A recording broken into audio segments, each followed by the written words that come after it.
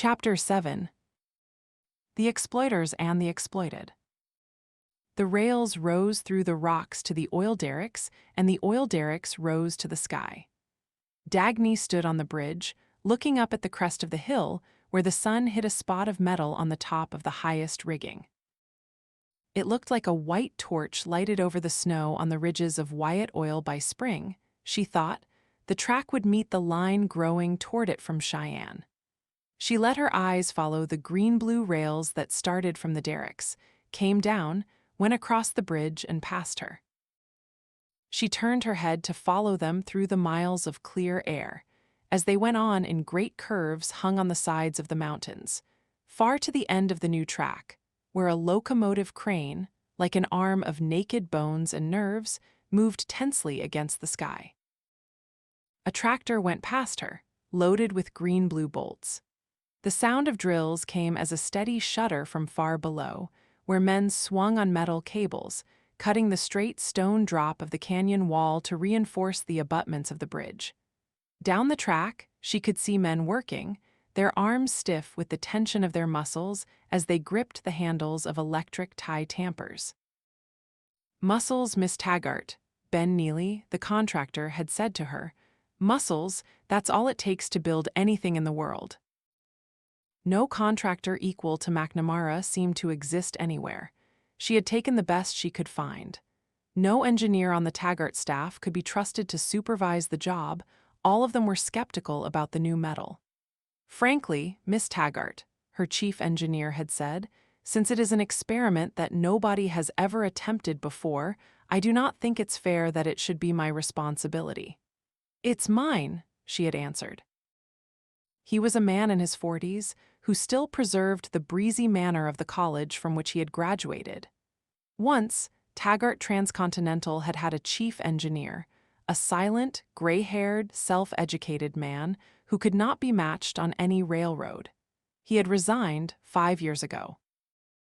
She glanced down over the bridge. She was standing on a slender beam of steel above a gorge that had cracked the mountains to a depth of 1,500 feet.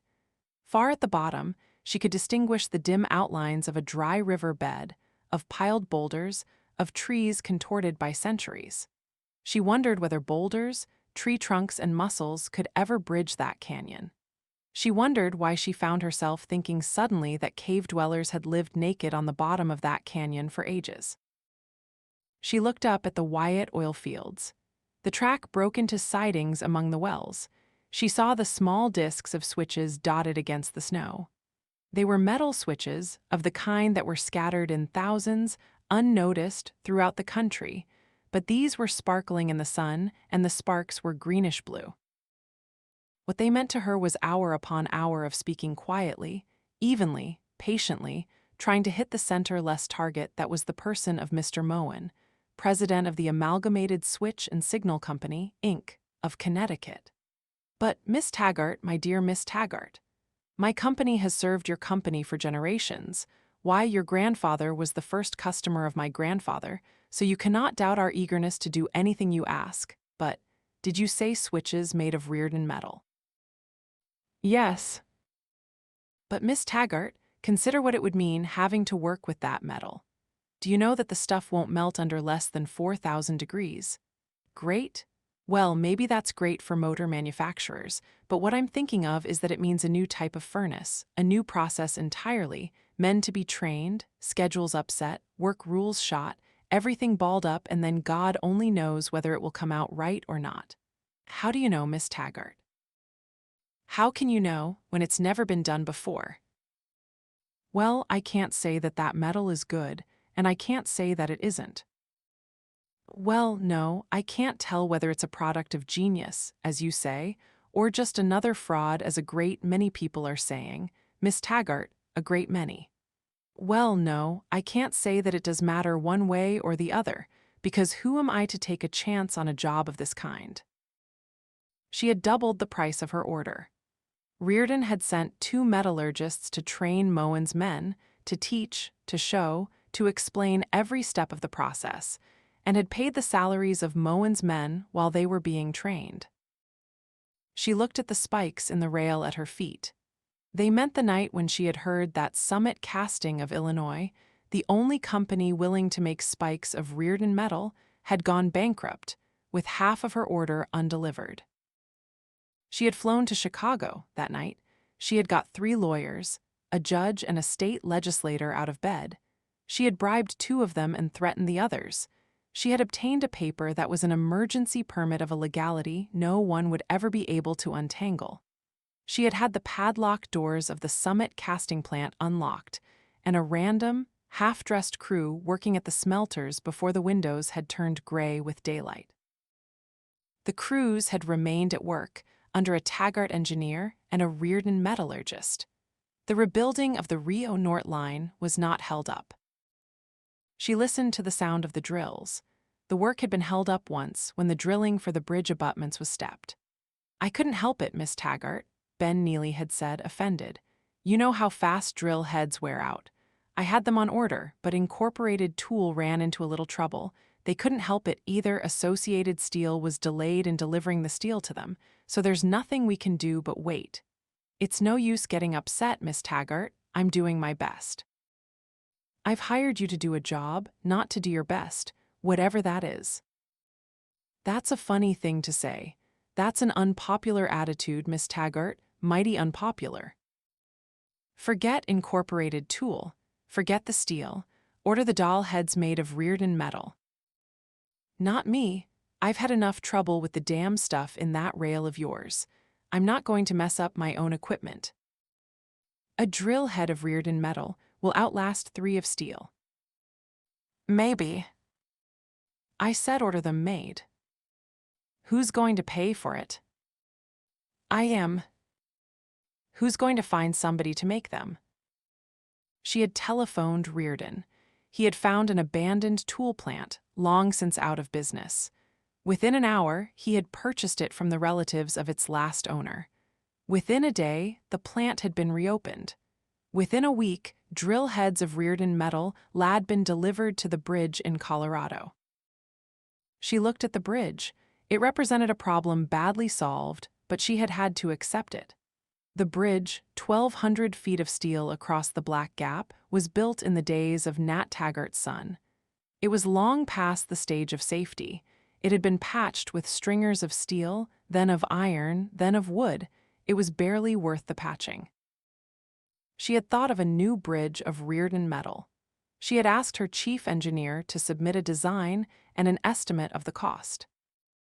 The design he had submitted was the scheme of a steel bridge badly scaled down to the greater strength of the new metal. The cost made the project impossible to consider. "I beg your pardon, Miss Taggart," he had said, offended. "I don't know what you mean when you say that I haven't made use of the metal. This design is an adaptation of the best bridges on record." "What else did you expect?" "A new method of construction." "What do you mean, a new method?" "I mean that when men got structural steel, they did not use it to build steel copies of wooden bridges." She had added wearily, "Get me an estimate on what we'll need to make our old bridge last for another 5 years." "Yes, Miss Taggart," he had said cheerfully, "if we reinforce it with steel." "We'll reinforce it with Reardon metal." "Yes, Miss Taggart," he had said coldly.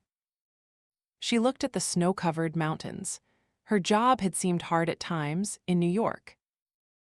She had stopped for blank moments in the middle of her office, paralyzed by despair at the rigidity of time which she could not stretch any further. On a day when urgent appointments had succeeded one another, when she had discussed worn diesels, rotting freight cars, failing signal systems, falling revenues, while thinking of the latest emergency on the Rio Norte construction. When she had talked, with the vision of 2 streaks of green-blue metal cutting across her mind.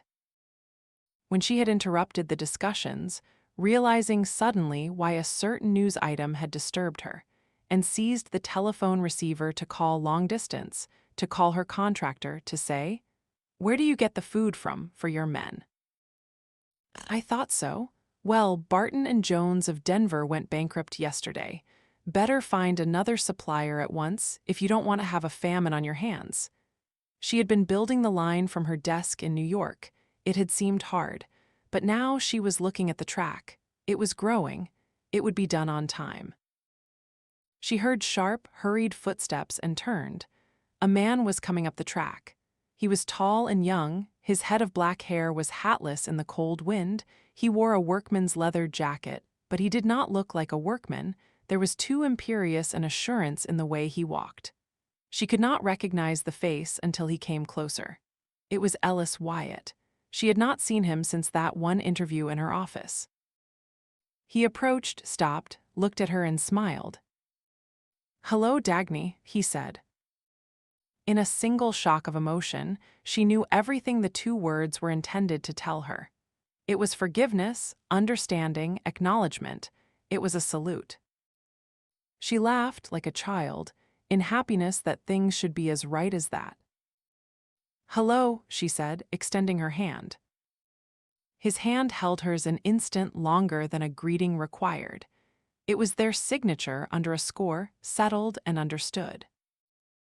"Tell Neely to put up new snow fences for 1.5 miles on Granada Pass," he said. "The old ones are rotted. They won't stand through another storm. Send him a rotary plow. What he's got is a piece of junk that wouldn't sweep a backyard. The big snows are coming any day now." She considered him for a moment. "How often have you been doing this?" she asked. "What?" "Coming to watch the work." "Every now and then, when I have the time. Why?" "Were you here the night when they had the rock slide?" "Yes."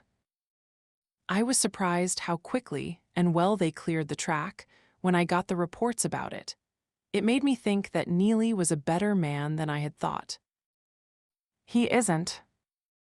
"Was it you who organized the system of moving his days, supplies down to the line?" "Sure, his men used to spend half their time hunting for things." "Tell him to watch his water tanks. They'll freeze on him one of these nights. See if you can get him a new ditcher. I don't like the looks of the one he's got. Check on his wiring system." She looked at him for a moment. "Thanks, Ellis," she said. He smiled and walked on. She watched him as he walked across the bridge, as he started up the long rise toward his derricks. "He thinks he owns the place, doesn't he?" She turned, startled. Ben Neely had approached her. His thumb was pointing at Ellis Wyatt. "What place?" "The railroad, Miss Taggart. Your railroad, or the whole world maybe. That's what he thinks." Ben Neely was a bulky man with a soft, sullen face. His eyes were stubborn and blank. In dye bluish light of the snow, his skin had the tinge of butter. "What does he keep hanging around here for?" he said. "As if nobody knew their business but him. The snooty show-off. Who does he think he is?" "God damn you," said Dagny evenly, not raising her voice. Neely could never know what had made her say it. But some part of him, in some way of his own, knew it. The shocking thing to her was that he was not shocked. He said nothing. "Let's go to your quarters," she said wearily, pointing to an old railway coach on a spur in the distance. "Have somebody there to take notes."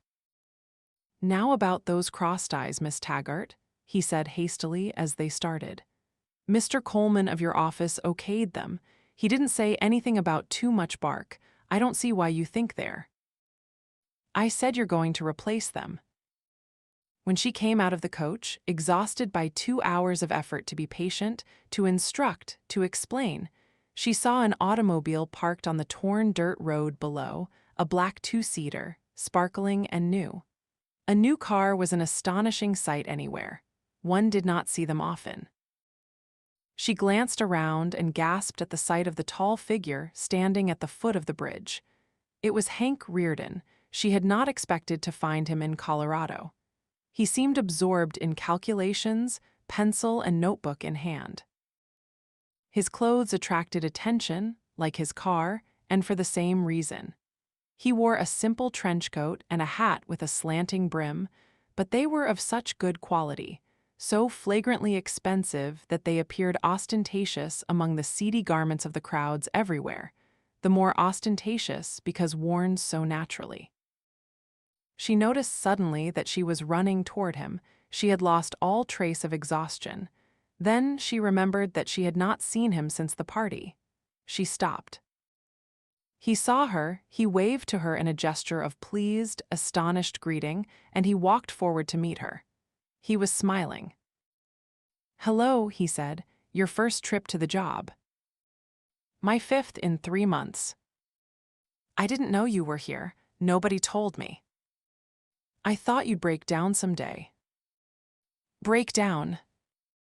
"Enough to come and see this. There's your medal. How do you like it?" He glanced around. "If you ever decide to quit the railroad business, let me know." "You'd give me a job." "Any time." She looked at him for a moment. "You're only half kidding, Hank." "I think you'd like it, having me ask you for a job, having me for an employee instead of a customer, giving me orders to obey." "Yes, I would." She said, her face hard, "Don't quit the steel business. I won't promise you a job on the railroad." He laughed. "Don't try it." "What?" "To win any battle when I set the terms." She did not answer. She was struck by what the words made her feel. It was not an emotion, but a physical sensation of pleasure, which she could not name or understand. "Incidentally," he said, "this is not my first trip. I was here yesterday." "You were? Why?" "Oh, I came to Colorado on some business of my own, so I thought I'd take a look at this." "What are you after?" "Why do you assume that I'm after anything?" "You wouldn't waste time coming here just to look. Not twice." He laughed. "True," he pointed at the bridge. "I'm after that." "What about it?" "It's ready for the scrap heap." "Do you suppose that I don't know it?" "I saw the specifications of your order for Reardon Metal members for that bridge. You're wasting your money. The difference between what you're planning to spend on a makeshift that will last a couple of years and the cost of a new Reardon Metal bridge is comparatively so little that I don't see why you want to bother preserving this museum piece." "I've thought of a new Reardon Metal bridge. I've had my engineers give me an estimate." "What did they tell you?" $2 million. Good God. What would you say? 800,000. She looked at him. She knew that he never spoke idly. She asked, trying to sound calm, "How?" "Like this." He showed her his notebook. She saw the disjoint notations he had made, a great many figures, a few rough sketches. She understood his scheme before he had finished explaining it. She did not notice that they had sat down, that they were sitting on a pile of frozen lumber, that her legs were pressed to the rough planks, and she could feel the cold through her thin stockings. They were bent together over a few scraps of paper, which could make it possible for thousands of tons of freight to cross a cut of empty space. His voice sounded sharp and clear, while he explained thrusts, pulls, loads, wind pressures. The bridge was to be a single 1,200-foot truss span. He had devised a new type of truss. It had never been made before and could not be made except with members that had the strength and the lightness of Reardon metal. "Hank," she asked, "did you invent this in 2 days?" "Hell no, I invented it long before I had Reardon metal. I figured it out while making steel for bridges. I wanted a metal with which one would be able to do this, among other things. I came here just to see your particular problem for myself." He chuckled when he saw the slow movement of her hand across her eyes and the line of bitterness in the set of her mouth, as if she were trying to wipe out the things against which she had fought such an exhausting, cheerless battle. "This is only a rough scheme," he said, "but I believe you see what can be done." "I can't tell you all that I see, Hank." "Don't bother, I know it. You're saving Taggart Transcontinental for the 2nd time. You used to be a better psychologist than that." "What do you mean?" "Why should I give a damn about saving Taggart Transcontinental? Don't you know that I want to have a bridge of Reardon metal to show the country?" "Yes, Hank, I know it." There are too many people yelping that rails of Reardon metal are unsafe, so I thought I'd give them something real to yelp about. Let them see a bridge of Reardon metal." She looked at him and laughed aloud in simple delight. "Now what's that?" he asked. "Hank, I don't know anyone, not anyone in the world, who'd think of such an answer to people in such circumstances, except you. What about you? Would you want to make the answer with me and face the same screaming?" "You knew I would." "Yes, I knew it." He glanced at her, his eyes narrowed. He did not laugh as she had, but the glance was an equivalent. She remembered suddenly their last meeting, at the party. The memory seemed incredible. Their ease with each other, the strange, light-headed feeling, which included the knowledge that it was the only sense of ease either of them found anywhere, made the thought of hostility impossible. Yet she knew that the party had taken place. He acted as if it had not. They walked to the edge of the canyon. Together, they looked at the dark drop, at the rise of rock beyond it, at the sun high on the derricks of Wyatt Oil. She stood, her feet apart on the frozen stones, braced firmly against the wind. She could feel, without touching it, the line of his chest behind her shoulder. The wind beat her coat against his legs. "Hank, do you think we can build it in time? There are only 6 months left." "Sure, it will take less time and labor than any other type of bridge. Let me have my engineers work out the basic scheme and submit it to you. No obligation on your part. Just take a look at it and see for yourself whether you'll be able to afford it. You will. Then you can let your college boys work out the details." "What about the metals?" "I'll get the metal rolled if I have to throw every other order out of the mills." "You'll get it rolled on so short a notice." "Have I ever held you up on an order?" "No, but the way things are going nowadays, you might not be able to help it." "Who do you think you're talking to, Orrin Boyle?" She laughed. "All right, let me have the drawings as soon as possible. I'll take a look and let you know within 48 hours. As to my college boys, She stopped, frowning. "Hank, why is it so hard to find good men for any job nowadays?" "I don't know." He looked at the lines of the mountains cut across the sky. A thin jet of smoke was rising from a distant valley. "Have you seen the new towns of Colorado and the factories?" he asked. "Yes." "It's great, isn't it? To see the kind of men they've gathered here from every corner of the country. All of them young, all of them starting on a shoestring and moving mountains." "What mountain have you decided to move?" "Why? What are you doing in Colorado?" He smiled, looking at a mining property. "What sort?" "Copper." "Good God, don't you have enough to do?" "I know it's a complicated job, but the supply of copper is becoming completely unreliable. There doesn't seem to be a single first-rate company left in the business in this country, and I don't want to deal with Danconia Copper. I don't trust that playboy." "I don't blame you," she said, looking away. "So, if there's no competent person left to do it, I'll have to mine my own copper, as I mine my own iron ore. I can't take any chances on being held up by all those failures and shortages. I need a great deal of copper for Reardon metal." "Have you bought the mines?" "Not yet. There are a few problems to solve. Getting the men, the equipment, the transportation." "Oh, she chuckled. "Going to speak to me about building a branch line." "Might, there's no limit to what's possible in this state. Do you know that they have every kind of natural resource here, waiting, untouched? And the way their factories are growing, I feel 10 years younger when I come here." "I don't." She was looking east past the mountains. "I think of the contrast all over the rest of the Taggart system. There's less to carry, less tonnage produced each year. It's as if, Hank, what's wrong with the country?" "I don't know." "I keep thinking of what they told us in school about the sun losing energy, growing colder each year. I remember wondering then, what it would be like in the last days of the world.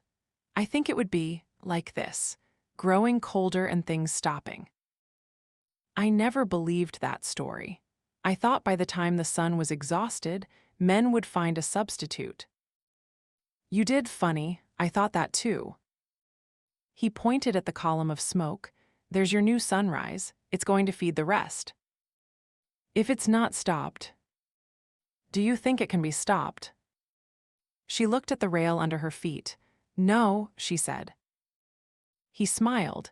He looked down at the rail, then let his eyes move along the track, up the sides of the mountains, to the distant crane. She saw two things, as if, for a moment, the two stood alone in her field of vision, the lines of his profile and the green-blue cord coiling through space. We've done it, haven't we? He said. In payment for every effort, for every sleepless night, for every silent thrust against despair, this moment was all she wanted. Yes, we have. She looked away, noticed an old crane on a siding, and thought that its cables were worn and would need replacing. This was the great clarity of being beyond emotion, after the reward of having felt everything one could feel. Their achievement, she thought, and one moment of acknowledging it, of possessing it together, what greater intimacy could one share? Now she was free for the simplest, most commonplace concerns of the moment, because nothing could be meaningless within her sight. She wondered what made her certain that he felt as she did. He turned abruptly and started toward his car. She followed. They did not look at each other. I'm due to leave for the East in an hour, he said. She pointed at the car. Where did you get that? Here, it's a Hammond. Hammond of Colorado. They're the only people who're still making a good car. I just bought it on this trip. Wonderful job. Yes, isn't it? Going to drive it back to New York. No, I'm having it shipped. I flew my plane down here. Oh, you did. I drove down from Cheyenne. I had to see the line, but I'm anxious to get home as fast as possible. Would you take me along? Can I fly back with you? He did not answer at once. She noticed the empty moment of a pause. I'm sorry, he said. She wondered whether she imagined the note of abruptness in his voice. I'm not flying back to New York. I'm going to Minnesota. Oh well, then I'll try to get on an airliner, if I can find one today. She watched his car vanish down the winding road. She drove to the airport an hour later. The place was a small field at the bottom of a break in the desolate chain of mountains. There were patches of snow on the hard, pitted earth. The pole of a beacon stood at one side, trailing wires to the ground. The other poles had been knocked down by a storm. A lonely attendant came to meet her. No, Miss Taggart, he said regretfully. No planes till day after tomorrow. There's only one transcontinental liner every 2 days, you know, and the one that was due today has been grounded down in Arizona. Engine trouble as usual. He added, it's a pity you didn't get here a bit sooner. Mr. Reardon took off for New York in his private plane just a little while ago. He wasn't flying to New York, was B. Why, yes, he said so. Are you sure? He said he had an appointment there tonight. She looked at the sky to the east blankly, without moving. She had no clue to any reason, nothing to give her a foothold, nothing with which to weigh this or fight it or understand. Damn these streets, said James Taggart. We're going to be late. Dagny glanced ahead, past the back of the chauffeur. Through the circle made by a windshield wiper on the sleet-streaked glass, she saw black, worn, glistening car tops strung in a motionless line. Far ahead, the smear of a red lantern, low over the ground, marked a street excavation. There's something wrong on every other street, said Taggart irritably. Why doesn't somebody fix them? She leaned back against the seat, tightening the collar of her wrap. She felt exhausted at the end of a day she had started at her desk, in her office, at 7 a.m., a day she had broken off, uncompleted, to rush home and dress, because she had promised Jim to speak at the dinner of the New York Business Council. They want us to give them a talk about Reardon Metal, he had said. You can do it so much better than I. It's very important that we present a good case. There's such a controversy about Reardon metal. Sitting beside him in his car, she regretted that she had agreed. She looked at the streets of New York and thought of the race between metal and time, between the rails of the Rio Norte line and the passing days. She felt as if her nerves were being pulled tight by the stillness of the car, by the guilt of wasting an evening when she could not afford to waste an hour. With all those attacks on Reardon that one hears everywhere, said Taggart, he might need a few friends. She glanced at him incredulously. You mean you want to stand by him? He did not answer at once. He asked, his voice bleak, that report of the Special Committee of the National Council of Metal Industries, what do you think of it? You know what I think of it. They said Reardon metal is a threat to public safety. They said its chemical composition is unsound, it's brittle, it's decomposing molecularly, and it will crack suddenly without warning. He stopped as if begging for an answer. She did not answer. He asked anxiously, You haven't changed your mind about it, have you? About what? About that metal. No, Jim, I have not changed my mind. They're experts, though, the men on that committee. Top experts, chief metallurgists for the biggest corporations, with a string of degrees from universities all over the country. He said it unhappily, as if he were begging her to make him doubt these men and their verdict. She watched him puzzled. This was not like him. The car jerked forward. It moved slowly through a gap in a plank barrier, past the hole of a broken water main. She saw the new pipe stacked by the excavation. The pipe bore a trademark, Stockton Foundry, Colorado. She looked away. She wished she were not reminded of Colorado. I can't understand it, said Taggart miserably. The top experts of the National Council of Metal Industries. Who's the president of the National Council of Metal Industries, Jim? Orrin Boyle, isn't it? Taggart did not turn to her, but his jaw snapped open. If that fat slob thinks he can, he started, but stopped and did not finish. She looked up at a street lamp on the corner. It was a globe of glass filled with light. It hung, secure from storm, lighting boarded windows and cracked sidewalks as their only guardian. At the end of the street, across the river against the glow of a factory, she saw the thin tracing of a power station. A truck went by, hiding her view. It was the kind of truck that fed the power station, a tank truck, its bright new paint impervious to sleet, green with white letters. Wyatt Oil, Colorado. Dagny, have you heard about that discussion at the Structural Steel Workers Union meeting in Detroit? No, what discussion? It was in all the newspapers. They debated whether their members should or should not be permitted to work with Reardon metal. They didn't reach a decision, but that was enough for the contractor who was going to take a chance on Reardon metal. He canceled his order, but fast. What if everybody decides against it? Let them. A dot of light was rising in a straight line to the top of an invisible tower. It was the elevator of a great hotel. The car went past the building's alley. Men were moving a heavy, crated piece of equipment from a truck into the basement. She saw the name on the crate, Nielsen Motors, Colorado. I don't like that resolution passed by the Convention of the Grade School Teachers of New Mexico, said Taggart. What resolution? They resolved that it was their opinion that children should not be permitted to ride on the new Rio Norte line of Taggart Transcontinental when it's completed, because it is unsafe. They said it specifically, the new line of Taggart Transcontinental. It was in all the newspapers. It's terrible publicity for us. Dagny, what do you think we should do to answer them? Run the first train on the new Rio Norte line. He remained silent for a long time. He looked strangely dejected. She could not understand it. He did not gloat. He did not use the opinions of his favorite authorities against her. He seemed to be pleading for reassurance. A car flashed past them. She had a moment's glimpse of power, a smooth, confident motion, and a shining body. She knew the make of the car, Hammond, Colorado. Dagny, are we going to have that line built, on time? It was strange to hear a note of plain emotion in his voice, the uncomplicated sound of animal fear. God help this city if we don't, she answered. The car turned a corner. Above the black roofs of the city, she saw the page of the calendar hit by the white glare of a spotlight.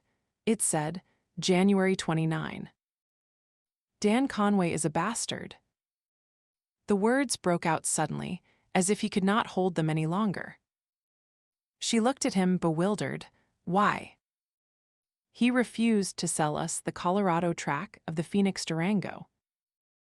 You didn't, she had to stop. She started again, keeping her voice flat in order not to scream. You haven't approached him about it. Of course I have. You didn't expect him to sell it to you. Why not? His hysterically belligerent manner was back. I offered him more than anybody else did.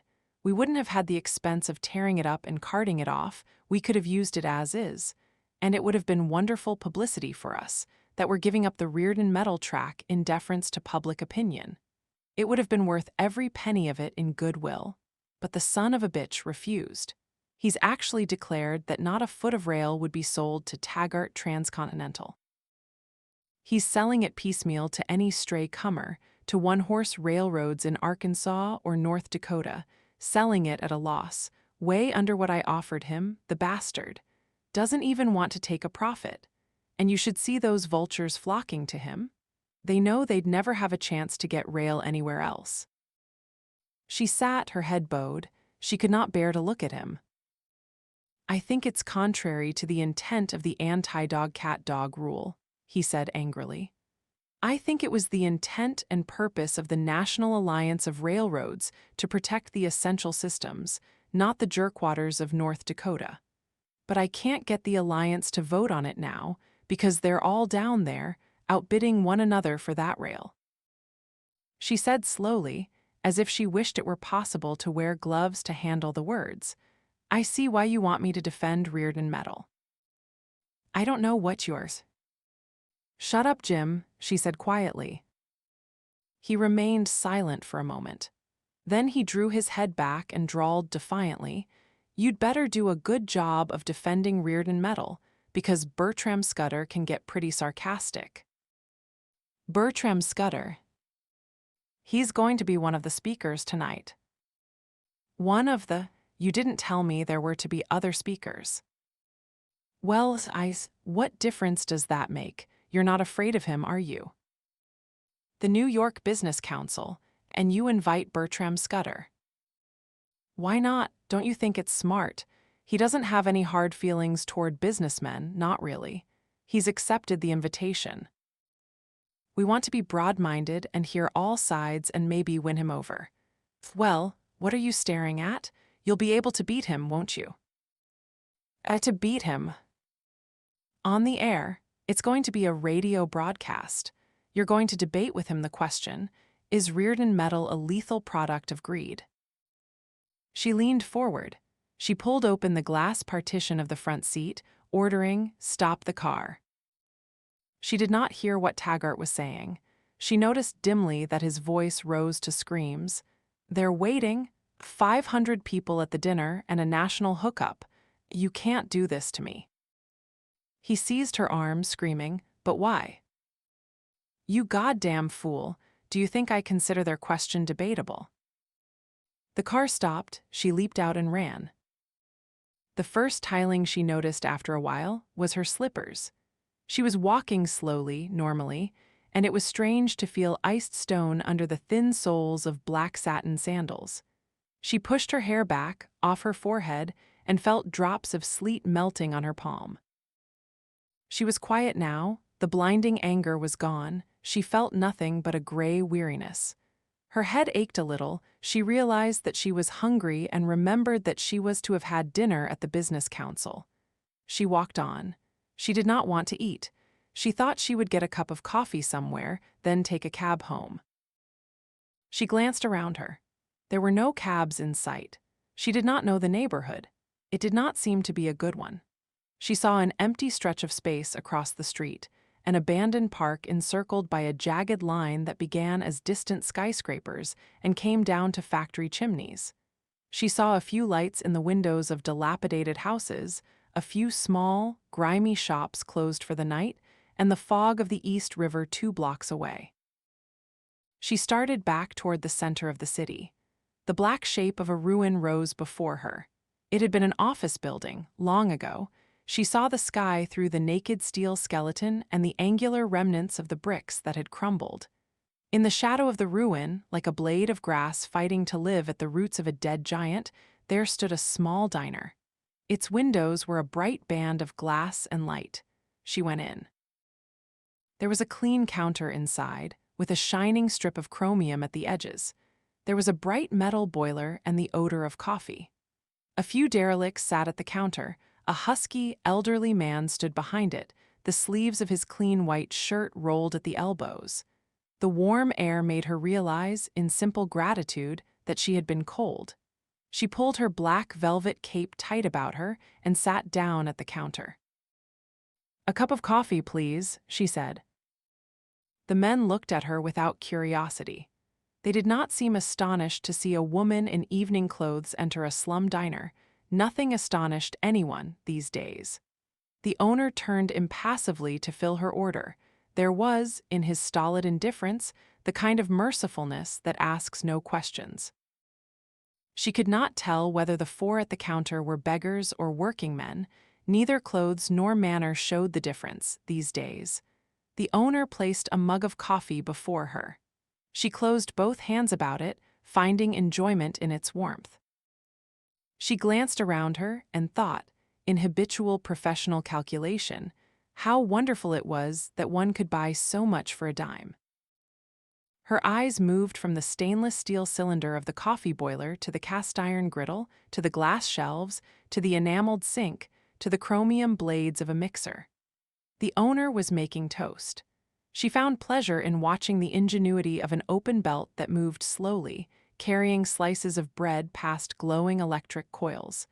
Then she saw the name stamped on the toaster, Marsh, Colorado. Her head fell down on her arm on the counter. "It's no use, lady," said the old bum beside her. She had to raise her head. She had to smile in amusement at him and at herself. "It isn't," she asked. "No, forget it. You're only fooling yourself." "About what?" "About anything being worth a damn. It's dust, lady, all of it, dust and blood. Don't believe the dreams they pump you full of, and you won't get hurt." "What dreams?" "The stories they tell you when you're young about the human spirit. There isn't any human spirit. Man is just a low-grade animal, without intellect, without soul, without virtues or moral values. An animal with only 2 capacities, to eat and to reproduce." His gaunt face, with staring eyes and shrunken features that had been delicate, still retained a trace of distinction. He looked like the hulk of an evangelist or a professor of aesthetics who had spent years in contemplation in obscure museums. She wondered what had destroyed him, what error on the way could bring a man to this. "You go through life looking for beauty, for greatness, for some sublime achievement," he said. "And what do you find? A lot of trick machinery for making upholstered cars or inner spring mattresses." "What's wrong with inner spring mattresses?" said a man who looked like a truck driver.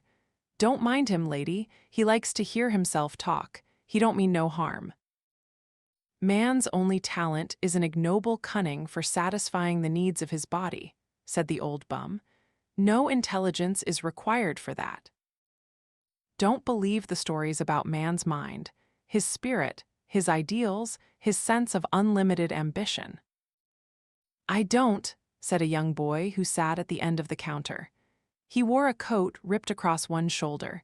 His square-shaped mouth seemed formed by the bitterness of a lifetime. "Spirit," said the old bum. "There's no spirit involved in manufacturing or in sex, yet these are man's only concerns. Matter, that's all men know or care about. As witness our great industries, the only accomplishment of our alleged civilization, built by vulgar materialists with the aims, the interests, and the moral sense of hogs. It doesn't take any morality to turn out a 10-ton truck on an assembly line. What is morality? She asked. Judgment to distinguish right and wrong, vision to see the truth, courage to act upon it, dedication to that which is good, integrity to stand by the good at any price. But where does one find it? The young boy made a sound that was half chuckle, half sneer. Who is John Galt? She drank the coffee, concerned with nothing but the pleasure of feeling as if the hot liquid were reviving the arteries of her body. I can tell you, said a small, shriveled tramp who wore a cap pulled low over his eyes. I know. Nobody heard him or paid any attention. The young boy was watching Dagny with a kind of fierce, purposeless intensity. You're not afraid, he said to her suddenly, without explanation, a fiat statement in a brusque, lifeless voice that had a note of wonder.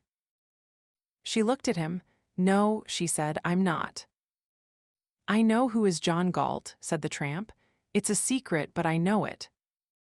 Who? She asked without interest. An explorer, said the tramp.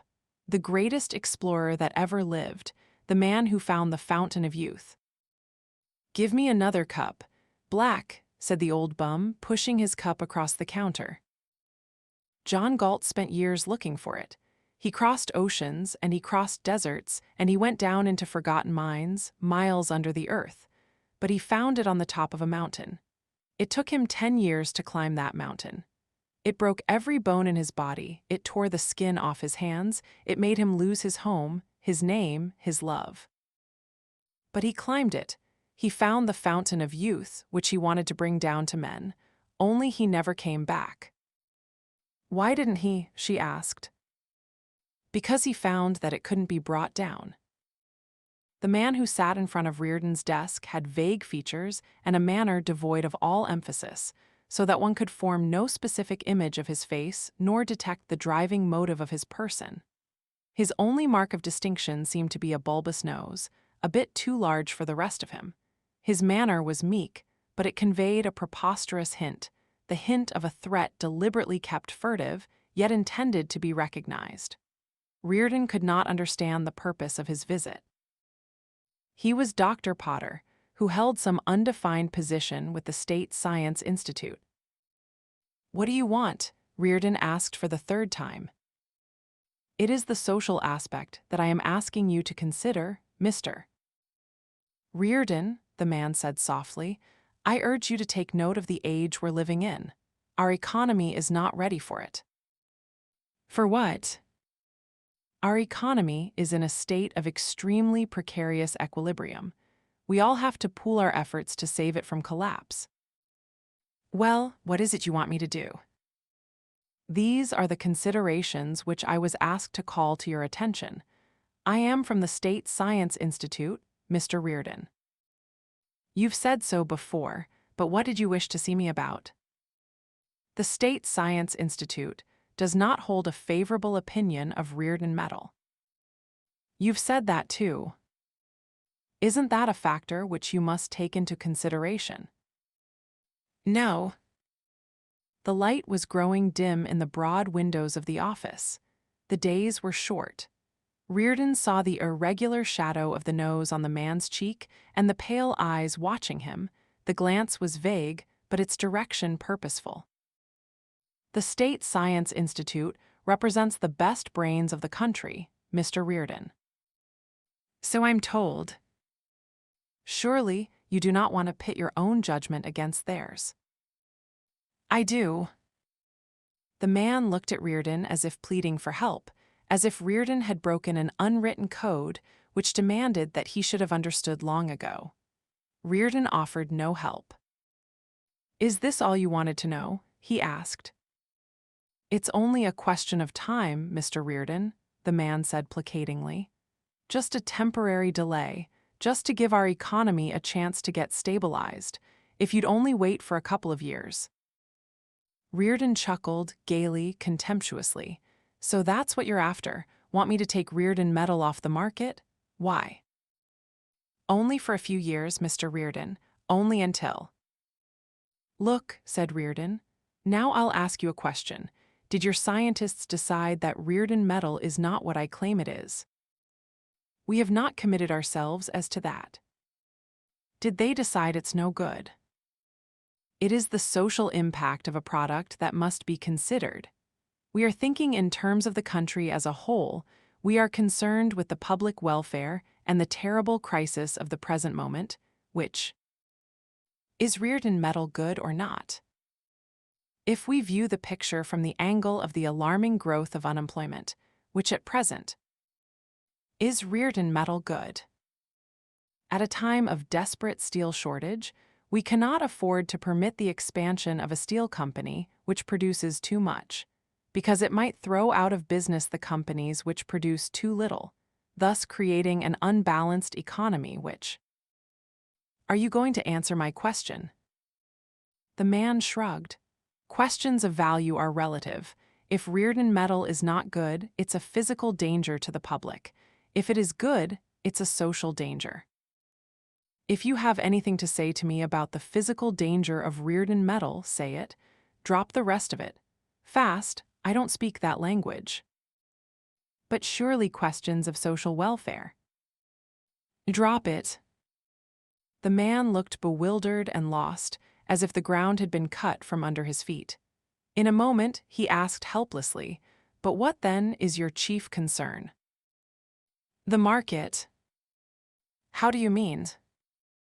There's a market for Reardon metal, and I intend to take full advantage of it. Isn't the market somewhat hypothetical? The public response to your metal has not been encouraging. Except for the order from Taggart Transcontinental, you haven't obtained any major. Well then, if you think the public won't go for it, what are you worrying about? If the public doesn't go for it, you will take a heavy loss, Mr. Reardon. That's my worry, not yours. Whereas, if you adopt a more cooperative attitude and agree to wait for a few years. Why should I wait? But I believe I have made it clear that the State Science Institute does not approve of the appearance of Reardon metal on the metallurgical scene at the present time. Why should I give a damn about that? The man sighed. You are a very difficult man, Mr. Reardon. The sky of the late afternoon was growing heavy, as if thickening against the glass of the window panes. The outlines of the man's figure seemed to dissolve into a blob among the sharp, straight planes of the furniture. I gave you this appointment, said Reardon, because you told me that you wished to discuss something of extreme importance. If this is all you had to say, you will please excuse me now. I am very busy. The man settled back in his chair. I believe you have spent 10 years of research on Reardon metal, he said. How much has it cost you? Reardon glanced up. He could not understand the drift of the question, yet there was an undisguised purposefulness in the man's voice.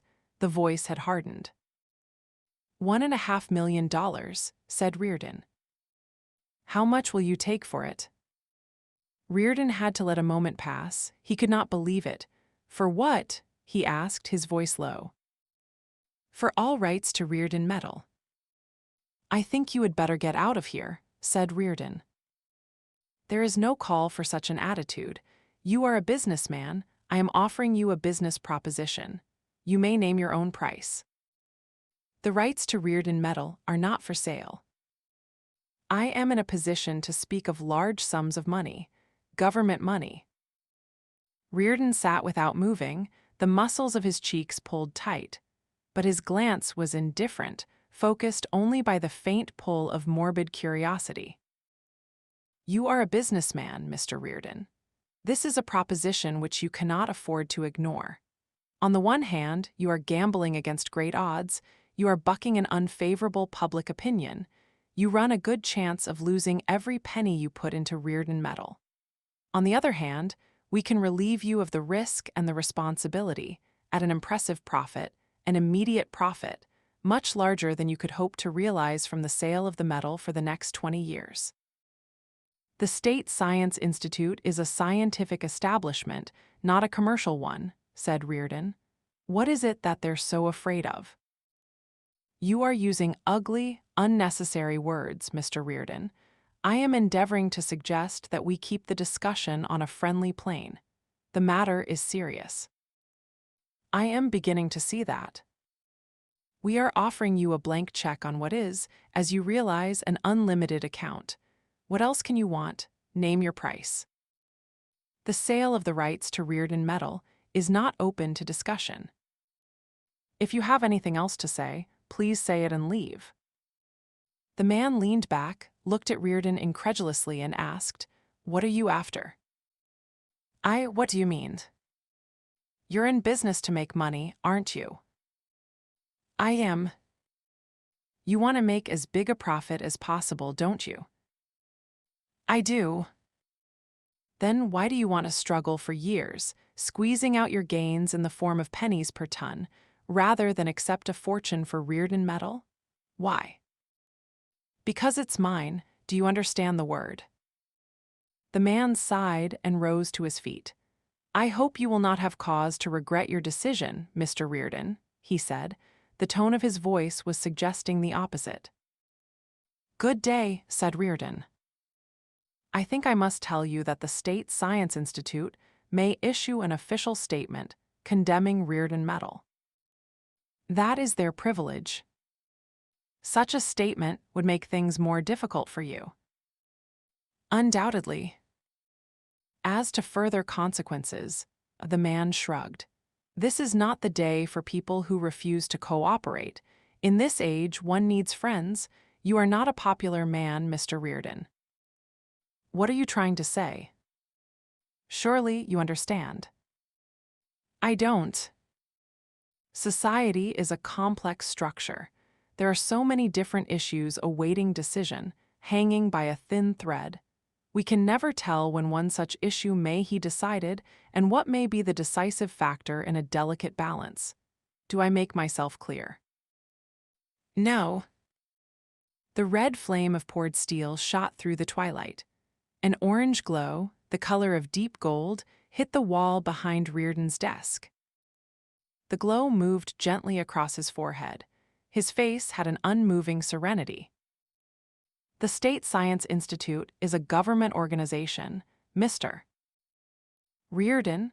There are certain bills pending in the legislature which may be passed at any moment. Businessmen are peculiarly vulnerable these days. I am sure you understand me. Reardon rose to his feet. He was smiling. He looked as if all tension had left him. No, Dr. Potter, he said, I don't understand. If I did, I'd have to kill you. The man walked to the door, then stopped and looked at Reardon in a way which, for once, was simple human curiosity. Reardon stood motionless against the moving glow on the wall. He stood casually, his hands in his pockets. Would you tell me, the man asked, just between us, it's only my personal curiosity, why are you doing this? Reardon answered quietly, I'll tell you, you won't understand. You see, it's because Reardon Metal is good. Dagny could not understand Mr. Moen's motive. The Amalgamated Switch and Signal Company had suddenly given notice that they would not complete her order. Nothing had happened, she could find no cause for it, and they would give no explanation. She had hurried to Connecticut to see Mr. Moen in person, but the sole result of the interview was a heavier, grayer weight of bewilderment in her mind. Mr. Moen stated that he would not continue to make switches of Reardon Metal. For sole explanation, he said, avoiding her eyes, too many people don't like it. What, Reardon Metal or you're making the switches? Both, I guess. People don't like it. I don't want any trouble. What kind of trouble? Any kind. Have you heard a single thing against Reardon Metal that's true? Who knows what's true? That resolution of the National Council of Metal Industries said. Look, you've worked with metals all your life. For the last 4 months, you've worked with Reardon Metal. Don't you know that it's the greatest thing you've ever handled? He did not answer. Don't you know it? He looked away. Don't you know what's true? Hell, Miss Taggart, I'm in business, I'm only a little guy. I just want to make money." "How do you think one makes it?" But she knew that it was useless. Looking at Mr. Moen's face, at the eyes which she could not catch, she felt as she had felt once on a lonely section of track when a storm blew down the telephone wires.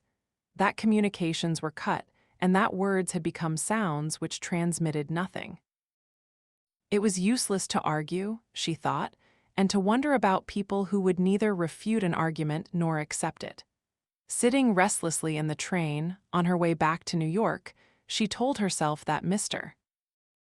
Moen did not matter, that nothing mattered now, except finding somebody else to manufacture the switches. She was wrestling with a list of names in her mind, wondering who would be easiest to convince, to beg, or to bribe. She knew, the moment she entered the anteroom of her office, that something had happened. She saw the unnatural stillness, with the faces of her staff turned to her as if her entrance were the moment they had all waited for, hoped for, and dreaded. Eddie Willers rose to his feet and started toward the door of her office, as if knowing that she would understand and follow. She had seen his face. No matter what it was, she thought, she wished it had not hurt him quite so badly. "The State Science Institute," he said quietly, when they were alone in her office, "has issued a statement warning people against the use of Reardon metal." He added, "It was on the radio. It's in the afternoon papers." "What did they say?" "Dagny, they didn't say it. They haven't really said it, yet it's there, and it isn't. That's what's monstrous about it." His effort was focused on keeping his voice quiet. He could not control his words. The words were forced out of him by the unbelieving, bewildered indignation of a child screaming in denial at his first encounter with evil. "What did they say, Eddie?" You'd have to read it." He pointed to the newspaper he had left on her desk. "They haven't said that Reardon metal is bad. They haven't said that it's unsafe. What they've done is..." His hands spread and dropped in a gesture of futility. She saw at a glance what they had done. She saw the sentences. It may be possible that after a period of heavy usage, a sudden fissure may appear, though the length of this period cannot be predicted. The possibility of a molecular reaction, at present unknown, cannot be entirely discounted. Although the tensile strength of the metal is obviously demonstrable, certain questions in regard to its behavior under unusual stress are not to be ruled out. Although there is no evidence to support the contention that the use of the metal should be prohibited, a further study of its properties would be of value. "We can't fight it, it can't be answered," Eddie was saying slowly. "We can't demand a retraction. We can't show them our tests or prove anything. They've said nothing. They haven't said a thing that could be refuted and embarrass them professionally. It's the job of a coward. You'd expect it from some con man or blackmailer, but Dagny, it's the State Science Institute." She nodded silently. She stood, her eyes fixed on some point beyond the window. At the end of a dark street, the bulbs of an electric sign kept going on and off, as if winking at her maliciously. Eddie gathered his strength and said in the tone of a military report, "Taggart stock has crashed. Ben Neely quit. The National Brotherhood of Road and Track Workers has forbidden its members to work on the Rio Norte line. Jim has left town." She took her hat and coat off, walked across the room and slowly, very deliberately sat down at her desk. She noticed a large brown envelope lying before her. It bore the letterhead of Reardon Steel. "That came by special messenger right after you left," said Eddie. She put her hand on the envelope but did not open it. She knew what it was, the drawings of the bridge. After a while she asked, "Who issued that statement?" Eddie glanced at her and smiled briefly, bitterly, shaking his head. "No," he said. "I thought of that too. I called the Institute long distance and asked them. No, it was issued by the office of Dr. Floyd Ferris, their coordinator." She said nothing. "But still, Dr. Stadler is the head of that institute. He is the institute. He must have known about it. He permitted it. If it's done in his name. Dr. Robert Stadler, do you remember, when we were in college, how we used to talk about the great names in the world, the men of pure intellect, and we always chose his name as one of them, and he stopped. I'm sorry, Dagny, I know it's no use saying anything. Only. She sat, her hand pressed to the brown envelope. Dagny, he asked, his voice low, what is happening to people? Why did that statement succeed? It's such an obvious smear job, so obvious and so rotten. You'd think a decent person would throw it in the gutter. How could? His voice was breaking in gentle, desperate, rebellious anger. How could they accept it? Didn't they read it? Didn't they see? Don't they think? Dagny, what is it in people that lets them do this, and how can we live with it? Quiet, Eddie, she said. Quiet, don't be afraid. The building of the State Science Institute stood over a river of New Hampshire, on a lonely hillside, halfway between the river and the sky.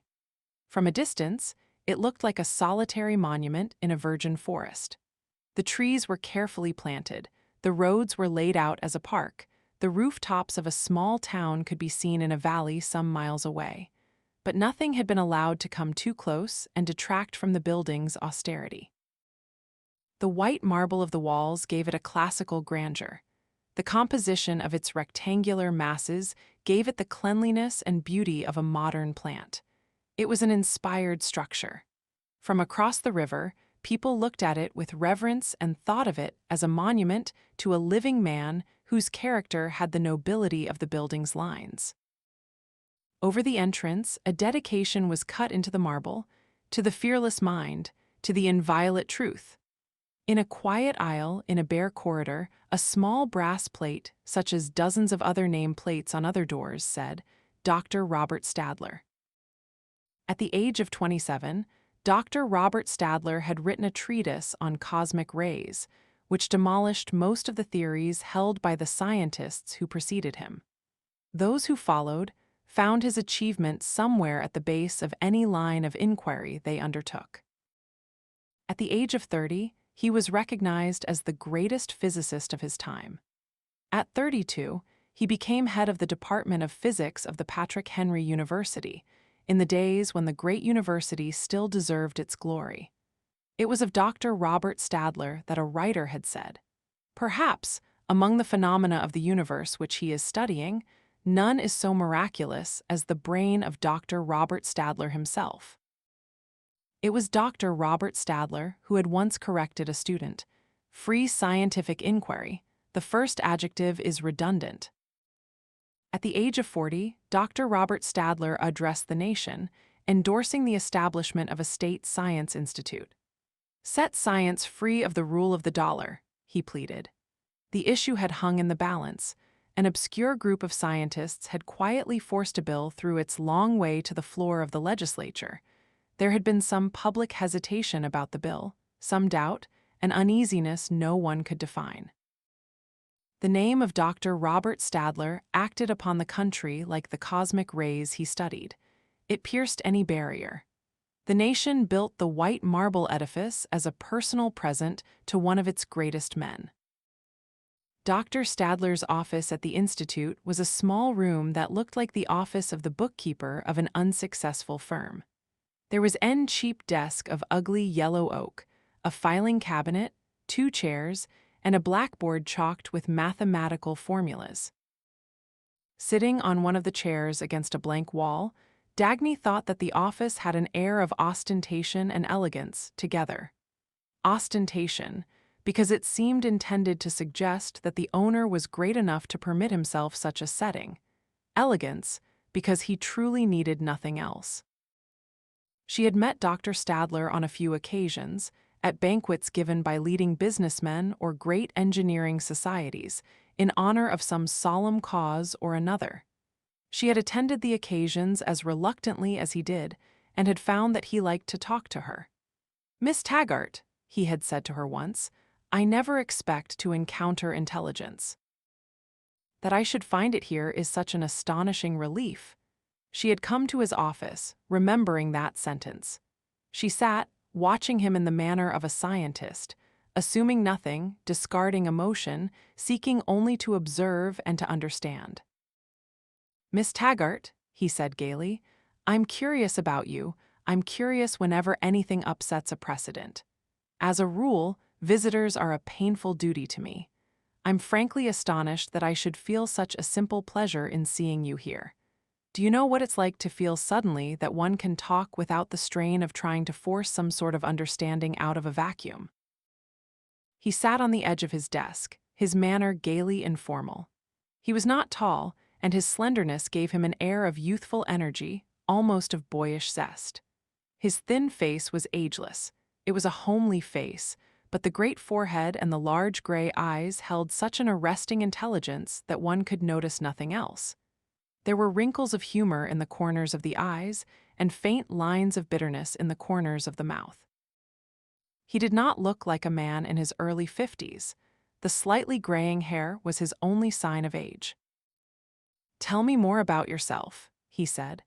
"I always meant to ask you what you're doing in such an unlikely career as heavy industry and how you can stand those people." "I cannot take too much of your time, Dr. Stadler." She spoke with polite, impersonal precision. "And the matter I came to discuss is extremely important." He laughed. "There's a sign of the businessman wanting to come to the point at once. Well, by all means, but don't worry about my time, it's yours. Now, what was it you said you wanted to discuss?" "Oh yes, Reardon Metal. Not exactly one of the subjects on which I'm best informed, but if there's anything I can do for you." His hand moved in a gesture of invitation. "Do you know the statement issued by this institute in regard to Reardon Metal?"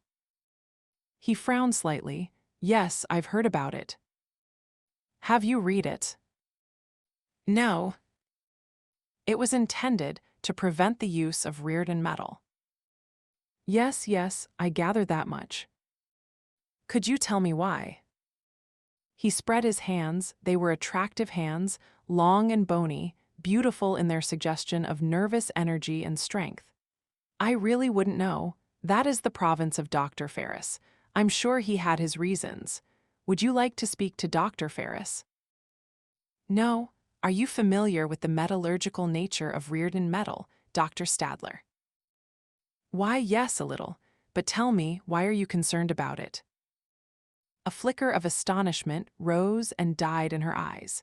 She answered without change in the impersonal tone of her voice. "I am building a branch line with rails of Reardon Metal, which—" "Oh, but of course, I did hear something about it. You must forgive me, I don't read the newspapers as regularly as I should. It's your railroad that's building that new branch, isn't it?" "The existence of my railroad depends upon the completion of that branch, and, I think, eventually, the existence of this country will depend on it as well." The wrinkles of amusement deepened about his eyes. "Can you make such a statement with positive assurance, Miss Taggart? I couldn't." "In this case." "In any case, nobody can tell what the course of a country's future may be. It is not a matter of calculable trends, but a chaos subject to the rule of the moment, in which anything is possible. Do you think that production is necessary to the existence of a country, Dr. Stadler?" "Why, yes, of course." "The building of our branch line has been stopped by the statement of this institute." He did not smile, and he did not answer. "Does that statement represent your conclusion about the nature of Reardon Metal?" she asked. "I have said that I have not read it." There was an edge of sharpness in his voice. She opened her bag, took out a newspaper clipping, and extended it to him. "Would you read it and tell me whether this is a language which science may properly speak?" He glanced through the clipping, smiled contemptuously, and tossed it aside with a gesture of distaste. "Disgusting, isn't it?" he said. "But what can you do when you deal with people?" She looked at him, not understanding. "You do not approve of that statement." He shrugged. "My approval or disapproval would be irrelevant." "Have you formed a conclusion of your own about Reardon Metal?" "Well, metallurgy is not exactly, what shall we say, my specialty. Have you examined any data on Reardon metal? Miss Taggart, I don't see the point of your questions. His voice sounded faintly impatient. I would like to know your personal verdict on Reardon metal. For what purpose? So that I may give it to the press. He got up. That is quite impossible, she said, her voice strained with the effort of trying to force understanding. I will submit to you all the information necessary to form a conclusive judgment. I cannot issue any public statements about it. Why not? The situation is much too complex to explain in a casual discussion. But if you should find that Reardon metal is, in fact, an extremely valuable product that is beside the point. The value of Reardon metal is beside the point. There are other issues involved besides questions of fact. She asked, not quite believing that she had heard him right. What other issues is science concerned with besides questions of fact? The bitter lines of his mouth sharpened into the suggestion of a smile. Miss Taggart, you do not understand the problems of scientists, she said slowly, as if she were seeing it suddenly in time with her words. I believe that you do know what Reardon metal really is. He shrugged. Yes, I know. From such information as I've seen, it appears to be a remarkable thing, quite a brilliant achievement as far as technology is concerned. He was pacing impatiently across the office. In fact, I should like, someday, to order a special laboratory motor that would stand just such high temperatures as Reardon metal can take. It would be very valuable in connection with certain phenomena I should like to observe. I have found that when particles are accelerated to a speed approaching the speed of light, Dr. Stadler, she asked slowly, you know the truth, yet you will not state it publicly. Miss Taggart, you are using an abstract term when we are dealing with a matter of practical reality. We are dealing with a matter of science. Science, aren't you confusing the standards involved? It is only in the realm of pure science that truth is an absolute criterion. When we deal with applied science, with technology, we deal with people. And when we deal with people, considerations other than truth enter the question. What considerations? I am not a technologist, Miss Taggart. I have no talent or taste for dealing with people. I cannot become involved in so-called practical matters. That statement was issued in your name. I had nothing to do with it. The name of this institute is your responsibility. That's a perfectly unwarranted assumption. People think that the honor of your name is the guarantee behind any action of this institute. I can't help what people think, if they think at all. They accepted your statement. It was a lie. How can one deal in truth when one deals with the public? I don't understand you, she said very quietly. Questions of truth do not enter into social issues. No principles have ever had any effect on society. What then directs men's actions? He shrugged, the expediency of the moment. Dr. Stadler, she said, I think I must tell you the meaning and the consequences of the fact that the construction of my branch line is being stopped. I am stopped, in the name of public safety, because I am using the best rail ever produced. In 6 months, if I do not complete that line, the best industrial section of the country will be left without transportation. It will be destroyed because it was the best and there were men who thought it expedient to seize a share of its wealth. Well, that may be vicious, unjust, calamitous, but such is life in society. Somebody is always sacrificed, as a rule unjustly. There is no other way to live among men. What can any one person do? You can state the truth about Reardon metal. He did not answer.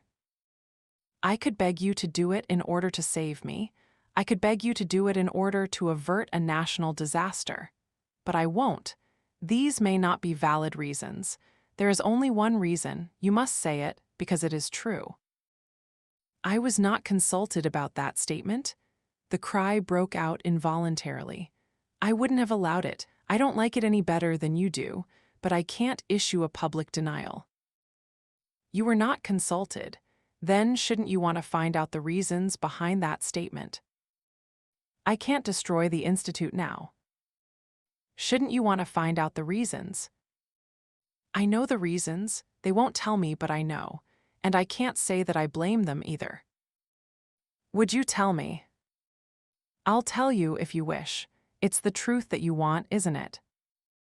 Dr. Ferris cannot help it if the morons who vote the funds for this institute insist on what they call results. They are incapable of conceiving of such a thing as abstract science. They can judge it only in terms of the latest gadget it has produced for them. I do not know how Dr. Ferris has managed to keep this institute in existence. I can only marvel at his practical ability. I don't believe he ever was a first-rate scientist, but what a priceless valet of science. I know that he has been facing a grave problem lately. He's kept me out of it, he spares me all that, but I do hear rumors. People have been criticizing the Institute because they say we have not produced enough. The public has been demanding economy. In times like these, when their fat little comforts are threatened, you may be sure that science is the first thing men will sacrifice.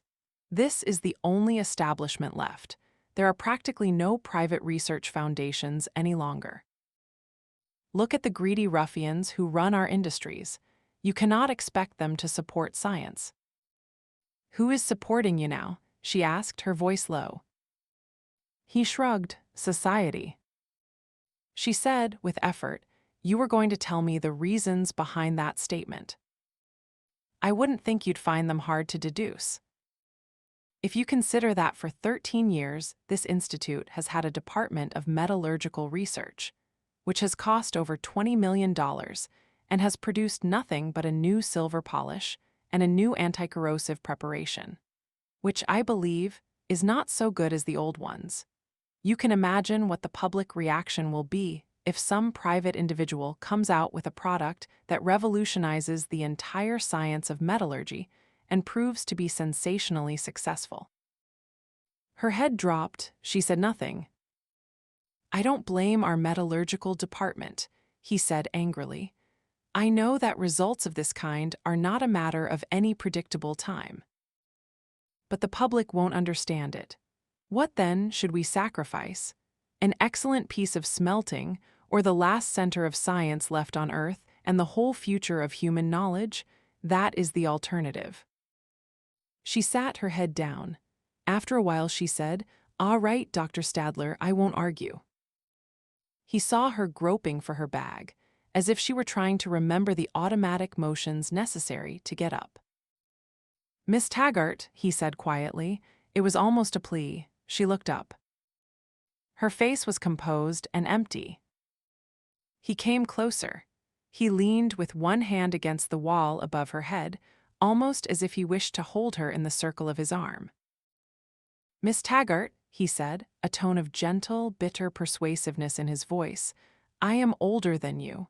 Believe me, there is no other way to live on Earth. Men are not open to truth or reason. They cannot be reached by a rational argument. The mind is powerless against them, yet we have to deal with them. If we want to accomplish anything, we have to deceive them into letting us accomplish it, or force them. They understand nothing else. We cannot expect their support for any endeavor of the intellect, for any goal of the spirit. They are nothing but vicious animals. They are greedy, self-indulgent, predatory dollar chasers who... I am one of the dollar chasers, Dr. Stadler, she said, her voice low. You are an unusual, brilliant child who has not seen enough of life to grasp the full measure of human stupidity. I've fought it all my life. I'm very tired. The sincerity of his voice was genuine. He walked slowly away from her. There was a time when I looked at the tragic mess they've made of this earth, and I wanted to cry out, to beg them to listen. I could teach them to live so much better than they did, but there was nobody to hear me. They had nothing to hear me with. Intelligence, it is such a rare, precarious spark that flashes for a moment somewhere among men and vanishes. One cannot tell its nature or its future or its death. She made a movement to rise. Don't go, Miss Taggart. I'd like you to understand. She raised her face to him in obedient indifference. Her face was not pale, but its planes stood out with strangely naked precision, as if its skin had lost the shadings of color. You're young, he said. At your age, I had the same faith in the unlimited power of reason, the same brilliant vision of man as a rational being. I have seen so much since. I have been disillusioned so often. I'd like to tell you just one story. He stood at the window of his office. It had grown dark outside. The darkness seemed to rise from the black cut of the river, far below. A few lights trembled in the water from among the hills of the other shore.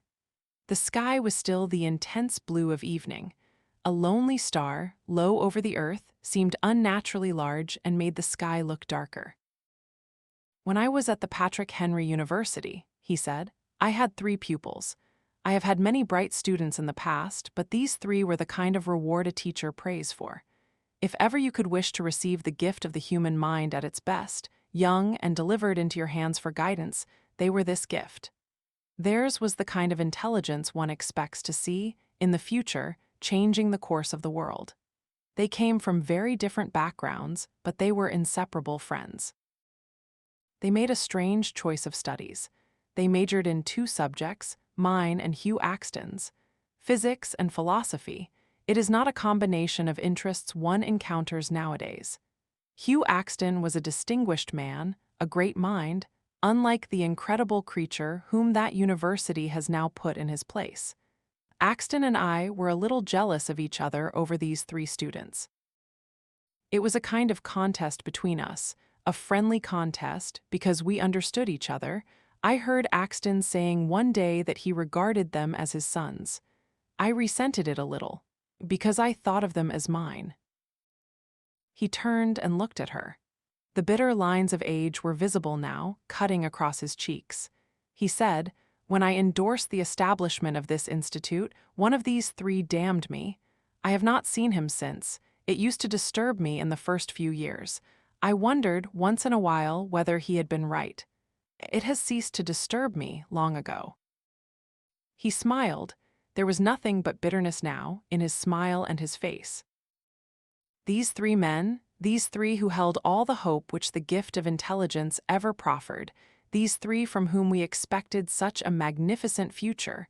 One of them was Francisco d'Anconia, who became a depraved playboy. Another was Ragnar Danaskjold, who became a plain bandit. So much for the promise of the human mind. Who was the 3rd one? She asked. He shrugged. The 3rd one did not achieve even that sort of notorious distinction. He vanished without a trace into the great unknown of mediocrity. He is probably a 2nd assistant bookkeeper somewhere. It's a lie, I didn't run away, cried James Taggart. I came here because I happened to be sick. Ask Dr. Wilson, it's a form of flu. He'll prove it, and how did you know that I was here? Dagny stood in the middle of the room. There were melting snowflakes on her coat collar, on the brim of her hat. She glanced around, feeling an emotion that would have been sadness had she had time to acknowledge it. It was a room in the house of the old Taggart, estate on the Hudson. Jim had inherited the place, but he seldom came here. In their childhood, this had been their father's study. Now it had the desolate air of a room which is used, yet uninhabited. There were slipcovers on all but 2 chairs, a cold fireplace and the dismal warmth of an electric heater with a cord twisting across the floor, a desk, its glass surface empty. Jim lay on the couch, with a towel wrapped for a scarf around his neck. She saw a stale, filled ashtray on a chair beside him, a bottle of whiskey, a wilted paper cup, and 2-day-old newspapers scattered about the floor. A portrait of their grandfather hung over the fireplace, full figure, with a railroad bridge in the fading background. I have no time for arguments, Jim. It was your idea. I hope you'll admit to the board that it was your idea. That's what your goddamn Reardon medal has done to us. If we had waited for Orrin Boyle.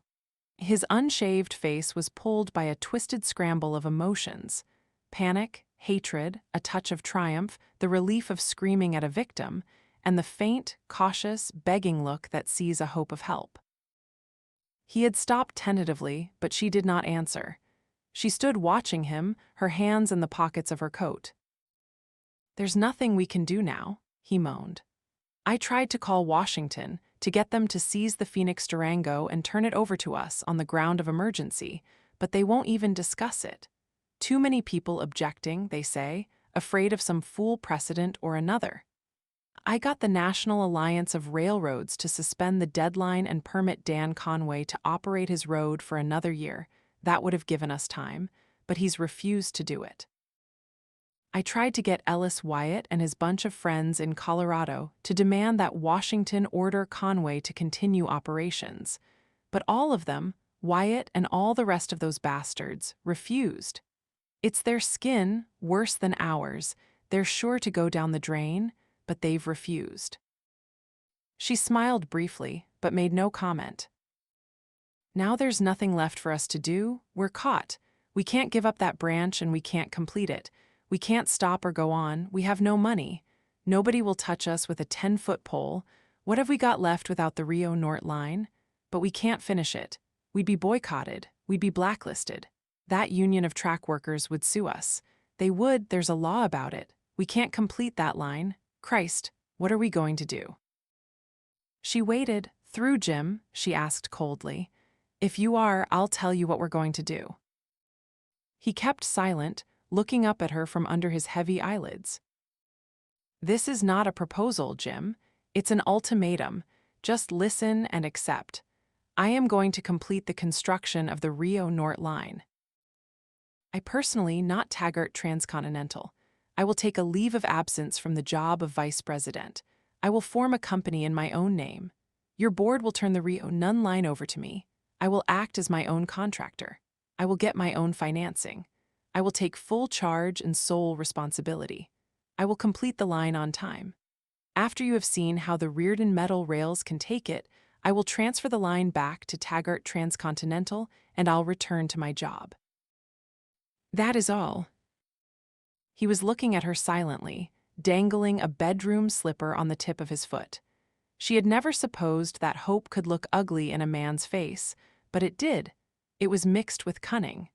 She turned her eyes away from him, wondering how it was possible that a man's first thought in such a moment could be a search for something to put over on her. Then, preposterously, the first thing he said, his voice anxious, was, "But who will run Taggart Transcontinental in the meantime?" She chuckled. The sound astonished her. It seemed old in its bitterness. She said, "Eddie Willers." "Oh no, he couldn't." She laughed in the same brusque, mirthless way. "I thought you were smarter than I about things of this kind. Eddie will assume the title of acting vice president. He will occupy my office and sit at my desk. But who do you suppose will run Taggart Transcontinental?" "But I don't see how." "I will commute by plane between Eddie's office and Colorado. Also, there are long-distance phones available. I will do just what I have been doing. Nothing will change, except the kind of show you will put on for your friends, and the fact that it will be a little harder for me." "What show?" "You understand me, Jim. I have no idea what sort of games you're tangled in, you and your board of directors. I don't know how many ends you're all playing against the middle and against one another, or how many pretenses you have to keep up in how many opposite directions. I don't know or care. You can all hide behind me. If you're all afraid, because you've made deals with friends who are threatened by Reardon metal, well, here's your chance to go through the motions of assuring them that you're not involved, that you're not doing this. I am. You can help them to curse me and denounce me. You can all stay home, take no risks and make no enemies. Just keep out of my way." "Well," he said slowly, "of course, the problems involved in the policy of a great railroad system are complex. While a small, independent company, in the name of one person, could afford to." "Yes, Jim, yes, I know all that. The moment you announce that you're turning the Rio Nort line over to me, the Taggart stock will rise. The bedbugs will stop crawling from out of unlikely corners, since they won't have the incentive of a big company to bite. Before they decide what to do about me, I will have the line finished. And as for me, I don't want to have you and your board to account to argue with, to beg permissions from. There isn't any time for that if I am to do the kind of job that has to be done, so I'm going to do it alone. And if you fail, if I fail, I'll go down alone. You understand that in such case, Taggart Transcontinental wilt not be able to help you in any way. I understand. You will not count on us. No. You will cut all official connection with us, so that your activities will not reflect upon our reputation. Yes. I think we should agree that in case of failure or public scandal, your leave of absence will become permanent. That is, you will not expect to return to the post of vice president. She closed her eyes for a moment. All right, Jim, in such case I will not return. Before we transfer the Rio Nort line to you, we must have a written agreement that you will transfer it back to us, along with your controlling interest at cost, in case the line becomes successful. Otherwise, you might try to squeeze us for a windfall profit, since we need that line. There was only a brief stab of shock in her eyes, then she said indifferently, the words sounding as if she were tossing alms, "By all means, Jim, have that stated in writing. Now, as to your temporary successor." Yes. You don't really want it to be Eddie Willers, do you? Yes, I do. But he couldn't even act like a vice president. He doesn't have the presence, the manner, He knows his work and mine. He knows what I want. I trust him. I'll be able to work with him. Don't you think it would be better to pick one of our more distinguished young men, somebody from a good family, with more social poise and... It's going to be Eddie Willers, Jim. He sighed. All right, only we must be careful about it. We don't want people to suspect that it's you, hooray, still running Taggart Transcontinental. Nobody must know it. Everybody will know it, Jim, but since nobody will admit it openly, everybody will be satisfied. But we must preserve appearances. Oh, certainly. You don't have to recognize me on the street if you don't want to. You can say you've never seen me before, and I'll say I've never heard of Taggart Transcontinental. He remained silent, trying to think, staring down at the floor. She turned to look at the grounds beyond the window. The sky had the even, gray-white pallor of winter. Far below, on the shore of the Hudson, she saw the road she used to watch for Francisco's car. She saw the cliff over the river, where they climbed to look for the towers of New York, and somewhere beyond the woods were the trails that led to Rockdale Station. The earth was snow-covered now, and what remained was like the skeleton of the countryside she remembered, a thin design of bare branches rising from the snow to the sky. It was gray and white, like a photograph, a dead photograph which one keeps hopefully for remembrance, but which has no power to bring back anything. What are you going to call it? She turned startled. What? What are you going to call your company? Oh, why, the Dagny Taggart line, I guess.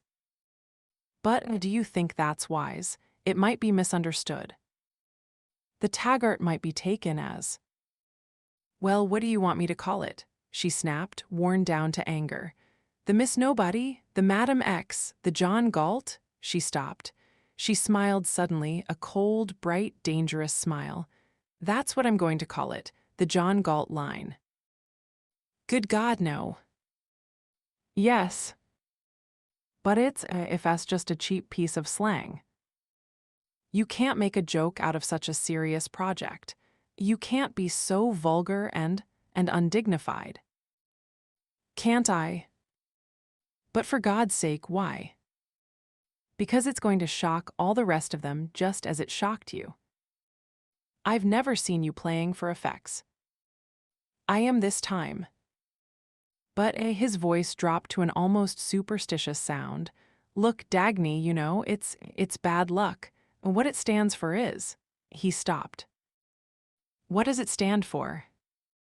I don't know, but the way people use it, they always seem to say it out of. Fear, despair, futility. Yes, and yes, that's what it is.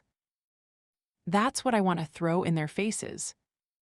The bright, sparkling anger in her eyes, her first look of enjoyment, made him understand that he had to keep still. Draw up all the papers and all the red tape in the name of the John Galt line, she said. He sighed. Well, it's your line. You bet it is.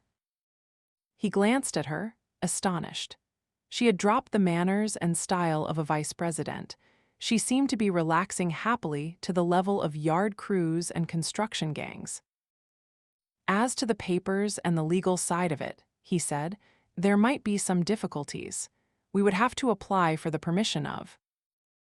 She whirled to face him.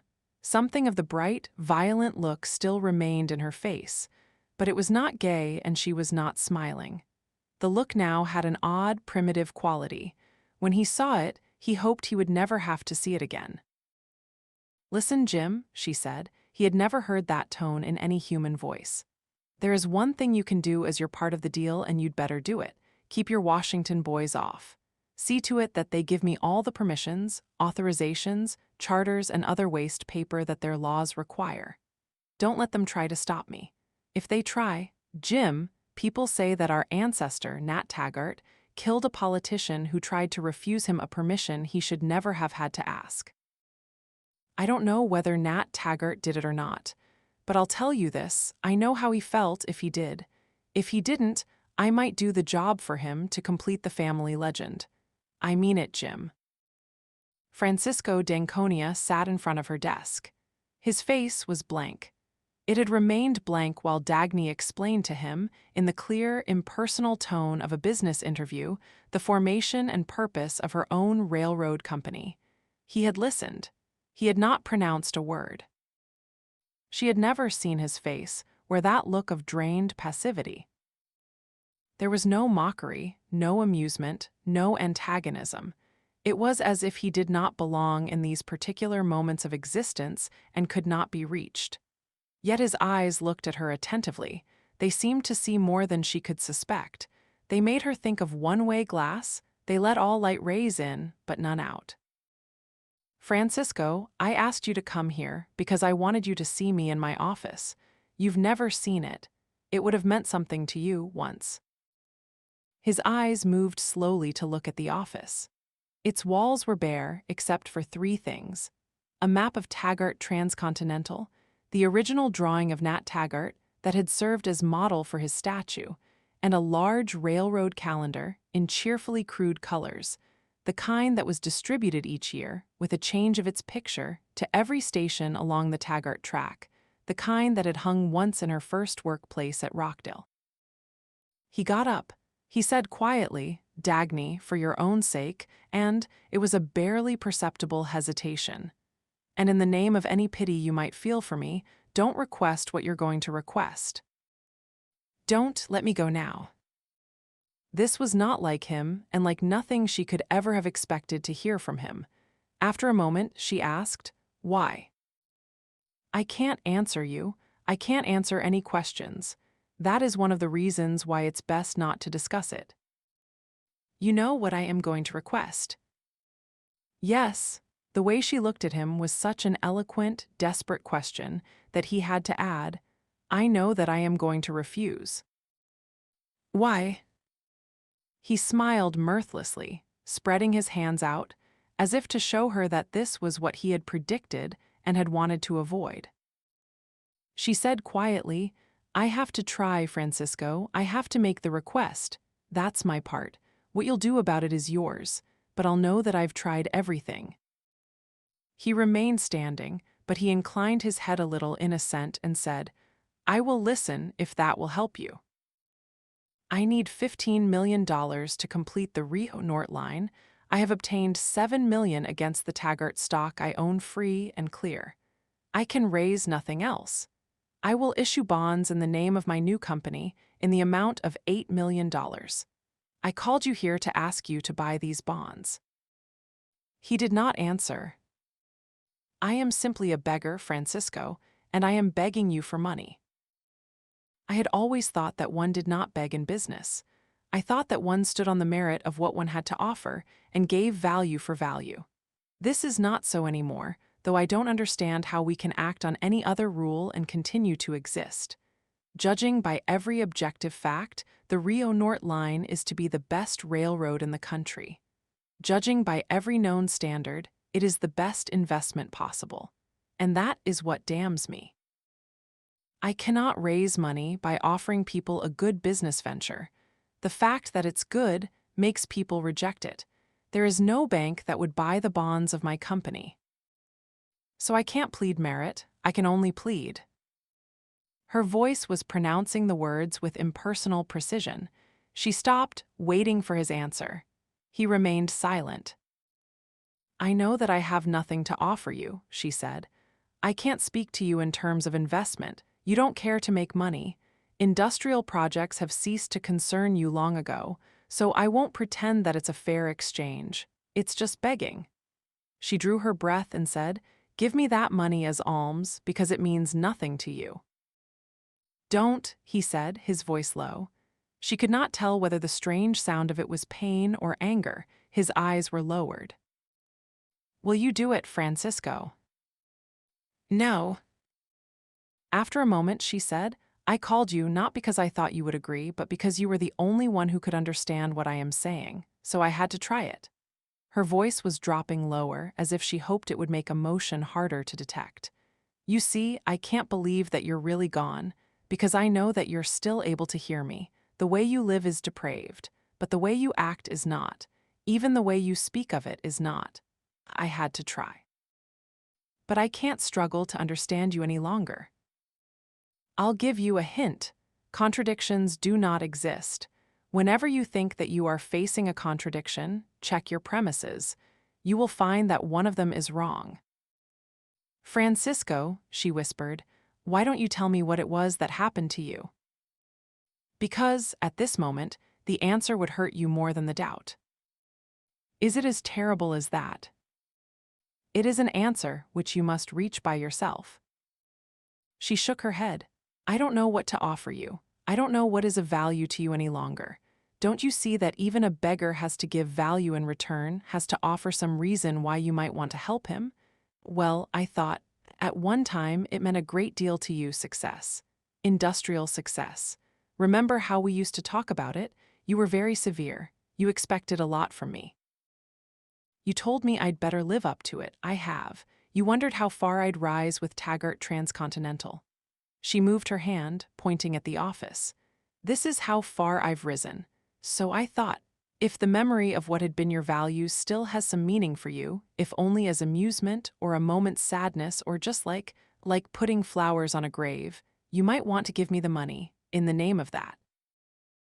"No," she said with effort. "That money would mean nothing to you. You've wasted that much on senseless parties. You've wasted much more on the San Sebastian mines." He glanced up. He looked straight at her, and she saw the first spark of a living response in his eyes, a look that was bright, pitiless, and incredibly proud, as if this were an accusation that gave him strength. "Oh yes," she said slowly, as if answering his thought, "I realize that. I've damned you for those mines, I've denounced you, I've thrown my contempt at you in every way possible, and now I come back to you for money. Like Jim, like any moocher you've ever met. I know it's a triumph for you, I know that you can laugh at me and despise me with full justice. Well, perhaps I can offer you that. If it's amusement that you want, if you enjoyed seeing Jim and the Mexican planners crawl, wouldn't it amuse you to break me? Wouldn't it give you pleasure? Don't you want to hear me acknowledge that I'm beaten by you? Don't you want to see me crawling before you? Tell me what form of it you'd like, and I'll submit." He moved so swiftly that she could not notice how he started. It only seemed to her that his first movement was a shudder. He came around the desk. He took her hand and raised it to his lips. It began as a gesture of the gravest respect, as if its purpose were to give her strength. But as he held his lips, then his face, pressed to her hand, she knew that he was seeking strength from it himself. He dropped her hand. He looked down at her face, at the frightened stillness of her eyes. He smiled, not trying to hide that his smile held suffering, anger, and tenderness. "Dagny, you want to crawl? You don't know what the word means and never will. One doesn't crawl by acknowledging it as honestly as that. Don't you suppose I know that your begging me was the bravest thing you could do? But don't ask me, Dagny." "In the name of anything I ever meant to you," she whispered, "anything left within you."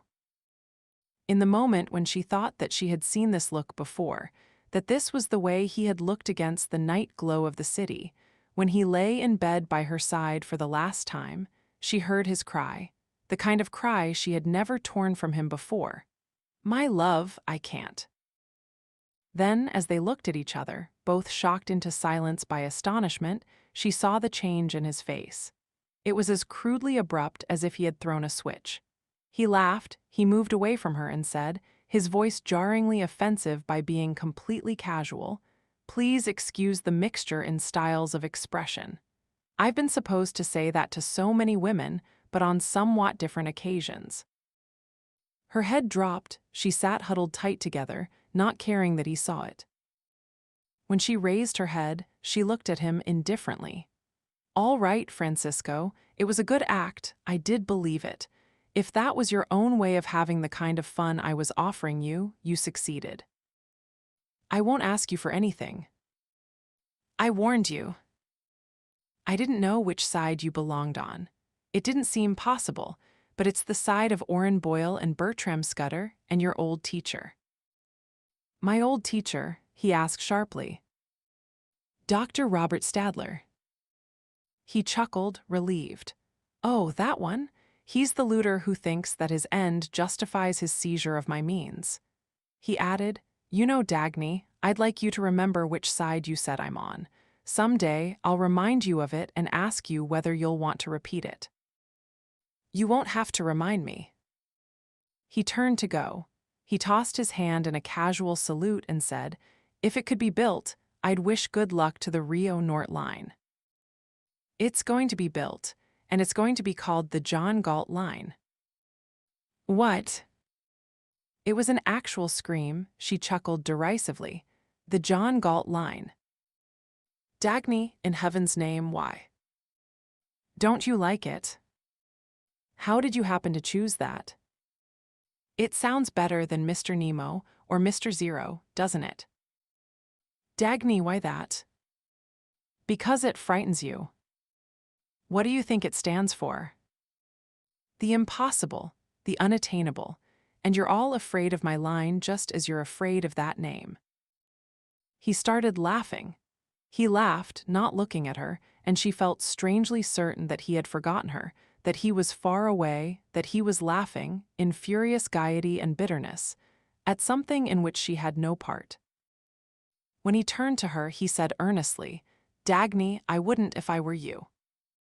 She shrugged. Jim didn't like it either. "What do you like about it?" "I hate it. I hate the doom you're all waiting for, the giving up, and that senseless question that always sounds like a cry for help. I'm sick of hearing pleas for John Galt. I'm going to fight him." He said quietly, "You are." "I'm going to build a railroad line for him. Let him come and claim it." He smiled sadly and nodded. "He will."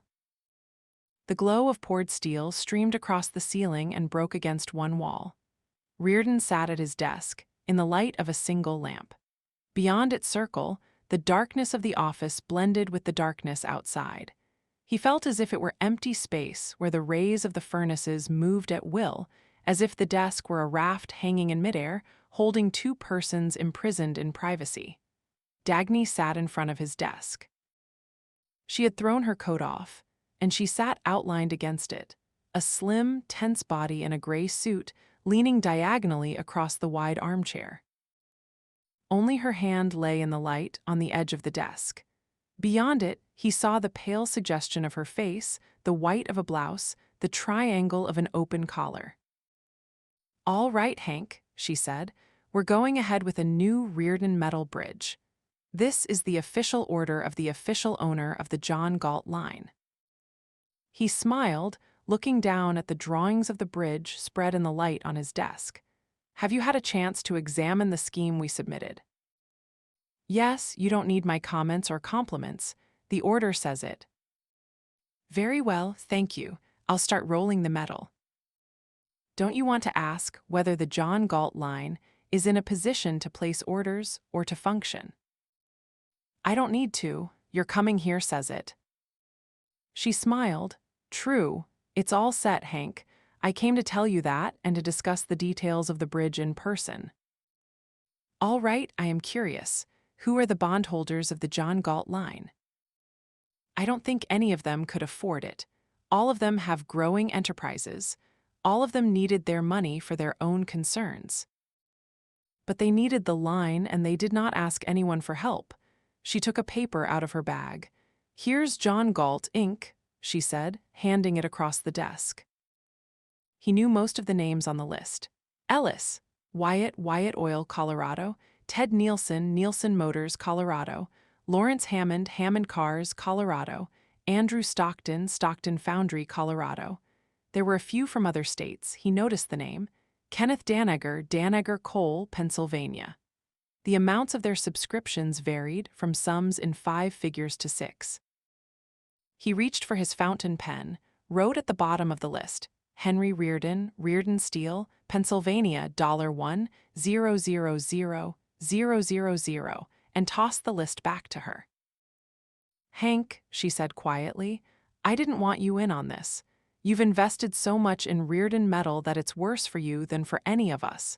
You can't afford another risk." "I never accept favors," he answered coldly. "What do you mean?"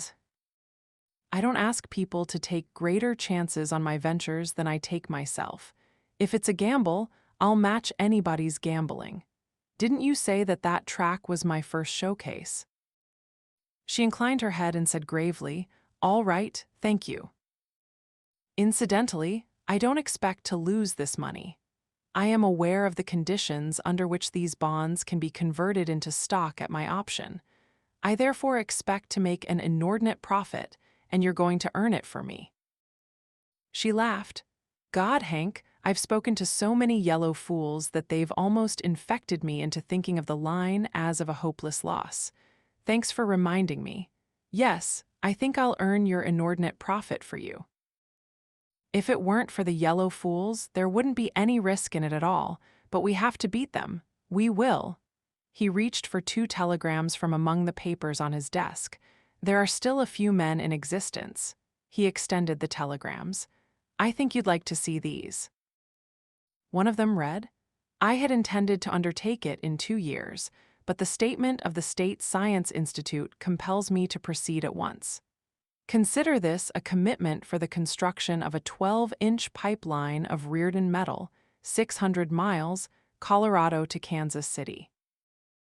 Details follow. Ellis Wyatt.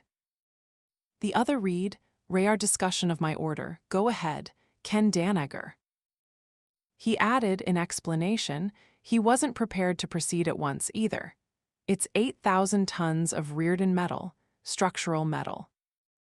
For coal mines. They glanced at each other and smiled. They needed no further comment.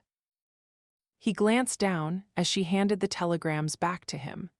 The skin of her hand looked transparent in the light on the edge of his desk.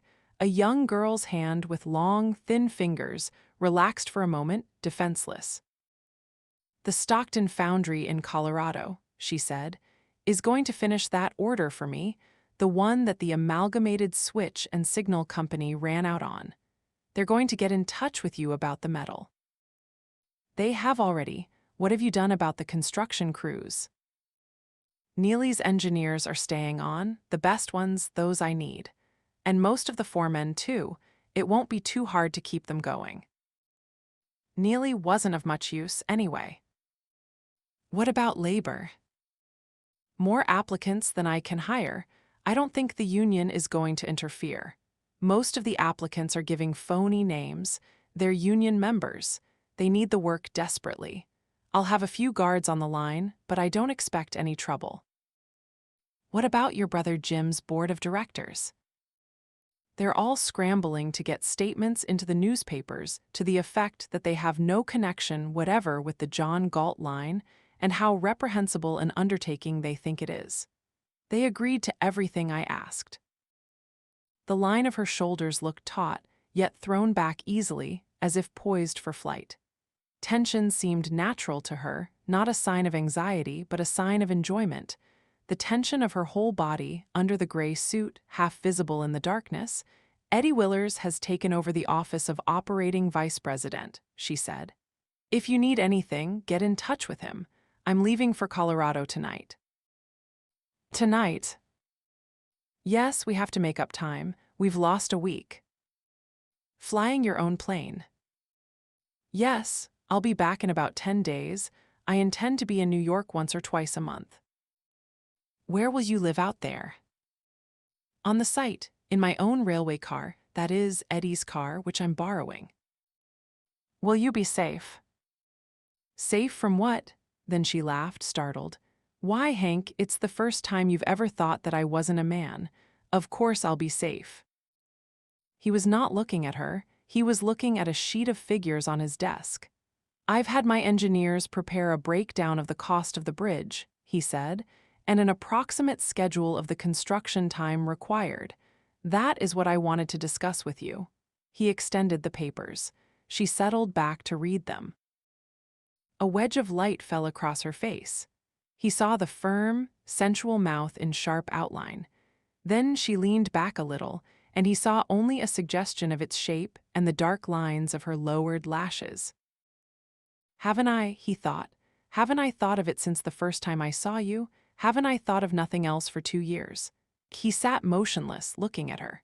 He heard the words he had never allowed himself to form, the words he had felt, known, yet had not faced, had hoped to destroy by never letting them be said within his own mind. Now it was as sudden and shocking as if he were saying it to her. Since the first time I saw you. Nothing but your body, that mouth of yours, and the way your eyes would look at me, if, through every sentence I ever said to you, through every conference you thought so safe, through the importance of all the issues we discussed. You trusted me, didn't you, to recognize your greatness? To think of you as you deserved, as if you were a man. Don't you suppose I know how much I've betrayed? The only bright encounter of my life, the only person I respected, the best businessman I know, my ally, my partner in a desperate battle. The lowest of all desires, as my answer to the highest I've met. Do you know what I am? I thought of it because it should have been unthinkable. For that degrading need which should never touch you, I have never wanted anyone but you. I hadn't known what it was like to want it until I saw you for the first time. I had thought, not I couldn't be broken by it. Since then, for 2 years, with not a moment's respite. Do you know what it's like to want it? Would you wish to hear what I thought when I looked at you, when I lay awake at night? When I heard your voice over a telephone wire, when I worked but could not drive it away. To bring you down to things you can't conceive, and to know that it's I who have done it. To reduce you to a body, to teach you an animal's pleasure, to see you need it, to see you asking me for it, to see your wonderful spirit dependent upon the obscenity of your need.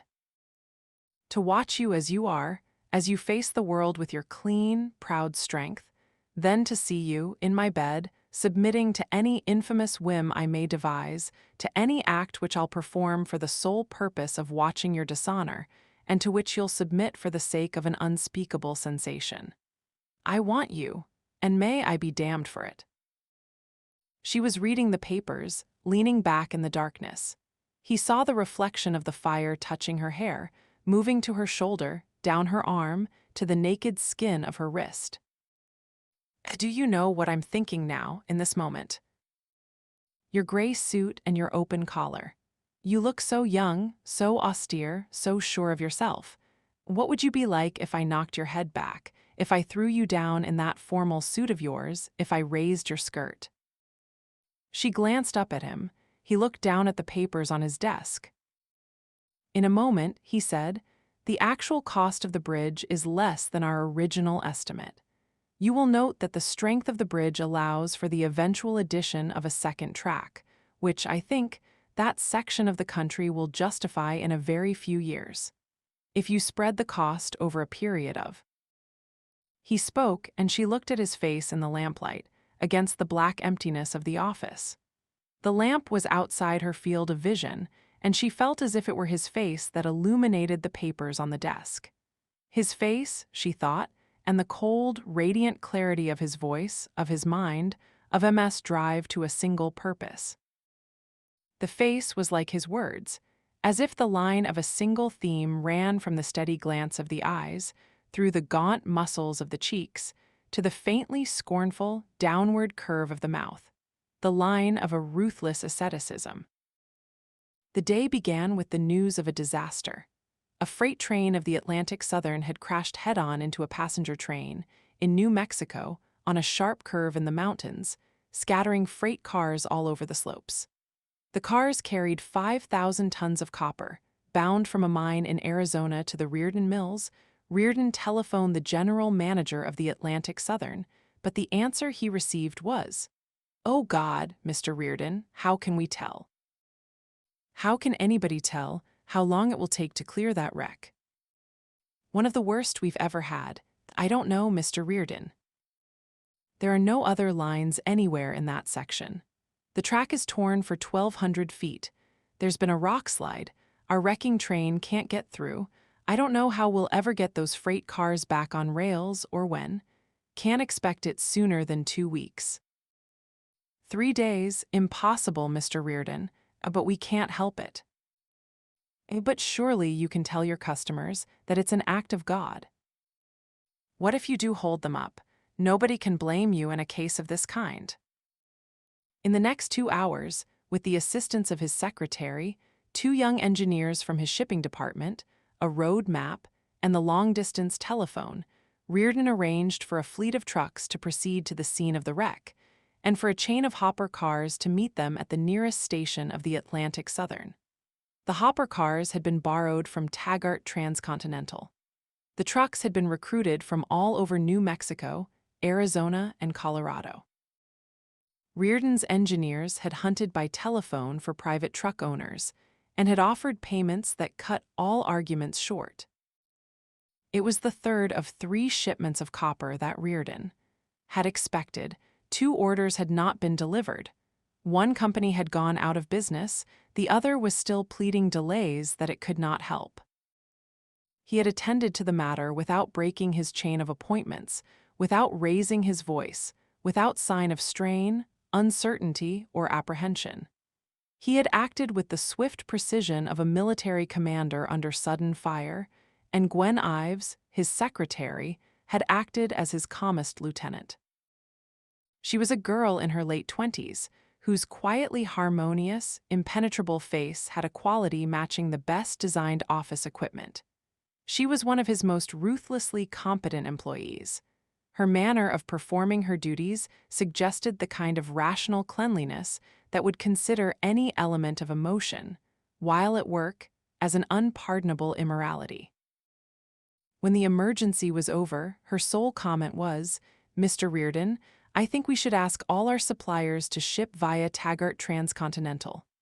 "I'm thinking that too," he answered, then added, "Wire Fleming in Colorado. Tell him I'm taking an option on that copper mine property."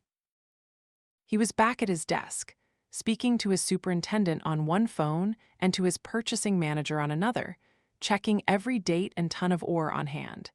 He could not leave to chance or to another person the possibility of a single hour's delay in the flow of a furnace.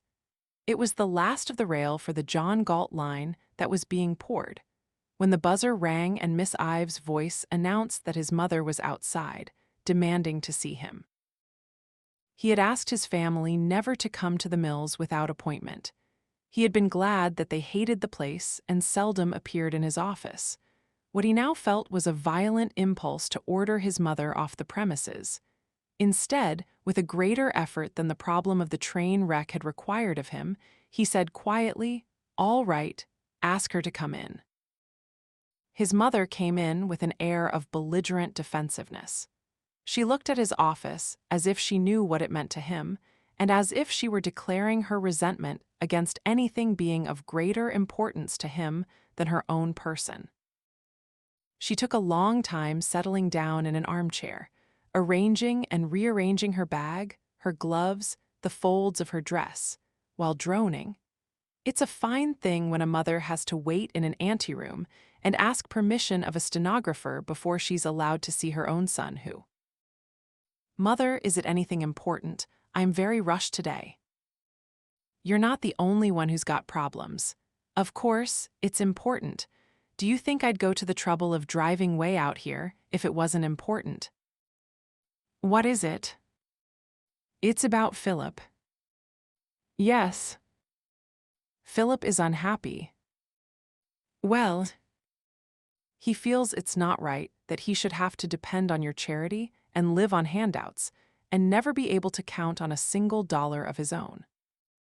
Well, he said with a startled smile, I've been waiting for him to realize that. It isn't right for a sensitive man to be in such a position. It certainly isn't. I'm glad you agree with me, so what you have to do is give him a job. What? You must give him a job here at the mills, but a nice, clean job, of course, with a desk and an office and a decent salary, where he wouldn't have to be among your day laborers and your smelly furnaces. He knew that he was hearing it. He could not make himself believe it. Mother, you're not serious. I certainly am. I happen to know that that's what he wants, only's too proud to ask you for it, but if you offer it to him and make it look like it's you, hooray, asking him a favor, why, I know he'd be happy to take it. That's why I had to come here to talk to you, so he wouldn't guess that I put you up to it. It was not in the nature of his consciousness to understand the nature of the things he was hearing. A single thought cut through his mind like a spotlight, making him unable to conceive how any eyes could miss it. The thought broke out of him as a cry of bewilderment, but he knows nothing about the steel business. What has that got to do with it? He needs a job. But he couldn't do the work. He needs to gain self-confidence and to feel important. But he wouldn't be any good whatever. He needs to feel that he's wanted. Here, what could I want him for? You hire plenty of strangers. I hire men who produce. What has he got to offer? He's your brother, isn't he? What has that got to do with it? She stared incredulously, in turn, silenced by shock. For a moment, they sat looking at each other, as if across an interplanetary distance. He's your brother, she said, her voice like a phonograph record repeating a magic formula she could not permit herself to doubt. He needs a position in the world.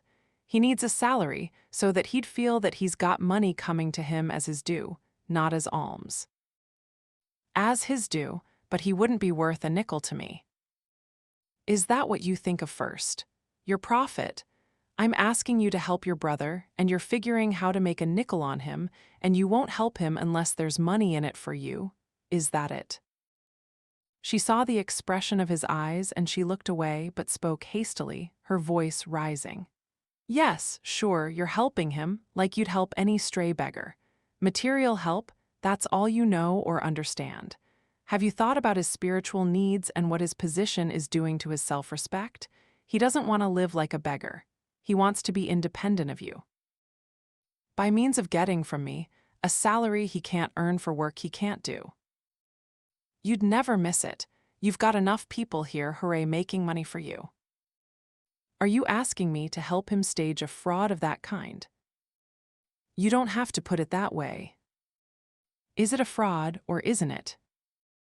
That's why I can't talk to you, because you're not human. You have no pity, no feeling for your brother, no compassion for his feelings. Is it a fraud or not?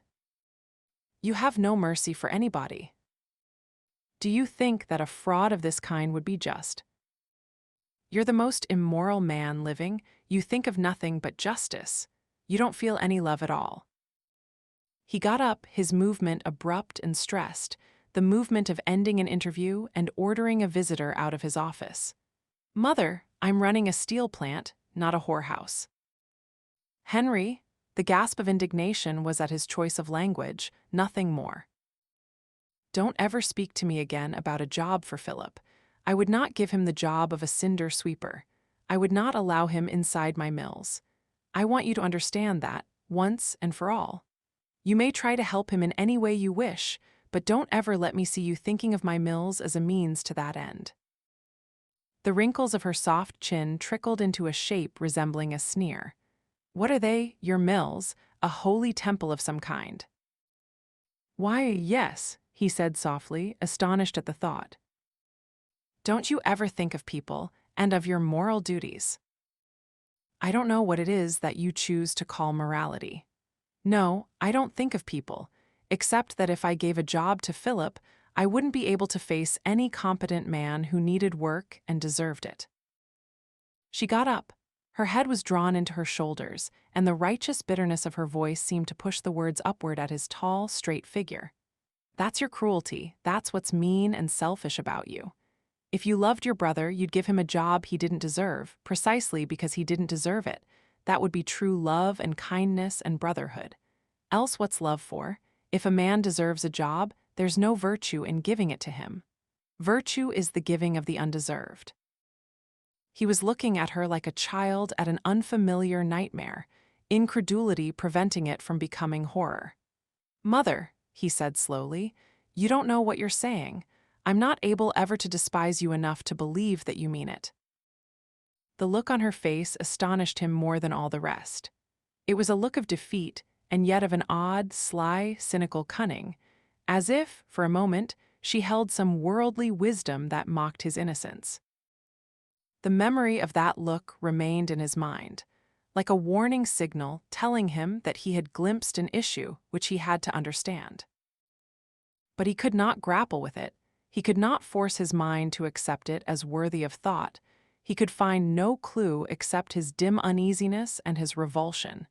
And he had no time to give it. He could not think of it now. He was facing his next caller seated in front of his desk. He was listening to a man who pleaded for his life. The man did not state it in such terms, but Reardon knew that that was the essence of the case. What the man put into words was only a for 500 tons of steel. He was Mr. Ward, of the Ward Harvester Company of Minnesota.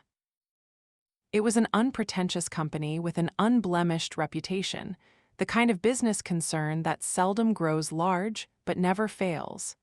Mr. Ward represented the fourth generation of a family that had owned the plant and had given it the conscientious best of such ability as they possessed. He was a man in his 50s, with a square, stolid face. Looking at him, one knew that he would consider it as indecent to let his face show suffering as to remove his clothes in public. He spoke in a dry, businesslike manner. He explained that he had always dealt, as his father had, with one of the small steel companies now taken over by Orrin Boyle's Associated Steel. He had waited for his last order of steel for a year. He had spent the last month struggling to obtain a personal interview with Reardon. "I know that your mills are running at capacity, Mr. Reardon," he said, "and I know that you are not in a position to take care of new orders. What with your biggest, oldest customers having to wait their turn, you being the only decent, reliable, steel manufacturer left in the country. I don't know what reason to offer you as to why you should want to make an exception in my case. But there was nothing else for me to do, except close the doors of my plant for good, and there was a slight break in his voice. I can't quite see my way to closing the doors, as yet, so I thought I'd speak to you, even if I didn't have much chance. Still, I had to try everything possible." This was language that Reardon could understand. "I wish I could help you out," he said, "but this is the worst possible time for me, because of a very large, very special order that has to take precedence over everything." "I know, but would you just give me a hearing, Mr. Reardon?" "Sure. If it's a question of money, I'll pay anything you ask. If I could make it worth your while that way, Why, charge me any extra you please, charge me double the regular price, only let me have the steel. I wouldn't care if I had to sell the harvester at a loss this year, just so I could keep the doors open. I've got enough, personally, to run at a loss for a couple of years, if necessary, just to hold out, because I figure things can't go on this way much longer. Conditions are bound to improve, they've got to, or else we'll. He did not finish. He said firmly, they've got to. They will, said Reardon. The thought of the John Galt line ran through his mind like a harmony under the confident sound of his words. The John Galt line was moving forward. The attacks on his mettle had ceased. He felt as if, miles apart across the country, he and Dagny Taggart now stood in empty space, their way cleared, free to finish the job. They'll leave us alone to do it, he thought. The words were like a battle hymn in his mind. They'll leave us alone. Our plant capacity is 1,000 harvesters per year, said Mr. Ward. Last year, we put out 300. I scraped the steel together from bankruptcy sales and begging a few tons here and there from big companies, and just going around like a scavenger to all sorts of unlikely places. Well, I won't bore you with that, only I never thought I'd live to see the time when I'd have to do business that way.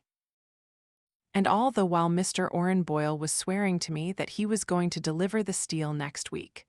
But whatever he managed to pour, it went to new customers of his. For some reason nobody would mention, only I heard it whispered that they were men with some sort of political pull.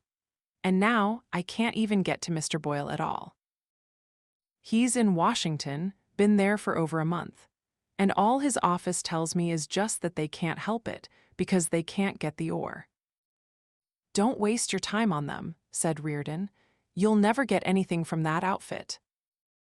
You know, Mr. Reardon, he said in the tone of a discovery which he could not quite bring himself to believe, I think there's something phony about the way Mr. Boyle runs his business. I can't understand what he's after. They've got half their furnaces idle, but last month there were all those big stories about Associated Steel in all the newspapers. About their output? Why, no, about the wonderful housing project that Mr. Boyle's just built for his workers. Last week, it was colored movies that Mr. Boyle sent to all the high schools, showing how steel is made and what great service it performs for everybody. Now Mr. Boyle's got a radio program. They give talks about the importance of the steel industry to the country, and they keep saying that we must preserve the steel industry as a whole. I don't understand what he means by it as a whole. I do, forget it. He won't get away with it. You know, Mr. Reardon, I don't like people who talk too much about how everything they do is just for the sake of others. It's not true, and I don't think it would be right if it ever were true. So I'll say that what I need the steel for is to save my own business. Because it's mine, because if I had to close it. Oh well, nobody understands that nowadays. I do. Yes, I think you would. So, you see, that's my first concern. But still, there are my customers, too. They've dealt with me for years. They're counting on me. It's just about impossible to get any sort of machinery anywhere. Do you know what it's getting to be like out in Minnesota when the farmers can't get tools, when machines break down in the middle of the harvest season and there are no parts, no replacements? Nothing but Mr. Oren Boyle's colored movies about. Oh well. And then there are my workers, too. Some of them have been with us since my father's time. They've got no other place to go, not now. It was impossible, thought Reardon, to squeeze more steel out of mills where every furnace, every hour, and every ton were scheduled in advance for urgent orders for the next 6 months. But at the John Galt line, he thought, if he could do that, he could do anything. He felt as if he wished to undertake 10 new problems at once. He felt as if this were a world where nothing was impossible to him. Look, he said, reaching for the telephone, let me check with my superintendent and see just what we're pouring in the next few weeks. Maybe I'll find a way to borrow a few tons from some of the orders and... Mr. Ward looked quickly away from him, but Reardon had caught a glimpse of his face. It's so much for him, thought Reardon, and so little for me. He lifted the telephone receiver, but he had to drop it, because the door of his office flew open and Gwen Ives rushed in. It seemed impossible that Miss Ives should permit herself a breach of that kind, or that the calm of her face should look like an unnatural distortion, or that her eyes should seem blinded, or that her steps should sound a shred of discipline away from staggering. She said, "Excuse me for interrupting, Mr. Reardon," but he knew that she did not see the office, did not see Mr. Ward, saw nothing but him. "I thought I must tell you that the legislature has just passed the Equalization of Opportunity Bill." It was the stolid Mr. Ward who screamed, "Oh God, no, oh no," staring at Reardon. Reardon had leaped to his feet. He stood unnaturally bent, one shoulder drooping forward. It was only an instant. Then he looked around him, as if regaining eyesight, said, "Excuse me," his glance including both Miss Ives and Mr. Ward, and sat down again. "We were not informed that the bill had been brought to the floor, were we?" he asked, his voice controlled and dry. "No, Mr. Reardon. Apparently, it was a surprise move, and it took them just 45 minutes. Have you heard from Mouch?" "No, Mr. Reardon." She stressed the no. "It was the office boy from the 5th floor who came running in to tell me that he'd just heard it on the radio. I called the newspapers to verify it. I tried to reach Mr. Mouch in Washington. His office does not answer." "When did we hear from him last?" 10 days ago, Mr. Reardon." "All right, thank you, Gwen. Keep trying to get his office." "Yes, Mr. Reardon." She walked out. Mr. Ward was on his feet, hat in hand. He muttered, "I guess I'd better." "Sit down," Reardon snapped fiercely. Mr. Ward obeyed, staring at him. "We had business to transact, didn't we?" said Reardon. Mr. Ward could not define the emotion that contorted Reardon's mouth as he spoke. "Mr. Ward, what is it that the foulest bastards on earth denounce us for, among other things? Oh yes, for our motto of business as usual." "Well, business as usual, Mr. Ward." He picked up the telephone receiver and asked for his superintendent. "Say, Pete, what?" "Yes, I've heard, can it? We'll talk about that later. What I want to know is, could you let me have 500 tons of steel, extra, above schedule in the next few weeks?" "Yes, I know it's tough. Give me the dates and the figures." He listened, rapidly jotting notes down on a sheet of paper. Then he said, "Right, thank you," and hung up. He studied the figures for a few moments, marking some brief calculations on the margin of the sheet. Then he raised his head. "All right, Mr. Ward," he said. "You will have your steel in 10 days." When Mr. Ward had gone, Reardon came out into the anteroom. He said to Miss Ives, his voice normal, "Wire Fleming in Colorado." "He'll know why I have to cancel that option." She inclined her head in the manner of a nod signifying obedience. She did not look at him. He turned to his next caller and said, with a gesture of invitation toward his office, "How do you do? Come in." He would think of it later, he thought. One moves step by step and one must keep moving.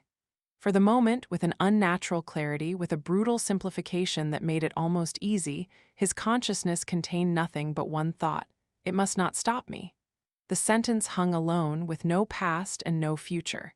He did not think of what it was that must not stop him, or why this sentence was such a crucial absolute. It held him and he obeyed. He went step by step. He completed his schedule of appointments, as scheduled. It was late when his last caller departed and he came out of his office. The rest of his staff had gone home. Miss Ives sat alone at her desk in an empty room. She sat straight and stiff, her hands clasped tightly together in her lap. Her head was not lowered, but held rigidly level, and her face seemed frozen. Tears were running down her cheeks, with no sound, with no facial movement, against her resistance, beyond control. She saw him and said dryly, guiltily in apology, "I'm sorry, Mr." Reardon, not attempting the futile pretense of hiding her face. He approached her. "Thank you," he said gently. She looked up at him, astonished. He smiled. But don't you think you're underestimating me, Gwen? Isn't it too soon to cry over me? I could have taken the rest of it, she whispered, but she pointed at the newspapers on her desk, they are calling it a victory for anti-greed. He laughed aloud. I can see where such a distortion of the English language would make you furious, he said, but what else? As she looked at him, her mouth relaxed a little. The victim whom she could not protect was her only point of reassurance in a world dissolving around her. He moved his hand gently across her forehead. It was an unusual break of formality for him and a silent acknowledgement of the things at which he had not laughed.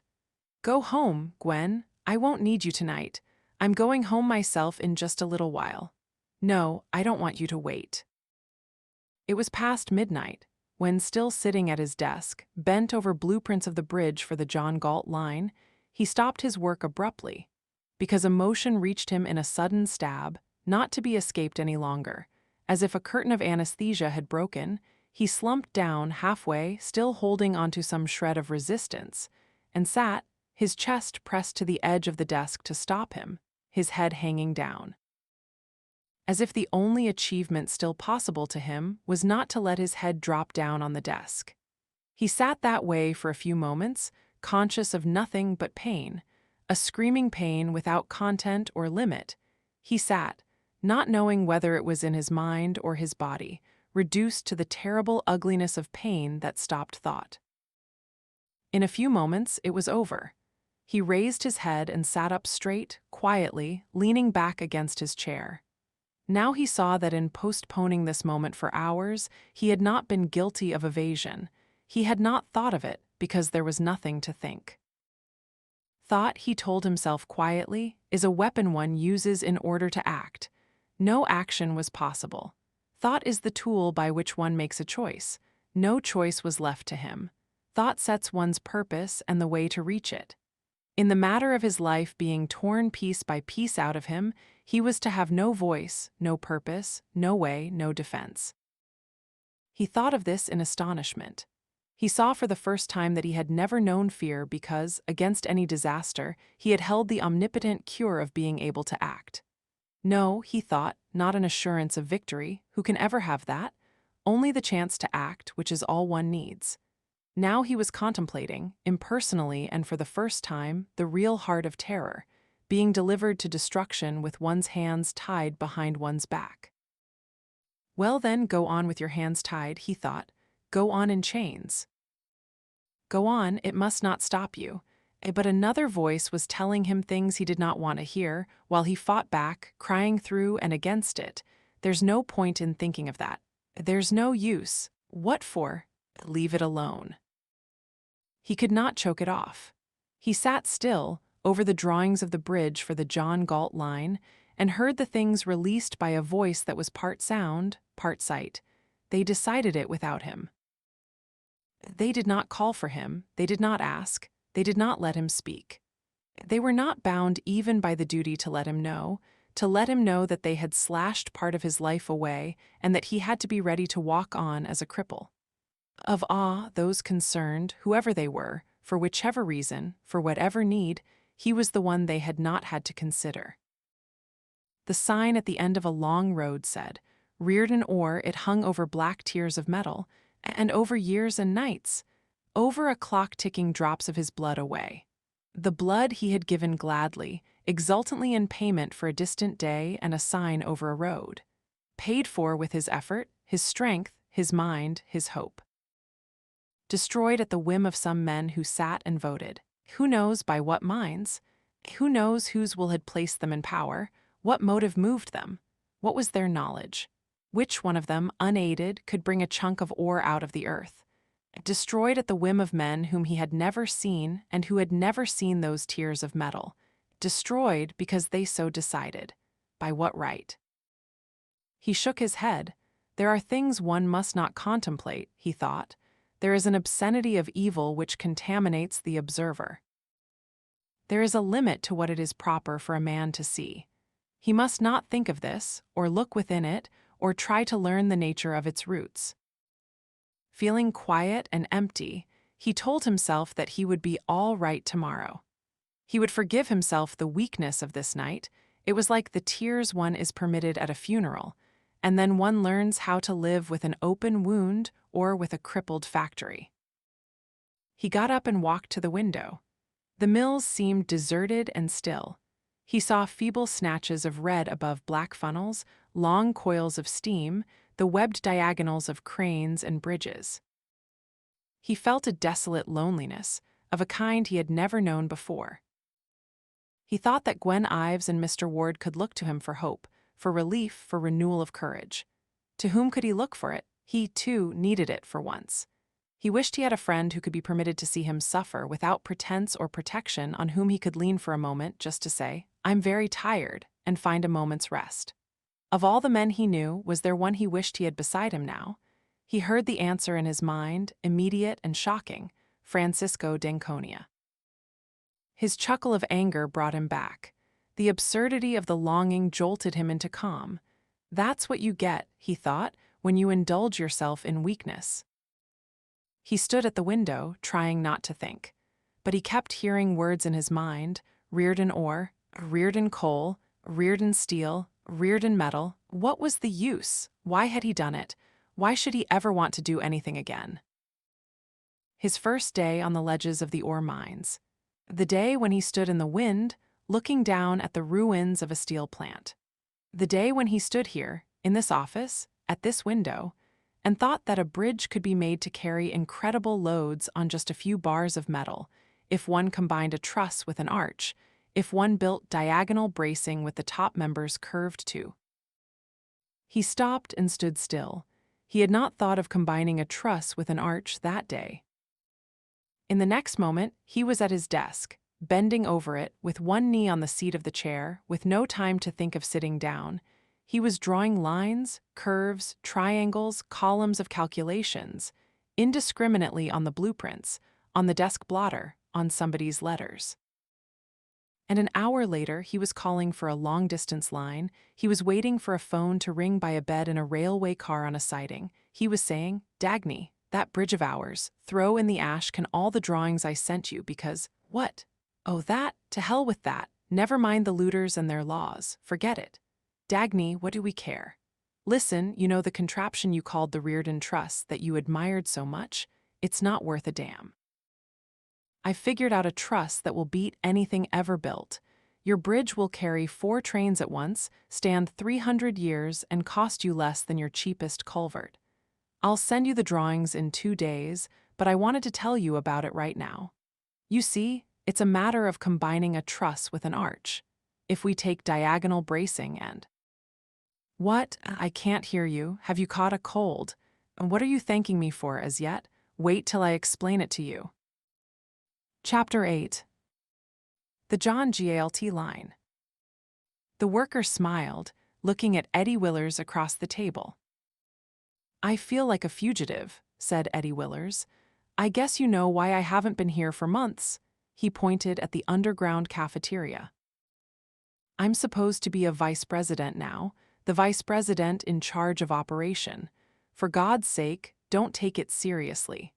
I stood it as long as I could, and then I had to escape, if only for one evening. The first time I came down here for dinner, after my alleged promotion, they all stared at me so much, I didn't dare come back. Well, let them stare. You don't. I'm glad that it doesn't make any difference to you. No, I haven't seen her for 2 weeks, but I speak to her on the phone every day, sometimes twice a day. Yes, I know how she feels. She loves it. What is it we hear over the telephone? Sound vibrations, isn't it? Well, her voice sounds as if it were turning into light vibrations, if you know what I mean. She enjoys running that horrible battle single-handed and winning. Oh yes, she's winning. Do you know why you haven't read anything about the John Galt line in the newspapers for some time? Because it's going so well. Only, that Reardon metal rail will be the greatest track ever built, but what will be the use if we don't have any engines powerful enough to take advantage of it? Look at the kind of patched coal burners we've got left. They can barely manage to drag themselves fast enough for old trolley car rails. Still, there's hope. The United Locomotive Works went bankrupt. That's the best break we've had in the last few weeks because their plant has been bought by Dwight Sanders. He's a brilliant young engineer who's got the only good aircraft plant in the country. He had to sell the aircraft plant to his brother in order to take over United Locomotive. That's on account of the Equalization of Opportunity bill. Sure, it's just a setup between them, but can you blame him? Anyway, we'll see diesels coming out of the United Locomotive Works now. Dwight Sanders will start things going. Yes, she's counting on him. Why do you ask that? Yes, he's crucially important to us right now. We've just signed a contract with him for the first 10 diesel engines he'll build. When I phoned her that the contract was signed, she laughed and said, "You see." Is there ever any reason to be afraid? She said that because she knows, I've never told her, but she knows that I'm afraid. Yes, I am. I don't know. I wouldn't be afraid if I knew of what I could do something about it. But this, tell me, don't you really despise me for being operating vice president? But don't you see that it's vicious? What honor? I don't know what it is that I really am. A clown, a ghost, an understudy, or just a rotten stooge. When I sit in her office in her chair at her desk, I feel worse than that. I feel like a murderer. Sure, I know that I'm supposed to be a stooge for her, and that would be an honor. But I feel as if in some horrible way which I can't quite grasp, I'm a stooge for Jim Taggart. Why should it be necessary for her to have a stooge? Why does she have to hide? Why did they throw her out of the building? Do you know that she had to move out into a dinky hole in the back alley, across from our express and baggage entrance? You ought to take a look at it sometime. That's the office of John Galt, Inc. Yet everybody knows that it's she who's still running Taggart Transcontinental. Why does she have to hide the magnificent job she's doing? Why are they giving her no credit? Why are they robbing her of her achievement, with me as the receiver of stolen goods? Why are they doing everything in their power to make it impossible for her to succeed when she's all they've got standing between them and destruction? Why are they torturing her in return for saving their lives? What's the matter with you? Why do you look at me like that? Yes, I guess you understand. There's something about it all that I can't define, and it's something evil. That's why I'm afraid. I don't think one can get away with it. You know, it's strange, but I think they know it too, Jim and his crowd and all of them in the building. There's something guilty and sneaky about the whole place. Guilty and sneaky and dead. Taggart Transcontinental is now like a man who's lost his soul. Who's betrayed his soul? No, she doesn't care. Last time she was in New York, she came in unexpectedly. I was in my office, in her office, and suddenly the door opened and there she was. She came in, saying, "Mr. Willers, I'm looking for a job as a station operator. Would you give me a chance?" I wanted to damn them all, but I had to laugh. I was so glad to see her, and she was laughing so happily. She had come straight from the airport. She wore slacks and a flying jacket. She looked wonderful. She'd got windburned. It looked like a suntan, just as if she'd returned from a vacation. She made me remain where I was in her chair, and she sat on the desk and talked about the new bridge of the John Galt line. No, I never asked her why she chose that name. I don't know what it means to her. A sort of challenge, I guess. I don't know to whom. Oh, it doesn't matter. It doesn't mean a thing. There isn't any John Galt, but I wish she hadn't used it. I don't like it, do you? You do? You don't sound very happy saying it. The windows of the offices of the John Galt line faced a dark alley. Looking up from her desk, Dagny could not see the sky, only the wall of a building rising past her range of vision. It was the side wall of the great skyscraper of Taggart Transcontinental. Her new headquarters were 2 rooms on the ground floor of a half-collapsed structure. The structure still stood, but its upper stories were boarded off as unsafe for occupancy. Such tenants as it sheltered were half bankrupt, existing, as it did, on the inertia of the momentum of the past. She liked her new place. It saved money. The rooms contained no superfluous furniture or people. The furniture had come from junk shops. The people were the choice best she could find. On her rare visits to New York, she had no time to notice the room where she worked. She noticed only that it served its purpose. She did not know what made her stop tonight, and look at the thin streaks of rain on the glass of the window, at the wall of the building across the alley. It was past midnight. Her small staff had gone. She was due at the airport at 3 a.m. to fly her plane back to Colorado. She had little left to do, only a few of Eddie's reports to read. With the sudden break of the tension of hurrying, she stopped, unable to go on. The report seemed to require an effort beyond her power. It was too late to go home and sleep, too early to go to the airport. She thought, "You're tired," and watched her own mood with severe, contemptuous detachment, knowing that it would pass. She had flown to New York unexpectedly, at a moment's notice, leaping to the controls of her plane within 20 minutes after hearing a brief item in a news broadcast. The radio voice had said that Dwight Sanders had retired from business, suddenly, without reason or explanation. She had hurried to New York, hoping to find him and stop him. But she had felt, while flying across the continent, that there would be no trace of him to find. The spring rain hung motionless in the air beyond the window, like a thin mist. She sat, looking across at the open cavern of the express and baggage entrance of the Taggart terminal. There were naked lights inside, among the steel girders of the ceiling, and a few piles of luggage on the worn concrete of the floor. The place looked abandoned and dead. She glanced at a jagged crack on the wall of her office. She heard no sound. She knew she was alone in the ruins of a building. It seemed as if she were alone in the city.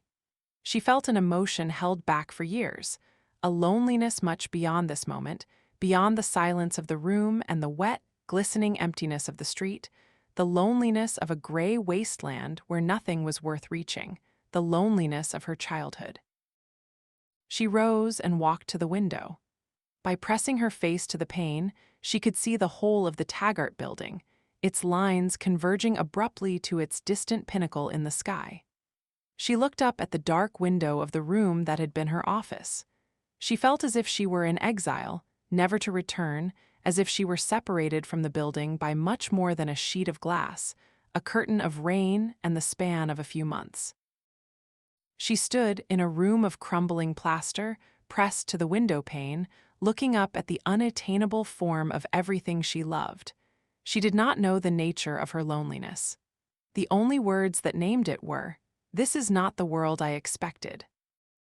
Once, when she was 16, looking at a long stretch of Taggart track, at the rails that converged, like the lines of a skyscraper, to a single point in the distance, she had told Eddie Willers that she had always felt as if the rails were held in the hand of a man beyond the horizon.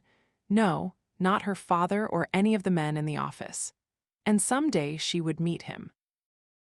She shook her head and turned away from the window. She went back to her desk. She tried to reach for the reports, but suddenly she was slumped across the desk, her head on her arm. "Don't," she thought, but she did not move to rise. It made no difference. There was no one to see her. This was a longing she had never permitted herself to acknowledge. She faced it now. She thought, if emotion is one's response to the things the world has to offer, if she loved the rails, the building, and more, if she loved her love for them, there was still one response, the greatest, that she had missed. She thought, to find a feeling that would hold as their sum, as their final expression, the purpose of all the things she loved on earth. To find a consciousness like her own, who would be the meaning of her world, as she would be of his. No, not Francisco d'Anconia, not Hank Reardon, not any man she had ever met or admired. A man who existed only in her knowledge of her capacity for an emotion she had never felt but would have given her life to experience. She twisted herself in a slow, faint movement, her breasts pressed to the desk. She felt the longing in her muscles, in the nerves of her body. Is that what you want? Is it as simple as that? She thought, but knew that it was not simple. There was some unbreakable link between her love for her work and the desire of her body, as if one gave her the right to the other, the right and the meaning, as if one were the completion of the other, and the desire would never be satisfied, except by a being of equal greatness. Her face pressed to her arm, she moved her head, shaking its slowly high negation. She would never find it. Her own thought of what life could be like was all she would ever have of the world she had wanted. Only the thought of it, and a few rare moments, like a few lights reflected from it on her way, to know, to hold, to follow to the end. She raised her head. On the pavement of the alley, outside her window, she saw the shadow of a man who stood at the door of her office. The door was some steps away. She could not see him, or the street light beyond, only his shadow on the stones of the pavement. He stood perfectly still. He was so close to the door, like a man about to enter, that she waited to hear him knock. Instead, she saw the shadow jerk abruptly, as if he were jolted backward, then he turned and walked away. There was only the outline of his hat brim and shoulders left on the ground when he stopped.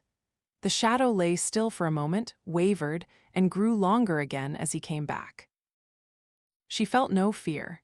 She sat at her desk, motionless, watching in blank wonder. He stopped at the door, then backed away from it. He stood somewhere in the middle of the alley, then paced restlessly and stopped again. His shadow swung like an irregular pendulum across the pavement, describing the course of a soundless battle.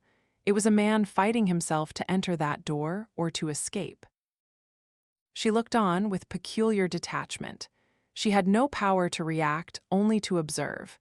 She wondered numbly, distantly, who was he? Had he been watching her from somewhere in the darkness? Had he seen her slumped across her desk in the lighted, naked window? Had he watched her desolate loneliness as she was now watching his? She felt nothing.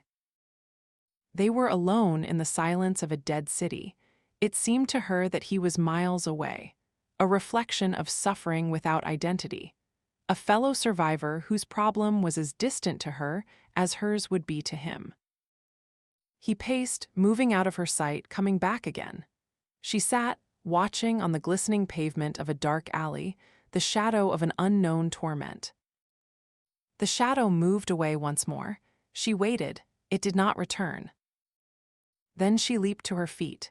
She had wanted to see the outcome of the battle. Now that he had won it, or lost, she was struck by the sudden, urgent need to know his identity and motive. She ran through the dark anteroom. She threw the door open and looked out. The alley was empty. The pavement went tapering off into the distance, like a band of wet mirror under a few spaced lights. There was no one in sight. She saw the dark hole of a broken window in an abandoned shop. Beyond it, there were the doors of a few rooming houses. Across the alley, streaks of rain glittered under a light that hung over the black gap of an open door leading down to the underground tunnels of Taggart Transcontinental.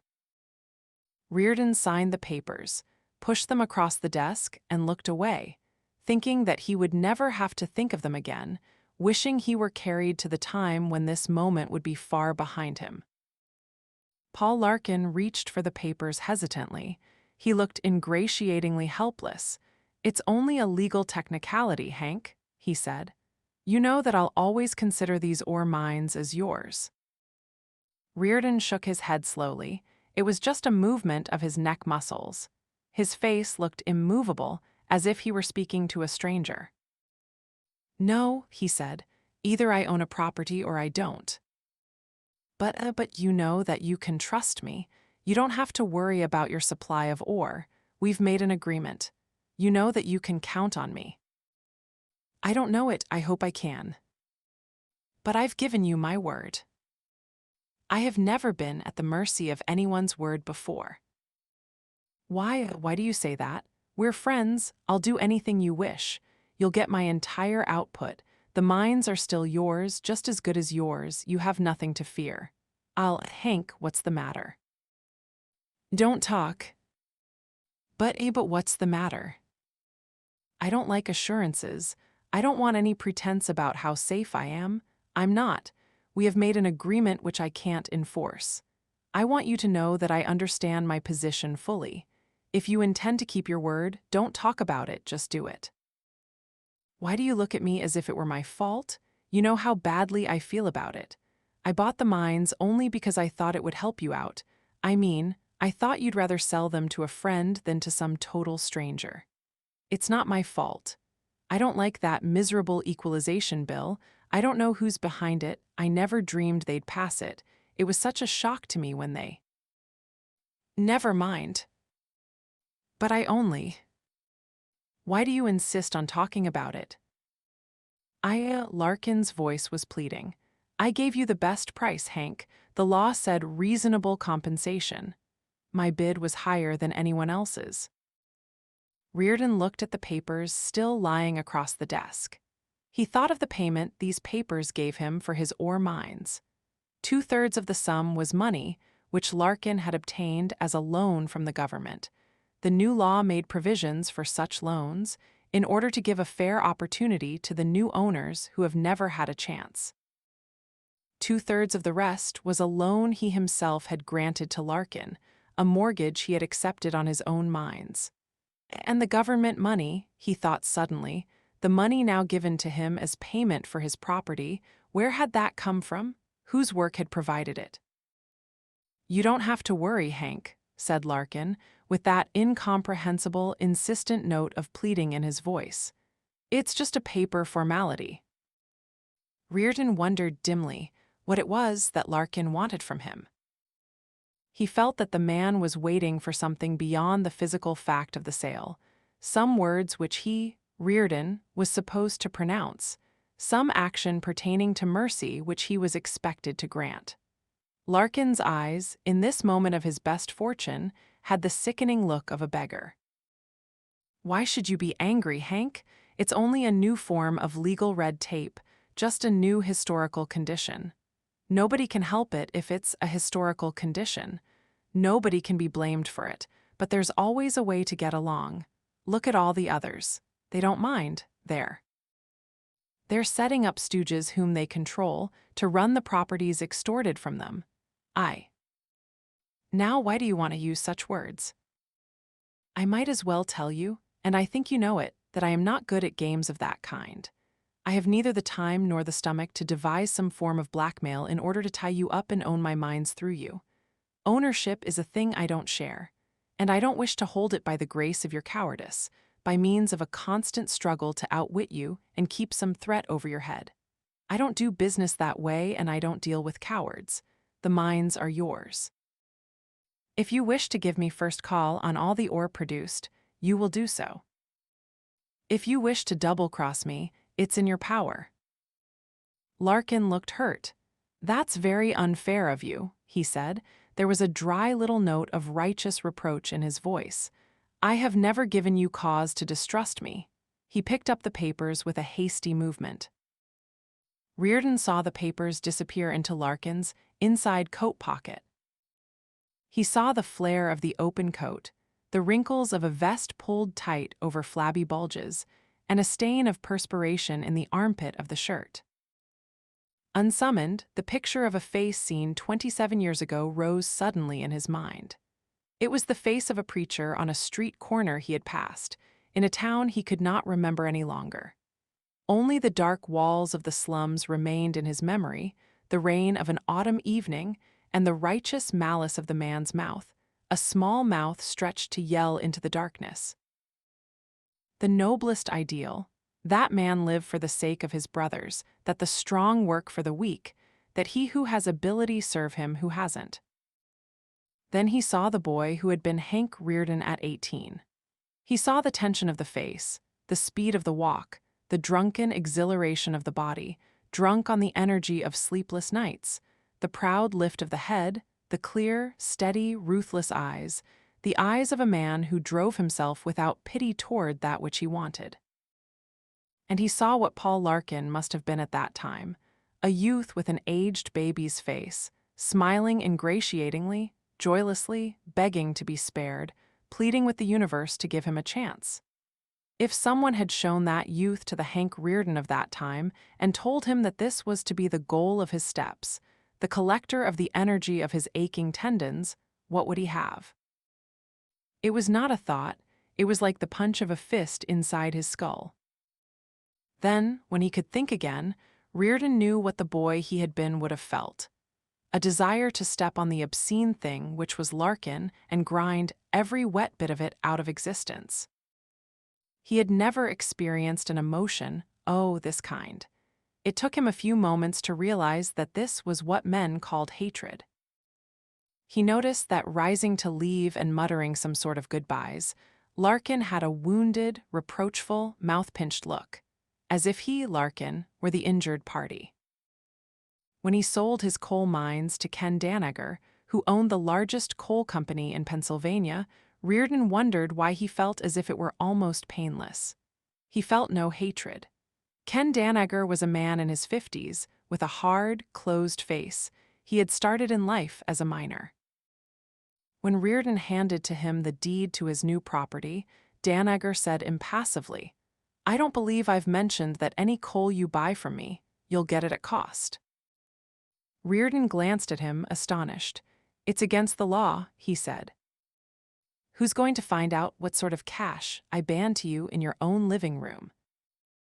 "You're talking about a rebate." "I am."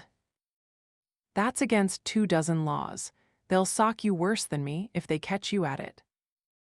"Sure, that's your protection, so you won't be left at the mercy of my goodwill." Reardon smiled. It was a happy smile, but he closed his eyes as under a blow. Then he shook his head. "Thanks," he said, "but I'm not one of them. I don't expect anybody to work for me at cost." "I'm not one of them either," said Danager angrily. "Look here, Reardon, don't you suppose I know what I'm getting unearned? The money doesn't pay you for it, not nowadays. You didn't volunteer to bid to buy my property. I asked you to buy it. I wish there had been somebody like you in the ore business to take over my mines. There wasn't. If you want to do me a favor, don't offer me rebates. Give me a chance to pay you higher prices, higher than anyone else will offer. Sock me anything you wish, just so I'll be first to get the coal. I'll manage my end of it. Only let me have the coal." "You'll have it." Reardon wondered, for a while, why he heard no word from Wesley Mouch. His calls to Washington remained unanswered. Then he received a letter consisting of a single sentence which informed him that Mr. Mouch was resigning from his employ.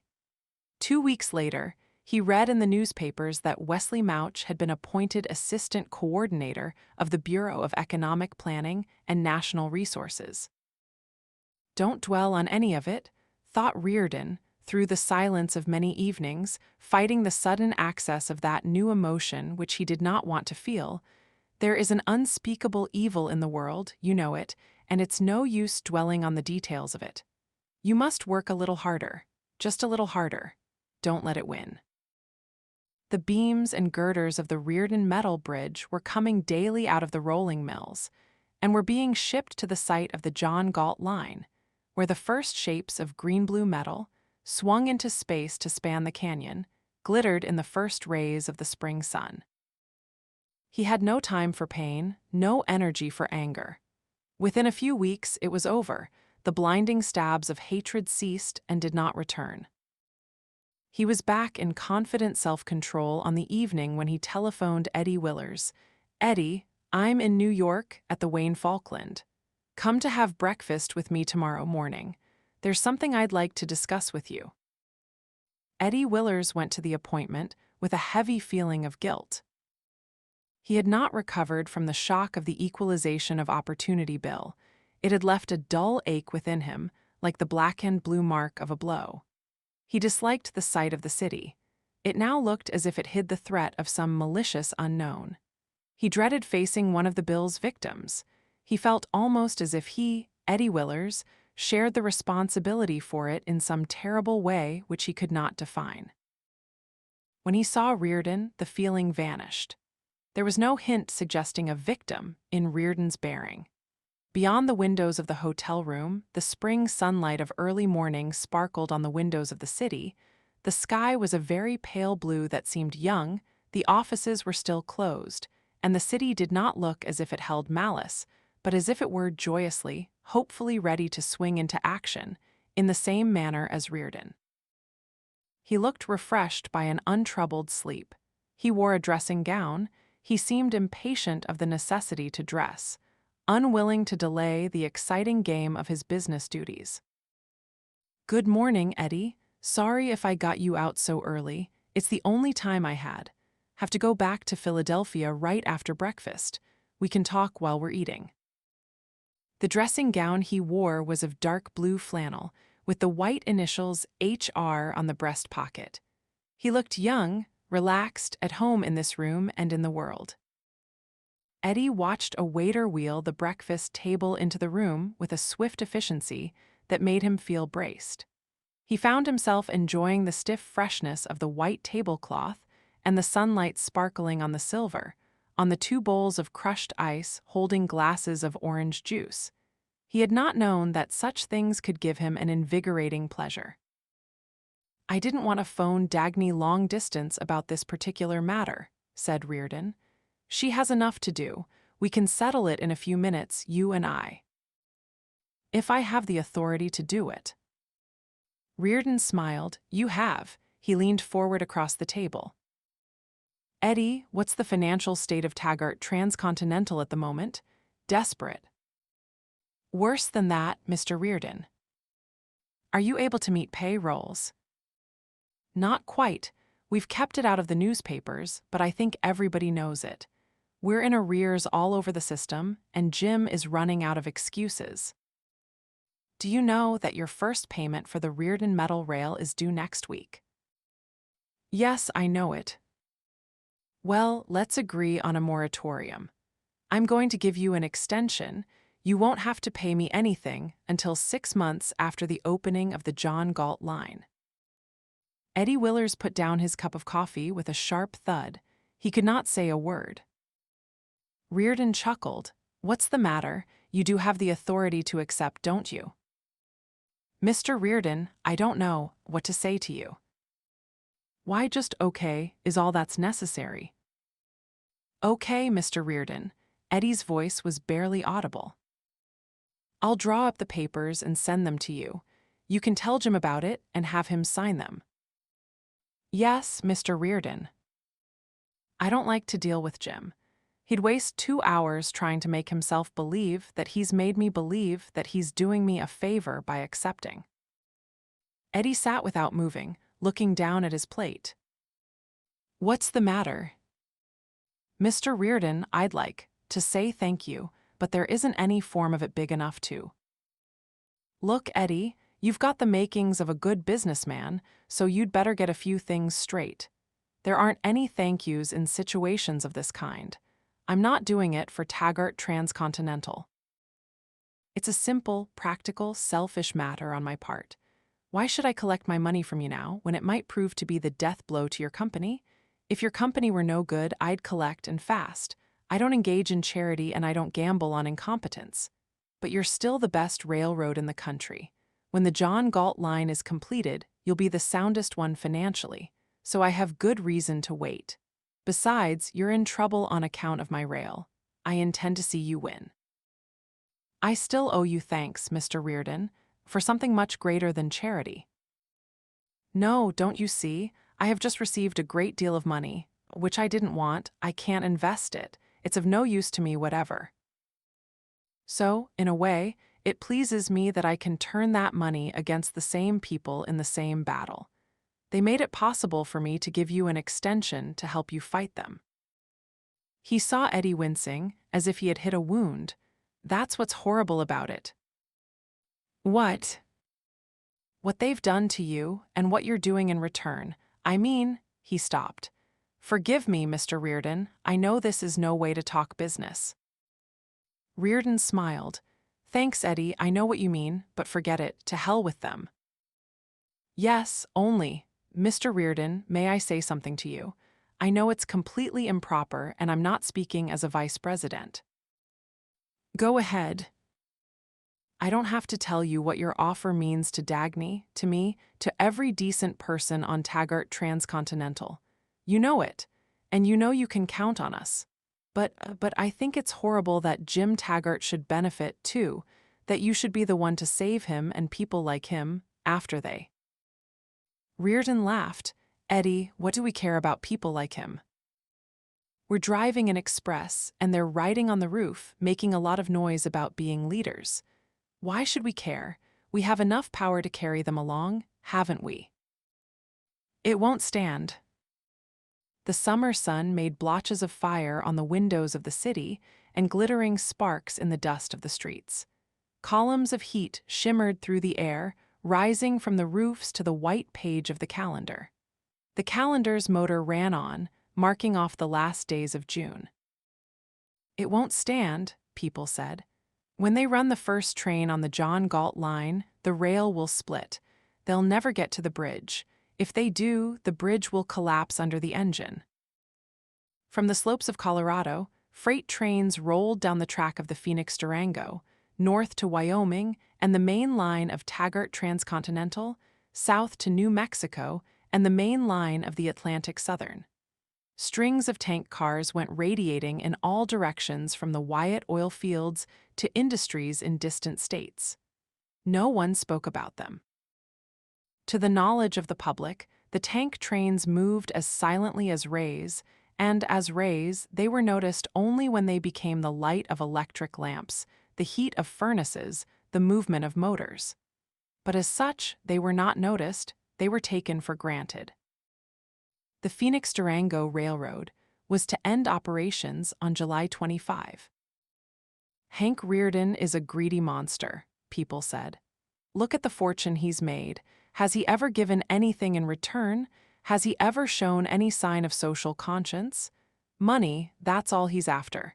He'll do anything for money. What does he care if people lose their lives when his bridge collapses?" "The Taggarts have been a band of vultures for generations," people said. "It's in their blood. Just remember that the founder of that family was Nat Taggart, the most notoriously antisocial scoundrel that ever lived, who bled the country white to squeeze a fortune for himself. You can be sure that a Taggart won't hesitate to risk people's lives in order to make a profit. They bought inferior rail because it's cheaper than steel. What do they care about catastrophes and mangled human bodies after they've collected the fares?" People said it because other people said it. They did not know why it was being said and heard everywhere. They did not give or ask for reasons. Reason, Dr. Pritchett had told them, is the most naive of all superstitions. "The source of public opinion," said Claude Slagenhop in a radio speech. "There is no source of public opinion. It is spontaneously general. It is a reflex of the collective instinct of the collective mind." Orrin Boyle gave an interview to Globe, the news magazine with the largest circulation. The interview was devoted to the subject of the grave social responsibility of metallurgists, stressing the fact that metal performed so many crucial tasks where human lives depended on its quality. "One should not, it seems to me, use human beings as guinea pigs in the launching of a new product," he said. He mentioned no names. "Why, no, I don't say that that bridge will collapse," said the chief metallurgist of Associated Steel on a television program. "I don't say it at all. I just say that if I had any children, I wouldn't let them ride on the first train that's going to cross that bridge. But it's only a personal preference, nothing more, just because I'm overly fond of children." "I don't claim that the Reardon-Taggart contraption will collapse," wrote Bertram Scudder in the future. "Maybe it will and maybe it won't. That's not the important issue. The important issue is, what protection does society have against the arrogance, selfishness, and greed of two unbridled individualists, whose records are conspicuously devoid of any public-spirited actions? These two, apparently, are willing to stake the lives of their fellow men on their own conceited notions about their powers of judgment, against the overwhelming majority opinion of recognized experts.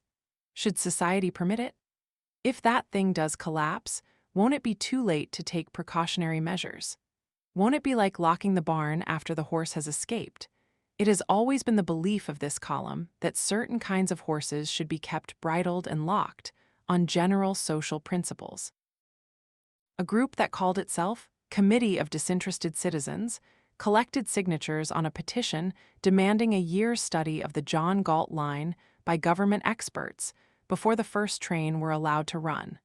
The petition stated that its signers had no motive other than a sense of civic duty.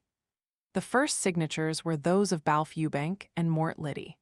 The petition was given a great deal of space and comment in all the newspapers. The consideration it received was respectful because it came from people who were disinterested. No space was given by the newspapers to the progress of the construction of the John Galt line. No reporter was sent to look at the scene. The general policy of the press had been stated by a famous editor 5 years ago. "There are no objective facts," he had said. "Every report on facts is only somebody's opinion. It is, therefore, useless to write about facts." A few businessmen thought that one should think about the possibility that there might be commercial value in Reardon metal. They undertook a survey of the question.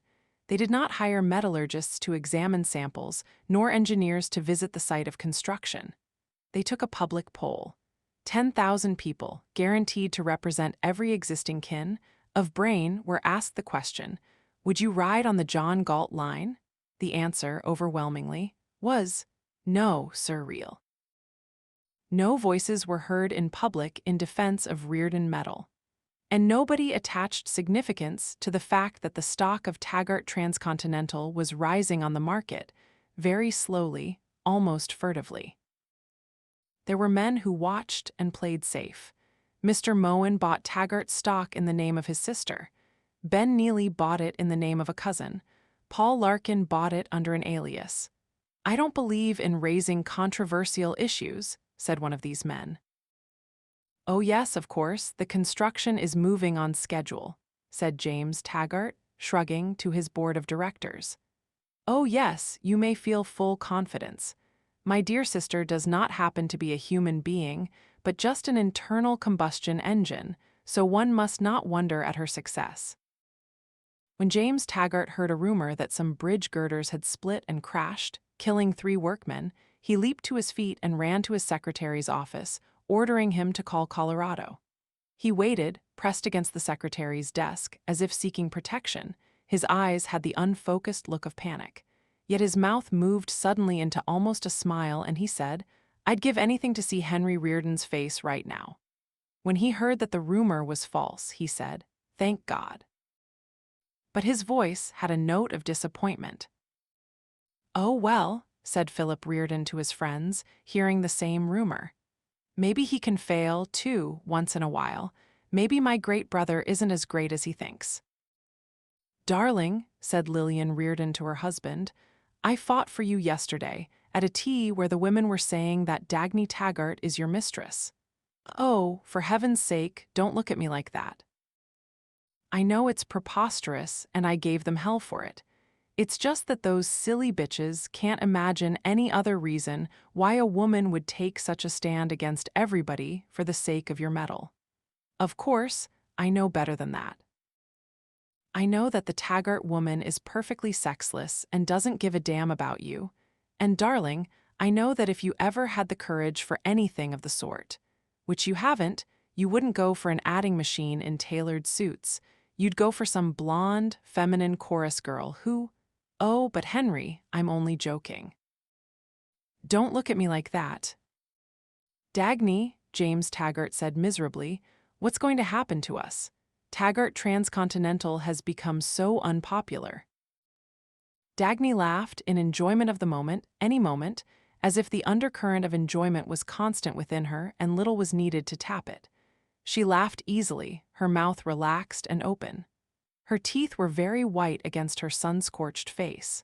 Her eyes had the look, acquired in open country, of being set for great distances. On her last few visits to New York, he had noticed that she looked at him as if she did not see him. "What are we going to do? The public is so overwhelmingly against us." "Jim, do you remember the story they tell about Nat Taggart? He said that he envied only one of his competitors, the one who said the public be damned. He wished he had said it." In the summer days and in the heavy stillness of the evenings of the city, there were moments when a lonely man or woman, on a park bench, on a street corner at an open window, would see in a newspaper a brief mention of the progress of the John Galt line, and would look at the city with a sudden stab of hope. They were the very young, who felt that it was the kind of event they longed to see happening in the world, or the very old, who had seen a world in which such events did happen. They did not care about railroads, they knew nothing about business, They knew only that someone was fighting against great odds and winning.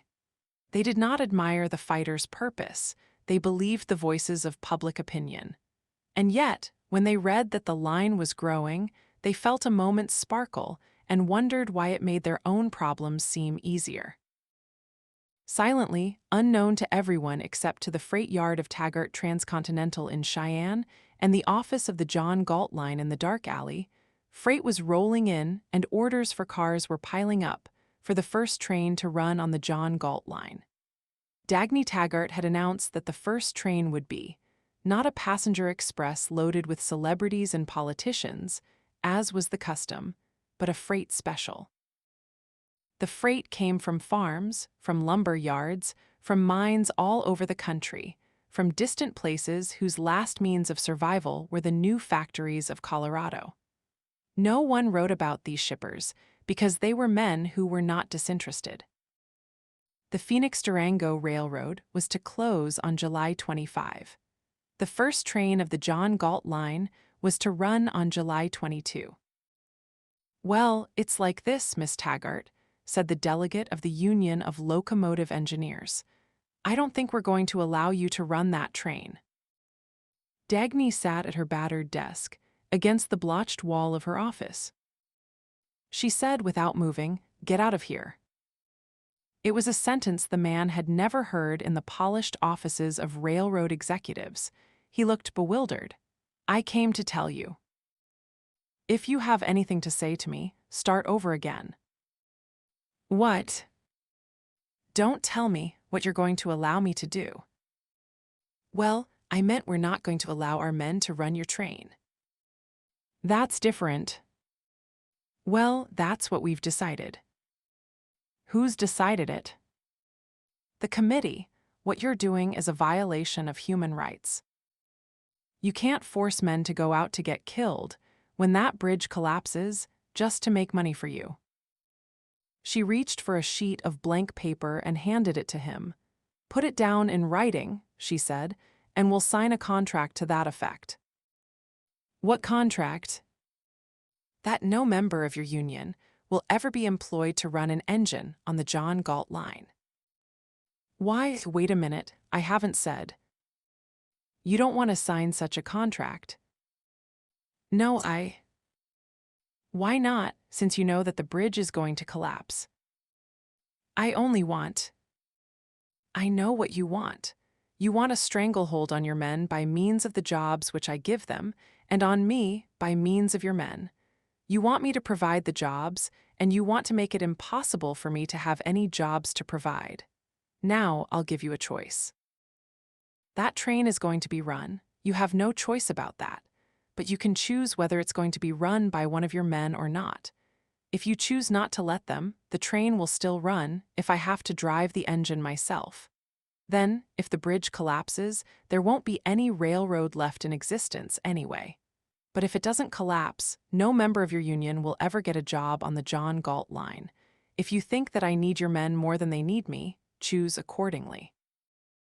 If you know that I can run an engine, but they can't build a railroad, choose according to that. Now are you going to forbid your men to run that train?" "I didn't say we'd forbid it. I haven't said anything about forbidding." But you can't force men to risk their lives on something nobody's ever tried before." "I'm not going to force anyone to take that run." "What are you going to do?" "I'm going to ask for a volunteer." "And if none of them volunteers?" "Then it will be my problem, not yours."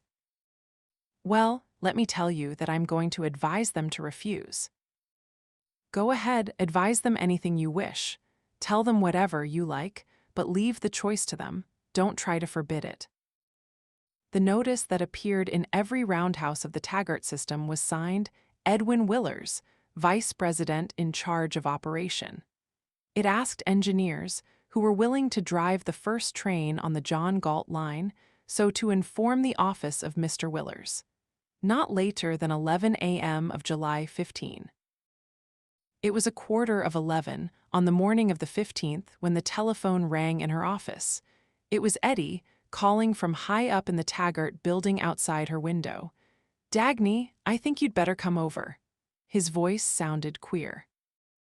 She hurried across the street, then down the marble-floored halls, to the door that still carried the name Dagny Taggart on its glass panel. She pulled the door open. The anteroom of the office was full. Men stood jammed among the desks, against the walls.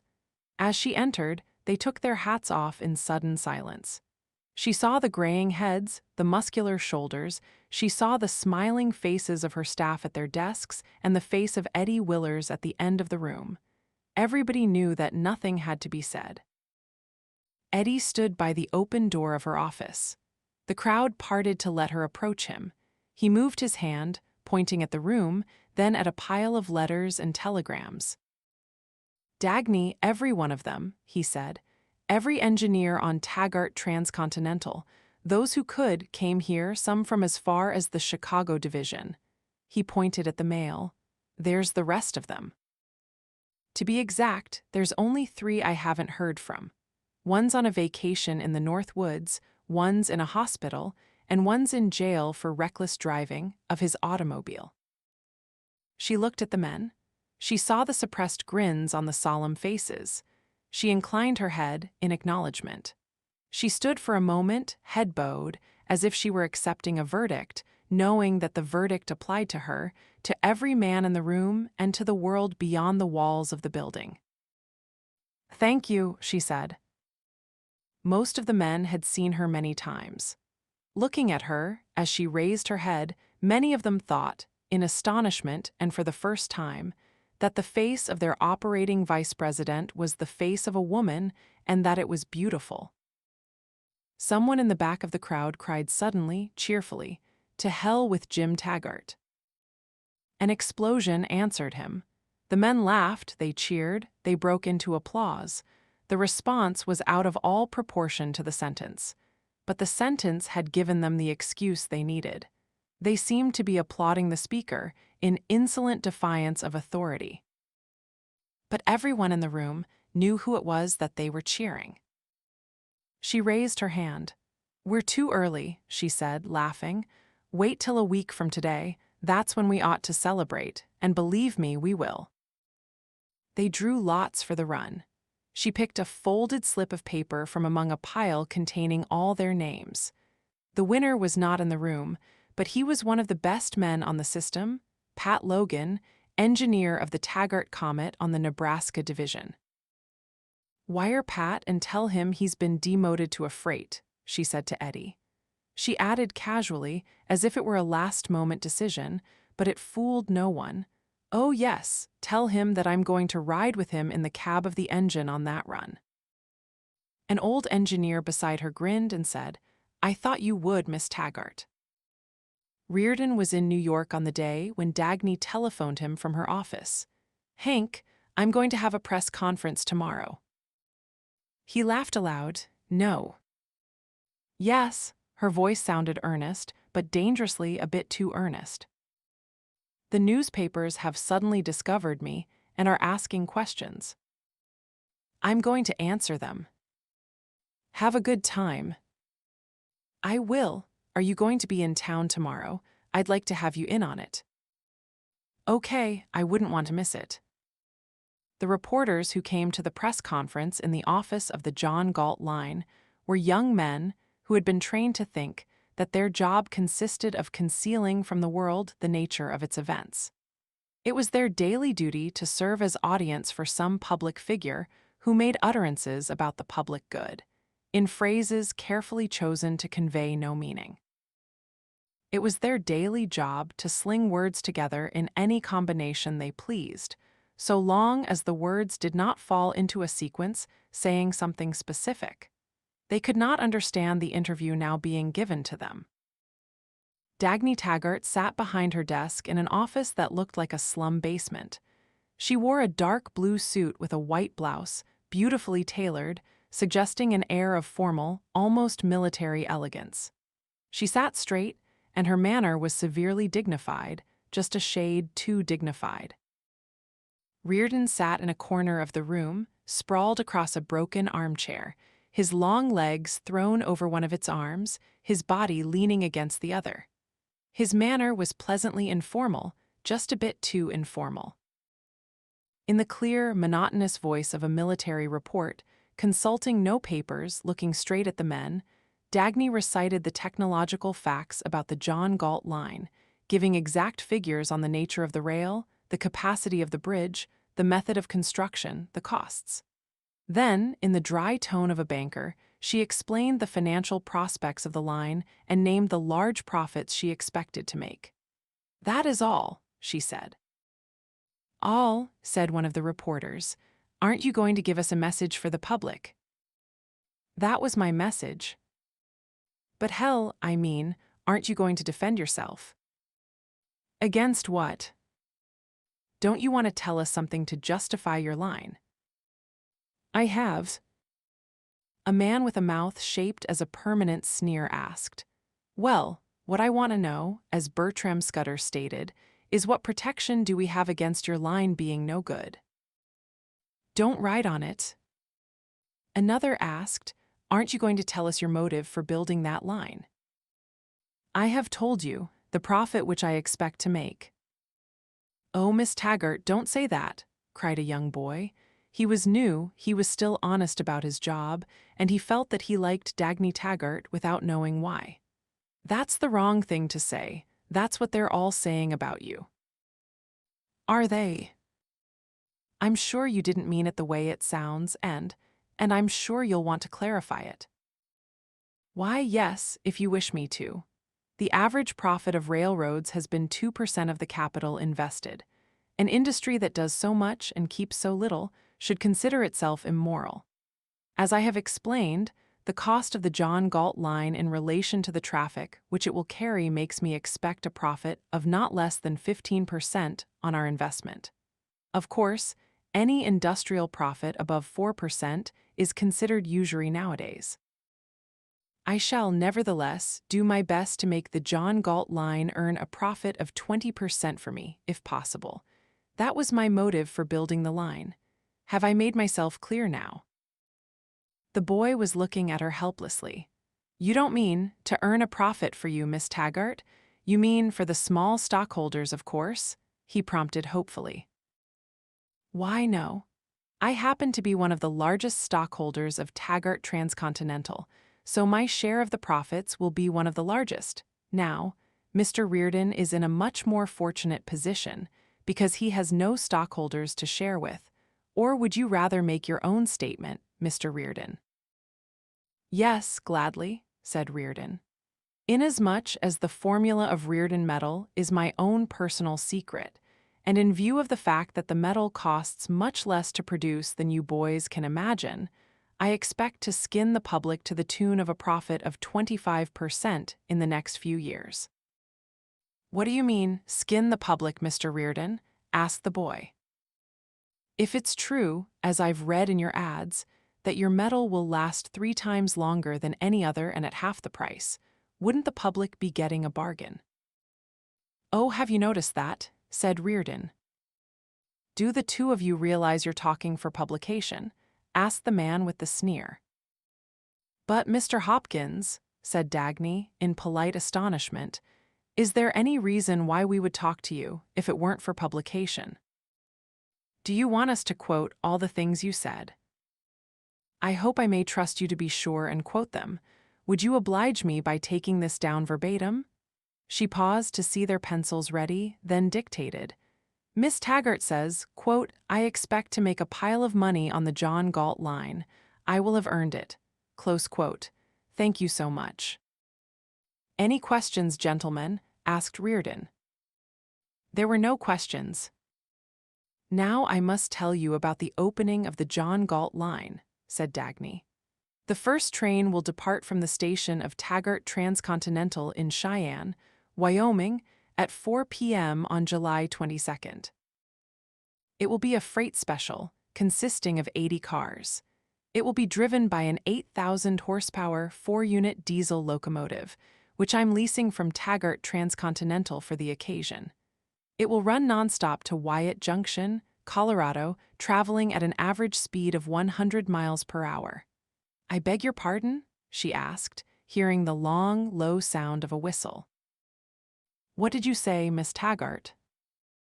"I said 100 miles per hour, grades, curves, and all."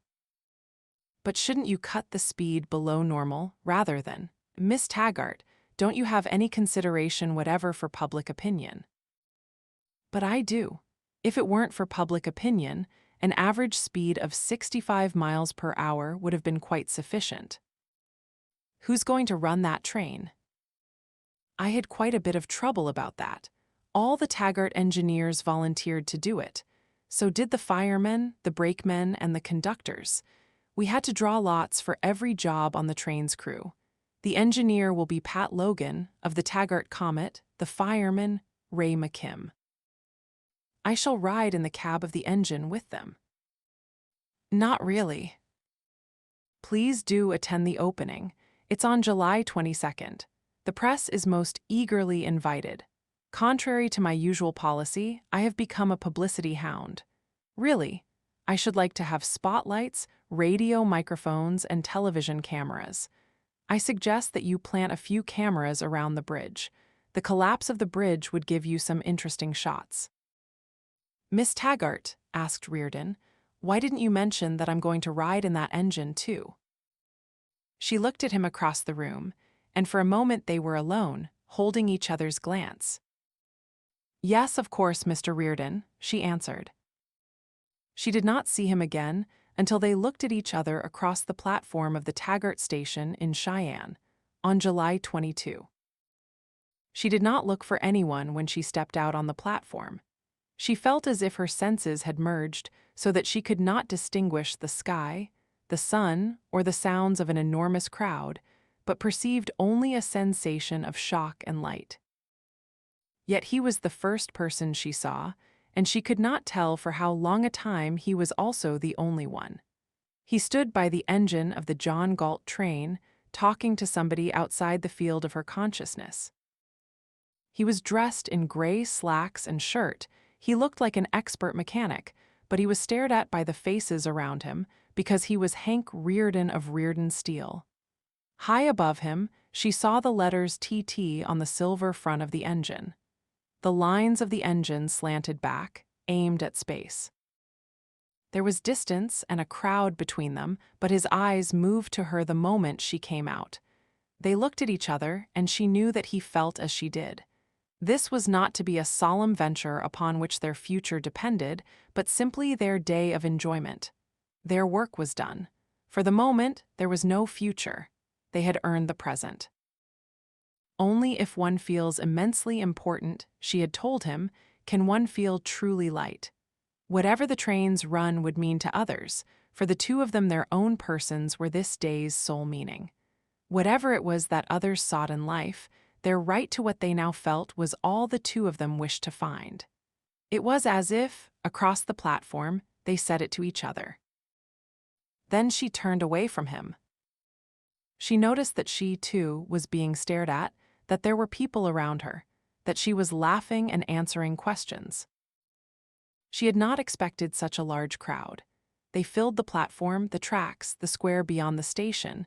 They were on the roofs of the boxcars on the sidings, at the windows of every house in sight. Something had drawn them here, something in the air which, at the last moment, had made James Taggart want to attend the opening of the John Galt line. She had forbidden it. "If you come, Jim," she had said, "I'll have you thrown out of your own Taggart station. This is one event you're not going to see." Then she had chosen Eddie Willers to represent Taggart Transcontinental at the opening. She looked at the crowd, and she felt, simultaneously, astonishment that they should stare at her. When this event was so personally her own that no communication about it was possible, and a sense of fitness that they should be here, that they should want to see it, because the sight of an achievement was the greatest gift a human being could offer to others. She felt no anger toward anyone on earth. The things she had endured had now receded into some outer fog, like pain that still exists, but has no power to hurt. Those things could not stand in the face of this moment's reality. The meaning of this day was as brilliantly, violently clear as the splashes of sun on the silver of the engine. All men had to perceive it now. No one could doubt it, and she had no one to hate. Eddie Willers was watching her. He stood on the platform, surrounded by Taggart executives, division heads, civic leaders, and the various local officials who had been out-argued, bribed, or threatened to obtain permits to run a train through town zones at 100 miles an hour. For once, for this day and event, his title of vice president was real to him, and he carried it well. But while he spoke to those around him, his eyes kept following Dagny through the crowd. She was dressed in blue slacks and shirt. She was unconscious of official duties. She had left them to him. The train was now her sole concern, as if she were only a member of its crew. She saw him, she approached, and she shook his hand. Her smile was like a summation of all the things they did not have to say. "Well, Eddie, you're Taggart Transcontinental now." "Yes," he said solemnly, his voice low. There were reporters asking questions, and they dragged her away from him. They were asking him questions, too. "Mr. Willers, what is the policy of Taggart Transcontinental in regard to this line?"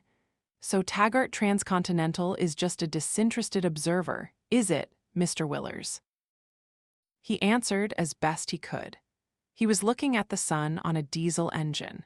But what he was seeing was the sun in a clearing of the woods and a 12-year-old girl telling him that he would help her run the railroad someday. He watched from a distance while the train's crew was lined up in front of the engine to face a firing squad of cameras.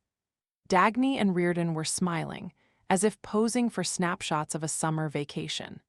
Pat Logan, the engineer, a short, sinewy man with graying hair and a contemptuously inscrutable face, posed in a manner of amused indifference. Ray McKim, the fireman, a husky young giant, grinned with an air of embarrassment and superiority together. The rest of the crew looked as if they were about to wink at the cameras. A photographer said, laughing, "Can't you people look doomed, please? I know that's what the editor wants." Dagny and Reardon were answering questions for the press. There was no mockery in their answers now, no bitterness. They were enjoying it. They spoke as if the questions were asked in good faith. Irresistibly, at some point which no one noticed, this became true. "What do you expect to happen on this run?" a reporter asked one of the brakemen. "Do you think you'll get there?" "I think we'll get there," said the brakeman, "and so do you, brother." "Mr. Logan, do you have any children? Did you take out any extra insurance? I'm just thinking of the bridge, you know." "Don't cross that bridge till I come to it," Pat Logan answered contemptuously. "Mr. Reardon, how do you know that your rail will hold?" "The man who taught people to make a printing press," said Reardon. "How did he know it?" "Tell me, Miss Taggart, what's going to support a 7,000-ton train on a 3,000-ton bridge?" "My judgment," she answered. The men of the press, who despised their own profession, did not know why they were enjoying it today. One of them, a young man with years of notorious success behind him and a cynical look of twice his age, said suddenly, "I know what I'd like to be. I wish I could be a man who covers news." The hands of the clock on the station building stood at 3:45. The crew started off toward the caboose at the distant end of the train. The movement and noise of the crowd were subsiding. Without conscious intention, people were beginning to stand still.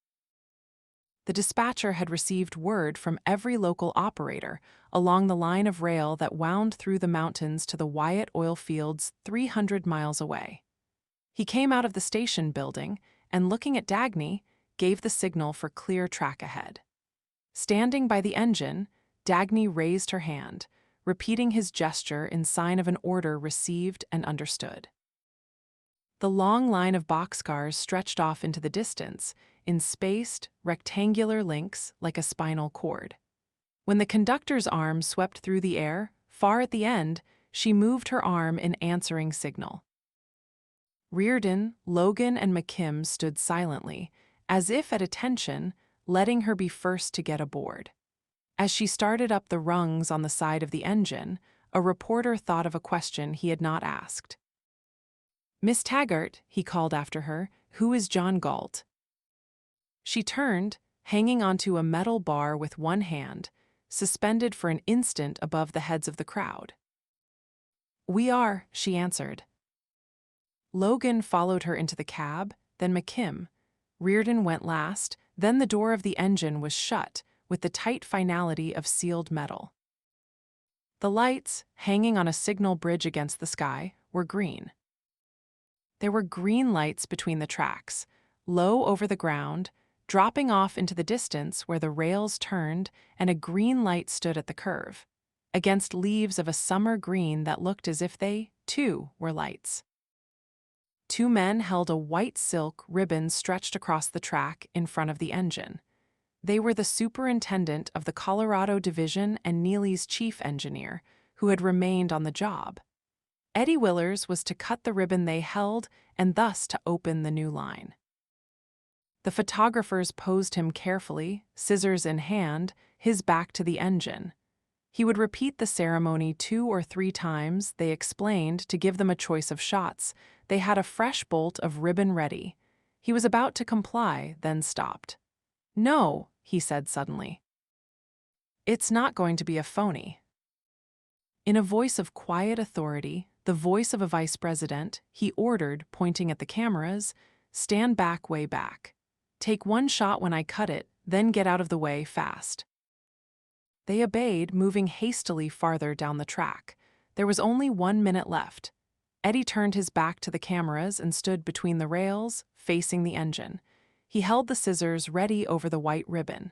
He took his hat off and tossed it aside. He was looking up at the engine. A faint wind stirred his blonde hair. The engine was a great silver shield bearing the emblem of Nat Taggart. Eddie Willers raised his hand as the hand of the station clock reached the instant of 4. "Open her up, Pat," he called. In the moment when the engine started forward, he cut the white ribbon and leaped out of the way.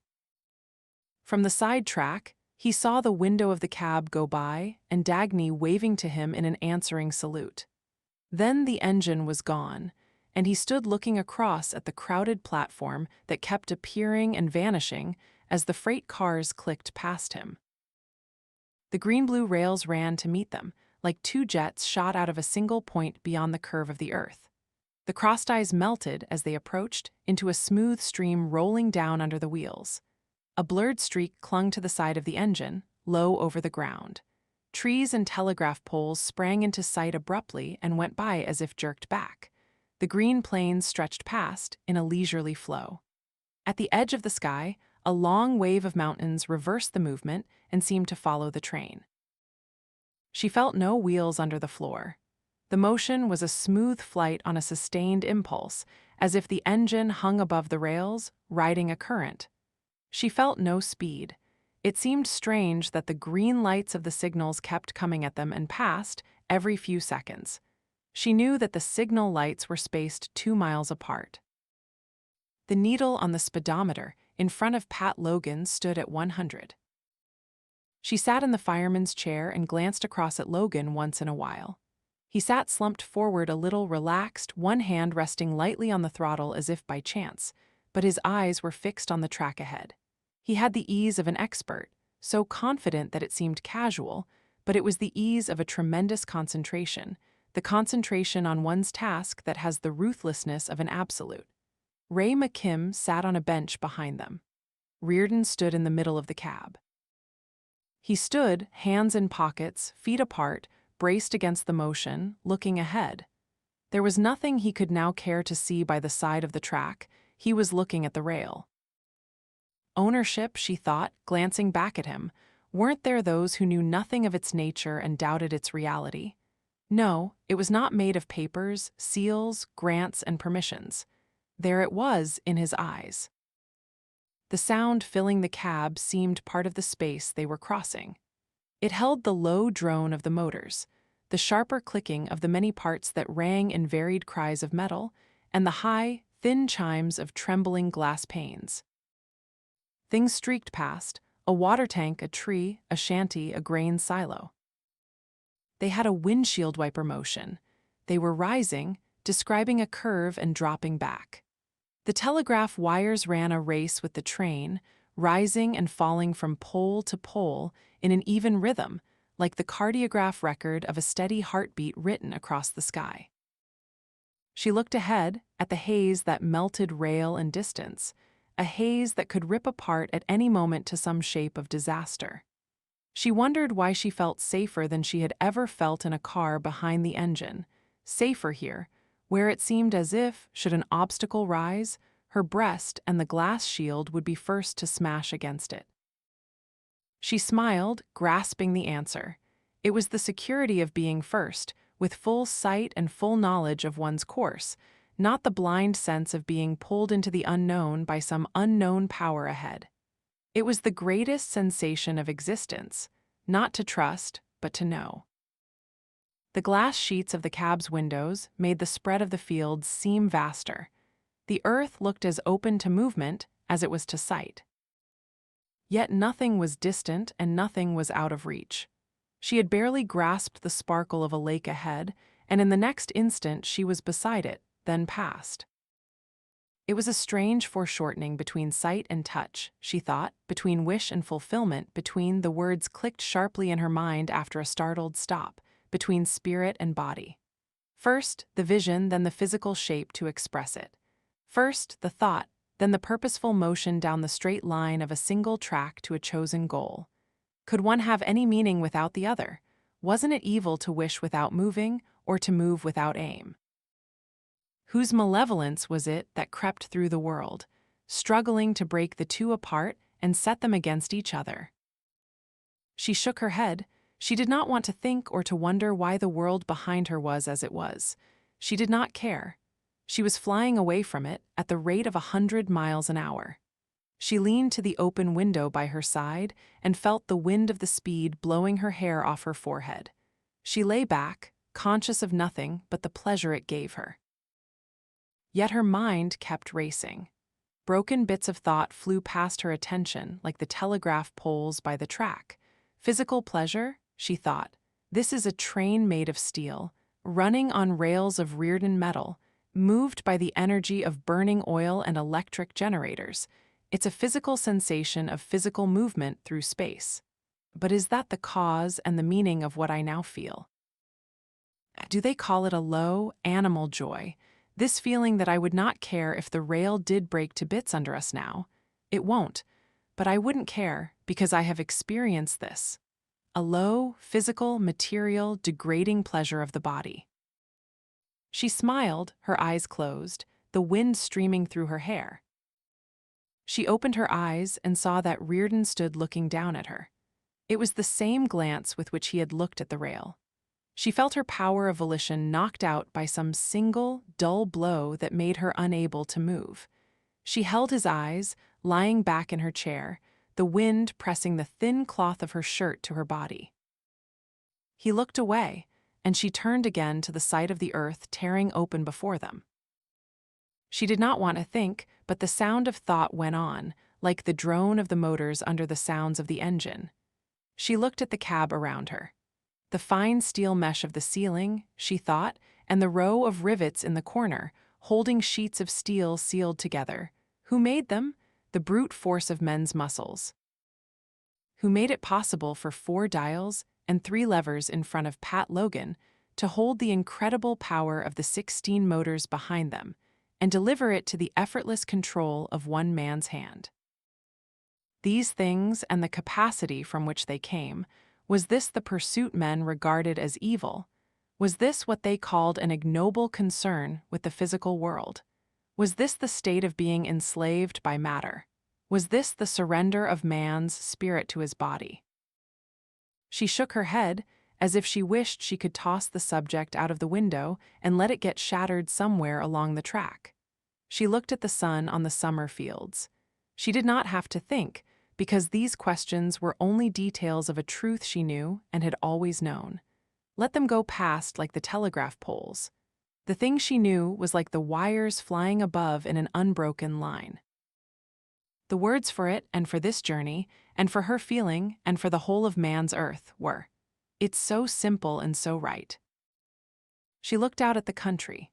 She had been aware for some time of the human figures that flashed with an odd regularity at the side of the track. But they went by so fast that she could not grasp their meaning until, like the squares of a movie film, brief flashes blended into a whole and she understood it. She had had the track guarded since its completion, but she had not hired the human chain she saw strung out along the right-of-way. A solitary figure stood at every mile post. Some were young schoolboys, others were so old that the silhouettes of their bodies looked bent against the sky. All of them were armed with anything they had found, from costly rifles to ancient muskets. All of them wore railroad caps. They were the sons of Taggart employees and old railroad men who had retired after a full lifetime of Taggart service. They had come, unsummoned, to guard this train. As the engine went past him, every man in his turn stood erect, at attention, and raised his gun in a military salute. When she grasped it, she burst out laughing, suddenly, with the abruptness of a cry. She laughed, shaking like a child. It sounded like sobs of deliverance. Pat Logan nodded to her with a faint smile. He had noted the guard of honor long ago. She leaned to the open window, and her arms swept in wide curves of triumph, waving to the men by the track. On the crest of a distant hill, she saw a crowd of people, their arms swinging against the sky. The gray houses of a village were scattered through a valley below, as if dropped there once and forgotten. The roof lines slanted, sagging, and the years had washed away the color of the walls. Perhaps generations had lived there, with nothing to mark the passage of their days but the movement of the sun from east to west. Now, these men had climbed the hill to see a silver-headed comet cut through their plains like the sound of a bugle, through a long wait of silence. As houses began to come more frequently, closer to the track, she saw people at the windows, on the porches, on distant roofs.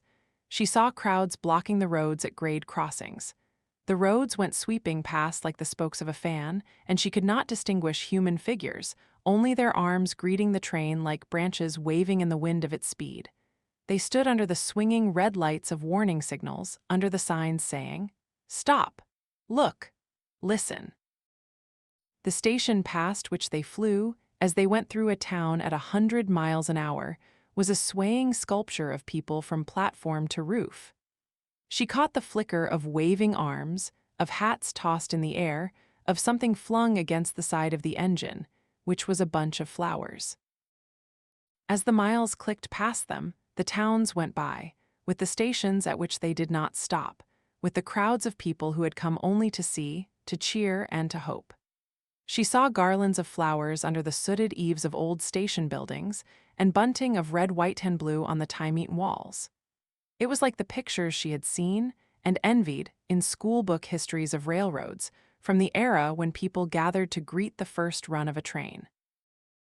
It was like the age when Nat Taggart moved across the country, and the stops along his way were marked by men eager for the sight of achievement. That age, she had thought, was gone. Generations had passed, with no event to greet anywhere, with nothing to see but the cracks lengthening year by year on the walls built by Nat Taggart. Yet men came again, as they had come in his time, drawn by the same response. She glanced at Reardon. He stood against the wall, unaware of the crowds, indifferent to admiration. He was watching the performance of track and train with an expert's intensity of professional interest. His bearing suggested that he would kick aside, as irrelevant, any thought such as "they like it," when the thought ringing in his mind was "it works." His tall figure in the single gray of slacks and shirt looked as if his body were stripped for action. The slacks stressed the long lines of his legs, the light, firm posture of standing without effort or being ready to swing forward at an instant's notice. The short sleeves stressed the gaunt strength of his arms. The open shirt bared the tight skin of his chest. She turned away, realizing suddenly that she had been glancing back at him too often. But this day had no ties to past or future. Her thoughts were cut off from implications. She saw no further meaning, only the immediate intensity of the feeling that she was imprisoned with him, sealed together in the same cube of air. The closeness of his presence underscoring her awareness of this day, as his rails underscored the flight of the train. She turned deliberately and glanced back. He was looking at her. He did not turn away, but held her glance, coldly and with full intention. She smiled defiantly, not letting herself know the full meaning of her smile, knowing only that it was the sharpest blow she could strike at his inflexible face. She felt a sudden desire to see him trembling, to tear a cry out of him. She turned her head away, slowly, feeling a reckless amusement, wondering why she found it difficult to breathe. She sat leaning back in her chair, looking ahead, knowing that he was as aware of her as she was of him. She found pleasure in the special self-consciousness it gave her. When she crossed her legs, when she leaned on her arm against the window sill, when she brushed her hair off her forehead, every movement of her body was underscored by a feeling the unadmitted words for which were, "Is he seeing it?" The towns had been left behind. The track was rising through a country, growing more grimly reluctant to permit approach. The rails kept vanishing behind curves, and the ridges of hills kept moving closer, as if the plains were being folded into pleats. The flat stone shelves of Colorado were advancing to the edge of the track, and the distant reaches of the sky were shrinking into waves of bluish mountains. Far ahead, they saw a mist of smoke over factory chimneys, then the web of a power station and the lone needle of a steel structure. They were approaching Denver. She glanced at Pat Logan. He was leaning forward a little farther. She saw a slight tightening in the fingers of his hand and in his eyes. He knew, as she did, the danger of crossing a city at the speed they were traveling. It was a succession of minutes, but it hit them as a single whole. First, they saw the lone shapes, which were factories, rolling across their window panes. Then the shapes fused into the blur of streets. Then a delta of rails spread out before them, like the mouth of a funnel sucking them into the Taggart station, with nothing to protect them but the small green beads of lights scattered over the ground. From the height of the cab, they saw boxcars on sidings streak past as flat ribbons of rooftops. The black hole of the train shed flew at their faces.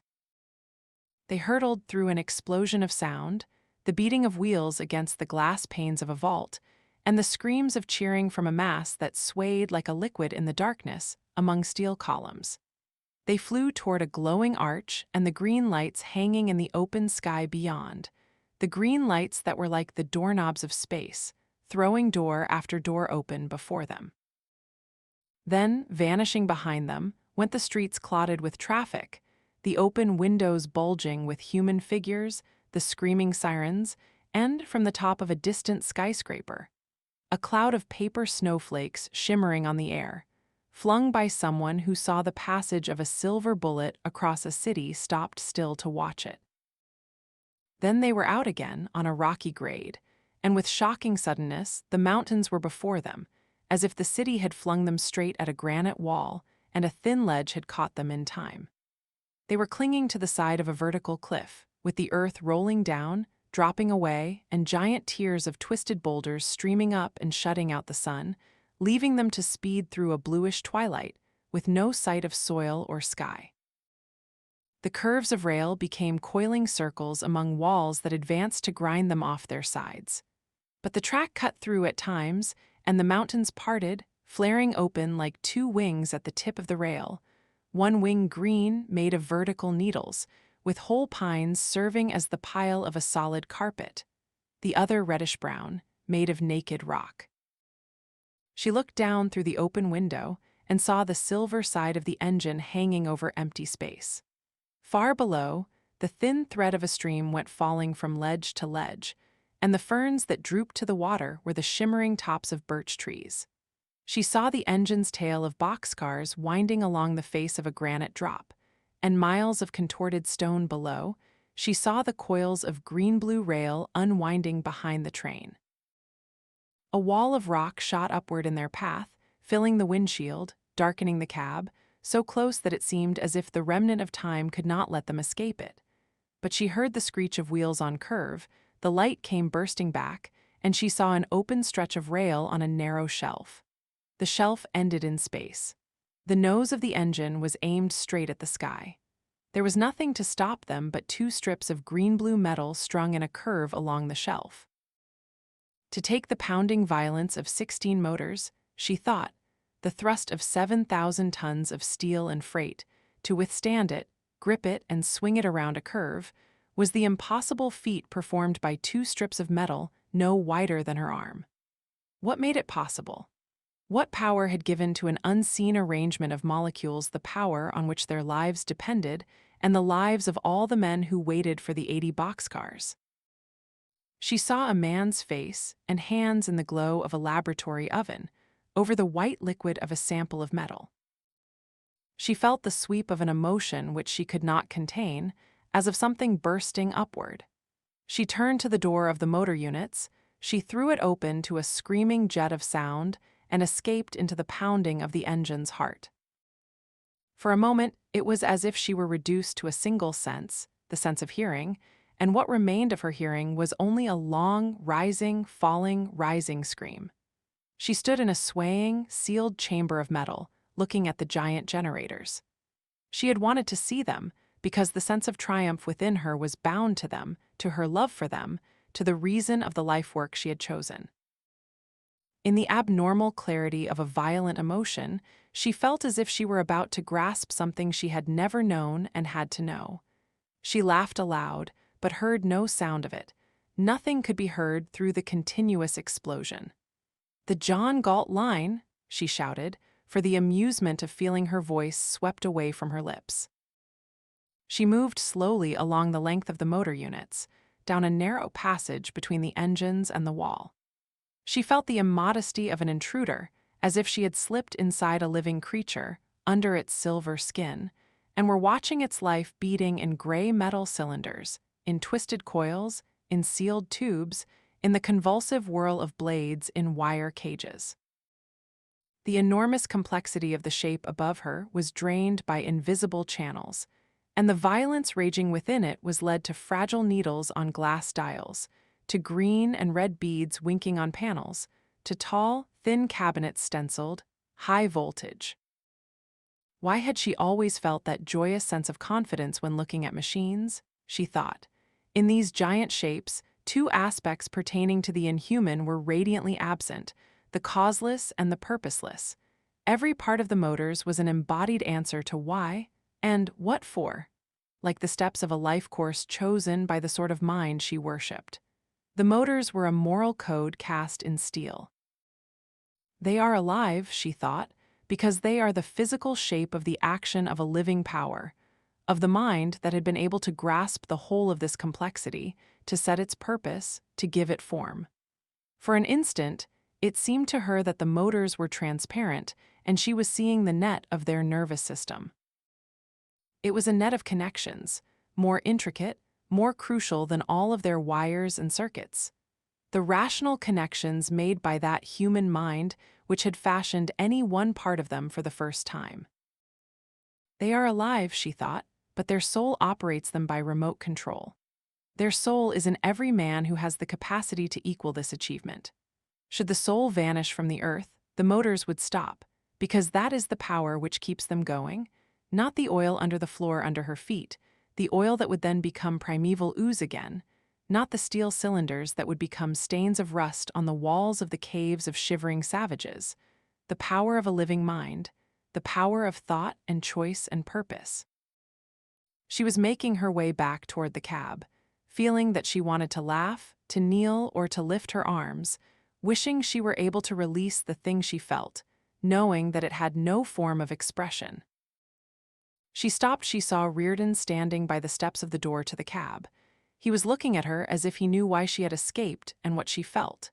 They stood still, their bodies becoming a glance that met across a narrow passage. The beating within her was one with the beating of the motors, and she felt as if both came from him. The pounding rhythm wiped out her will. They went back to the cab, silently, knowing that there had been a moment which was not to be mentioned between them. The cliffs ahead were a bright, liquid gold. Strips of shadow were lengthening in the valleys below. The sun was descending to the peaks in the west. They were going west and up, toward the sun. The sky had deepened to the greenish blue of the rails when they saw smokestacks in a distant valley. It was one of Colorado's new towns, the towns that had grown like a radiation from the Wyatt oil fields. She saw the angular lines of modern houses, flat roofs, great sheets of windows. It was too far to distinguish people. In the moment when she thought that they would not be watching the train at that distance, a rocket shot out from among the buildings, rose high above the town and broke as a fountain of gold stars against the darkening sky. Men whom she could not see were seeing the streak of the train on the side of the mountain and were sending a salute, a lonely plume of fire in the dusk, the symbol of celebration or of a call for help. Beyond the next turn, in a sudden view of distance, she saw two dots of electric light, white and red, low in the sky. They were not airplanes. She saw the cones of metal girders supporting them, and in the moment when she knew that they were the derricks of Wyatt Oil, she saw that the track was sweeping downward, that the earth flared open, as if the mountains were flung apart.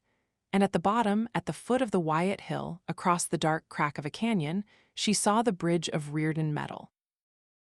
They were flying down. She forgot the careful grading, the great curves of the gradual descent.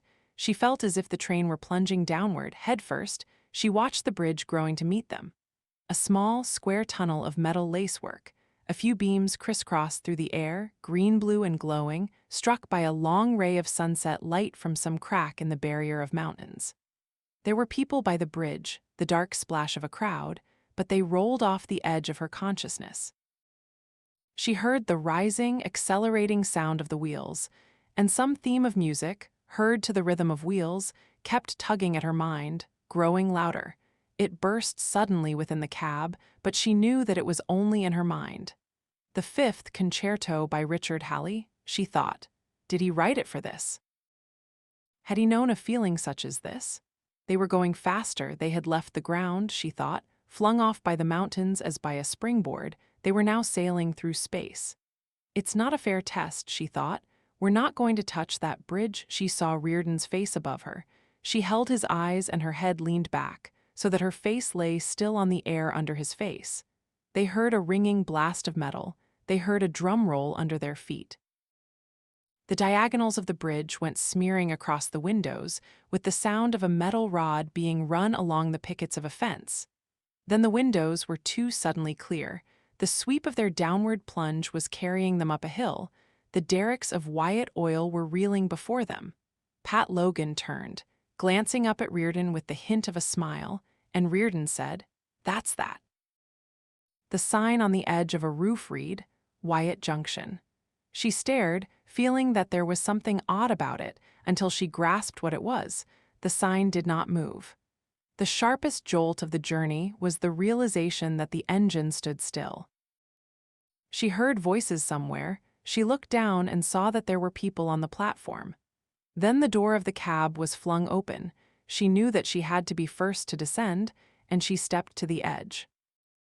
For the flash of an instant, she felt the slenderness of her own body, the lightness of standing full figure in a current of open air. She gripped the metal bars and started down the ladder. She was halfway down when she felt the palms of a man's hands slam tight against her ribs and waistline. She was torn off the steps, swung through the air, and deposited on the ground. She could not believe that the young boy laughing in her face was Ellis Wyatt.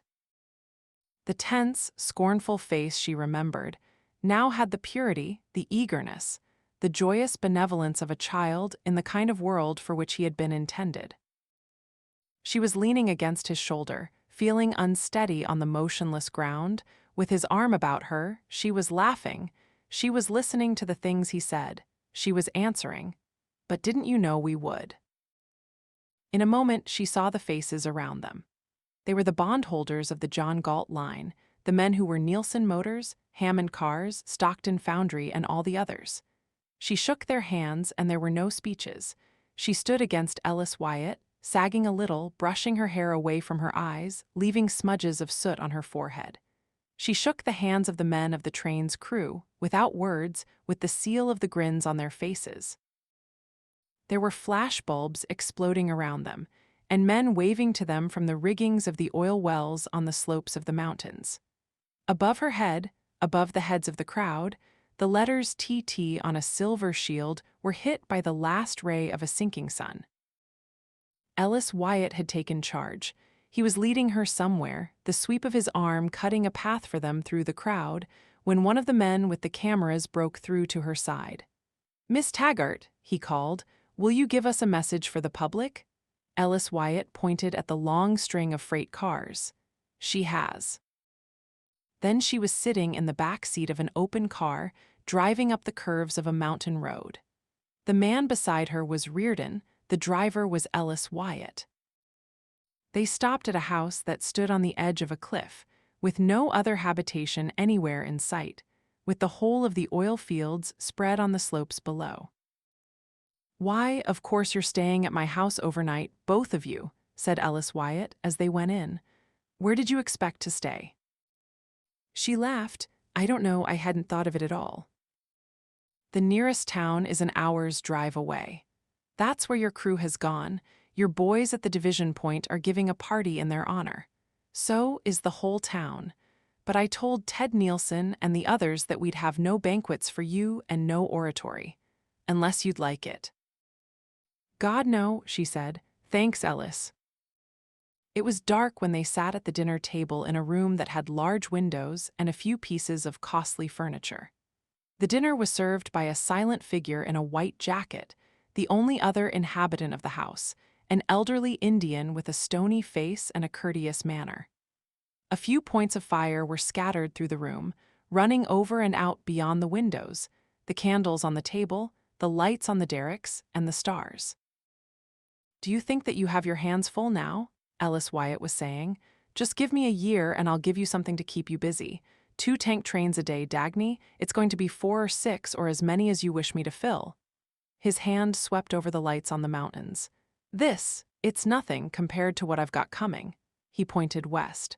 "The Buena Esperanza Pass, 5 miles from here. Everybody's wondering what I'm doing with it. Oil shale." How many years ago was it that they gave up trying to get oil from shale because it was too expensive? Well, wait till you see the process I've developed.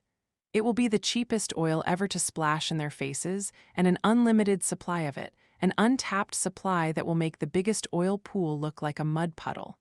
Did I order a pipeline? Hank, you and I will have to build pipelines in all directions too. Oh, I beg your pardon. I don't believe I introduced myself when I spoke to you at the station. I haven't even told you my name." Reardon grinned. "I've guessed it by now." "I'm sorry, I don't like to be careless, but I was too excited." "What were you excited about?" asked Dagny, her eyes narrowed in mockery.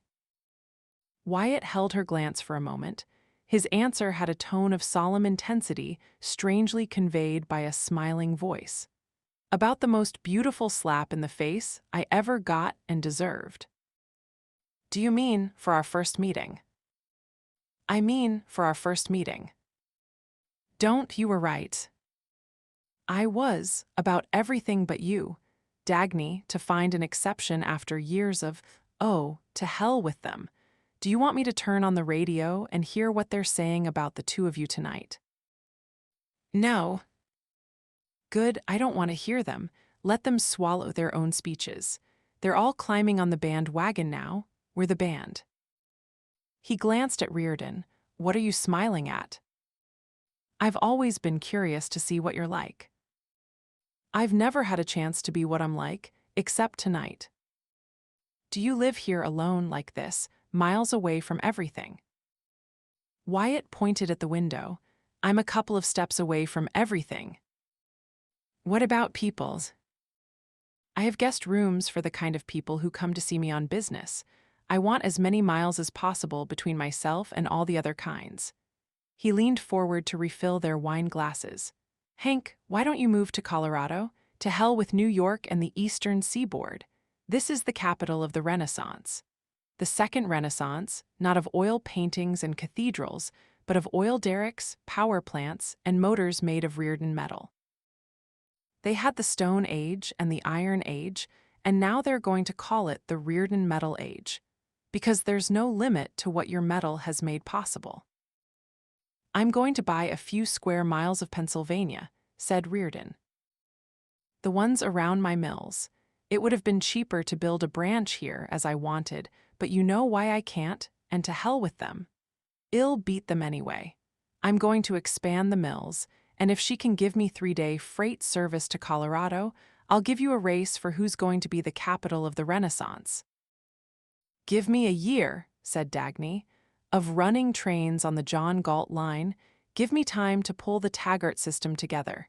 And I'll give you 3-day freight service across the continent, on a Reardon metal track from ocean to ocean." "Who was it that said he needed a fulcrum?" said Ellis Wyatt. "Give me an unobstructed right-of-way, and I'll show them how to move the earth."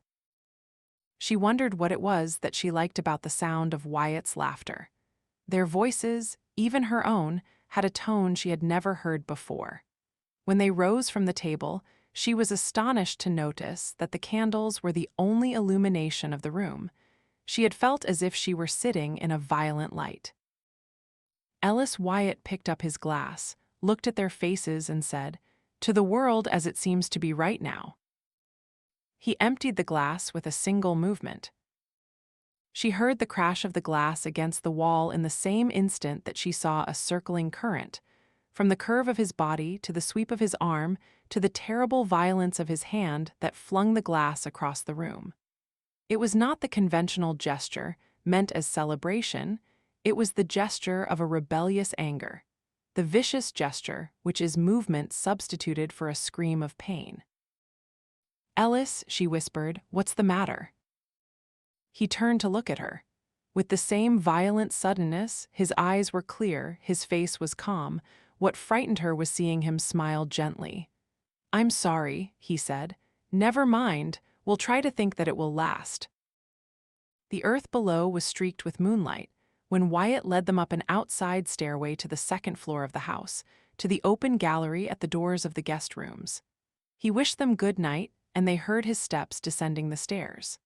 The moonlight seemed to drain sound as it drained color. The steps rolled into a distant past, and when they died, the silence had the quality of a solitude that had lasted for a long time, as if no person were left anywhere in reach. She did not turn to the door of her room. He did not move. At the level of their feet, there was nothing but a thin railing and a spread of space. Angular tiers descended below, with shadows repeating the steel tracery of derricks, crisscrossing sharp, black lines on patches of glowing rock. A few lights, white and red, trembled in the clear air, like drops of rain caught on the edges of steel girders. Far in the distance, 3 small drops were green, strung in a line along the Taggart track. Beyond them, at the end of space, at the foot of a white curve, hung a webbed rectangle which was the bridge. She felt a rhythm without sound or movement, a sense of beating tension, as if the wheels of the John Galt line were still speeding on. Slowly, in answer and in resistance to an unspoken summons, she turned and looked at him. The look she saw on his face made her know for the first time that she had known this would be the end of the journey. That look was not as men are taught to represent it. It was not a matter of loose muscles, hanging lips, and mindless hunger. The lines of his face were pulled tight, giving it a peculiar purity, a sharp precision of form, making it clean and young. His mouth was taut, the lips faintly drawn inward, stressing the outline of its shape. Only his eyes were blurred, their lower lids swollen and raised, their glance intent with that which resembled hatred and pain. The shock became numbness spreading through her body. She felt a tight pressure in her throat and her stomach. She was conscious of nothing but a silent convulsion that made her unable to breathe. But what she felt, without words for it, was, "Yes, Hank, yes, now, because it is part of the same battle in some way that I can't name, because it is our being against theirs, our great capacity for which they torture us, the capacity of happiness. Now, like this, without words or questions. Because we want it." It was like an act of hatred, like the cutting blow of a lash encircling her body. She felt his arms around her, she felt her legs pulled forward against him, and her chest bent back under the pressure of his mouth on hers. Her hand moved from his shoulders to his waist to his legs, releasing the unconfessed desire of her every meeting with him. When she tore her mouth away from him, she was laughing soundlessly, in triumph, as if saying, Hank Rearden, the austere, unapproachable Hank Rearden of the monk-like office, the business conferences, the harsh bargains. Do you remember them now? I'm thinking of it for the pleasure of knowing that I've brought you to this. He was not smiling, his face was tight, it was the face of an enemy. He jerked her head and caught her mouth again, as if he were inflicting a wound. She felt him trembling, and she thought that this was the kind of cry she had wanted to tear from him. This surrender through the shreds of his tortured resistance. Yet she knew at the same time that the triumph was his, that her laughter was her tribute to him, that her defiance was submission, that the purpose of all of her violent strength was only to make his victory the greater. He was holding her body against his, as if stressing his wish to let her know that she was now only a tool for the satisfaction of his desire. And his victory, she knew, was her wish to let him reduce her to that. Whatever I am, she thought, whatever pride of person I may hold, the pride of my courage, of my work, of my mind and my freedom, that is what I offer you for the pleasure of your body, that is what I want you to use in your service, and that you want it to serve you is the greatest reward I can have. There were lights burning in the 2 rooms behind them. He took her wrist and threw her inside his room, making the gesture tell her that he needed no sign of consent or resistance. He locked the door, watching her face. Standing straight, holding his glance, she extended her arm to the lamp on the table and turned out the light. He approached. He turned the light on again with a single, contemptuous jerk of his wrist. She saw him smile for the first time, a slow, mocking, sensual smile that stressed the purpose of his action. He was holding her half-stretched across the bed, he was tearing her clothes off. While her face was pressed against him, her mouth, moving down the line of his neck, down his shoulder. She knew that every gesture of her desire for him struck him like a blow, that there was some shudder of incredulous anger within him, yet that no gesture would satisfy his greed for every evidence of her desire. He stood looking down at her naked body, he leaned over, she heard his voice. It was more a statement of contemptuous triumph than a question. "You want it!" Her answer was more a gasp than a word, her eyes closed, her mouth open. "Yes." She knew that what she felt with the skin of her arms was the cloth of his shirt. She knew that the lips she felt on her mouth were his. But in the rest of her there was no distinction between his being and her own, as there was no division between body and spirit. Through all the steps of the years behind them, the steps down a course chosen in the courage of a single loyalty, their love of existence, chosen in the knowledge that nothing will be given, that one must make one's own desire and every shape of its fulfillment, through the steps of shaping metal, rails, and motors. They had moved by the power of the thought that one remakes the earth for one's enjoyment, that man's spirit gives meaning to insentient matter by molding it to serve one's chosen goal. The course led them to the moment when, in answer to the highest of one's values, in an admiration not to be expressed by any other form of tribute, one's spirit makes one's body become the tribute, recasting it, as proof, as sanction, as reward, into a single sensation of such intensity of joy that no other sanction of one's existence is necessary.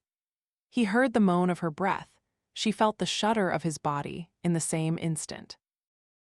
Chapter 9. The Sacred and the Profane. She looked at the glowing bands on the skin of her arm, spaced like bracelets from her wrist to her shoulder. They were strips of sunlight from the Venetian blinds on the window of an unfamiliar room. She saw a bruise above her elbow, with dark beads that had been blood. Her arm lay on the blanket that covered her body. She was aware of her legs and hips, but the rest of her body was only a sense of lightness, as if it were stretched restfully across the air in a place that looked like a cage made of sun rays. Turning to look at him, she thought. From his aloofness, from his manner of glass-enclosed formality, from his pride in never being made to feel anything, to this, to Hank Rearden in bed beside her, after hours of a violence which they could not name now, not in words or in daylight, but which was in their eyes as they looked at each other, which they wanted to name, to stress, to throw at each other's face. He saw the face of a young girl, her lips suggesting a smile, as if her natural state of relaxation were a state of radiance, a lock of hair falling across her cheek to the curve of a naked shoulder. Her eyes looking at him as if she were ready to accept anything he might wish to say, as she had been ready to accept anything he had wished to do. He reached over and moved the lock of hair from her cheek, cautiously, as if it were fragile. He held it back with his fingertips and looked at her face. Then his fingers closed suddenly in her hair and he raised the lock to his lips. The way he pressed his mouth to it was tenderness, but the way his fingers held it was despair. He dropped back on the pillow and lay still, his eyes closed.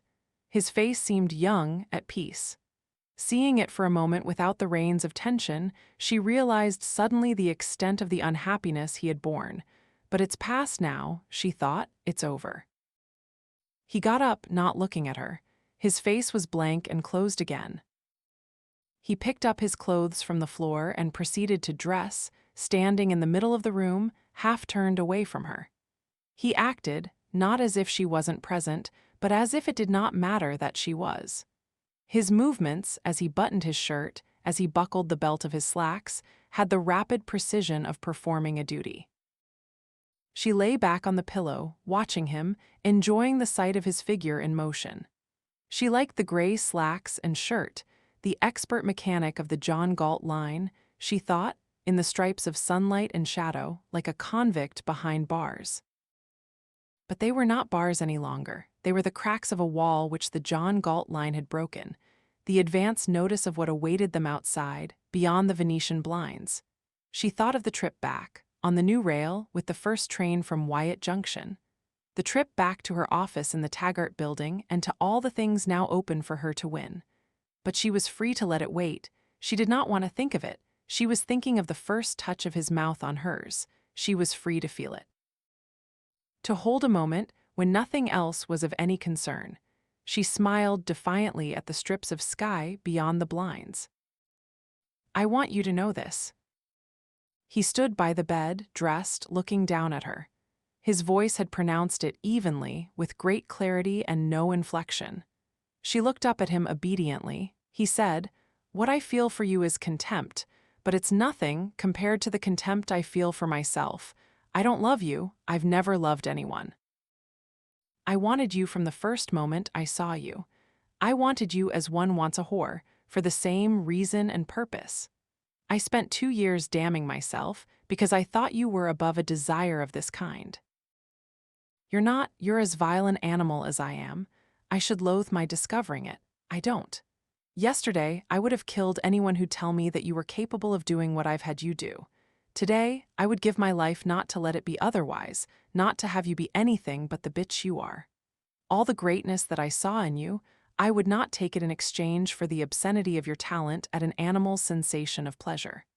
We were two great beings, you and I, proud of our strength, weren't we?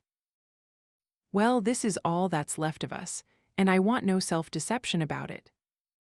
He spoke slowly, as if lashing himself with his words. There was no sound of emotion in his voice, only the lifeless pull of effort. It was not the tone of a man's willingness to speak, but the ugly, tortured sound of duty. "I held it as my honor that I would never need anyone. I need you. It had been my pride that I had always acted on my convictions. I've given in to a desire which I despise. It is a desire that has reduced my mind, my will, my being, my power to exist into an abject dependence upon you, not even upon the Dagny Taggart whom I admired, but upon your body, your hands, your mouth, and the few seconds of a convulsion of your muscles. I had never broken my word.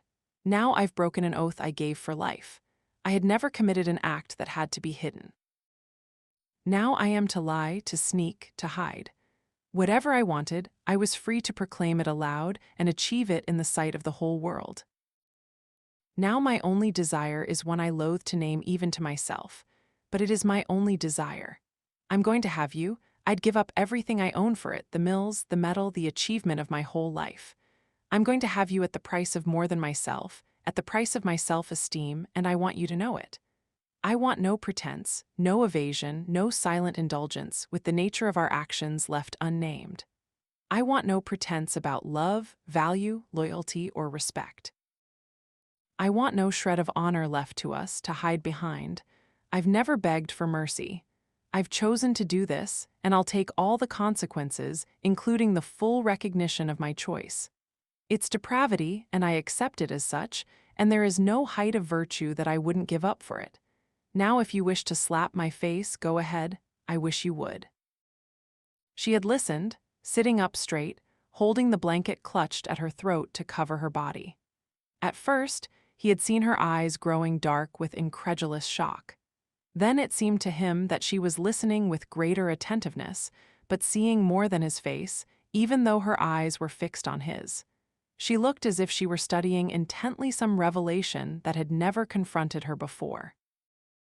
He felt as if some ray of light were growing stronger on his face, because he saw its reflection on hers as she watched him.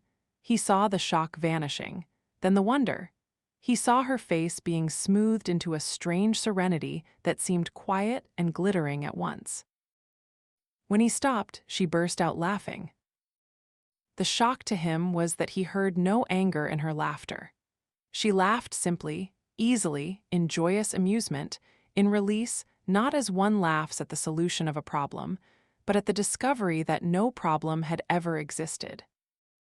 She threw the blanket off with a stressed, deliberate sweep of her arm. She stood up, she saw her clothes on the floor and kicked them aside. She stood facing him naked, she said, I want you, Hank. I'm much more of an animal than you think. I wanted you from the first moment I saw you, and the only thing I'm ashamed of is that I did not know it. I did not know why, for 2 years, the brightest moments I found were the ones in your office, where I could lift my head to look up at you. I did not know the nature of what I felt in your presence, nor the reason.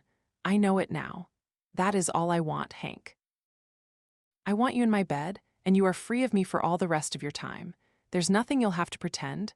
Don't think of me, don't feel, don't care. I do not want your mind, your will, your being, or your soul, so long as it's to me that you will come for that lowest one of your desires. I am an animal who wants nothing but that sensation of pleasure which you despise, but I want it from you. You'd give up any height of virtue for it, while I haven't any to give up. There's none I seek or wish to reach. I am so low that I would exchange the greatest sight of beauty in the world for the sight of your figure in the cab of a railroad engine. And seeing it, I would not be able to see it indifferently. You don't have to fear that you're now dependent upon me. It's I who will depend on any whim of yours. You'll have me any time you wish, anywhere, on any terms. Did you call it the obscenity of my talent? It's such that it gives you a safer hold on me than on any other property you own.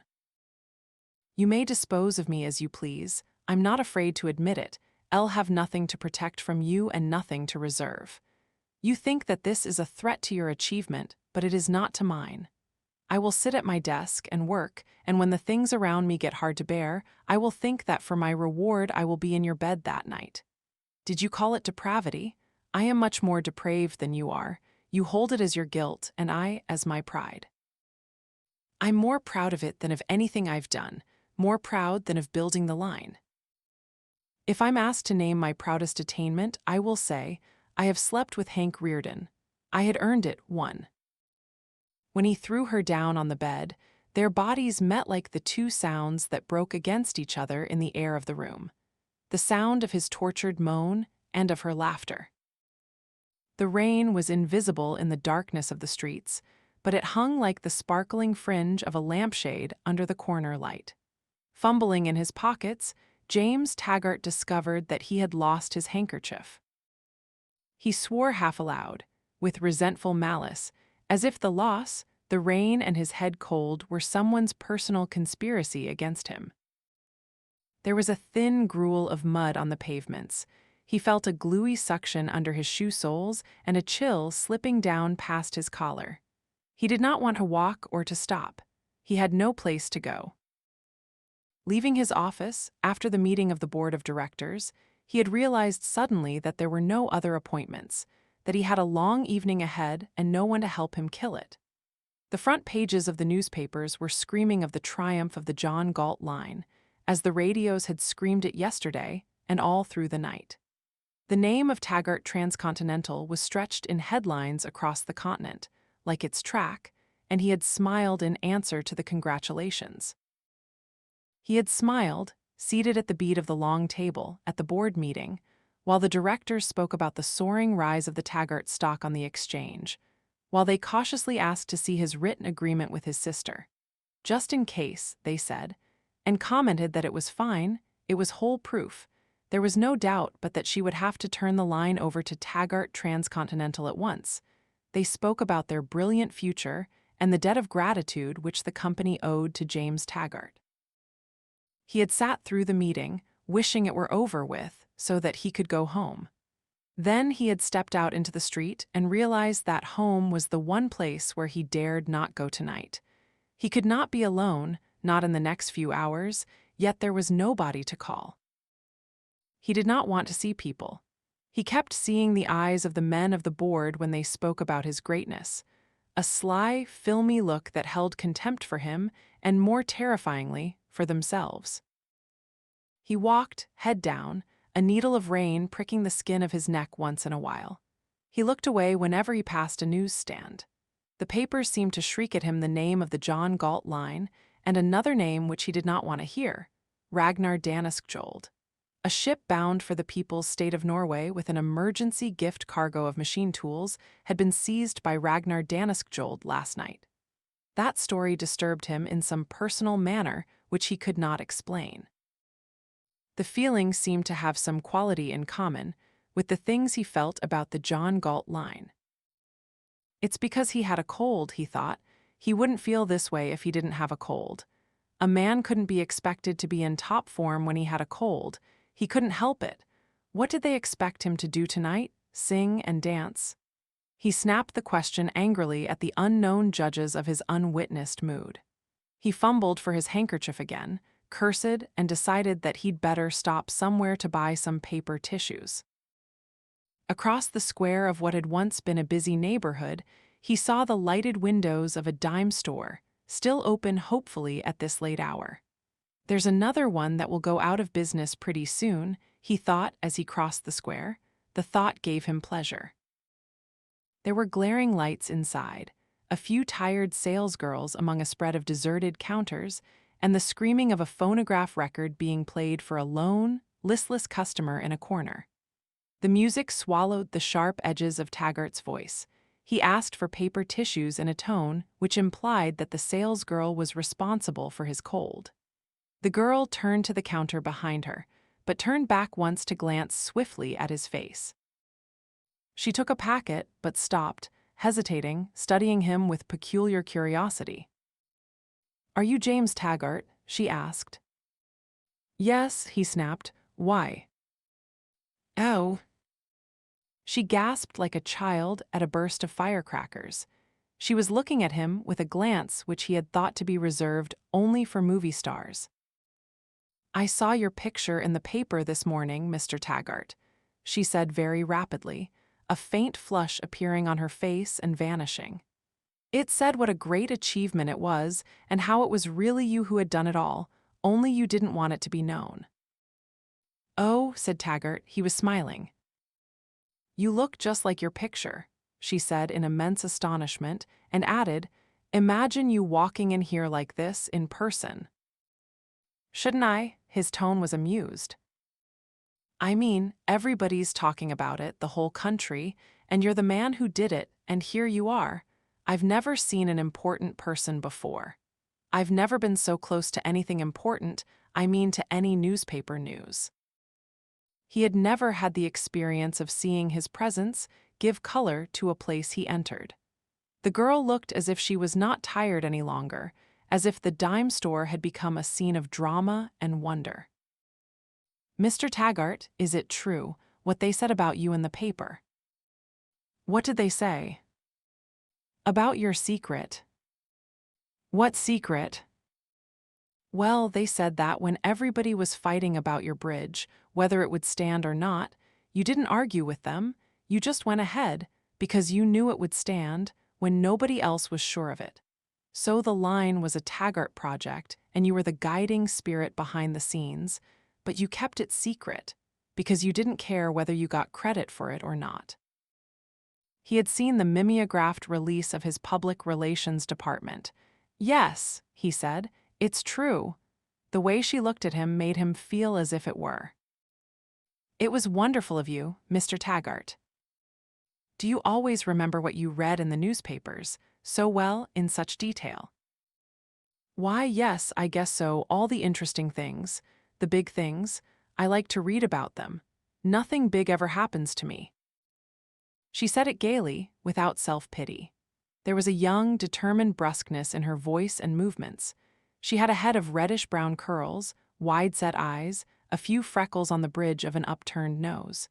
He thought that one would call her face attractive if one ever noticed it, but there was no particular reason to notice it. It was a common little face, except for a look of alertness, of eager interest, a look that expected the world to contain an exciting secret behind every corner. "Mr. Taggart, how does it feel to be a great man? How does it feel to be a little girl?" She laughed. "Why, wonderful. Then you're better off than I am." "Oh, how can you say such a..." "Maybe you're lucky if you don't have anything to do with the big events in the newspapers." "Big? What do you call big anyway?" "Why, important." "What's important?" "You're the one who ought to tell me that, Mr. Taggart." "Nothing's important." She looked at him incredulously. "You, of all people, saying that tonight of all nights." "One don't feel wonderful at all, if that's what you want to know.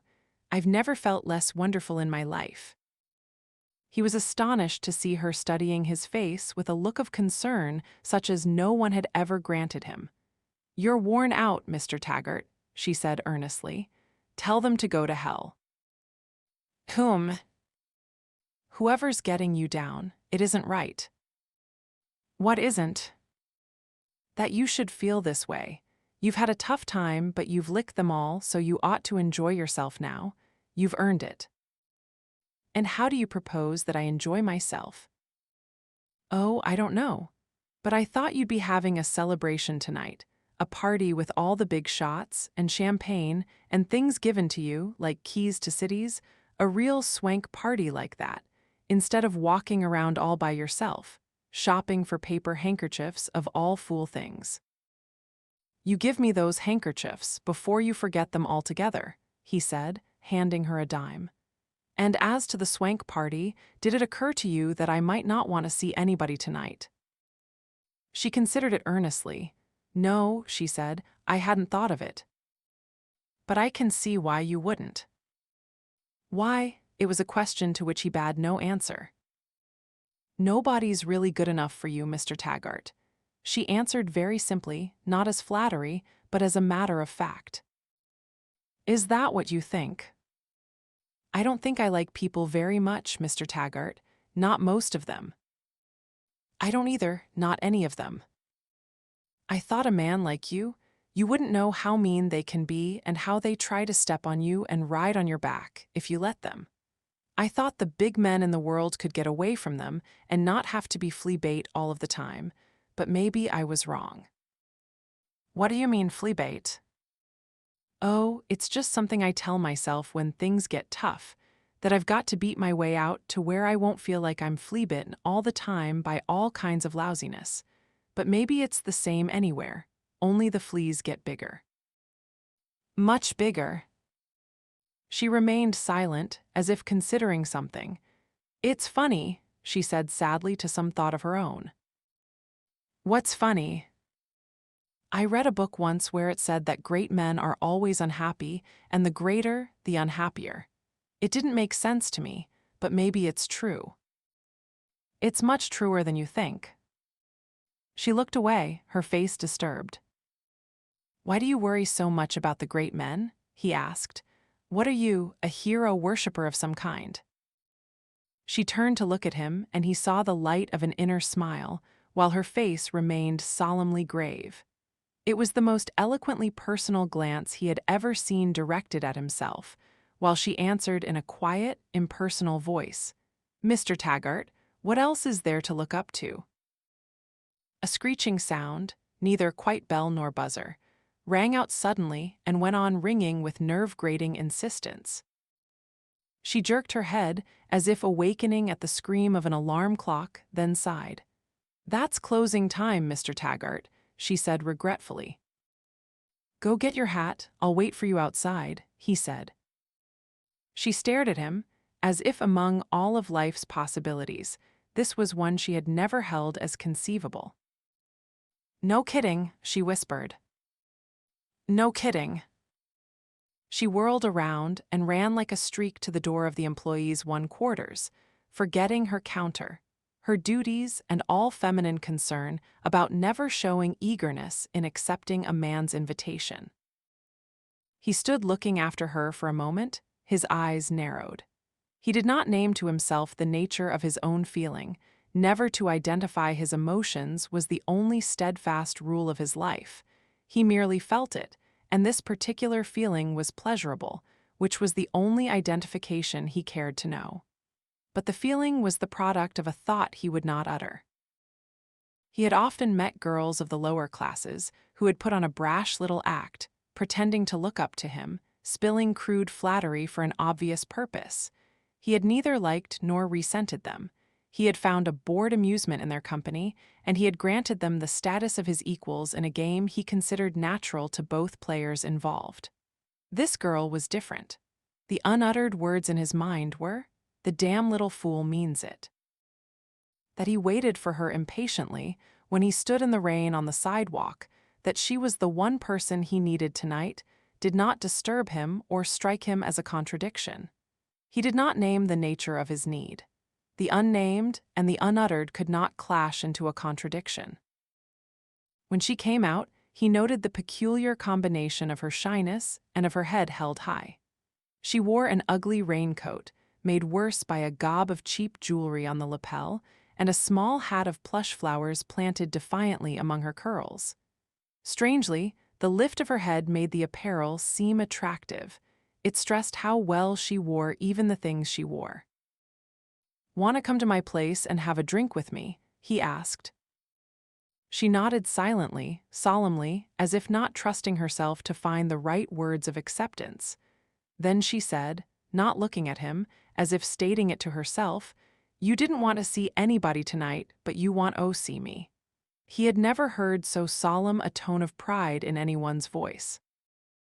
She was silent when she sat beside him in the taxicab. She looked up at the skyscrapers they passed. After a while, she said, "I heard that things like this happened in New York, but I never thought they'd happen to me." "Where do you come from?" "Buffalo." "Got any family?" She hesitated. "I guess so, in Buffalo." "What do you mean, you guess so?" "I walked out on them." "Why?" "I thought that if I ever was to amount to anything, I had to get away from them, clean away." "Why, what happened?" "Nothing happened, and nothing was ever going to happen. That's what I couldn't stand." "What do you mean?" Well, I guess I ought to tell you the truth, Mr. Taggart. My old man's never been any good, and Ma didn't care whether he was or not, and I got sick of it always turning out that I was the only one of the 7 of us that kept a job, and the rest of them always being out of luck, one way or another. I thought if I didn't get out, it would get me. I'd rot all the way through, like the rest of them. So I bought a railroad ticket one day and left. Didn't say goodbye. They didn't even know I was going. She gave a soft, startled little laugh at a sudden thought. "Mr. Taggart," she said, "it was a Taggart train." "When did you come here?" 6 months ago." "And you're all alone?" "Yes," she said happily. "What was it you wanted to do?" "Well, make something of myself, get somewhere." "Where?" "Oh, I don't know, but people do things in the world. One saw pictures of New York and I thought." She pointed at the giant buildings beyond the streaks of rain on the cab window.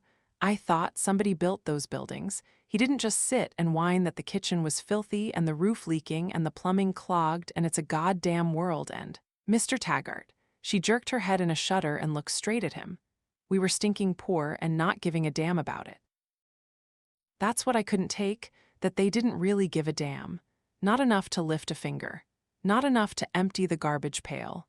And the woman next door saying it was my duty to help them, saying it made no difference what became of me or of her or of any of us, because what could anybody do anyway? Beyond the bright look of her eyes, he saw something within her that was hurt and hard. I don't want to talk about them, she said. Not with you. My meeting you, I mean, that's what they couldn't have. That's what I'm not going to share with them. It's mine, not theirs. How old are you? He asked.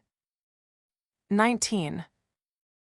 When he looked at her in the lights of his living room, he thought that she'd have a good figure if she'd eat a few meals. She seemed too thin for the height and structure of her bones. She wore a tight, shabby little black dress, which she had tried to camouflage by the gaudy plastic bracelets tinkling on her wrist. She stood looking at his room as if it were a museum where she must touch nothing and reverently memorize everything. What's your name? He asked. Cheryl Brooks. Well, sit down. He mixed the drinks in silence while she waited obediently, sitting on the edge of an armchair. When he handed her a glass, she swallowed dutifully a few times, then held the glass clutched in her hand. He knew that she did not taste what she was drinking, did not notice it, had no time to care. He took a gulp of his drink and put the glass down with irritation. He did not feel like drinking either. He paced the room sullenly, knowing that her eyes followed him, enjoying the knowledge, enjoying the sense of tremendous significance which his movements, his cufflinks, his shoelaces, his lampshades and ashtrays acquired in that gentle, unquestioning glance. Mr. Taggart, what is it that makes you so unhappy? Why should you care whether I am or not? Because, well, if you haven't the right to be happy and proud, who has? That's what I want to know. Who has? He turned to her abruptly, the words exploding as if a safety fuse had blown. He didn't invent iron ore and blast furnaces, did he? Who? Reardon. He didn't invent smelting and chemistry and air compression. He couldn't have invented his metal but for thousands and thousands of other people. His metal. Why does he think it's his? Why does he think it's his invention? Everybody uses the work of everybody else. Nobody ever invents anything. She said, puzzled, but the iron ore and all those other things were there all the time. Why didn't anybody else make that metal but Mr. Reardon did? He didn't do it for any noble purpose. He did it just for his own profit. He's never done anything for any other reason. What's wrong with that, Mr. Taggart? Then she laughed softly, as if at the sudden solution of a riddle. That's nonsense, Mr. Taggart. You don't mean it. You know that Mr. Reardon has earned all his profits, and so have you. You're saying those things just to be modest, when everybody knows what a great job you people have done, you and Mr. Reardon and your sister, who must be such a wonderful person. Yeah, that's what you think. She's a hard, insensitive woman who spends her life building tracks and bridges, not for any great ideal, but only because that's what she enjoys doing. If she enjoys it, what is there to admire about her doing it? I'm not so sure it was great, building that line for all those prosperous industrialists in Colorado, when there are so many poor people in blighted areas who need transportation. But, Mr. Taggart, it was you who fought to build that line. Yes, because it was my duty to the company and the stockholders and our employees. But don't expect me to enjoy it. I'm not so sure it was great, inventing this complex new metal, when so many nations are in need of plain iron. Why? Do you know that the People's State of China hasn't even got enough nails to put wooden roofs over people's heads? But I don't see that that's your fault. Somebody should attend to it. Somebody with the vision to see beyond his own pocketbook. No sensitive person these days, when there's so much suffering around us, would devote 10 years of his life to splashing about with a lot of trick metals. You think it's great? Well, it's not any kind of superior ability, but just a hide that you couldn't pierce if you poured a ton of his own steel over his head. There are many people of much greater ability in the world, but you don't read about them in the headlines, and you don't run to gape at them at grade crossings. Because they can't invent non-collapsible bridges at a time when the suffering of mankind weighs on their spirit. She was looking at him silently, respectfully, her joyous eagerness toned down, her eyes subdued. He felt better. He picked up his drink, took a gulp, and chuckled abruptly at a sudden recollection. "It was funny, though," he said, his tone easier, livelier, the tone of a confidence to a pal. "You should have seen Orrin Boyle yesterday when the first flash came through on the radio from Wyatt Junction. He turned green, but I mean green, the color of a fish that's been lying around too long. Do you know what he did last night by way of taking the bad news? Hired himself a suite at the Valhalla Hotel. And you know what that is, and the last I heard, he was still there today, drinking himself under the table and the beds, with a few choice friends of his and half the female population of Upper Amsterdam Avenue." "Who is Mr. Boyle?" she asked, stupefied. "Oh, a fat slob that's inclined to overreach himself. A smart guy who gets too smart at times. You should have seen his face yesterday. I got a kick out of that. That and Dr. Floyd Ferris. That smoothie didn't like it a bit, oh not a bit. The elegant Dr. Ferris of the State Science Institute, the servant of the people, with the patent leather vocabulary. But he carried it off pretty well, I must say, only you could see him squirming in every paragraph. I mean, that interview he gave out this morning, where he said, 'The country gave Reardon that medal, now we expect him to give the country something in return.' That was pretty nifty, considering who's been riding on the gravy train and, well, considering. That was better than Bertram Scudder. Mr. Scudder couldn't think of anything but no comment when his fellow gentlemen of the press asked him to voice his sentiments. No comment from Bertram Scudder, who's never been known to shut his trap from the day he was born, about anything you ask him or don't ask, Abyssinian poetry, or the state of the ladies' restrooms in the textile industry. And Dr. Pritchett, the old fool, is going around saying that he knows for cert that Reardon didn't invent that medal, because he was told, by an unnamed reliable source, that Reardon stole the formula from a penniless inventor whom he murdered." He was chuckling happily. She was listening as to a lecture on higher mathematics, grasping nothing, not even the style of the language, a style which made the mystery greater because she was certain that it did not mean, coming from him, what it would have meant anywhere else. He refilled his glass and drained it, but his gaiety vanished abruptly. He slumped into an armchair, facing her, looking up at her from under his bald forehead, his eyes blurred. "She's coming back tomorrow," he said, with a sound like a chuckle devoid of amusement. "Who?" "My sister, my dear sister. Oh, she'll think she's great, won't she?" "You dislike your sister, Mr. Taggart?" He made the same sound. Its meaning was so eloquent that she needed no other answer. "Why?" she asked. "Because she thinks she's so good. What right has she to think it?" "What right has anybody to think he's good? Nobody's any good." "You don't mean it, Mr. Taggart." "I mean, we're only human beings, and what's a human being? A weak, ugly, sinful creature, born that way, rotten in his bones, so humility is the one virtue he ought to practice. He ought to spend his life on his knees, begging to be forgiven for his dirty existence. When a man thinks he's good, that's when he's rotten. Pride is the worst of all sins, no matter what he's done. But if a man knows that what he's done is good, then he ought to apologize for it." "To whom?" "To those who haven't done it." I don't understand." "Of course you don't. It takes years and years of study in the higher reaches of the intellect. Have you ever heard of The Metaphysical Contradictions of the Universe by Dr. Simon Pritchett?" She shook her head, frightened. "How do you know what's good anyway? Who knows what's good? Who can ever know? There are no absolutes as doctor." Pritchett has proved irrefutably, nothing is absolute, everything is a matter of opinion. How do you know that that bridge hasn't collapsed? You only think it hasn't. How do you know that there's any bridge at all?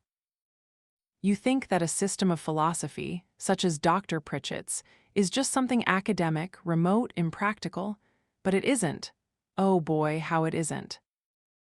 But Mr. Taggart, the line you built. Oh, what's that line anyway? It's only a material achievement. Is that of any importance? Is there any greatness in anything material? Only a low animal can gape at that bridge when there are so many higher things in life. But do the higher things ever get recognition? Oh no, look at people. All that hue and cry and front pages about some trick arrangement of some scraps of matter. Do they care about any nobler issue? Do they ever give front pages to a phenomenon of the spirit? Do they notice or appreciate a person of finer sensibility? And you wonder whether it's true that a great man is doomed to unhappiness in this depraved world. He leaned forward, staring at her intently. I'll tell you something. Unhappiness is the hallmark of virtue. If a man is unhappy, really, truly unhappy, it means that he is a superior sort of person. He saw the puzzled, anxious look of her face. But, Mr. Taggart, you got everything you wanted. Now you have the best railroad in the country. The newspapers call you the greatest business executive of the age. They say the stock of your company made a fortune for you overnight. You got everything you could ask for. Aren't you glad of it? In the brief space of his answer, she felt frightened, sensing a sudden fear within him. He answered, no. She didn't know why her voice dropped to a whisper. You'd rather the bridge had collapsed. I haven't said that, he snapped sharply. Then he shrugged and waved his hand in a gesture of contempt. You don't understand. I'm sorry. Oh, I know that I have such an awful lot to learn. I am talking about a hunger for something much beyond that bridge. A hunger that nothing material will ever satisfy. What, Mr. Taggart, what is it you want? Oh, there you go, the moment you ask, what is it? You're back in the crude, material world where everything's got to be tagged and measured. I'm speaking of things that can't be named in materialistic words, the higher realms of the spirit, which man can never reach. What's any human achievement anyway? The earth is only an atom whirling in the universe. Of what importance is that bridge to the solar system? A sudden, happy look of understanding cleared her eyes. It's great of you, Mr. Taggart, to think that your own achievement isn't good enough for you. I guess no matter how far you've gone, you want to go still farther. You're ambitious. That's what I admire most, ambition. I mean doing things, not stopping and giving up, but doing. I understand, Mr. Taggart, even if I don't understand all the big thoughts. You'll learn. Oh, I'll work very hard to learn. Her glance of admiration had not changed. He walked across the room, moving in that glance as in a gentle spotlight. He went to refill his glass. A mirror hung in the niche behind the portable bar. He caught a glimpse of his own figure, the tall body distorted by a sloppy, sagging posture, as if in deliberate negation of human grace, the thinning hair, the soft, sullen mouth. It struck him suddenly that she did not see him at all. What she saw was the heroic figure of a builder, with proudly straight shoulders and wind-blown hair. He chuckled aloud, feeling that this was a good joke on her, feeling dimly a satisfaction that resembled a sense of victory, the superiority of having put something over on her.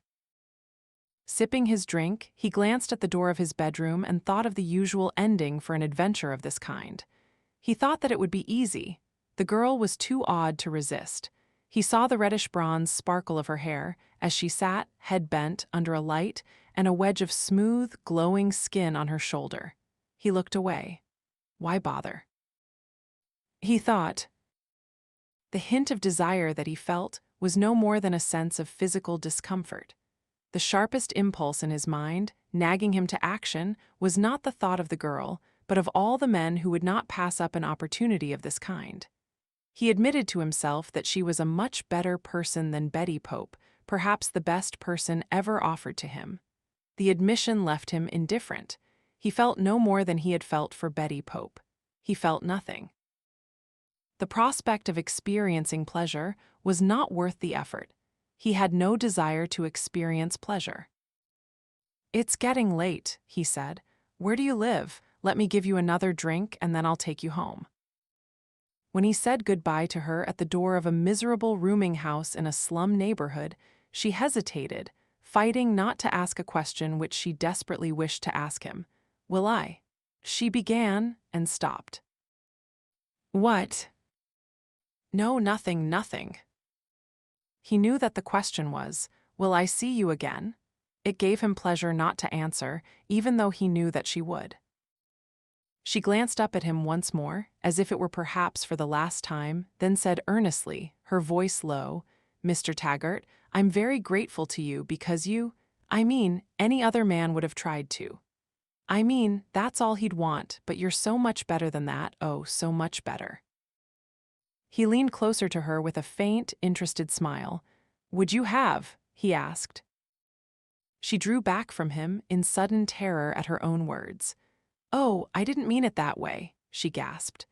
"Oh God, I wasn't hinting or." She blushed furiously, whirled around and ran, vanishing up the long, steep stairs of the rooming house. He stood on the sidewalk, feeling an odd, heavy, foggy sense of satisfaction, feeling as if he had committed an act of virtue, and as if he had taken his revenge upon every person who had stood cheering along the 300-mile track of the John Galt line. When their train reached Philadelphia, Reardon left her without a word, as if the nights of their return journey deserved no acknowledgement in the daylight reality of crowded station platforms and moving engines, the reality he respected. She went on to New York, alone. But late that evening, the doorbell of her apartment rang and Dagny knew that she had expected it. He said nothing when he entered. He looked at her, making his silent presence more intimate a greeting than words. There was the faint suggestion of a contemptuous smile in his face, at once admitting and mocking his knowledge of her hours of impatience and his own. He stood in the middle of her living room, looking slowly around him. This was her apartment, the one place in the city that had been the focus of 2 years of his torment, as the place he could not think about and did, the place he could not enter, and was now entering with the casual, unannounced right of an owner. He sat down in an armchair, stretching his legs forward, and she stood before him, almost as if she needed his permission to sit down, and it gave her pleasure to wait. "Shall I tell you that you did a magnificent job building that line?" he asked. She glanced at him in astonishment. He had never paid her open compliments of that kind. The admiration in his voice was genuine, but the hint of mockery remained in his face, and she felt as if he were speaking to some purpose which she could not guess. "I've spent all day answering questions about you, and about the line, the metal, and the future. That, and counting the orders for the metal. They're coming in at the rate of thousands of tons an hour. When was it? 9 months ago? I couldn't get a single answer anywhere. Today, I had to cut off my phone, not to listen to all the people who wanted to speak to me personally about their urgent need of Reardon metal. What did you do today?" "I don't know. Tried to listen to Eddie's reports, tried to get away from people, tried to find the rolling stock to put more trains on the John Galt line, because the schedule I'd planned won't be enough for the business that's piled up in just 3 days. A great many people wanted to see you today, didn't they?" "Why, yes. They'd have given anything just for a word with you, wouldn't they?" I suppose so. The reporters kept asking me what you were like. A young boy from a local sheet kept saying that you were a great woman. He said he'd be afraid to speak to you if he ever had the chance. He's right. That future that they're all talking and trembling about, it will be as you made it, because you had the courage none of them could conceive of. All the roads to wealth that they're scrambling for now, it's your strength that broke them open. The strength to stand against everyone. The strength to recognize no will but your own. She caught the sinking gasp of her breath. She knew his purpose. She stood straight, her arms at her sides, her face austere, as if in unflinching endurance. She stood under the praise as under a lashing of insults.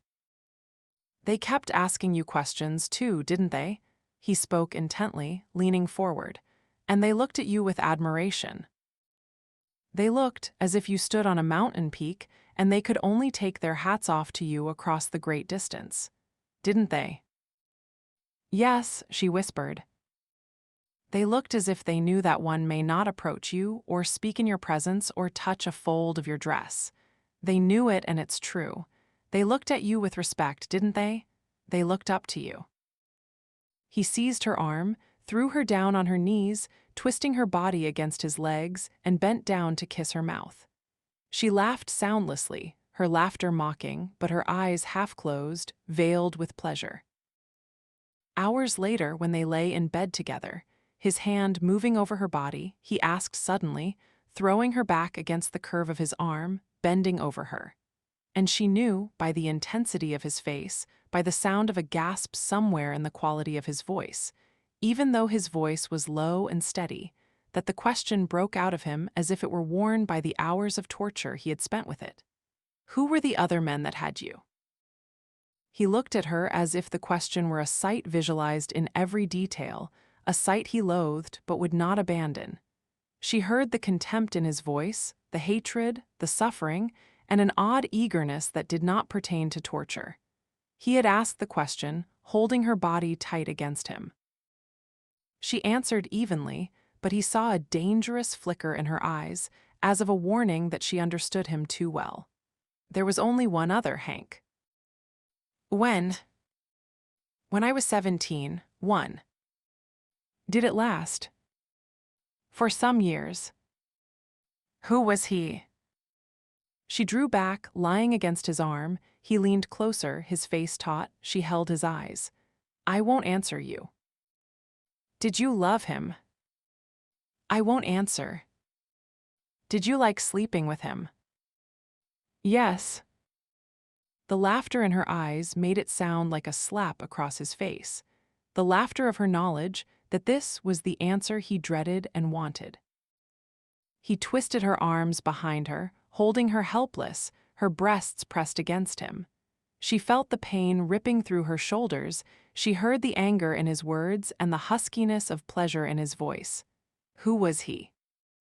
She did not answer. She looked at him, her eyes dark and oddly brilliant, and he saw that the shape of her mouth, distorted by pain, was the shape of a mocking smile. He felt it change to a shape of surrender under the touch of his lips. He held her body as if the violence and the despair of the way he took her could wipe his unknown rival out of existence, out of her past, and more, as if it could transform any part of her, even the rival, into an instrument of his pleasure. He knew, by the eagerness of her movement as her arms seized him, that this was the way she wanted to be taken. The silhouette of a conveyor belt moved against the strips of fire in the sky, raising coal to the top of a distant tower, as if an inexhaustible number of small black buckets rode out of the earth in a diagonal line across the sunset. The harsh, distant clatter kept going through the rattle of the chains, which a young man in blue overalls was fastening over the machinery, securing it to the flat cars lined on the siding of the Quinn Ball Bearing Company of Connecticut. Mr. Moen of the Amalgamated Switch and Signal Company across the street stood by, watching. He had stopped to watch, on his way home from his own plant. He wore a light overcoat stretched over his short, paunchy figure and a derby hat over his graying, blondish head. There was a first touch of September chill in the air. All the gates of the Quinn plant buildings stood wide open, while men and cranes moved the machinery out, like taking the vital organs and leaving a carcass, thought Mr. Moen. Another one? Asked Mr. Moen, jerking his thumb at the plant, even though he knew the answer. Huh? Asked the young man, who had not noticed him standing there. Another company moving to Colorado. Hi. It's the third one from Connecticut in the last 2 weeks, said Mr. Moen. And when you look at what's happening in New Jersey, Rhode Island, Massachusetts, and all along the Atlantic coast. The young man was not looking and did not seem to listen. It's like a leaking faucet, said Mr. Moen, And all the water's running out to Colorado. All the money. The young man flung the chain across and followed it deftly, climbing over the big shape covered with canvas. You'd think people would have some feeling for their native state, some loyalty, but they're running away. I don't know what's happening to people. It's the bill, said the young man. What bill? The Equalization of Opportunity Bill. How do you mean? I hear Mr. Quinn was making plans a year ago to open a branch in Colorado. The bill knocked that out cold. So now he's made up his mind to move there, lock, stock, and barrel. I don't see where that makes it right. The bill was necessary. It's a rotten shame, old firms that have been here for generations. There ought to be a law. The young man worked swiftly, competently, as if he enjoyed it. Behind him, the conveyor belt kept rising and clattering against the sky. 4 distant smokestacks stood like flagpoles, with coils of smoke weaving slowly about them, like long banners at half-mast in the reddish glow of the evening. Mr. Moen had lived with every smokestack of that skyline since the days of his father and grandfather. He had seen the conveyor belt from his office window for 30 years. That the Quinn Ball Bearing Company should vanish from across the street had seemed inconceivable. He had known about Quinn's decision and had not believed it, or rather, he had believed it as he believed any words he heard or spoke, as sounds that bore no fixed relation to physical reality. Now he knew that it was real. He stood by the flat cars on the siding as if he still had a chance to stop them. It isn't right, he said. He was speaking to the skyline at large, but the young man above was the only part of it that could hear him. That's not the way it was in my father's time. I'm not a big shot. I don't want to fight anybody. What's the matter with the world? There was no answer. Now you, for instance, are they taking you along to Colorado? Me? No, I don't work here. I'm just transient labor. Just picked up this job helping to lug the stuff out. Well, where are you going to go when they move away?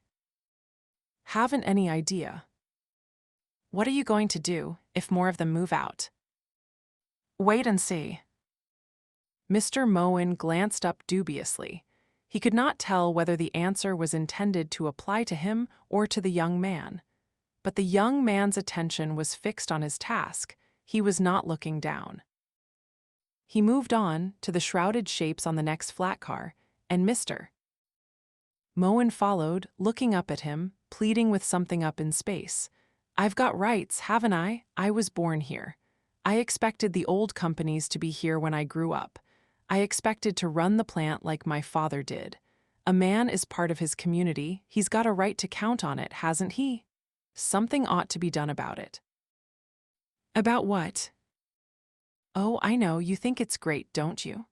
That Taggart boom and Reardon metal and the gold rush to Colorado and the drunken spree out there, with Wyatt and his bunch expanding their production like kettles boiling over. Everybody thinks it's great. That's all you hear anywhere you go. People are slap happy, making plans like 6-year-olds on a vacation. You'd think it was a national honeymoon of some kind or a permanent 4th of July. The young man said nothing. Well, I don't think so, said Mr. Moen. He lowered his voice. The newspapers don't say so, either, mind you that. The newspapers aren't saying anything. Mr. Moen heard no answer, only the clanking of the chains. Why are they all running to Colorado? He asked. What have they got down there that we haven't got? The young man grinned. Maybe it's something you've got that they haven't got. What? The young man did not answer. I don't see it. It's a backward, primitive, unenlightened place. They don't even have a modern government. It's the worst government in any state, the laziest. It does nothing, outside of keeping law courts and a police department. It doesn't do anything for the people. It doesn't help anybody. I don't see why all our best companies want to run there. The young man glanced down at him, but did not answer. Mr. Moen sighed. Things aren't right, he said. The Equalization of Opportunity Bill was a sound idea. There's got to be a chance for everybody. It's a rotten shame if people like Quinn take unfair advantage of it. Why didn't he let somebody else start manufacturing ball bearings in Colorado? I wish the Colorado people would leave us alone. That Stockton foundry out there had no right going into the switch and signal business. That's been my business for years. I have the right of seniority. It isn't fair. It's dog-eat-dog competition. Newcomers shouldn't be allowed to muscle in. Where am I going to sell switches and signals? There were 2 big railroads out in Colorado. Now the Phoenix Durango's gone, so there's just Taggart Transcontinental left. It isn't fair. They're forcing Dan Conway out. There's got to be room for competition. And I've been waiting 6 months for an order of steel from Orrin Boyle, and now he says he can't promise me anything because Reardon Metal has shot his market to hell. There's a run on that metal. Boyle has to retrench. It isn't fair, Reardon being allowed to ruin other people's markets that way. And I want to get some Reardon metal too. I need it, but try and get it. He has a waiting line that would stretch across 3 states. Nobody can get a scrap of it except his old friends, people like Wyatt and Danager and such. It isn't fair. It's discrimination. I'm just as good as the next fellow. I'm entitled to my share of that metal. The young man looked up. I was in Pennsylvania last week, he said. I saw the Reardon Mills. There's a place that's busy. They're building 4 new open hearth furnaces and they've got 6 more coming. New furnaces, he said, looking off to the south. Nobody's built a new furnace on the Atlantic coast for the last 5 years. He stood against the sky, on the top of a shrouded motor, looking off at the dusk with a faint smile of eagerness and longing, as one looks at the distant vision of one's love. They're busy, he said. Then his smile vanished abruptly. The way he jerked the crew fin was the first break in the smooth competence of his movements. It looked like a jolt of anger. Mr. Moen looked at the skyline, at the belts, the wheels, the smoke that settled heavily, peacefully across the evening air, stretching in a long haze all the way to the city of New York somewhere beyond the sunset. And he felt reassured by the thought of New York in its ring of sacred fires, the ring of smokestacks, gas tanks, cranes, and high-tension lines. He felt a current of power flowing through every grimy structure of his familiar street. He liked the figure of the young man above him.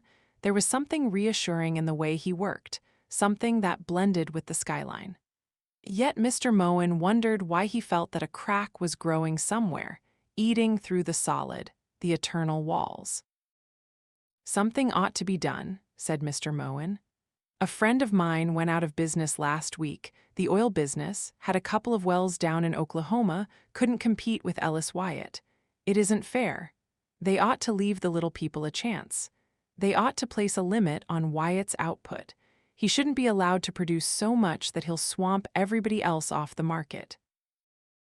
I got stuck in New York yesterday, had to leave my car there and come home on a damn commuter's one local, couldn't get any gas for the car. They said there's a shortage of oil in the city. Things aren't right. Something ought to be done about it. Looking at the skyline, Mr. Moen wondered what was the nameless threat to it and who was its destroyer. What do you want to do about it? Asked the young man. Who, me? Said Mr. Moen. I wouldn't know. I'm not a big shot. I can't solve national problems. I just want to make a living. All I know is somebody ought to do something about it. Things aren't right. Listen, what's your name? Owen Kellogg. Listen, Kellogg, what do you think is going to happen to the world? You wouldn't care to know. A whistle blew on a distant tower, the night shift whistle, and Mr. Moen realized that it was getting late. He sighed, buttoning his coat, turning to go. Well, things are being done, he said. Steps are being taken, constructive steps. The legislature has passed a bill giving wider powers to the Bureau of Economic Planning and National Resources. They've appointed a very able man as top coordinator. Can't say I've heard of him before, but the newspapers said he's a man to be watched. His name is Wesley Mouch. Dagny stood at the window of her living room, looking at the city. It was late, and the lights were like the last sparks, left glittering on the black remnants of a bonfire. She felt at peace, and she wished she could hold her mind still to let her own emotions catch up with her, to look at every moment of the month that had rushed past her. She had had no time to feel that she was back in her own office at Taggart Transcontinental. There had been so much to do that she forgot it was a return from exile. She had not noticed what Jim had said on her return or whether he had said anything. There had been only one person whose reaction she had wanted to know. She had telephoned the Wayne Falkland Hotel, but Senator Francisco d'Anconia, she was told, had gone back to Buenos Aires. She remembered the moment when she signed her name at the bottom of a long legal page. It was the moment that ended the John Galt line. Now it was the Rio Norte line of Taggart Transcontinental again, except that the men of the train crews refused to give up its name. She, too, found it hard to give up. She forced herself not to call it the John Galt, and wondered why that required an effort, and why she felt a faint wrench of sadness. One evening, on a sudden impulse, she had turned the corner of the Taggart building for a last look at the office of John Galt, Inc. in the alley. She did not know what she wanted, just to see it, she thought. A plank barrier had been raised along the sidewalk. The old building was being demolished. It had given up at last. She had climbed over the planks, and by the light of the street lamp that had once thrown a stranger's shadow across the pavement, she had looked in through the window of her former office. Nothing was left of the ground floor. The partitions had been torn down, there were broken pipes hanging from the ceiling and a pile of rubble on the floor. There was nothing to see. She had asked Reardon whether he had come there one night last spring and stood outside her window, fighting his desire to enter. But she had known, even before he answered, that he had not. She did not tell him why she asked it. She did not know why that memory still disturbed her at times. Beyond the window of her living room, the lighted rectangle of the calendar hung like a small shipping tag in the black sky. It read, September 2. She smiled defiantly, remembering the race she had run against its changing pages. There were no deadlines now, she thought, no barriers, no threats, no limits. She heard a key turning in the door of her apartment. This was the sound she had waited for, had wanted to hear tonight. Reardon came in, as he had come many times, using the key she had given him as sole announcement. He threw his hat and coat down on a chair with a gesture that had become familiar. He wore the formal black of dinner clothes. "Hello," she said.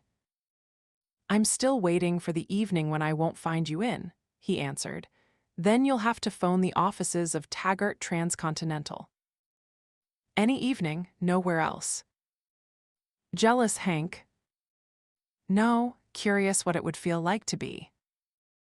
He stood looking at her across the room, refusing to let himself approach her, deliberately prolonging the pleasure of knowing that he could do it whenever he wished. She wore the tight gray skirt of an office suit and a blouse of transparent white cloth tailored like a man's shirt.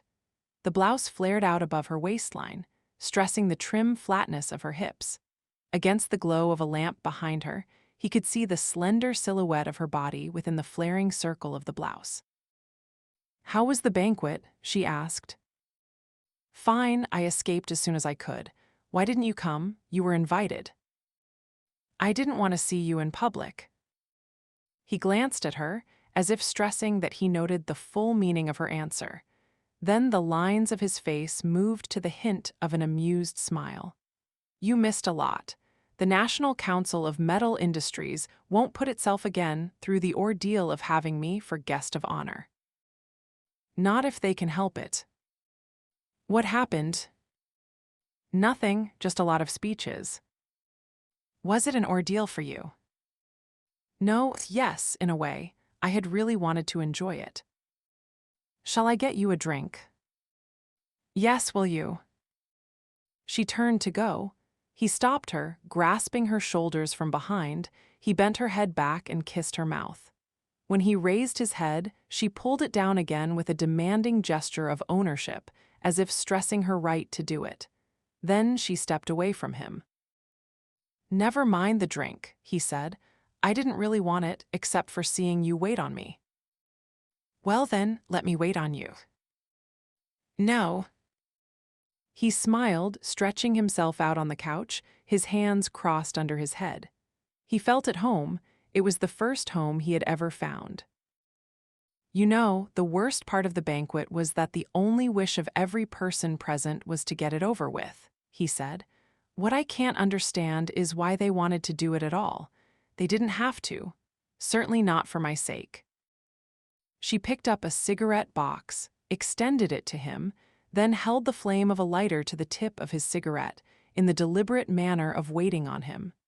She smiled in answer to his chuckle, then sat down on the arm of a chair across the room. Why did you accept their invitation, Hank? She asked.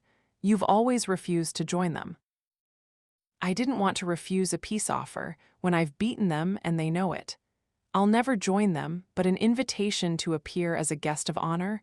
Well, I thought they were good losers. I thought it was generous of them. Of them? Are you going to say, of me? Hank, after all the things they've done to stop you. I won, didn't I? So I thought, I didn't hold it against them that they couldn't see the value of the medal sooner, so long as they saw it at last. Every man learns in his own way and time. Sure, I knew there was a lot of cowardice there, and envy and hypocrisy, but I thought that that was only the surface. Now, when I've proved my case, when I've proved it so loudly, I thought their real motive for inviting me was their appreciation of the medal, and... She smiled in the brief space of his pause. She knew the sentence he had stopped himself from uttering. And for that, I would forgive anyone anything. But it wasn't, he said, and I couldn't figure out what their motive was. Dagny, I don't think they had any motive at all. They didn't give that banquet to please me, or to gain something from me, or to save face with the public. There was no purpose of any kind about it, no meaning. They didn't really care when they denounced the medal, and they don't care now. They're not really afraid that I'll drive them all off the market. They don't care enough even about that. Do you know what that banquet was like? It's as if they'd heard that there are values one is supposed to honor, and this is what one does to honor them. So they went through the motions, like ghosts pulled by some sort of distant echoes from a better age. I couldn't stand it. She said, her face tight, and you don't think you're generous. He glanced up at her. His eyes brightened to a look of amusement. Why do they make you so angry? She said, her voice low to hide the sound of tenderness. You wanted to enjoy it. It probably serves me right. I shouldn't have expected anything. One don't know what it was that I wanted. I do. I've never liked occasions of that sort. I don't see why I expected it to be different this time. I went there feeling almost as if the medal had changed everything, even people. Oh yes, Hank, I know. Well, it was the wrong place to seek anything. Do you remember? You said once that celebrations should be only for those who have something to celebrate. The dot of her lighted cigarette stopped in midair. She sat still. She had never spoken to him of that party or of anything related to his home. In a moment, she answered quietly, I remember. One know what you meant. I knew it then, too. He was looking straight at her. She lowered her eyes. He remained silent. When he spoke again, his voice was gay. The worst thing about people is not the insults they hand out, but the compliments. I couldn't bear the kind they spouted tonight, particularly when they kept saying how much everybody needs me, they, the city, the country, and the whole world, I guess.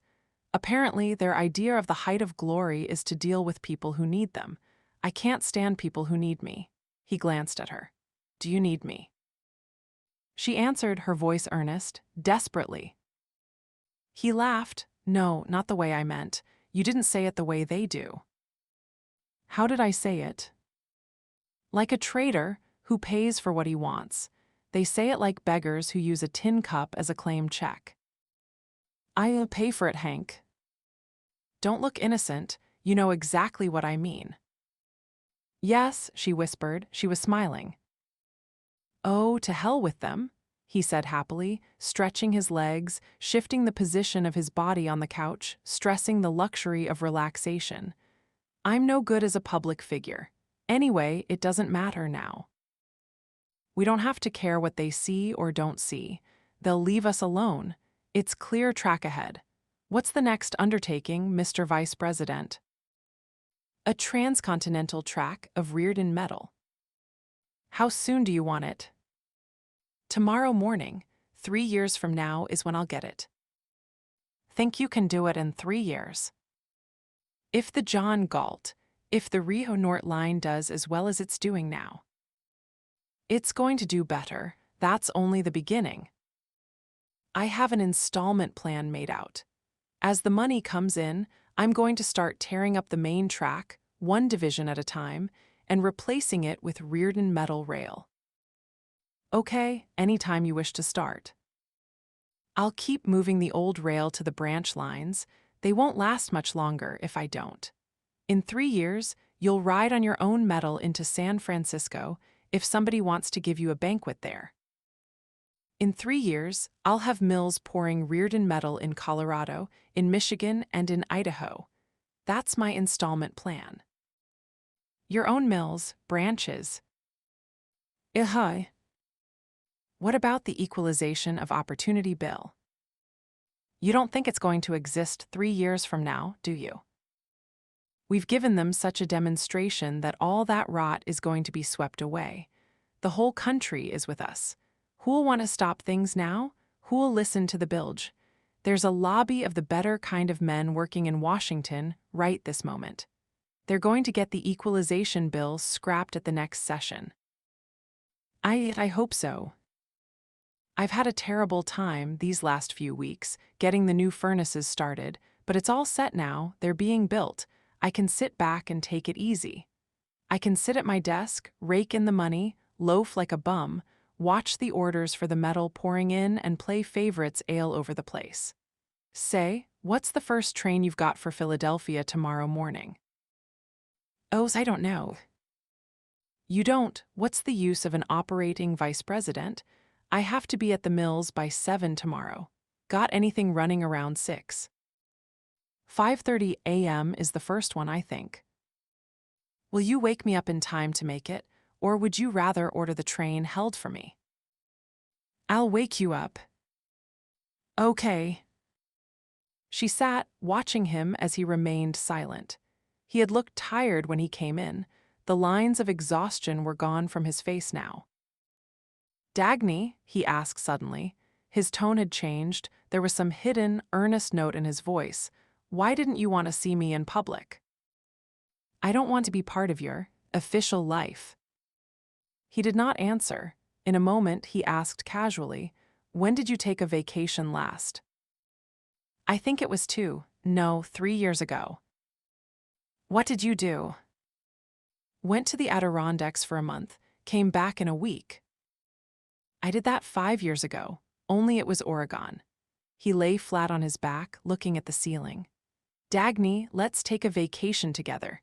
Let's take my car and drive away for a few weeks anywhere, just drive down the back roads where no one knows us. We'll leave no address, we won't look at a newspaper, we won't touch a phone, we won't have any official life at all. She got up. She approached him, she stood by the side of the couch, looking down at him, the light of the lamp behind her. She did not want him to see her face and the effort she was making not to smile. You can take a few weeks off. Can't you? He said. Things are set and going now, it's safe. We won't have another chance in the next 3 years. All right, Hank, she said, forcing her voice to sound calmly toneless. Will you? When do you want to start? Monday morning. All right. She turned to step away.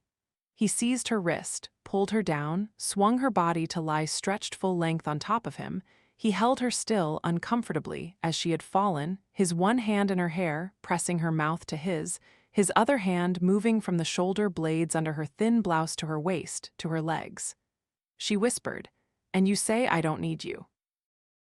She pulled herself away from him and stood up, brushing her hair off her face. He lay still, looking up at her, his eyes narrowed, the bright flicker of some particular interest in his eyes, intent and faintly mocking. She glanced down. A strap of her slip had broken. The slip hung diagonally from her one shoulder to her side, and he was looking at her breast under the transparent film of the blouse. She raised her hand to adjust the strap. He slapped her hand down. She smiled in understanding, in answering mockery. She walked slowly, deliberately across the room and leaned against a table, facing him, her hands holding the table's edge, her shoulders thrown back. It was the contrast he liked, the severity of her clothes and the half-naked body, the railroad executive who was a woman he owned. He sat up. He sat leaning comfortably across the couch, his legs crossed and stretched forward, his hands in his pockets, looking at her with the glance of a property appraisal. "Did you say you wanted a transcontinental track of Reardon metal, Mr. Vice President?" he asked. "What if I don't give it to you? I can choose my customers now and demand any price I please. If this were a year ago, I would have demanded that you sleep with me in exchange." "I wish you had." "Would you have done it?" "Of course." "As a matter of business, as a sale." "If you were the buyer, you would have liked that, wouldn't you?" "Would you?" "Yes," she whispered. He approached her. He grasped her shoulders and pressed his mouth to her breast through the thin cloth. Then, holding her, he looked at her silently for a long moment. "What did you do with that bracelet?" he asked. They had never referred to it. She had to let a moment pass to regain the steadiness of her voice. "I have it," she answered. "I want you to wear it. If anyone guesses, it will be worse for you than for me." "Wear it." She brought out the bracelet of Reardon metal. She extended it to him without a word, looking straight at him, the green-blue chain glittering across her palm. Holding her glance, he clasped the bracelet on her wrist. In the moment when the clasp clicked shut under his fingers, she bent her head down to them and kissed his hand. The earth went flowing under the hood of the car. Uncoiling from among the curves of Wisconsin's hills, the highway was the only evidence of human labor. A precarious bridge stretched across a sea of brush, weeds, and trees. The sea rolled softly, in sprays of yellow and orange, with a few red jets shooting up on the hillsides, with pools of remnant green in the hollows under a pure blue sky. Among the colors of a picture postcard, the car's hood looked like the work of a jeweler, with the sun sparkling on its chromium steel and its black enamel reflecting the sky. Dagny leaned against the corner of the side window, her legs stretched forward. She liked the wide, comfortable space of the car's seat and the warmth of the sun on her shoulders. She thought that the countryside was beautiful. "What I'd like to see," said Reardon, "is a billboard." She laughed. He had answered her silent thought. "Selling what and to whom? We haven't seen a car or a house for an hour." "That's what I don't like about it." He bent forward a little, his hands on the wheel. He was frowning. "Look at that road." The long strip of concrete was bleached to the powdery gray of bones left on a desert, as if sun and snows had eaten away the traces of tires, oil, and carbon, the lustrous polish of motion. Green weeds rose from the angular cracks of the concrete. No one had used the road or repaired it for many years, but the cracks were few. "It's a good road," said Reardon. "It was built to last. The man who built it must have had a good reason for expecting it to carry a heavy traffic in the years ahead." "Yes." "I don't like the looks of this." "I don't either." Then she smiled. "But think how often we've heard people complain that billboards ruin the appearance of the countryside." "Well, there's the unruined countryside for them to admire." She added, "They're the people I hate." She did not want to feel the uneasiness which she felt like a thin crack under her enjoyment of this day. She had felt that uneasiness at times, in the last 3 weeks, at the sight of the country streaming past the wedge of the car's hood. She smiled. It was the hood that had been the immovable point in her field of vision. While the earth had gone by, it was the hood that had been the center, the focus, the security in a blurred, dissolving world. The hood before her and Reardon's hands on the wheel by her side. She smiled, thinking that she was satisfied to let this be the shape of her world. After the first week of their wandering, when they had driven at random, at the mercy of unknown crossroads, he had said to her one morning as they started out, "Dagny, does resting have to be purposeless?" She had laughed, answering, "No. What factory do you want to see?" He had smiled at the guilt he did not have to assume, at the explanations he did not have to give, and he had answered, "It's an abandoned ore mine around Saginaw Bay that I've heard about. They say it's exhausted." They had driven across Michigan to the ore mine. They had walked through the ledges of an empty pit, with the remnants of a crane like a skeleton bending above them against the sky, and someone's rusted lunchbox clattering away from under their feet. She had felt a stab of uneasiness, sharper than sadness, but Reardon had said cheerfully, "Exhausted, hell. I'll show them how many tons and dollars I can draw out of this place." On their way back to the car, he had said, "If I could find the right man, I'd buy that mine for him tomorrow morning and set him up to work it." The next day, when they were driving west and south toward the plains of Illinois, he had said suddenly, after a long silence, "No, I'll have to wait till they junk the bill. The man who could work that mine wouldn't need me to teach him. The man who'd need me wouldn't be worth a damn." They could speak of their work, as they always had, with full confidence in being understood. But they never spoke of each other. He acted as if their passionate intimacy were a nameless physical fact, not to be identified in the communication between two minds. Each night, it was as if she lay in the arms of a stranger who let her see every shudder of sensation that ran through his body, but would never permit her to know whether the shocks reached any answering tremor within him. She lay naked at his side, but on her wrist there was the bracelet of Reardon metal. She knew that he hated the ordeal of signing the Mr. and Mrs. Smith on the registers of squalid roadside hotels. There were evenings when she noticed the faint contraction of anger in the tightness of his mouth, as he signed the expected names of the expected fraud, anger at those who made fraud necessary. She noticed, indifferently, the air of knowing slyness in the manner of the hotel clerks, which seemed to suggest that guests and clerks alike were accomplices in a shameful guilt, the guilt of seeking pleasure. But she knew that it did not matter to him when they were alone, when he held her against him for a moment, and she saw his eyes look alive and guiltless. They drove through small towns, through obscure side roads, through the kind of places they had not seen for years. She felt uneasiness at the sight of the towns. Days passed before she realized what it was that she missed most, a glimpse of fresh paint. The houses stood like men in unpressed suits who had lost the desire to stand straight. The cornices were like sagging shoulders, the crooked porch steps like torn hemlines, the broken windows like patches, mended with clapboard. The people in the streets stared at the new car, not as one stares at a rare sight, but as if the glittering black shape were an impossible vision from another world. There were few vehicles in the streets, and too many of them were horse-drawn.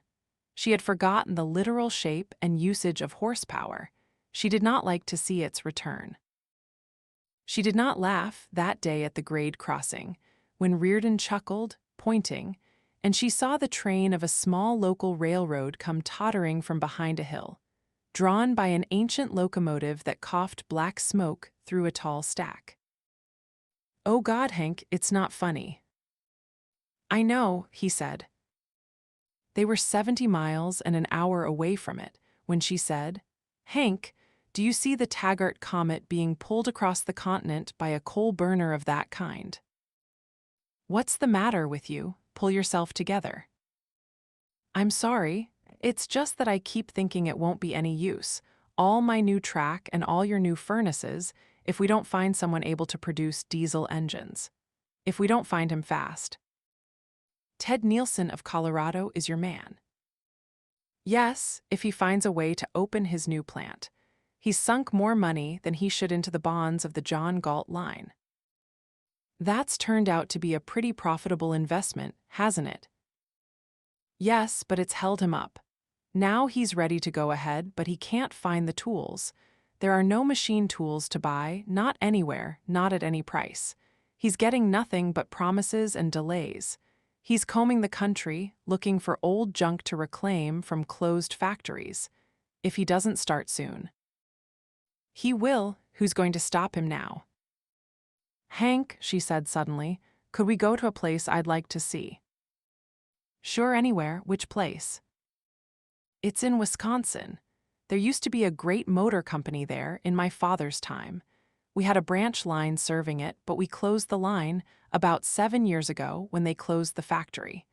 I think it's one of those blighted areas now. Maybe there's still some machinery left there that Ted Nielsen could use. It might have been overlooked. The place is forgotten, and there's no transportation to it at all.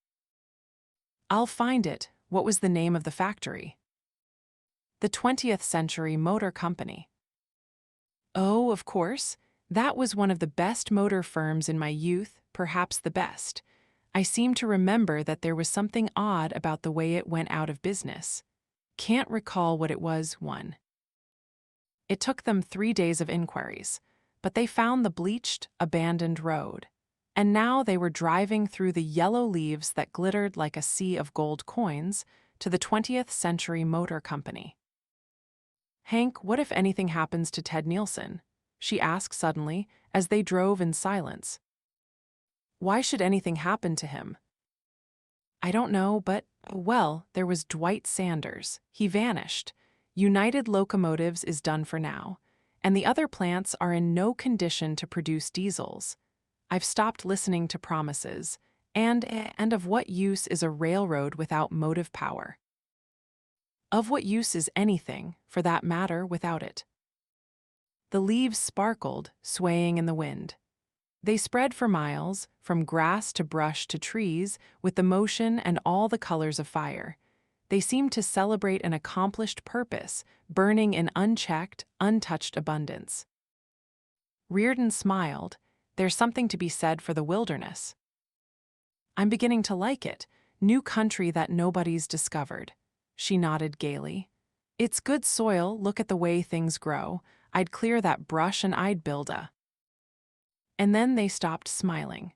The corpse they saw in the weeds by the roadside was a rusty cylinder with bits of glass, the remnant of a gas station pump. It was the only thing left visible. The few charred posts, the slab of concrete and the sparkle of glass dust, which had been a gas station, were swallowed in the brush, not to be noticed except by a careful glance, not to be seen at all in another year. They looked away. They drove on, not wanting to know what else lay hidden under the miles of weeds. They felt the same wonder like a weight in the silence between them, wonder as to how much the weeds had swallowed and how fast. The road ended abruptly behind the turn of a hill. What remained was a few chunks of concrete sticking out of a long, pitted stretch of tar and mud. The concrete had been smashed by someone and carted away. Even weeds could not grow in the strip of earth left behind. On the crest of a distant hill, a single telegraph pole stood slanted against the sky, like a cross over a vast grave. It took them 3 hours and a punctured tire to crawl in low gear through trackless soft, through gullies, then down ruts left by cart wheels, to reach the settlement that lay in the valley beyond the hill with the telegraph pole. A few houses still stood within the skeleton of what had once been an industrial town.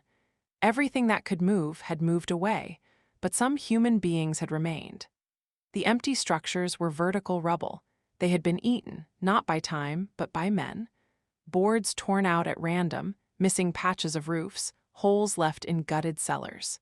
It looked as if blind hands had seized whatever fitted the need of the moment, with no concept of remaining in existence the next morning. The inhabited houses were scattered at random among the ruins. The smoke of their chimneys was the only movement visible in town. A shell of concrete, which had been a schoolhouse, stood on the outskirts. It looked like a skull, with the empty sockets of glassless windows, with a few strands of hair still clinging to it, in the shape of broken wires. Beyond the town, on a distant hill, stood the factory of the 20th Century Motor Company. Its walls, roof lines, and smokestacks looked trim, impregnable like a fortress. It would have seemed intact but for a silver water tank. The water tank was tipped sidewise. They saw no trace of a road to the factory in the tangled miles of trees and hillsides. They drove to the door of the first house in sight that showed a feeble signal of rising smoke. The door was open. An old woman came shuffling out at the sound of the motor. She was bent and swollen, barefooted, dressed in a garment of flower sacking. She looked at the car without astonishment, without curiosity. It was the blank stare of a being who had lost the capacity to feel anything but exhaustion. "Can you tell me the way to the factory?" asked Reardon. The woman did not answer at once. She looked as if she would be unable to speak English. "What factory?" she asked. Reardon pointed. "That one." "It's closed." "I know it's closed, but is there any way to get there?" "I don't know." "Is there any sort of road?" "There's roads in the woods." "Any for a car to drive through?" "Maybe." "Well, which would be the best road to take?" "I don't know." Through the open door, they could see the interior of her house. There was a useless gas stove, its oven stuffed with rags, serving as a chest of drawers. There was a stove built of stones in a corner, with a few logs burning under an old kettle and long streaks of soot rising up the wall. A white object lay propped against the legs of a table. It was a porcelain washbowl, torn from the wall of some bathroom, filled with wilted cabbages. A tallow candle stood in a bottle on the table. There was no paint left on the floor. Its boards were scrubbed to a soggy gray that looked like the visual expression of the pain in the bones of the person who had bent and scrubbed and lost the battle against the grime now soaked into the grain of the boards. A brood of ragged children had gathered at the door behind the woman, silently, one by one. They stared at the car, not with the bright curiosity of children, but with the tension of savages ready to vanish at the first sign of danger. "How many miles is it to the factory?" asked Reardon. 10 miles, said the woman, and added, "maybe 5. "How far is the next town?" "There ain't any next town." "There are other towns somewhere. I mean, how far?" "Yeah, somewhere." In the vacant space by the side of the house, they saw faded rags hanging on a clothesline, which was a piece of telegraph wire. 3 chickens pecked among the beds of a scraggly vegetable garden. A 4th sat roosting on a bar which was a length of plumber's pipe. 2 pigs waddled in a stretch of mud and refuse. The stepping stones laid across the muck were pieces of the highway's concrete. They heard a screeching sound in the distance and saw a man drawing water from a public well by means of a rope pulley. They watched him as he came slowly down the street. He carried 2 buckets that seemed too heavy for his thin arms. One could not tell his age. He approached and stopped, looking at the car. His eyes darted at the strangers, then away, suspicious and furtive. Reardon took out a $10 bill and extended it to him, asking, "Would you please tell us the way to the factory?" The man stared at the money with sullen indifference, not moving, not lifting a hand for it, still clutching the 2 buckets. If one were ever to see a man devoid of greed, thought Dagny, there he was. "We don't need no money around here," he said. "Don't you work for a living?" "Yeah." "Well, what do you use for money?" The man put the buckets down, as if it had just occurred to him that he did not have to stand straining under their weight. "We don't use no money," he said. "We just trade things amongst us." "How do you trade with people from other towns?" "We don't go to no other towns." "You don't seem to have it easy here." "What's that to you?" "Nothing, just curiosity. Why do you people stay here?" "My old man used to have a grocery store here. Only the factory closed." "Why didn't you move?" "Where to?" "Anywhere." "What for?" Dagny was staring at the 2 buckets. They were square tins with rope handles. They had been oil cans. "Listen," said Reardon, "can you tell us whether there's a road to the factory?" "There's plenty of roads."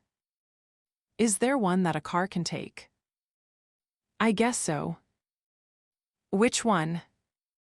The man weighed the problem earnestly for some moments. "Well, now, if you turn to the left by the schoolhouse," he said, "and go on till you come to the Crooked Oak, there's a road up there that's fine when it don't rain for a couple of weeks." "When did it rain last?"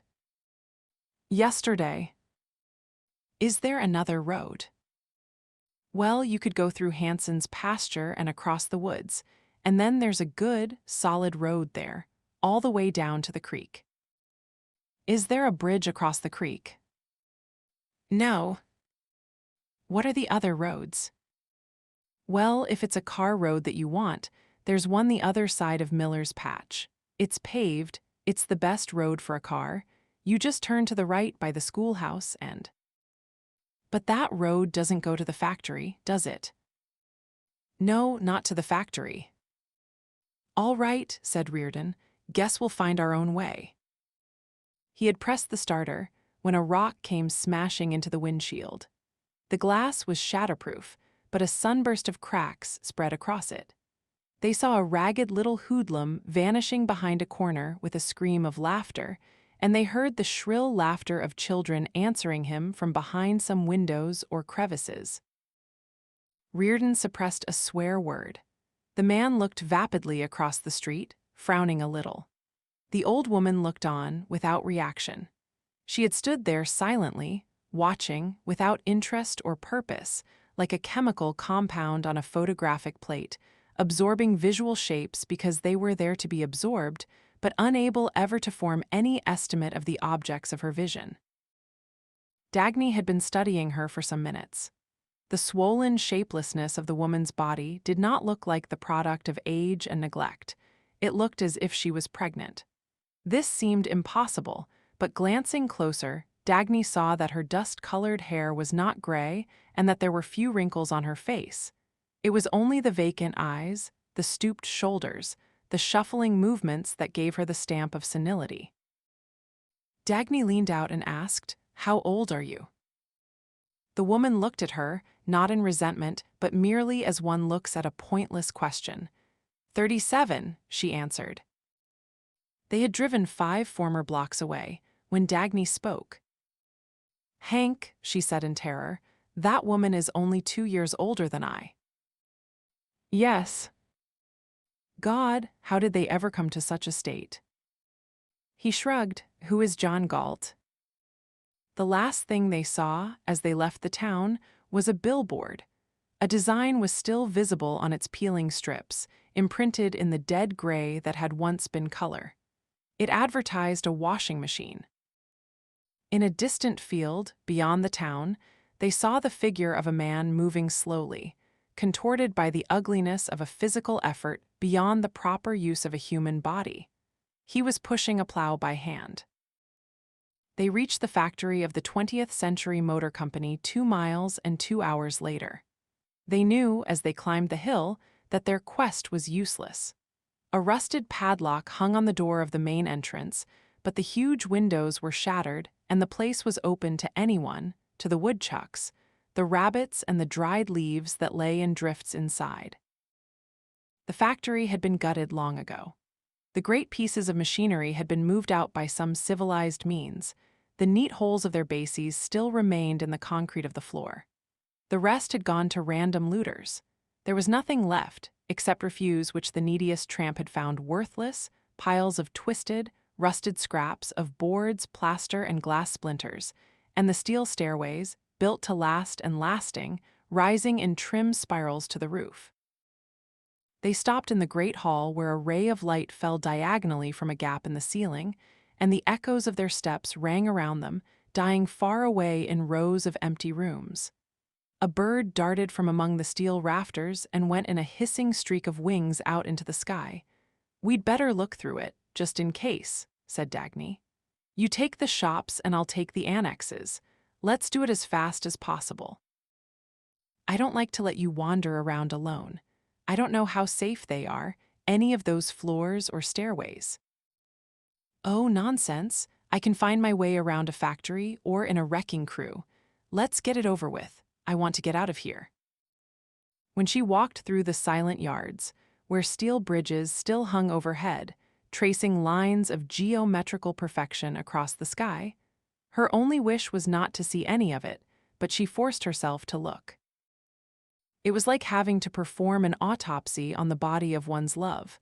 She moved her glance as an automatic searchlight, her teeth clamped tight together.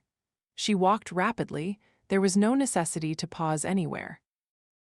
It was in a room of what had been the laboratory that she stopped. It was a coil of wire that made her stop. The coil protruded from a pile of junk. She had never seen that particular arrangement of wires, yet it seemed familiar, as if it touched the hint of some memory, faint and very distant. She reached for the coil, but could not move it. It seemed to be part of some object buried in the pile. The room looked as if it had been an experimental laboratory, if she was right in judging the purpose of the torn remnants she saw on the walls. A great many electrical outlets, bits of heavy cable, lead conduits, glass tubing, built-in cabinets without shelves or doors. There was a great deal of glass, rubber, plastic, and metal in the junk pile, and dark gray splinters of slate that had been a blackboard. Scraps of paper rustled dryly all over the floor. There were also remnants of things which had not been brought here by the owner of that room. Popcorn wrappers, a whiskey bottle, a confession magazine. She attempted to extricate the coil from the scrap pile. It would not move, it was part of some large object. She knelt and began to dig through the junk.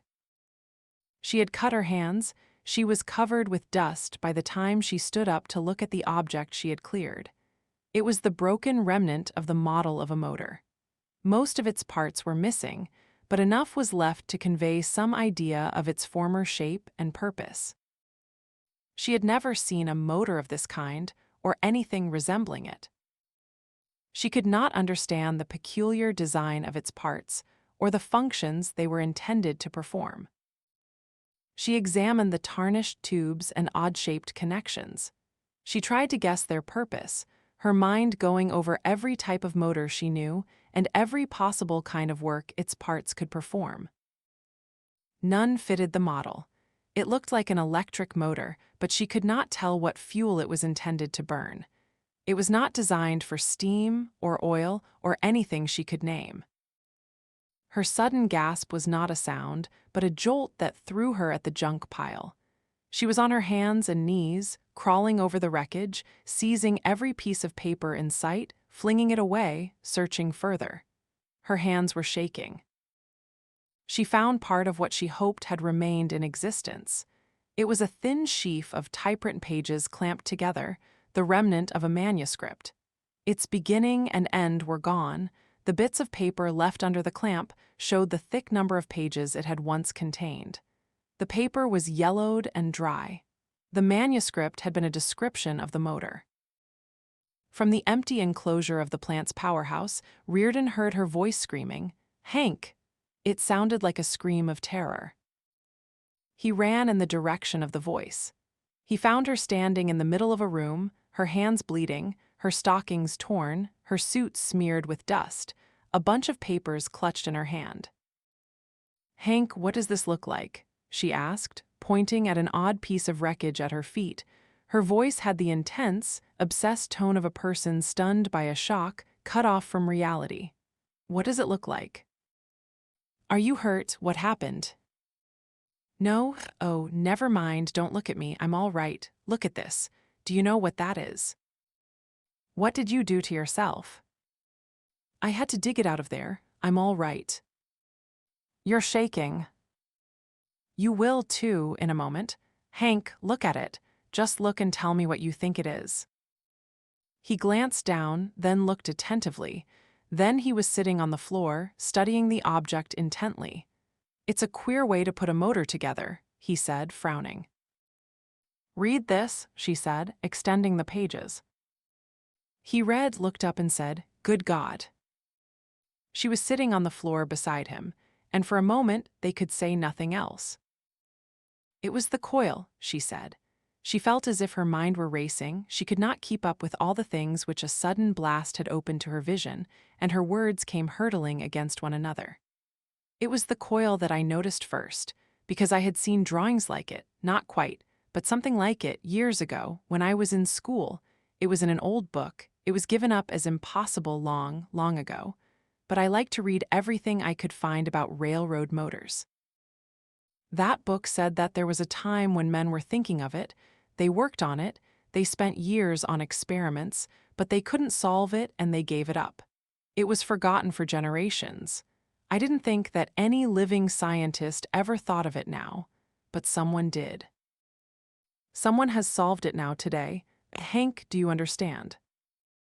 Those men, long ago, tried to invent a motor that would draw static electricity from the atmosphere, convert it, and create its own power as it went along. They couldn't do it. They gave it up. She pointed at the broken shape. But there it is. He nodded. He was not smiling. He sat looking at the remnant, intent on some thought of his own. It did not seem to be a happy thought.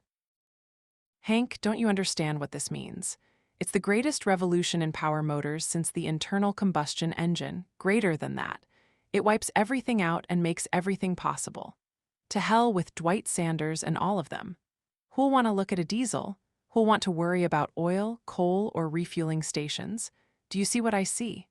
A brand new locomotive half the size of a single diesel unit and with 10 times the power. A self-generator working on a few drops of fuel with no limits to its energy. The cleanest, swiftest, cheapest means of motion ever devised. Do you see what this will do to our transportation systems and to the country in about 1 year? There was no spark of excitement in his face. He said slowly, "Who designed it? Why was it left here?" "We'll find out." He weighed the pages in his hand reflectively. "Dagny," he asked, "if you don't find the man who made it, will you be able to reconstruct that motor from what is left?" She took a long moment, then the word fell with a sinking sound. "No." "Nobody will. He had it all right. It worked, judging by what he writes here. It is the greatest thing I've ever laid eyes on. It was. We can't make it work again. To supply what's missing would take a mind as great as his. I'll find him if I have to drop every other thing I'm doing. And if he's still alive." She heard the unstated guess in the tone of his voice. "Why do you say it like that?" "I don't think he is. If he were, would he leave an invention of this kind to rot on a junk pile? Would he abandon an achievement of this size? If he were still alive, you would have had the locomotives with the self-generators years ago. And you wouldn't have had to look for him because the whole world would know his name by now. I don't think this model was made so very long ago." He looked at the paper of the manuscript and at the rusty tarnish of the motor. "About 10 years ago, I'd guess, maybe a little longer." "We've got to find him or somebody who knew him. This is more important than anything owned or manufactured by anyone today. I don't think we'll find him. And if we don't, nobody will be able to repeat his performance. Nobody will rebuild his motor. There's not enough of it left. It's only a lead, an invaluable lead, but it would take the sort of mind that's born once in a century to complete it. Do you see our present-day motor designers attempting it?" "No. There's not a first-rate designer left. There hasn't been a new idea in motors for years. That's one profession that seems to be dying or dead." "Hank, do you know what that motor would have meant if built?" He chuckled briefly. "I'd say about 10 years added to the life of every person in this country, if you consider how many things it would have made easier and cheaper to produce, how many hours of human labor it would have released for other work, and how much more anyone's work would have brought him. Locomotives? What about automobiles and ships and airplanes with a motor of this kind? And tractors? And power plants, all hooked to an unlimited supply of energy, with no fuel to pay for, except a few pennies worth to keep the converter going. That motor could have set the whole country in motion and on fire. It would have brought an electric light bulb into every hole, even into the homes of those people we saw down in the valley. It would have, it will. I'm going to find the man who made it. We'll try. He rose abruptly, but stopped to glance down at the broken remnant and said, with a chuckle that was not gay, "There was the motor for the John Galt line." Then he spoke in the brusque manner of an executive. "First, we'll try to see if we can find their personnel office here.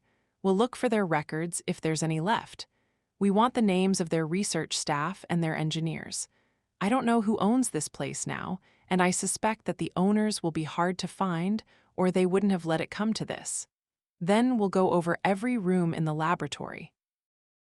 Later, we'll get a few engineers to fly here and comb the rest of the place." They started out, but she stopped for a moment on the threshold. "Hank, that motor was the most valuable thing inside this factory," she said, her voice low.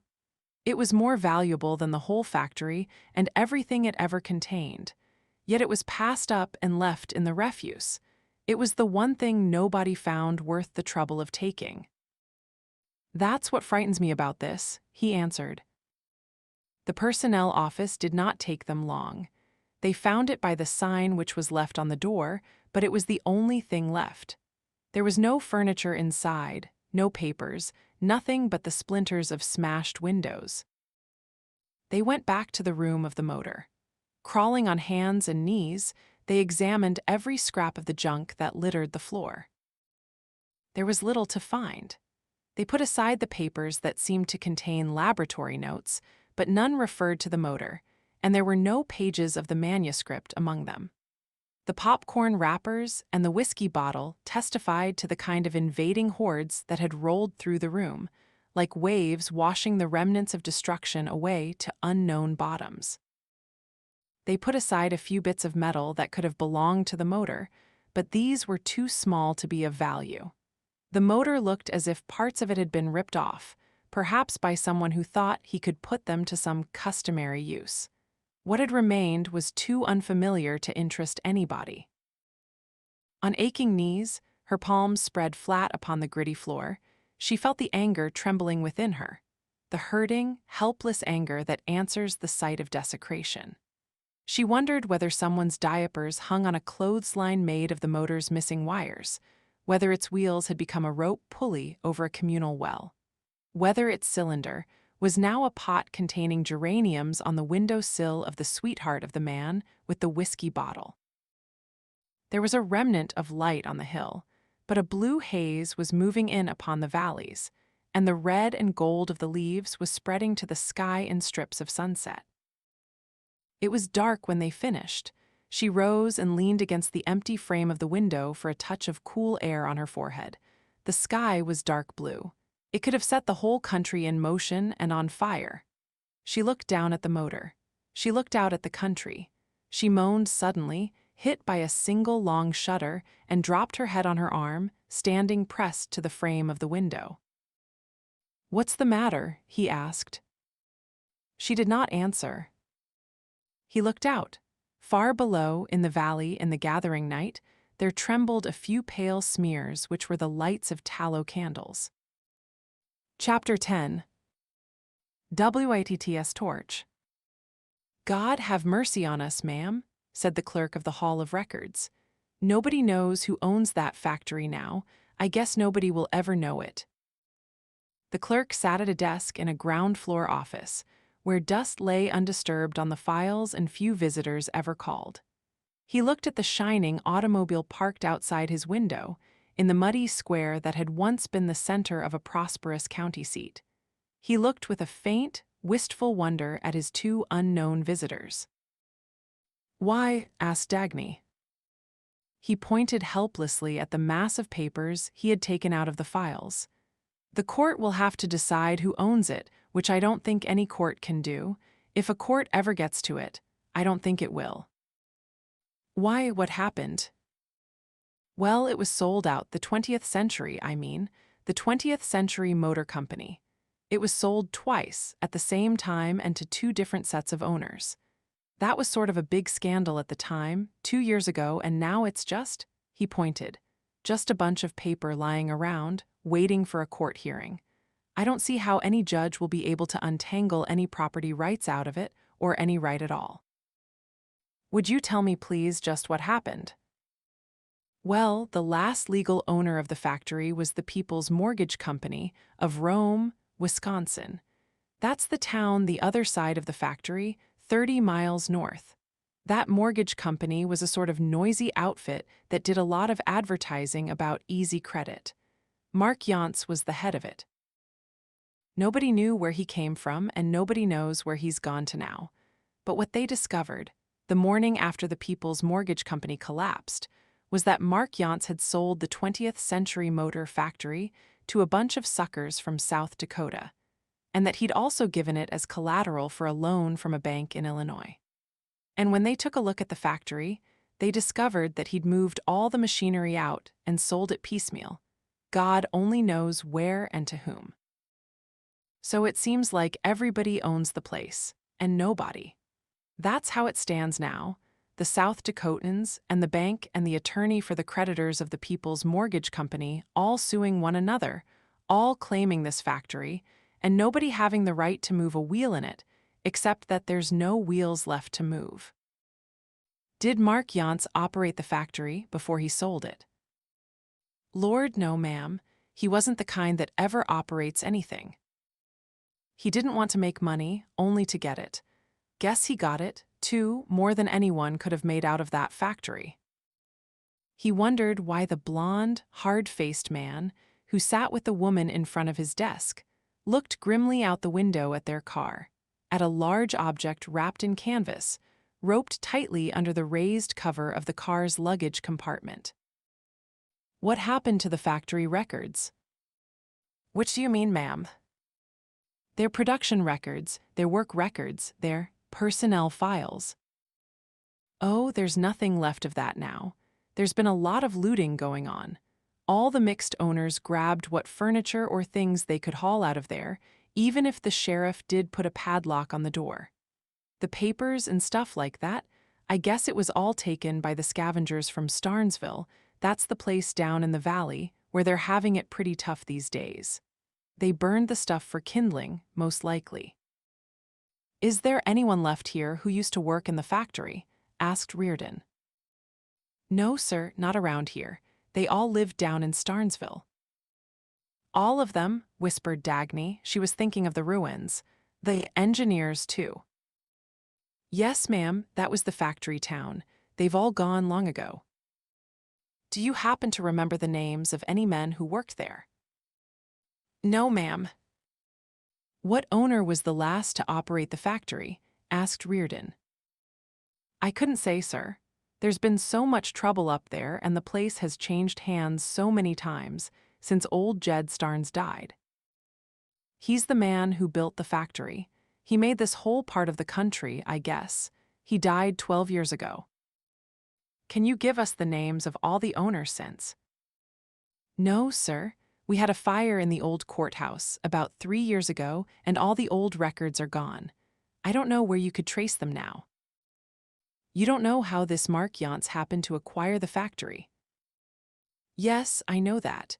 He bought it from Mayor Bascom of Rome. How Mayor Bascom happened to own it, I don't know. Where is Mayor Bascom now? Still there in Rome. Thank you very much, said Reardon, rising. We'll call on him. They were at the door when the clerk asked, What is it you're looking for, sir? We're looking for a friend of ours, said Reardon. A friend we've lost who used to work in that factory. Mayor Bascom of Rome, Wisconsin, leaned back in his chair. His chest and stomach formed a pear-shaped outline under his soiled shirt. The air was a mixture of sun and dust, pressing heavily upon the porch of his house. He waved his arm, the ring on his finger flashing a large topaz of poor quality. No use, lady, absolutely no use, he said. Would be just a waste of your time, trying to question the folks around here. There's no factory people left, and nobody that would remember much about them. So many families have moved away that what's left here is plain no good, if I do say so myself, plain no good, just being mayor of a bunch of trash. He had offered chairs to his two visitors, but he did not mind it if the lady preferred to stand at the porch railing. He leaned back, studying her long-lined figure, high-class merchandise, he thought. But then, the man with her was obviously rich. Dagny stood looking at the streets of Rome. There were houses, sidewalks, lampposts, even a sign advertising soft drinks.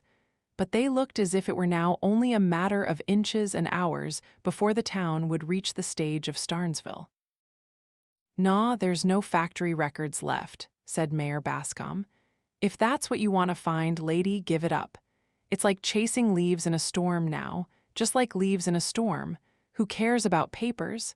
At a time like this, what people save is good, solid material objects. One's got to be practical." Through the dusty window panes, they could see the living room of his house. There were Persian rugs on a buckled wooden floor, a portable bar with chromium strips against a wall stained by the seepage of last year's rains, an expensive radio with an old kerosene lamp placed on top of it. "Sure, it's me that sold the factory to Mark Yance. Mark was a nice fellow, a nice, lively, energetic fellow. Sure, he did trim a few corners, but who doesn't? Of course, he went a bit too far. That I didn't expect. I thought he was smart enough to stay within the law, whatever's left of it nowadays." Mayor Bascom smiled, looking at them in a manner of placid frankness.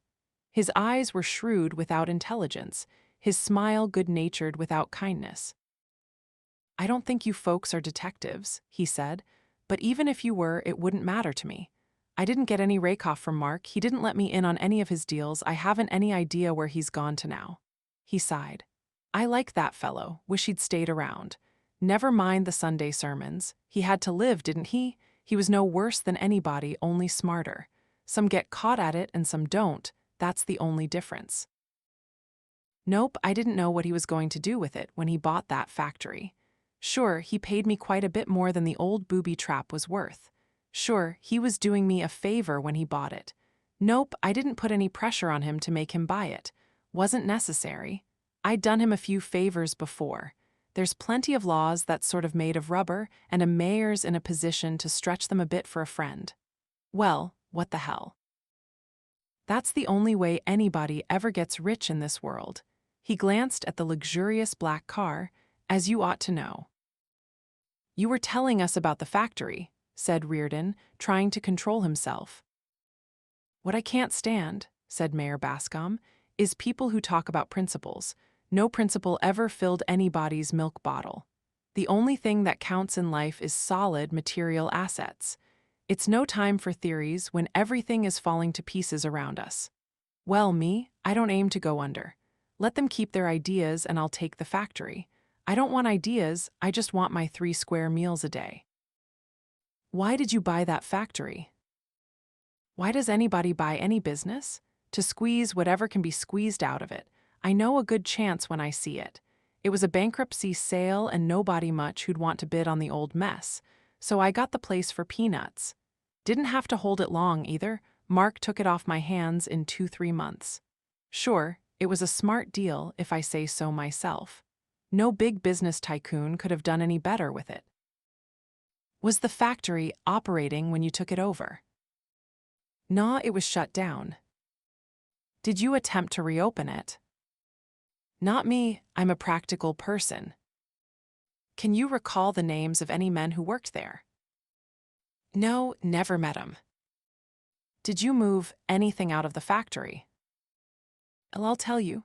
I took a look around and what I liked was old Jed's desk, old Led Starnes. He was a real big shot in his time. Wonderful desk, solid mahogany, so I carted it home. And some executive, don't know who he was, had a stall shower in his bathroom, the like of which I never saw. A glass door with a mermaid cut in the glass, real artwork and hot stuff, too, hotter than any oil painting. So I had that shower lifted and moved here. What the hell, I owned it, didn't I? I was entitled to get something valuable out of that factory." "Whose bankruptcy sale was it when you bought the factory?" "Oh, that was the big crash of the Community National Bank in Madison. Boy, was that a crash. It just about finished the whole state of Wisconsin. sure finished this part of it. Some say it was this motor factory that broke the bank, but others say it was only the last drop in a leaking bucket because the Community National had bum investments all over 3 or 4 states. Eugene Lawson was the head of it. The banker with a heart, they called him. He was quite famous in these parts 2-3 years ago. Did Lawson operate the factory?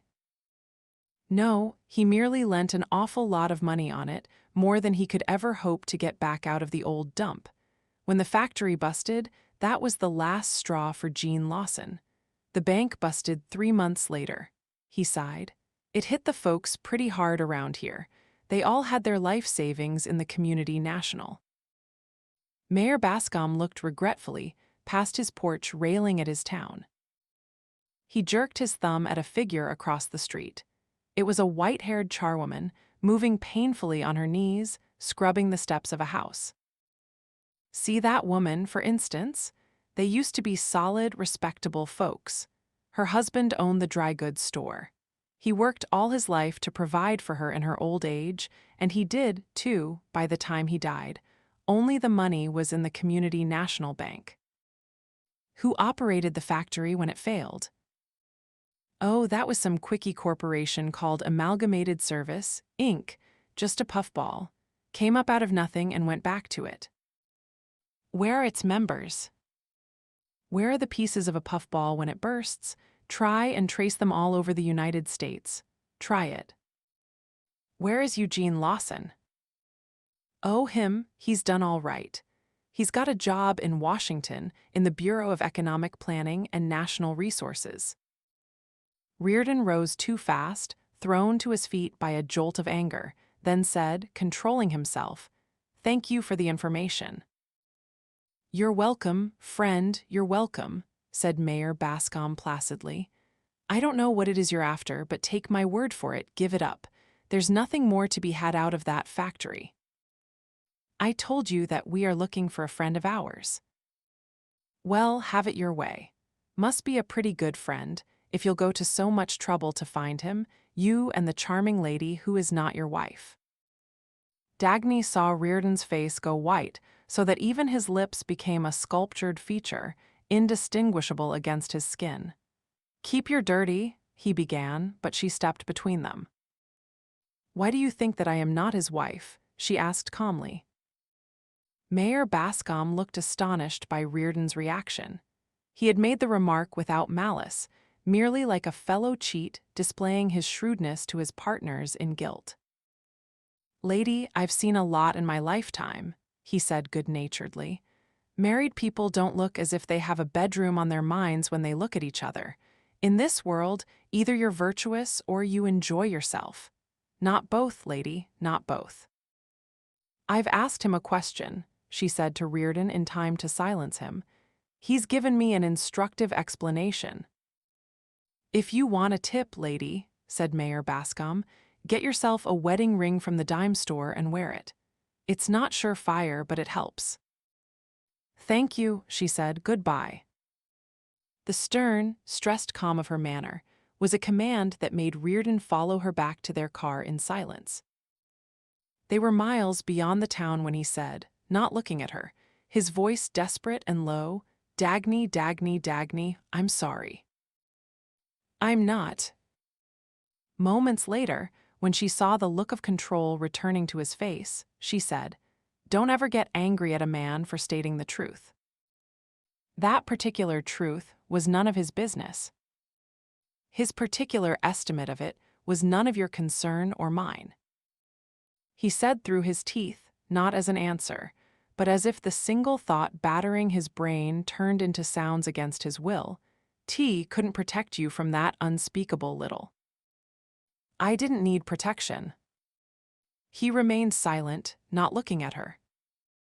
"Hank, when you're able to keep down the anger, tomorrow or next week, give some thought to that man's explanation and see if you recognize any part of it." He jerked his head to glance at her, but said nothing. When he spoke, a long time later, it was only to say in a tired, even voice, "We can't call New York and have our engineers come here to search the factory. We can't meet them here. We can't let it be known that we found the motor together.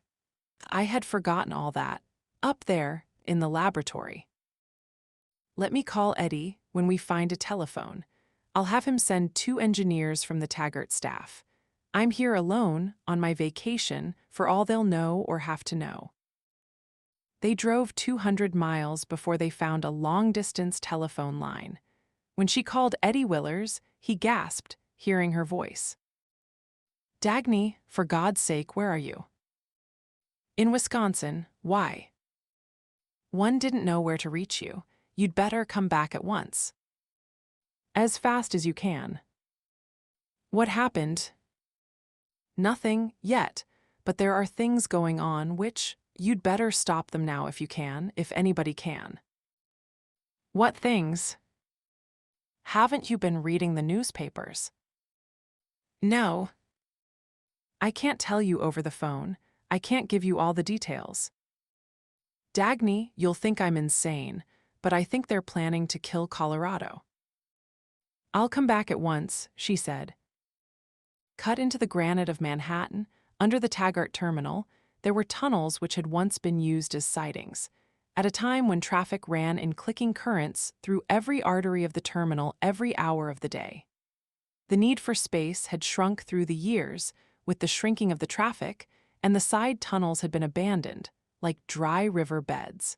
A few lights remained as blue patches on the granite over rails left to rust on the ground. Dagny placed the remnant of the motor into a vault in one of the tunnels. The vault had once contained an emergency electric generator, which had been removed long ago. She did not trust the useless young men of the Taggart research staff. There were only 2 engineers of talent among them who could appreciate her discovery. She had shared her secret with the 2 and sent them to search the factory in Wisconsin. Then she had hidden the motor where no one else would know of its existence. When her workers carried the motor down to the vault and departed, she was about to follow them and lock the steel door, but she stopped, key in hand, as if the silence and solitude had suddenly thrown her at the problem she had been facing for days, as if this were the moment to make her decision. Her office car was waiting for her at one of the terminal platforms, attached to the end of a train due to leave for Washington in a few minutes.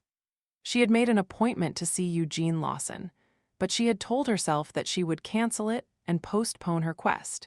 If she could think of some action to take against the things she had found on her return to New York, the things Eddie begged her to fight. She had tried to think, but she could see no way of fighting, no rules of battle, no weapons. Helplessness was a strange experience, new to her. She had never found it hard to face things and make decisions, but she was not dealing with things. This was a fog without shapes or definitions, in which something kept forming and shifting before it could be seen, like semi-clots in a not-quite liquid. It was as if her eyes were reduced to side vision, and she were sensing blurs of disaster coiling toward her. But she could not move her glance. She had no glance to move and focus. The Union of Locomotive Engineers was demanding that the maximum speed of all trains on the John Galt line be reduced to 60 miles an hour. The Union of Railway Conductors and Brakemen was demanding that the length of all freight trains on the John Galt line be reduced to 60 cars. The states of Wyoming, New Mexico, Utah, and Arizona were demanding that the number of trains run in Colorado not exceed the number of trains run in each of these neighboring states. A group headed by Orrin Boyle was demanding the passage of a preservation of livelihood law, which would limit the production of Rearden metal to an amount equal to the output of any other steel mill of equal plant capacity. A group headed by Mr. Moen was demanding the passage of a fair share law to give every customer who wanted it an equal supply of Rearden metal. A group headed by Bertram Scudder was demanding the passage of a public stability law, forbidding Eastern business firms to move out of their states. Wesley Mouch, top coordinator of the Bureau of Economic Planning and National Resources, was issuing a great many statements, the content and purpose of which could not be denned, except that the words emergency powers and unbalanced economy kept appearing in the text every few lines. Dagny, by what right? Eddie Willers had asked her, his voice quiet but the words sounding like a cry. By what right are they all doing it? By what right? She had confronted James Taggart in his office and said, "Jim, this is your battle, I've fought mine. You're supposed to be an expert at dealing with the looters. Stop them." Taggart had said, not looking at her, "You can't expect to run the national economy to suit your own convenience." "I don't want to run the national economy. I want your national economy runners to leave me alone. I have a railroad to run, and I know what's going to happen to your national economy if my railroad collapses. I see no necessity for panic." "Jim, do I have to explain to you that the income from our Rio Norte line is all we've got to save us from collapsing? That we need every penny of it, every fare, every carload of freight, as fast as we can get it?" He had not answered. "When we have to use every bit of power in every one of our broken-down diesels, when we don't have enough of them to give Colorado the service it needs, what's going to happen if we reduce the speed and the length of trains?" Well, there's something to be said for the union's viewpoint, too. With so many railroads closing and so many railroad men out of work, they feel that those extra speeds you've established on the Rio Norte line are unfair. They feel that there should be more trains, instead, so that the work would be divided around. They feel that it's not fair for us to get all the benefit of that new rail. They want a share of it, too. Who wants a share of it? In payment for what? He had not answered. Who'll bear the cost of 2 trains doing the work of one? He had not answered. Where are you going to get the cars and the engines? He had not answered. What are those men going to do after they've put Taggart Transcontinental out of existence? I fully intend to protect the interests of Taggart Transcontinental. How? He had not answered. How if you kill Colorado? It seems to me that before we worry about giving some people a chance to expand, we ought to give some consideration to the people who need a chance of bare survival. If you kill Colorado, what is there going to be left for your damn looters to survive on? You have always been opposed to every progressive social measure. I seem to remember that you predicted disaster when we passed the anti-dog-eat-dog rule, but the disaster has not come. Because I saved you, you rotten fools, I won't be able to save you this time. He had shrugged, not looking at her. And if I don't, who will? He had not answered. It did not seem real to her, here, under the ground. Thinking of it here, she knew she could have no part in Jim's battle. There was no action she could take against the men of undefined thought, of unnamed motives, of unstated purposes, of unspecified morality. There was nothing she could say to them, nothing would be heard or answered. What were the weapons, she thought, in a realm where reason was not a weapon any longer? It was a realm she could not enter. She had to leave it to Jim and count on his self-interest. Dimly, she felt the chill of a thought telling her that self-interest was not Jim's motive. She looked at the object before her, a glass case containing the remnant of the motor. The man who made the motor, she thought suddenly, the thought coming like a cry of despair. She felt a moment's helpless longing to find him, to lean against him and let him tell her what to do. A mind like his would know the way to win this battle. She looked around her. In the clean, rational world of the underground tunnels, nothing was of so urgent an importance as the task of finding the man who made the motor. She thought, could she delay it in order to argue with Orrin Boyle? To reason with Mr. Moen? To plead with Bertram Scudder? She saw the motor, completed, built into an engine that pulled a train of 200 cars down a track of Reardon metal at 200 miles an hour. When the vision was within her reach, within the possible, was she to give it up and spend her time bargaining about 60 miles and 60 cars? She could not descend to an existence where her brain would explode under the pressure of forcing itself not to outdistance incompetence. She could not function to the rule of pipe down, keep down, slow down, don't do your best, it is not wanted. She turned resolutely and left the vault to take the train for Washington. It seemed to her, as she locked the steel door, that she heard a faint echo of steps. She glanced up and down the dark curve of the tunnel. There was no one in sight. There was nothing but a string of blue lights glistening on walls of damp granite. Reardon could not fight the gangs who demanded the laws. The choice was to fight them or to keep his mills open. He had lost his supply of iron ore. He had to fight one battle or the other. There was no time for both. He had found on his return that a scheduled shipment of ore had not been delivered. No word or explanation had been heard from Larkin. When summoned to Reardon's office, Larkin appeared 3 days later than the appointment made, offering no apology. He said, not looking at Reardon, his mouth drawn tightly into an expression of rancorous dignity, "After all, you can't order people to come running to your office any time you please."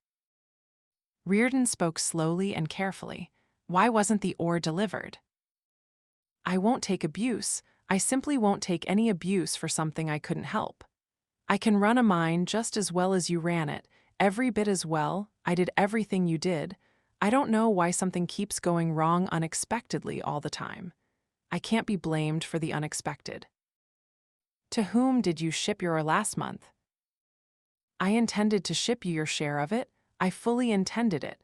But I couldn't help it if we lost 10 days of production last month on account of the rainstorm in the whole of North Minnesota. I intended to ship you the ore, so you can't blame me, because my intention was completely honest. If one of my blast furnaces goes down, will I be able to keep it going by feeding your intention into it? That's why nobody can deal with you or talk to you, because you're inhuman. I have just learned that for the last 3 months, you have not been shipping your ore by the lake boats, you have been shipping it by rail." "Why?" "Well, after all, I have a right to run my business as I see fit." "Why are you willing to pay the extra cost?" "What do you care? I'm not charging it to you." "What will you do when you find that you can't afford the rail rates and that you have destroyed the lake shipping?" "I am sure you wouldn't understand any consideration other than dollars and cents, but some people do consider their social and patriotic responsibilities." "What responsibilities?" "Well, I think that a railroad like Taggart Transcontinental is essential to the national welfare, and it is one's public duty to support Jim's Minnesota branch line, which is running at a deficit." Reardon leaned forward across the desk. He was beginning to see the links of a sequence he had never understood.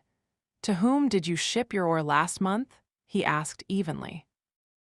"Well, after all, that is my private business which—" "To Orrin Boyle, wasn't it?" "You can't expect people to sacrifice the entire steel industry of the nation to your selfish interests and—" "Get out of here," said Reardon. He said it calmly. The sequence was clear to him now. "Don't misunderstand me. I didn't mean—" "Get out." Larkin got out.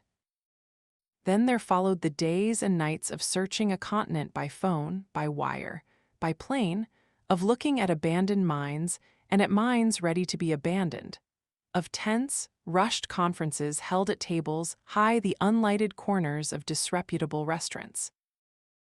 Looking across the table, Reardon had to decide how much he could risk to invest upon the sole evidence of a man's face, manner and tone of voice, hating the state of having to hope for honesty as for a favor, but risking it, pouring money into unknown hands in exchange for unsupported promises, into unsigned, unrecorded loans to dummy owners of failing mines, money handed and taken furtively, as an exchange between criminals in anonymous cash.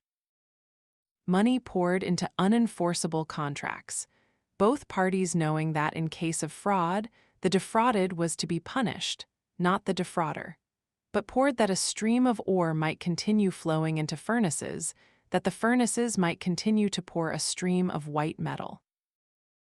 "Mr. Reardon," asked the purchasing manager of his mills, "if you keep that up, where will be your profit?" "We'll make it up on tonnage," said Reardon wearily. "We have an unlimited market for Reardon metal." The purchasing manager was an elderly man with graying hair, a lean, dry face, and a heart which, people said, was given exclusively to the task of squeezing every last ounce of value out of a penny. He stood in front of Reardon's desk, saying nothing else, merely looking straight at Reardon, his cold eyes narrowed and grim. It was a look of the most profound sympathy that Reardon had ever seen. There's no other course open, thought Reardon, as he had thought through days and nights.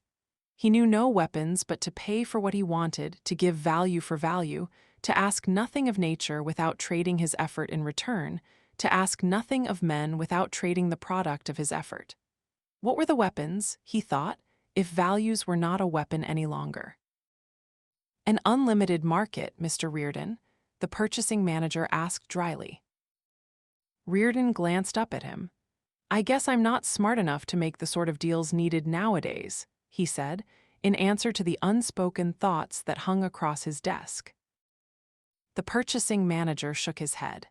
No, Mr. Reardon, it's one or the other. The same kind of brain can't do both. Either you're good at running the mills or you're good at running to Washington. Maybe I ought to learn their method. You couldn't learn it and it wouldn't do you any good. You wouldn't win in any of those deals. Don't you understand? You're the one who's got something to be looted. When he was left alone, Reardon felt a jolt of blinding anger, as it had come to him before, painful, single and sudden like an electric shock. The anger bursting out of the knowledge that one cannot deal with pure evil, with the naked, full-conscious evil that neither has nor seeks justification. But when he felt the wish to fight and kill in the rightful cause of self-defense, he saw the fat, grinning face of Mayor Bascom and heard the drawling voice saying, "You and the charming lady who is not your wife." Then no rightful cause was left, and the pain of anger was turning into the shameful pain of submission. He had no right to condemn anyone, he thought, to denounce anything, to fight and die joyously, claiming the sanction of virtue. The broken promises, the unconfessed desires, the betrayal, the deceit, the lies, the fraud, he was guilty of them all. What form of corruption could he scorn? Degrees do not matter, he thought. One does not bargain about inches of evil. He did not know, as he sat slumped at his desk, thinking of the honesty he could claim no longer, of the sense of justice he had lost, that it was his rigid honesty and ruthless sense of justice that were now knocking his only weapon out of his hands. He would fight the looters, but the wrath and fire were gone. He would fight, but only as one guilty wretch against the others. He did not pronounce the words, but the pain was their equivalent, the ugly pain saying, "Who am I to cast the first stone?" He let his body fall across the desk. Dagny, he thought, Dagny, if this is the price I have to pay, I'll pay it. He was still the traitor who knew no code except that of full payment for his desires. It was late when he came home and hurried soundlessly up the stairs to his bedroom. He hated himself for being reduced to sneaking, but he had done it on most of his evenings for months. The sight of his family had become unbearable to him. He could not tell why. Don't hate them for your own guilt, he had told himself, but knew dimly that this was not the root of his hatred. He closed the door of his bedroom like a fugitive winning a moment's reprieve. He moved cautiously, undressing for bed. He wanted no sound to betray his presence to his family. He wanted no contact with them, not even in their own minds. He had put on his pajamas and stopped to light a cigarette when the door of his bedroom opened. The only person who could properly enter his room without knocking had never volunteered to enter it, so he stared blankly for a moment before he was able to believe that it was Lillian who came in. She wore an empire garment of pale chartreuse, its pleated skirt streaming gracefully from its high waistline. One could not tell at first glance whether it was an evening gown or a negligee. It was a negligee. She paused in the doorway, the lines of her body flowing into an attractive silhouette against the light. "I know I shouldn't introduce myself to a stranger," she said softly, "but I'll have to. My name is Mrs. Reardon." He could not tell whether it was sarcasm or a plea. She entered and through the door closed with a casual, imperious gesture, the gesture of an owner. "What is it, Lillian?" he asked quietly. "My dear, you mustn't confess so much so bluntly." She moved in a leisurely manner across the room, past his bed, and sat down in an armchair, and so unflatteringly. It's an admission that I need to show special cause for taking your time. Should I make an appointment through your secretary? He stood in the middle of the room, holding the cigarette at his lips, looking at her, volunteering no answer. She laughed. My reason is so unusual that I know it will never occur to you. Loneliness, darling. Do you mind throwing a few crumbs of your expensive attention to a beggar? Do you mind if I stay here without any formal reason at all? No, he said quietly, not if you wish to. I have nothing weighty to discuss. No million-dollar orders, no transcontinental deals, no rails, no bridges, not even the political situation. I just want to chatter like a woman about perfectly unimportant things. Go ahead. Henry, there's no better way to stop me, is there? She had an air of helpless, appealing sincerity. What can I say after that? Suppose I wanted to tell you about the new novel which Balfe Eubank is writing. He is dedicating it to me. Would that interest you? If it's the truth that you want, not in the least. She laughed, and if it's not the truth that I want, then I wouldn't know what to say, he answered, and felt a rush of blood to his brain, tight as a slap, realizing suddenly the double infamy of a lie uttered in protestation of honesty. He had said it sincerely, but it implied a boast to which he had no right any longer. Why would you want it if it's not the truth? He asked. What for? Now you see, that's the cruelty of conscientious people. You wouldn't understand it, would you? If I answered that real devotion consists of being willing to lie, cheat, and fake in order to make another person happy, to create for him the reality he wants, if he doesn't like the one that exists. No, he said slowly, I wouldn't understand it. It's really very simple. If you tell a beautiful woman that she is beautiful, what have you given her? It's no more than a fact and it has cost you nothing. But if you tell an ugly woman that she is beautiful, you offer her the great homage of corrupting the concept of beauty. To love a woman for her virtues is meaningless. She's earned it, it's a payment, not a gift. But to love her for her vices is a real gift, unearned and undeserved. To love her for her vices is to defile all virtue for her sake. And that is a real tribute of love, because you sacrifice your conscience, your reason, your integrity, and your invaluable self-esteem. He looked at her blankly. It sounded like some sort of monstrous corruption that precluded the possibility of wondering whether anyone could mean it. He wondered only what was the point of uttering it. What's love, darling, if it's not self-sacrifice? She went on lightly, in the tone of a drawing-room discussion. What's self-sacrifice, unless one sacrifices that which is one's most precious and most important? But I don't expect you to understand it. Not a stainless steel Puritan like you. That's the immense selfishness of the Puritan. You'd let the whole world perish rather than soil that immaculate self of yours with a single spot of which you'd have to be ashamed. He said slowly, his voice oddly strained and solemn, I have never claimed to be immaculate. She laughed. And what is it you're being right now? You're giving me an honest answer, aren't you? She shrugged her naked shoulders. Oh, darling, don't take me seriously. I'm just talking. He ground his cigarette into an ashtray. He did not answer. Darling, she said, I actually came here only because I kept thinking that I had a husband, and I wanted to find out what he looked like. She studied him as he stood across the room, the tall, straight, taut lines of his body emphasized by the single color of the dark blue pajamas. You're very attractive, she said.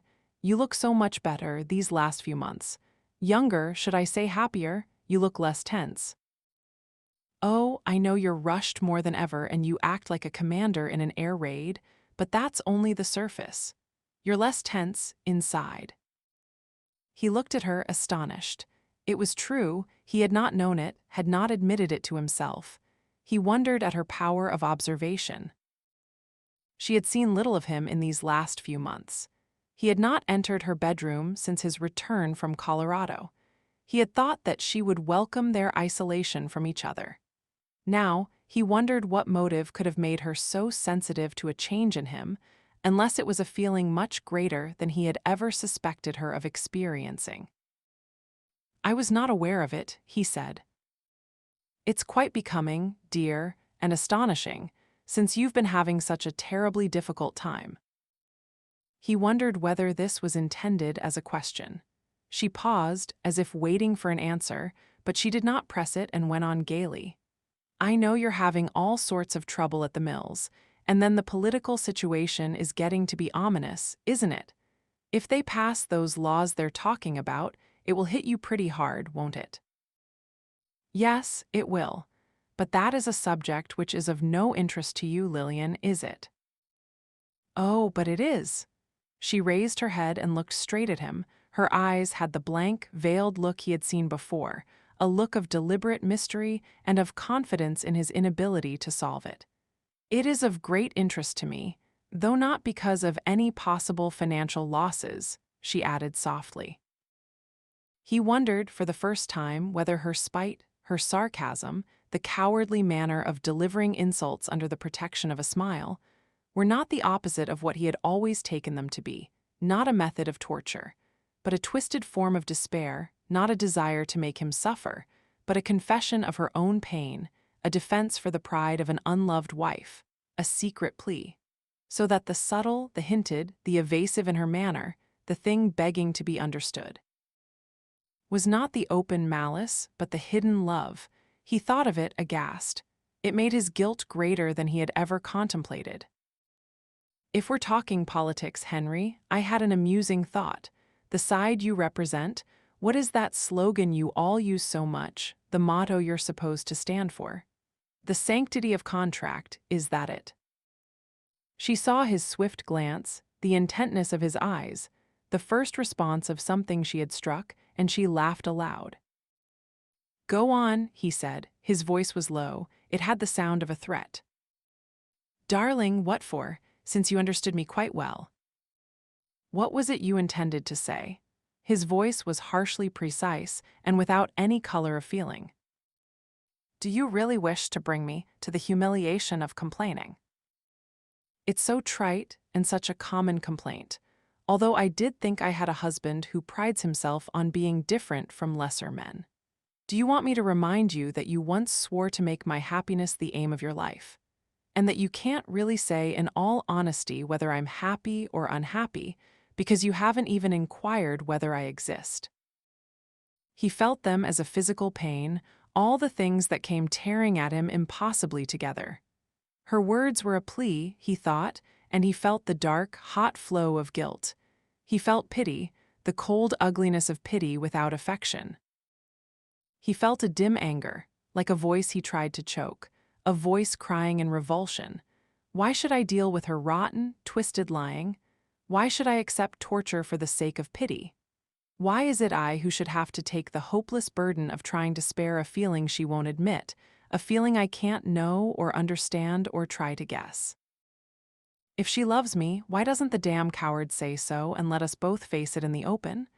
He heard another, louder voice saying evenly, "Don't switch the blame to her, that's the oldest trick of all cowards. You're guilty.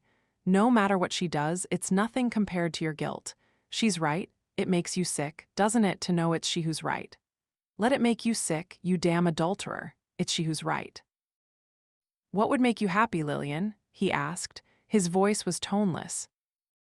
She smiled, leaning back in her chair, relaxing. She had been watching his face intently. "Oh dear," she said, as in bored amusement. "That's the shyster question, the loophole, the escape clause." She got up, letting her arms fall with a shrug, stretching her body in a limp, graceful gesture of helplessness. "What would make me happy, Henry? That is what you ought to tell me. That is what you should have discovered for me. I don't know. You were to create it and offer it to me. That was your trust, your obligation, your responsibility. But you won't be the first man to default on that promise. It's the easiest of all debts to repudiate. Oh, you'd never welsh on a payment for a load of iron or delivered to you. Only on a life." She was moving casually across the room, the green-yellow folds of her skirt coiling in long waves about her. I know that claims of this kind are impractical, she said. I have no mortgage on you, no collateral, no guns, no chains. I have no hold on you at all, Henry, nothing but your honor. He stood looking at her as if it took all of his effort to keep his eyes directed at her face, to keep seeing her, to endure the sight. What do you want? He asked. Darling, there are so many things you could guess by yourself if you really wish to know what I want. For instance, if you have been avoiding me so blatantly for months, wouldn't I want to know the reason? I have been very busy. She shrugged. A wife expects to be the first concern of her husband's existence. I didn't know that when you swore to forsake all others, it didn't include blast furnaces. She came closer, and with an amused smile that seemed to mock them both, she slipped her arms around him. It was the swift, instinctive, ferocious gesture of a young bridegroom at the unrequested contact of a whore, the gesture with which he tore her arms off his body and threw her aside. He stood, paralyzed, shocked by the brutality of his own reaction. She was staring at him, her face naked in bewilderment, with no mystery, no pretense or protection. Whatever calculations she had made, this was a thing she had not expected. I'm sorry, Lillian, he said, his voice low, a voice of sincerity and of suffering. She did not answer. I'm sorry, it's just that I'm very tired, he added, his voice lifeless. He was broken by the triple lie, one part of which was a disloyalty he could not bear to face. It was not the disloyalty to Lillian. She gave a brief chuckle. Well, if that's the effect your work has on you, I may come to approve of it. Do forgive me, I was merely trying to do my duty. I thought that you were a sensualist who'd never rise above the instincts of an animal in the gutter. I'm not one of those bitches who belong in it. She was snapping the words dryly, absently, without thinking. Her mind was on a question mark, racing over every possible answer. It was her last sentence that made him face her suddenly, face her simply, directly, not as one on the defensive any longer. Lillian, what purpose do you live for? He asked. What a crude question. No enlightened person would ever ask it. Well, what is it that enlightened people do with their lives? Perhaps they do not attempt to do anything. That is their enlightenment. What do they do with their time? They certainly don't spend it on manufacturing plumbing pipes. Tell me, why do you keep making those cracks? I know that you feel contempt for the plumbing pipes. You've made that clear long ago. Your contempt means nothing to me. Why keep repeating it? He wondered why this hit her. He did not know in what manner, but he knew that it did. He wondered why he felt with absolute certainty that that had been the right thing to say. She asked, her voice dry, "What's the purpose of the sudden questionnaire?" He answered simply, "I'd like to know whether there's anything that you really want. If there is, I'd like to give it to you if I can." You'd like to buy it? That's all you know, paying for things. You get off easily, don't you? No, it's not as simple as that. What I want is non-material. What is it? You. How do you mean that, Lillian? You don't mean it in the gutter sense. No, not in the gutter sense. How then? She was at the door, she turned. She raised her head to look at him and smiled coldly. You wouldn't understand it, she said and walked out. The torture remaining to him was the knowledge that she would never want to leave him and he would never have the right to leave. The thought that he owed her at least the feeble recognition of sympathy, of respect for a feeling he could neither understand nor return.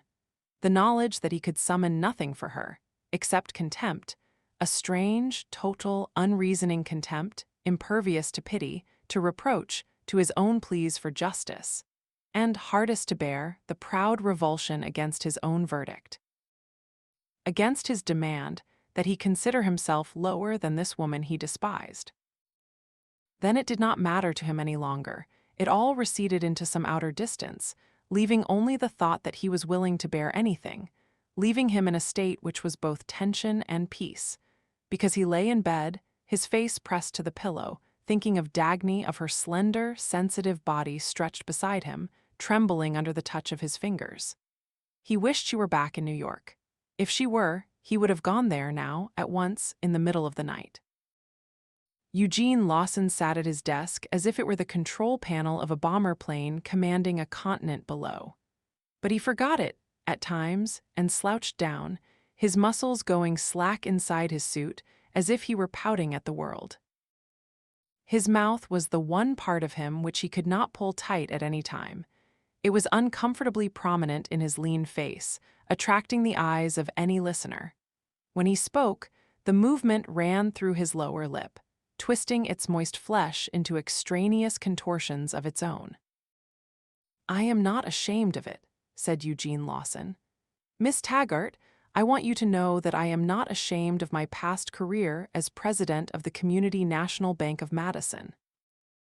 "I haven't made any reference to shame," said Dagny coldly. "No moral guilt can be attached to me, inasmuch as I lost everything I possessed in the crash of that bank. It seems to me that I would have the right to feel proud of such a sacrifice. I merely wanted to ask you some questions about the 20th Century Motor Company, which—" "I shall be glad to answer any questions. I have nothing to hide. My conscience is clear. If you thought that the subject was embarrassing to me, you were mistaken. 1. I wanted to inquire about the men who owned the factory at the time when you made a loan to. They were perfectly good men. They were a perfectly sound risk, though of course I am speaking in human terms, not in the terms of cold cash, which you are accustomed to expect from bankers. I granted them the loan for the purchase of that factory because they needed the money. If people needed money, that was enough for me. Need was my standard, Miss Taggart. Need, not greed. My father and grandfather built up the Community National Bank just to amass a fortune for themselves. I placed their fortune in the service of a higher ideal. I did not sit on piles of money and demand collateral from poor people who needed loans.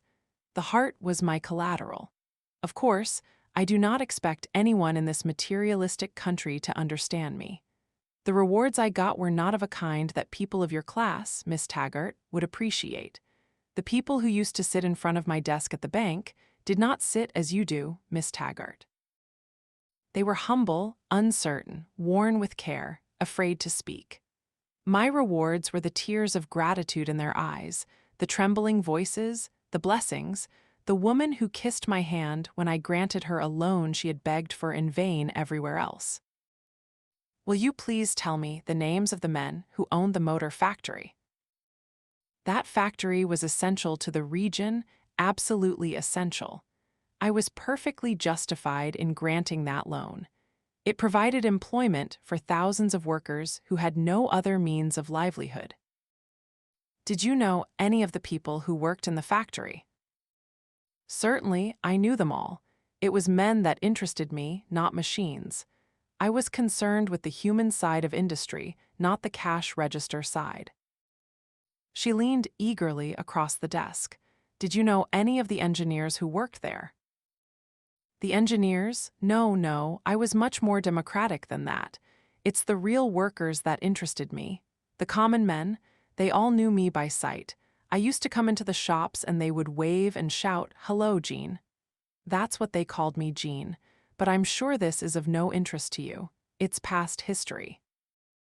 Now, if you really came to Washington in order to talk to me about your railroad. He straightened up briskly, the bomber plane pose returning. I don't know whether I can promise you any special consideration, inasmuch as I must hold the national welfare above any private privileges or interests which— One didn't come to talk to you about my railroad, she said, looking at him in bewilderment. I have no desire to talk to you about my railroad. No, he sounded disappointed. No, I came for information about the motor factory. Could you possibly recall the names of any of the engineers who worked there? I don't believe I ever inquired about their names. I wasn't concerned with the parasites of office and laboratory. I was concerned with the real workers, the men of calloused hands who keep a factory going. They were my friends. Can you give me a few of their names? Any names of anyone who worked there? My dear Miss Taggart, it was so long ago, there were thousands of them, how can I remember? Can't you recall anyone? I certainly cannot.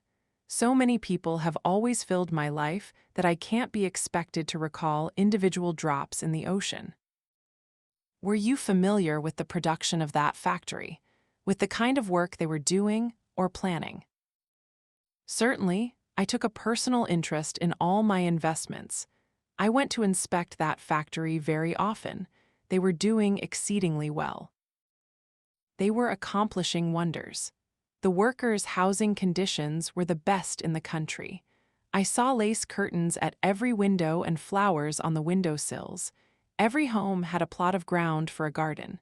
They had built a new schoolhouse for the children. Did you know anything about the work of the factory's research laboratory? Yes, they had a wonderful research laboratory, very advanced, very dynamic, with forward vision and great plans. Do you remember hearing anything about any plans to produce a new type of motor? Motor? What motor, Miss Taggart? I had no time for details. My objective was social progress, universal prosperity, human brotherhood, and love. Love, Miss Taggart, that is the key to everything. If men learned to love one another, it would solve all their problems. She turned away, not to see the damp movements of his mouth. A chunk of stone with Egyptian hieroglyphs lay on a pedestal in a corner of the office. The statue of a Hindu goddess with 6 spider arms stood in a niche, and a huge graph of bewildering mathematical detail, like the sales chart of a mail-order house, hung on the wall. Therefore, if you're thinking of your railroad, Miss Taggart, as of course you are in view of certain possible developments, I must point out to you that although the welfare of the country is my first consideration, to which I would not hesitate to sacrifice anyone's profits, still, I have never closed my ears to a plea for mercy, and she looked at him and understood what it was that he wanted from her, what sort of motive kept him going. I don't wish to discuss my railroad, she said, fighting to keep her voice monotonously flat while she wanted to scream in revulsion. Anything you have to say on the subject, you will please say it to my brother, Mr. James Taggart. I'd think that at a time like this, you wouldn't want to pass up a rare opportunity to plead your case before. Have you preserved any records pertaining to the motor factory? She sat straight, her hands clasped tight together. What records? I believe I told you that I lost everything I owned when the bank collapsed. His body had gone slack once more, his interest had vanished. But I do not mind it. What I lost was mere material wealth. I am not the first man in history to suffer for an ideal. I was defeated by the selfish greed of those around me. I couldn't establish a system of brotherhood and love in just one small state, amidst a nation of profit-seekers and dollar-grubbers. It was not my fault. But I won't let them beat me. I am not to be stopped. I am fighting on a wider scale for the privilege of serving my fellow men. Records, Miss Taggart? The record I left when I departed from Madison is inscribed in the hearts of the poor who had never had a chance before. She did not want to utter a single unnecessary word, but she could not stop herself. She kept seeing the figure of the old charwoman scrubbing the steps. "Have you seen that section of the country since?" she asked. "It's not my fault," he yelled. "It's the fault of the rich who still had money, but wouldn't sacrifice it to save my bank and the people of Wisconsin. You can't blame me. I lost everything." "Mr. Lawson," she said with effort, "do you perhaps recall the name of the man who headed the corporation that owned the factory? The corporation to which you lent the money. It was called Amalgamated Service, wasn't it? Who was its president?" "Oh, him? Yes, I remember him. His name was Lee Hunsaker. A very worthwhile young man who's taken a terrible beating." "Where is he now? Do you know his address?" "Why, I believe he's somewhere in Oregon. Grangeville, Oregon." "My secretary can give you his address, but I don't see of what interest. Miss Taggart, if what you have in mind is to try to see Mr. Wesley Mouch, let me tell you that Mr. Mouch attaches a great deal of weight to my opinion in matters affecting such issues as railroads and other. I have no desire to see Mr. Mouch, she said, rising. But then, I can't understand. What really was your purpose in coming here? I am trying to find a certain man who used to work for the 20th Century Motor Company. Why do you wish to find him? I want him to work for my railroad. He spread his arms wide, looking incredulous and slightly indignant. At such a moment, when crucial issues hang in the balance, you choose to waste your time on looking for some one employee. Believe me, the fate of your railroad depends on Mr. Mouch much more than on any employee you ever find. Good day, she said. She had turned to go when he said, his voice jerky and high, "You haven't any right to despise me." She stopped to look at him. I have expressed no opinion. I am perfectly innocent since I lost my money, since I lost all of my own money for a good cause. My motives were pure. I wanted nothing for myself. I've never sought anything for myself. Miss Taggart, I can proudly say that in all of my life I have never made a profit. Her voice was quiet, steady, and solemn. Mr. Lawson, I think I should let you know that of all the statements a man can make, that is the one I consider most despicable. I never had a chance, said Lee Hunsaker. He sat in the middle of the kitchen, at a table cluttered with papers. He needed a shave, his shirt needed laundering. It was hard to judge his age. The swollen flesh of his face looked smooth and blank, untouched by experience. The graying hair and filmy eyes looked worn by exhaustion. He was 42. Nobody ever gave me a chance. I hope they're satisfied with what they've made of me, but don't think that I don't know it. I know I was cheated out of my birthright. Don't let them put on any airs about how kind they are. They're a stinking bunch of hypocrites. Who? Asked Dagny. Everybody, said Lee Hunsaker. People are bastards at heart, and it's no use pretending otherwise. Justice? Huh, look at it. His arms swept around him. A man like me reduced to this.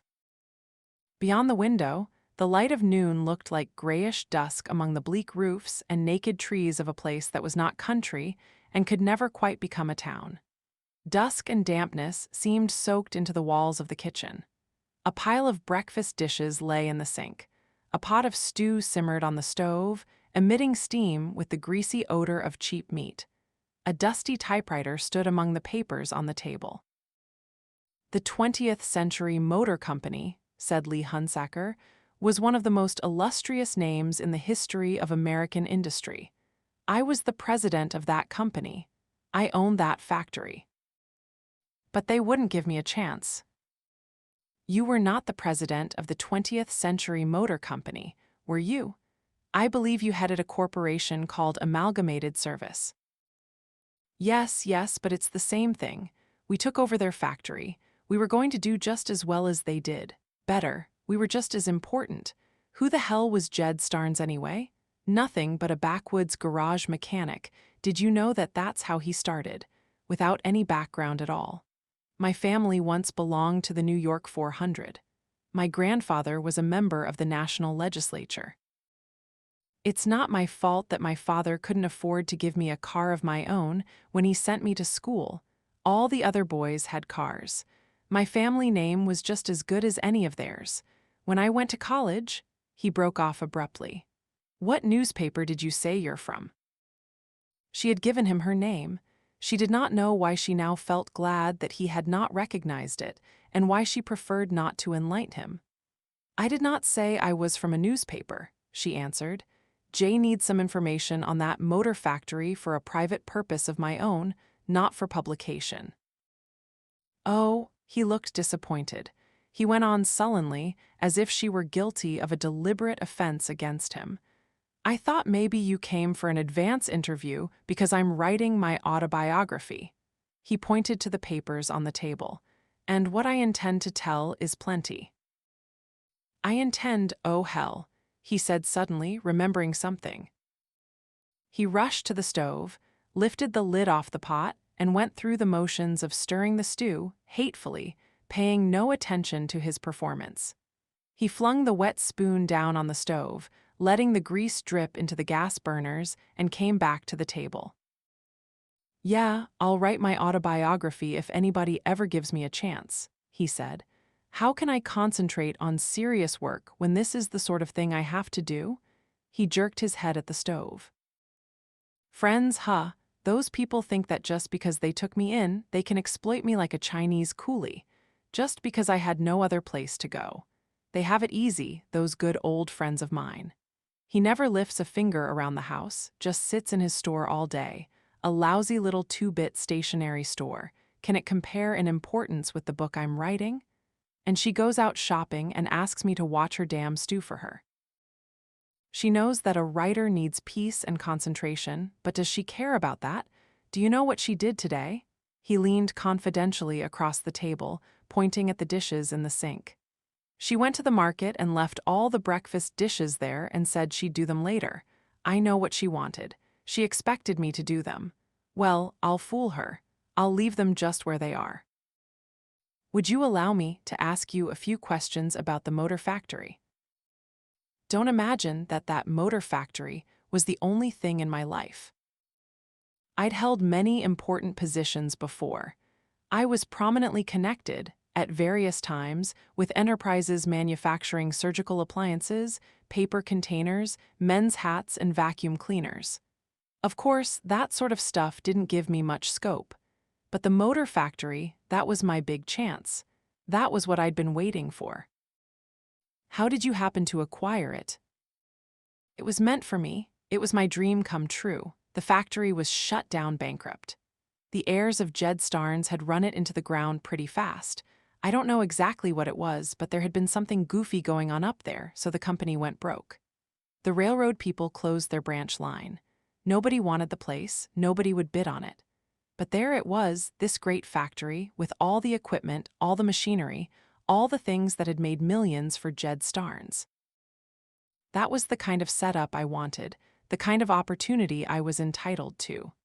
So I got a few friends together, and we formed the Amalgamated Service Corporation, and we scraped up a little money.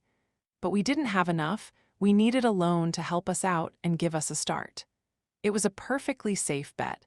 We were young men embarking on great careers, full of eagerness and hope for the future. But do you think anybody gave us any encouragement? They did not. Not those greedy, entrenched vultures of privilege. How were we to succeed in life if nobody would give us a factory? We couldn't compete against the little snots who inherit whole chains of factories, could we? Weren't we entitled to the same break? Don't let me hear anything about justice.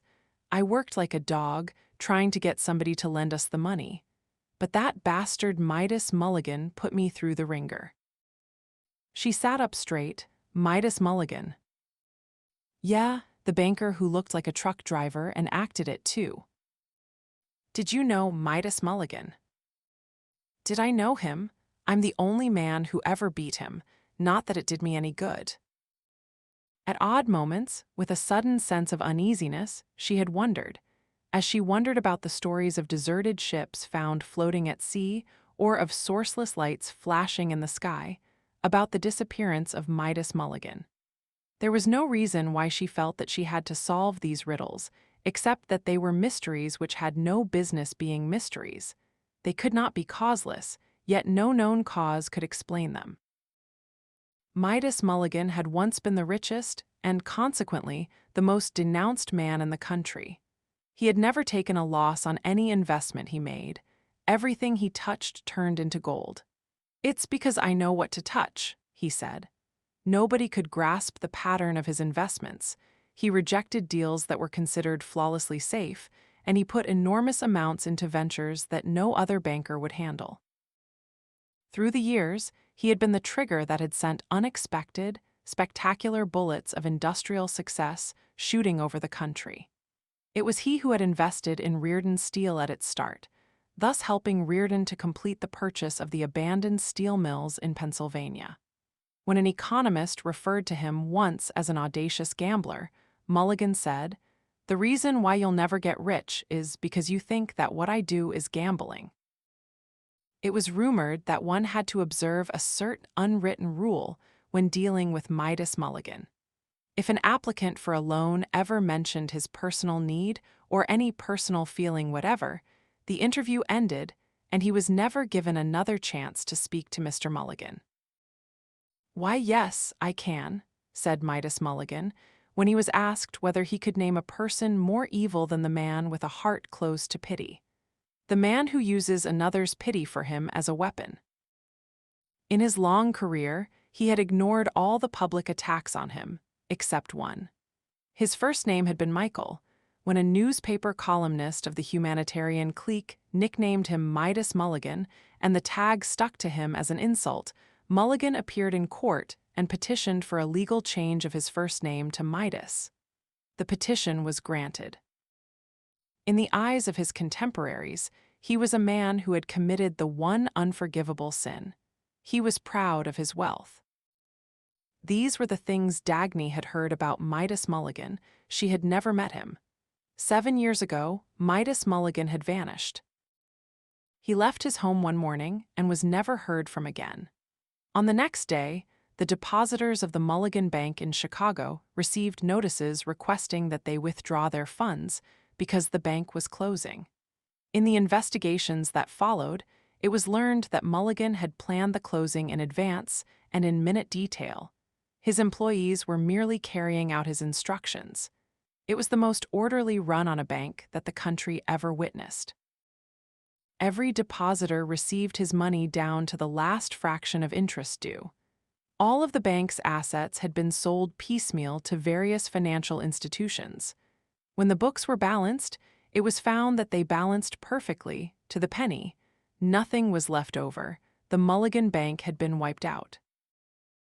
No clue was ever found to Mulligan's motive, to his personal fate, or to the many millions of his personal fortune. The man and the fortune vanished as if they had never existed. No one had had any warning about his decision, and no events could be traced to explain it. If he had wished to retire, people wondered, why hadn't he sold his establishment at a huge profit, as he could have done instead of destroying it? There was nobody to give an answer. He had no family, no friends. His servants knew nothing. He had left his home that morning as usual and did not come back. That was all. There was, Dagny had thought uneasily for years, a quality of the impossible about Mulligan's disappearance. It was as if a New York skyscraper had vanished one night, leaving nothing behind but a vacant lot on a street corner. A man like Mulligan, and a fortune such as he had taken along with him, could not stay hidden anywhere. A skyscraper could not get lost. It would be seen rising above any plain or forest chosen for its hiding place. Were it destroyed, even its pile of rubble could not remain unnoticed. But Mulligan had gone, and in the 7 years since, in the mass of rumors, guesses, theories, Sunday supplement stories, and eyewitnesses who claimed to have seen him in every part of the world, no clue to a plausible explanation had ever been discovered. Among the stories, there was one so preposterously out of character that Dagny believed it to be true. Nothing in Mulligan's nature could have given anyone ground to invent it. It was said that the last person to see him, on the spring morning of his disappearance, was an old woman who sold flowers on a Chicago street corner by the Mulligan Bank. She related that he stopped and bought a bunch of the year's first bluebells. His face was the happiest face she had ever seen. He had the look of a youth starting out into a great, unobstructed vision of life lying open before him. The marks of pain and tension, the sediment of years upon a human face, had been wiped off, and what remained was only joyous eagerness and peace. He picked up the flowers as if on a sudden impulse, and he winked at the old woman as if he had some shining joke to share with her. He said, "Do you know how much I've always loved it, being alive?" She stared at him, bewildered, and he walked away, tossing the flowers like a ball in his hand.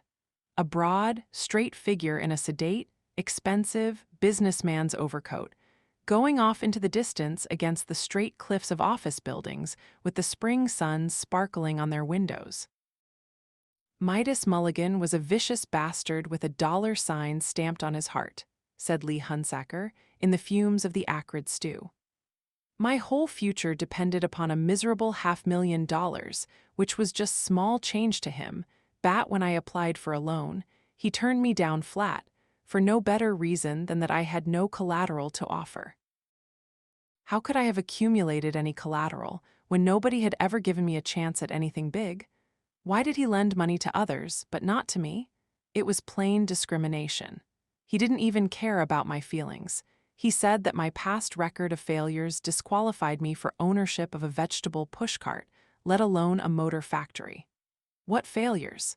I couldn't help it if a lot of ignorant grocers refused to cooperate with me about the paper containers. By what right did he pass judgment on my ability? Why did my plans for my own future have to depend upon the arbitrary opinion of a selfish monopolist? I wasn't going to stand for that. I wasn't going to take it lying down. I brought suit against him. You did what? Oh yes, he said proudly. I brought suit. I'm sure it would seem strange in some of your hidebound eastern states, but the state of Illinois had a very humane, very progressive law under which I could sue him. I must say it was the first case of its kind, but I had a very smart, liberal lawyer who saw a way for us to do it. It was an economic emergency law which said that people were forbidden to discriminate for any reason whatever against any person in any matter involving his livelihood. It was used to protect day laborers and such, but it applied to me and my partners as well, didn't it? So we went to court, and we testified about the bad breaks we'd all had in the past, and I quoted Mulligan saying that I couldn't even own a vegetable pushcart, and we proved that all the members of the Amalgamated Service Corporation had no prestige, no credit, no way to make a living, and therefore, the purchase of the motor factory was our only chance of livelihood. And therefore, Midas Mulligan had no right to discriminate against us. And therefore, we were entitled to demand a loan from him under the law. Oh, we had a perfect case all right, but the man who presided at the trial was Judge Narragansett, one of those old-fashioned monks of the bench who thinks like a mathematician and never feels the human side of anything. He just sat there all through the trial like a marble statue. Like one of those blindfolded marble statues, at the end, he instructed the jury to bring in a verdict in favor of Midas Mulligan, and he said some very harsh things about me and my partners. But we appealed to a higher court, and the higher court reversed the verdict and ordered Mulligan to give us the loan on our terms. He had 3 months in which to comply, but before the 3 months were up, something happened that nobody can figure out, and he vanished into thin air, he and his bank. There wasn't an extra penny left of that bank to collect our lawful claim. We wasted a lot of money on detectives trying to find him, as who didn't, but we gave it up. No, thought Dagny, no, apart from the sickening feeling it gave her, this case was not much worse than any of the other things that Midas Mulligan had borne for years. He had taken many losses under laws of a similar justice, under rules and edicts that had cost him much larger sums of money. He had borne them and fought and worked the harder. It was not likely that this case had broken him. What happened to Judge Narragansett? She asked involuntarily, and wondered what subconscious connection had made her ask it. She knew little about Judge Narragansett, but she had heard and remembered his name, because it was a name that belonged so exclusively to the North American continent. Now, she realized suddenly that she had heard nothing about him for years. Oh, he retired, said Lee Hunsaker. He did, the question was almost a gasp. Yeah. When? Oh, about 6 months later. What did he do after he retired? I don't know. I don't think anybody's heard from him since. He wondered why she looked frightened. Part of the fear she felt was that she could not name its reason either. Please tell me about the motor factory, she said with effort. Well, Eugene Lawson of the Community National Bank in Madison finally gave us a loan to buy the factory. But he was just a messy cheapskate. He didn't have enough money to see us through. He couldn't help us when we went bankrupt. It was not our fault. We had everything against us from the start. How could we run a factory when we had no railroad? Weren't we entitled to a railroad? I tried to get them to reopen their branch line, but those damn people at Taggart Trans. He stopped. Say, are you by any chance one of those Taggarts? I am the operating vice president of Taggart Transcontinental. For a moment, he stared at her in blank stupor. She saw the struggle of fear, obsequiousness, and hatred in his filmy eyes. The result was a sudden snarl. I don't need any of you big shots. Don't think I'm going to be afraid of you. Don't expect me to beg for a job. I'm not asking favors of anybody. I bet you're not used to hear people talk to you this way, are you? Mr. Hunsaker, I will appreciate it very much if you will give me the information I need about the factory. You're a little late getting interested. What's the matter? Your conscience bothering you? You people let Jed Starnes grow filthy rich on that factory, but you wouldn't give us a break. It was the same factory. We did everything he did. We started right in manufacturing the particular type of motor that had been his biggest money-maker for years. And then some newcomer nobody ever heard of opened a 2-bit factory down in Colorado by the name of Nielsen Motors and put out a new motor of the same class as the Starnes model at half the price. We couldn't help that, could we? It was all right for Jed Starnes. No destructive competitor happened to come up in his time, but what were we to do? How could we fight this Nielsen when nobody had given us a motor to compete with his? Did you take over the Starnes research laboratory? Yes, it was there. Everything was there. His staff, too. Oh, some of them. A lot of them had gone while the factory was closed. His research staff. They were gone. Did you hire any research men of your own? Yes, some. But let me tell you, I didn't have much money to spend on such things as laboratories when I never had enough funds to give me a breathing spell. I couldn't even pay the bills I owed for the absolutely essential modernizing and redecorating which I'd had to do. That factory was disgracefully old-fashioned from the standpoint of human efficiency. The executive offices had bare plaster walls and a dinky little washroom. Any modern psychologist will tell you that nobody could do his best in such depressing surroundings.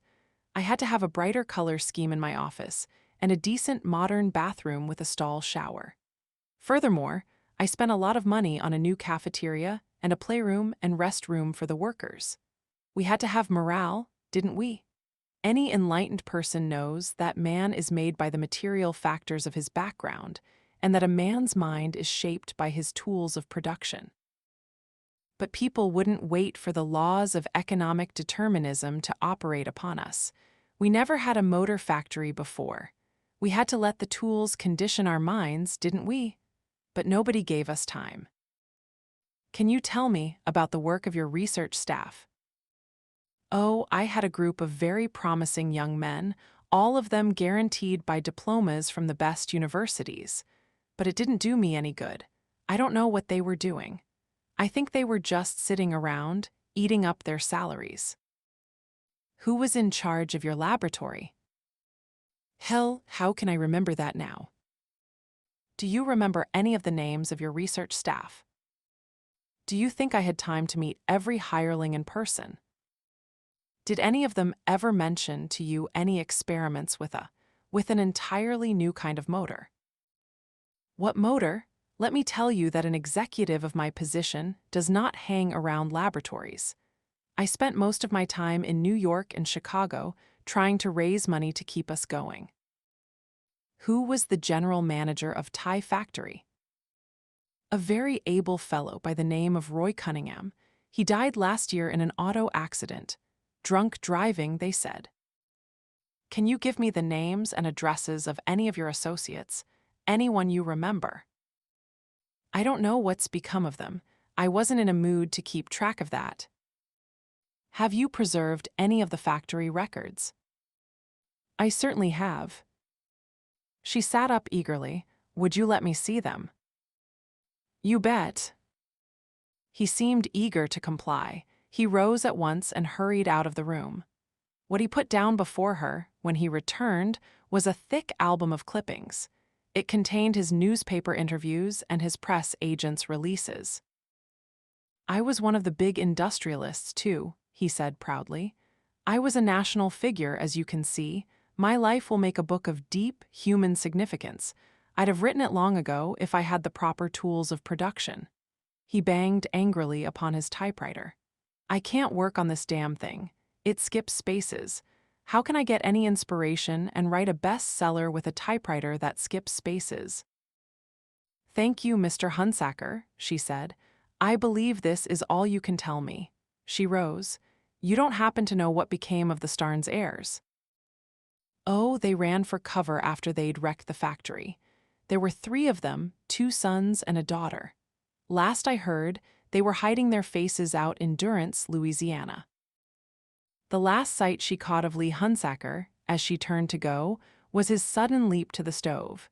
He seized the lid off the pot and dropped it to the floor, scorching his fingers and cursing. The stew was burned. Little was left of the Starnes' fortune, and less of the Starnes' heirs. You won't like having to see them, Miss Taggart, said the chief of police of Durance, Louisiana. He was an elderly man with a slow, firm manner and a look of bitterness acquired not in blind resentment, but in fidelity to clear-cut standards. There's all sorts of human beings to see in the world. There's murderers and criminal maniacs. But somehow, I think these Starnes persons are what decent people shouldn't have to see. They're a bad sort, Miss Taggart. Clammy and bad. Yes, they're still here in town, 2 of them, that is. The 3rd one is dead, suicide. That was 4 years ago. It's an ugly story. He was the youngest of the 3 Eric Starnes. He was one of those chronic young men who go around whining about their sensitive feelings when they're well past 40. He needed love, was his line. He was being kept by older women when he could find them. Then he started running after a girl of 16, a nice girl who wouldn't have anything to do with him. She married a boy she was engaged to. Eric Starnes got into their house on the wedding day, and when they came back from church after the ceremony, they found him in their bedroom, dead, messy dead, his wrists slashed. Now I say there might be forgiveness for a man who kills himself quietly, who can pass judgment on another man's suffering and on the limit of what he can bear.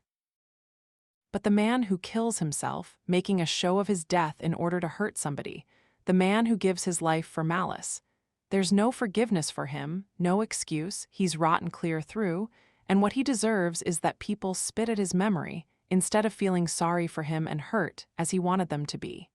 Well, that was Eric Starnes. I can tell you where to find the other 2 if you wish. She found Gerald Starnes in the ward of a flophouse. He lay half-twisted on a cot.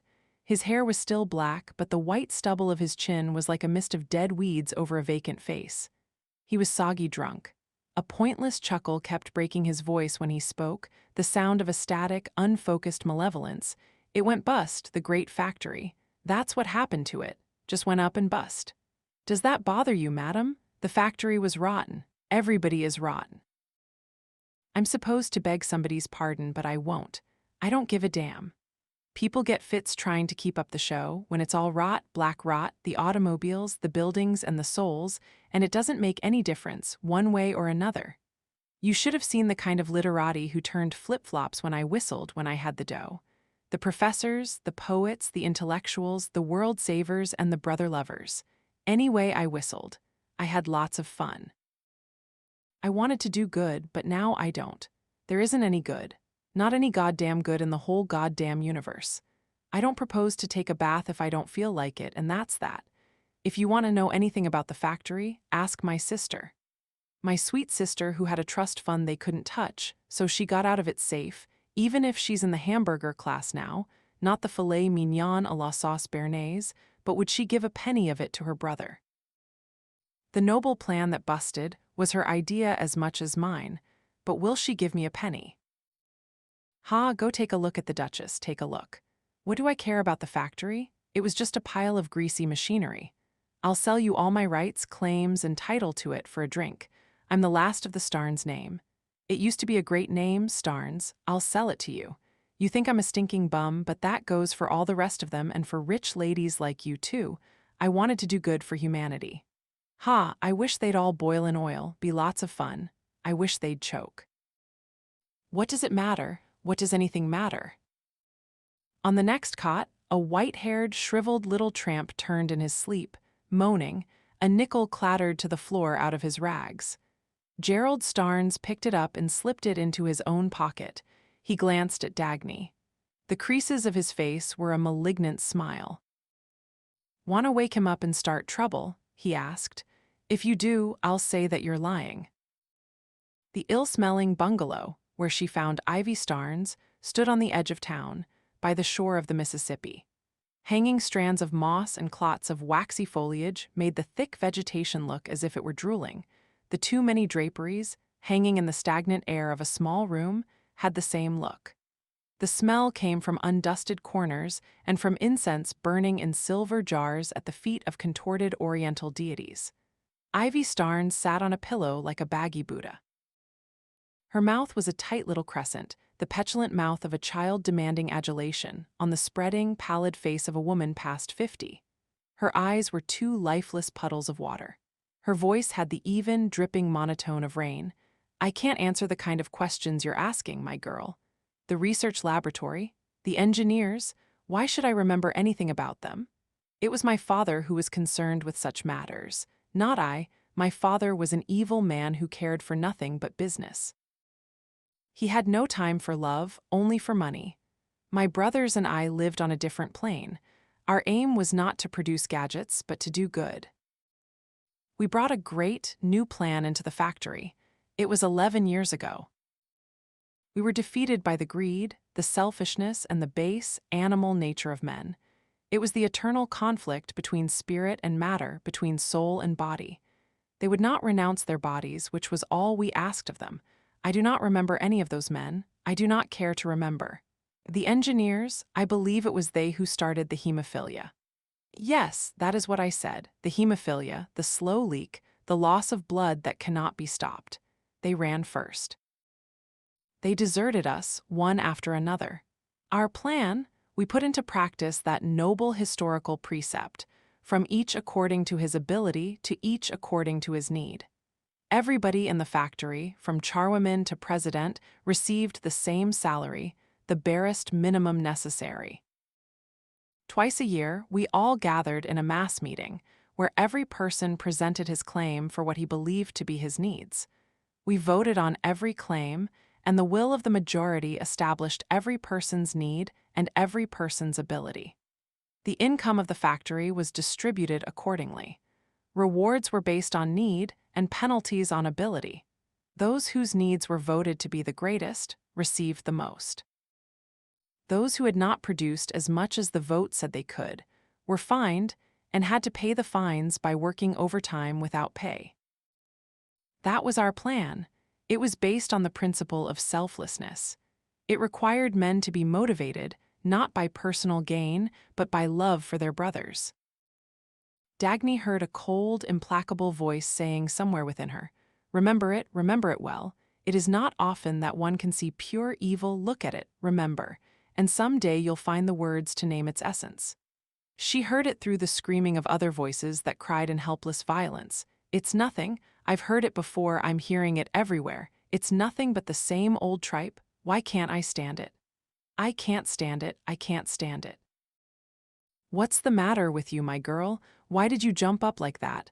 Why are you shaking? What? Do speak louder, I can't hear you. How did the plan work out? I do not care to discuss it." Things became very ugly indeed and went fouler every year. It has cost me my faith in human nature. In 4 years, a plan conceived not by the cold calculations of the mind, but by the pure love of the heart, was brought to an end in the sordid mess of policemen, lawyers, and bankruptcy proceedings. But I have seen my error and I am free of it. I am through with the world of machines, manufacturers, and money, the world enslaved by matter. I am learning the emancipation of the spirit, as revealed in the great secrets of India, the release from bondage to flesh, the victory over physical nature, the triumph of the spirit over matter. Through the blinding white glare of anger, Dagny was seeing a long strip of concrete that had been a road, with weeds rising from its cracks, and the figure of a man contorted by a hand plow. "But my girl, I said that I do not remember. But I do not know their names. I do not know any names. I do not know what sort of adventurers my father may have had in that laboratory. Don't you hear me? I am not accustomed to being questioned in such manner, and don't keep repeating it. Don't you know any words but engineer? Don't you hear me at all? What's the matter with you?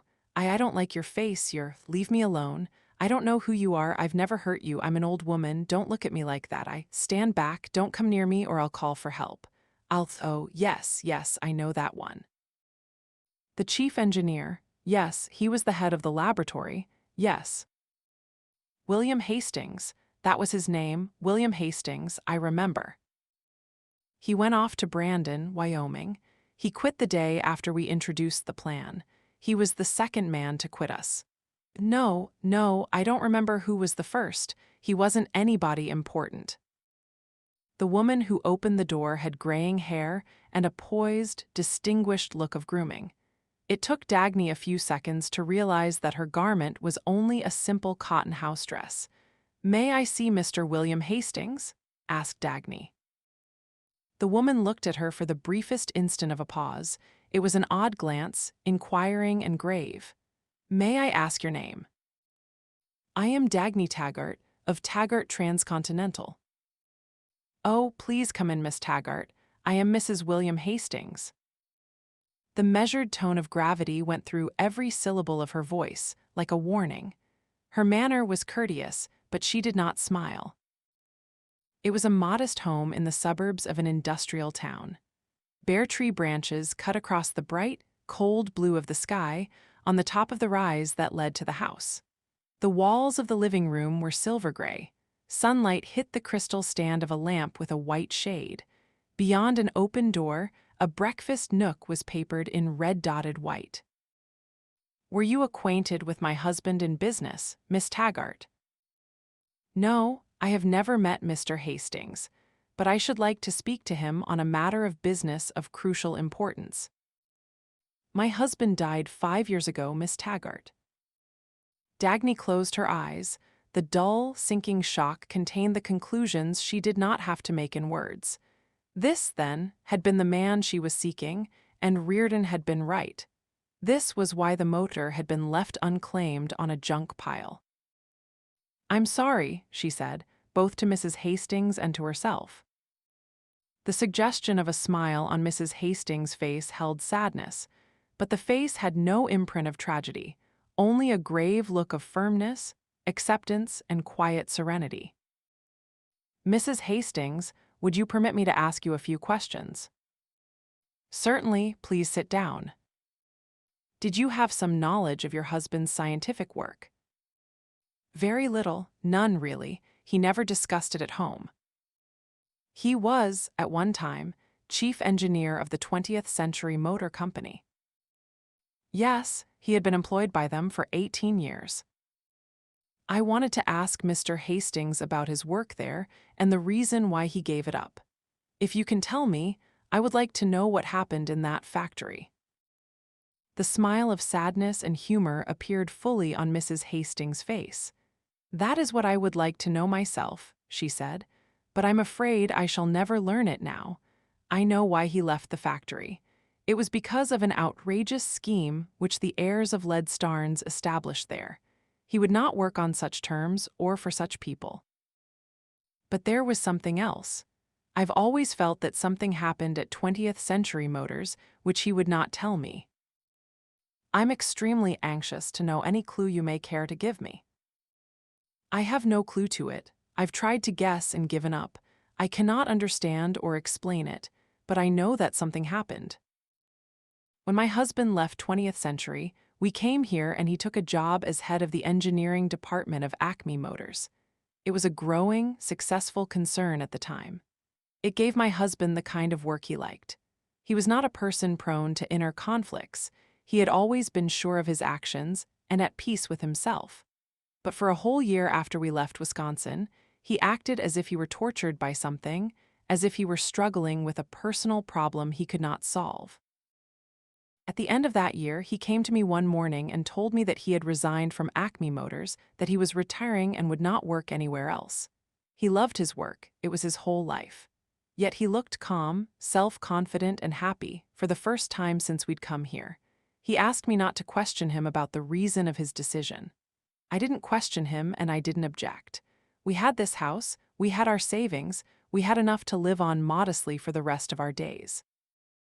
I never learned his reason. We went on living here, quietly and very happily. He seemed to feel a profound contentment. He had an odd serenity of spirit that I had never seen in him before. There was nothing strange in his behavior or activity, except that at times, very rarely, he went out without telling me where he went or whom he saw. In the last 2 years of his life, he went away for 1 month each summer. He did not tell me where. Otherwise, he lived as he always had. He studied a great deal, and he spent his time on engineering research of his own, working in the basement of our house. I don't know what he did with his notes and experimental models. I found no trace of them in the basement after his death. He died 5 years ago of a heart ailment from which he had suffered for some time.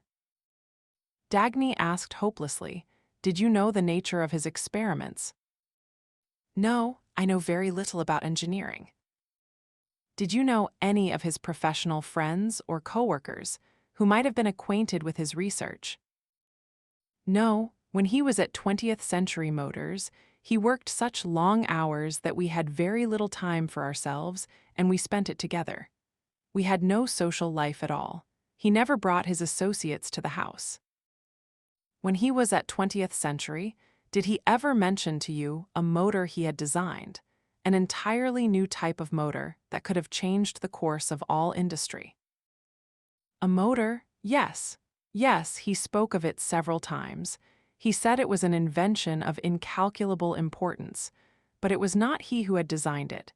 It was the invention of a young assistant of his." She saw the expression on Dagny's face and added slowly, quizzically, without reproach, merely in sad amusement, "I see." "Oh, I'm sorry," said Dagny, realizing that her emotion had shot to her face and become a smile as obvious as a cry of relief. "It's quite all right. I understand. It's the inventor of that motor that you're interested in. I don't know whether he is still alive, but at least I have no reason to think that he isn't. I'd give half my life to know that he is, and to find him. It's as important as that, Mrs. Hastings. Who is he?" "I don't know. I don't know his name or anything about him. I never knew any of the men on my husband's staff. He told me only that he had a young engineer who, someday, would upturn the world. My husband did not care for anything in people except ability. I think this was the only man he ever loved. He didn't say so, but I could tell it just by the way he spoke of this young assistant. I remember, the day he told me that the motor was completed, how his voice sounded when he said, 'And he's only 26. This was about a month before the death of Jed Starnes. He never mentioned the motor or the young engineer after that." "You don't know what became of the young engineer?" "No." "You can't suggest any way to find him?" "No." "You have no clue, no lead to help me learn his name?" "None. Tell me, was that motor extremely valuable?" "More valuable than any estimate I could give you."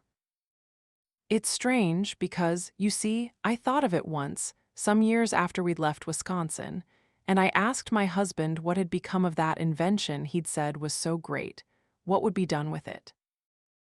He looked at me very oddly and answered, 'Nothing.'"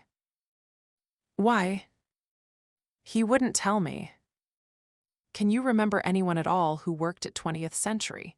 Anyone who knew that young engineer? Any friend of his?" "No, wait, I think I can give you a lead.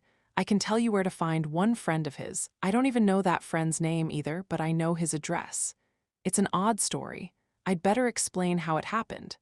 One evening, about 2 years after we'd come here, my husband was going out and I needed our car that night, so he asked me to pick him up after dinner at the restaurant of the railroad station.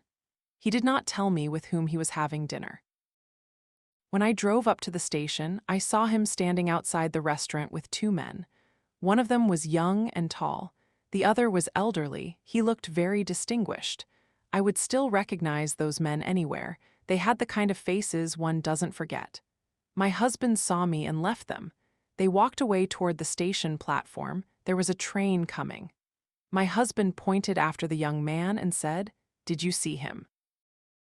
"That's the boy I told you about, the one who's the great maker of motors. The one who was." "And he told you nothing else?" "Nothing else. This was 9 years ago. Last spring, I went to visit my brother who lives in Cheyenne. One afternoon, he took the family out for a long drive. We went up into pretty wild country, high in the Rockies, and we stopped at a roadside diner. There was a distinguished, gray-haired man behind the counter. I kept staring at him while he fixed our sandwiches and coffee, because I knew that I had seen his face before, but could not remember where. We drove on. We were miles away from the diner when I remembered, "You'd better go there.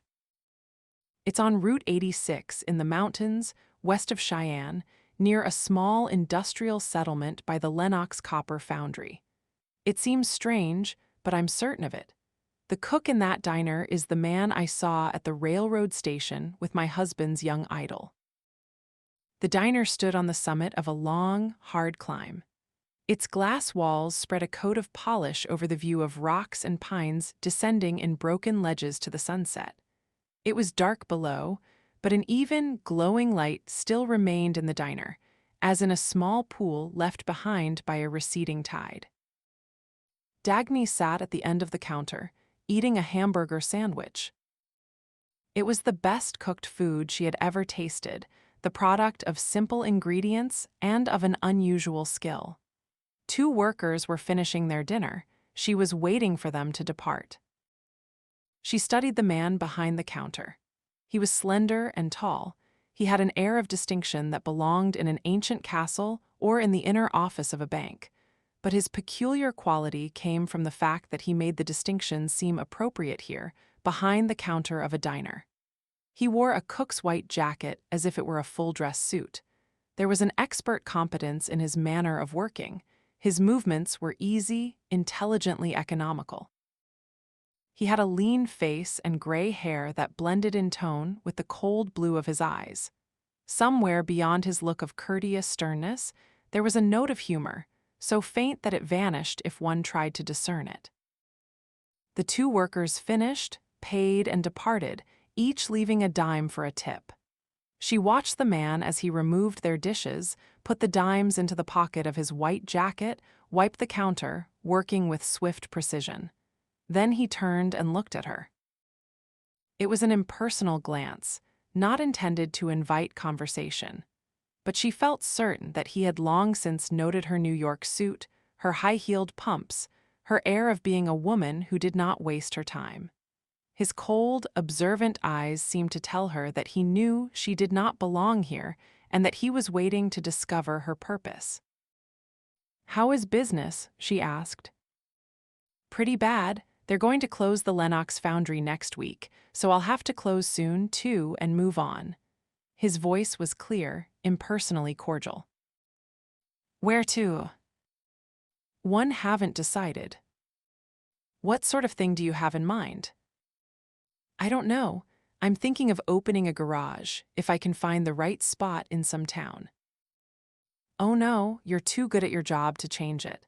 You shouldn't want to be anything but a cook." A strange, fine smile moved the curve of his mouth. "No?" he asked courteously. "No, how would you like a job in New York?" He looked at her, astonished. "I'm serious. I can give you a job on a big railroad in charge of the dining car department." "May I ask why you should want to?" She raised the hamburger sandwich in its white paper napkin. "There's one of the reasons." "Thank you. What are the others?" Don't suppose you've lived in a big city, or you'd know how miserably difficult it is to find any competent men for any job whatever." "I know a little about that." Well, how about it then? Would you like a job in New York at $10,000 a year? No. She had been carried away by the joy of discovering and rewarding ability. She looked at him silently, shocked. I don't think you understood me, she said. I did. You're refusing an opportunity of this kind. Yes. But why? That is a personal matter. Why should you work like this when you can have a better job? I am not looking for a better job. You don't want a chance to rise and make money. No, why do you insist? Because I hate to see ability being wasted. He said slowly, intently, so do I. Something in the way he said it made her feel the bond of some profound emotion which they held in common. It broke the discipline that forbade her ever to call for help. I'm so sick of them. Her voice startled Hen. It was an involuntary cry. I'm so hungry for any sight of anyone who's able to do whatever it is he's doing. She pressed the back of her hand to her eyes, trying to dam the outbreak of a despair she had not permitted herself to acknowledge. She had not known the extent of it, nor how little of her endurance the quest had left her. I'm sorry, he said, his voice low. It sounded not as an apology but as a statement of compassion. She glanced up at him. He smiled, and she knew that the smile was intended to break the bond which he, too, had felt. The smile had a trace of courteous mockery.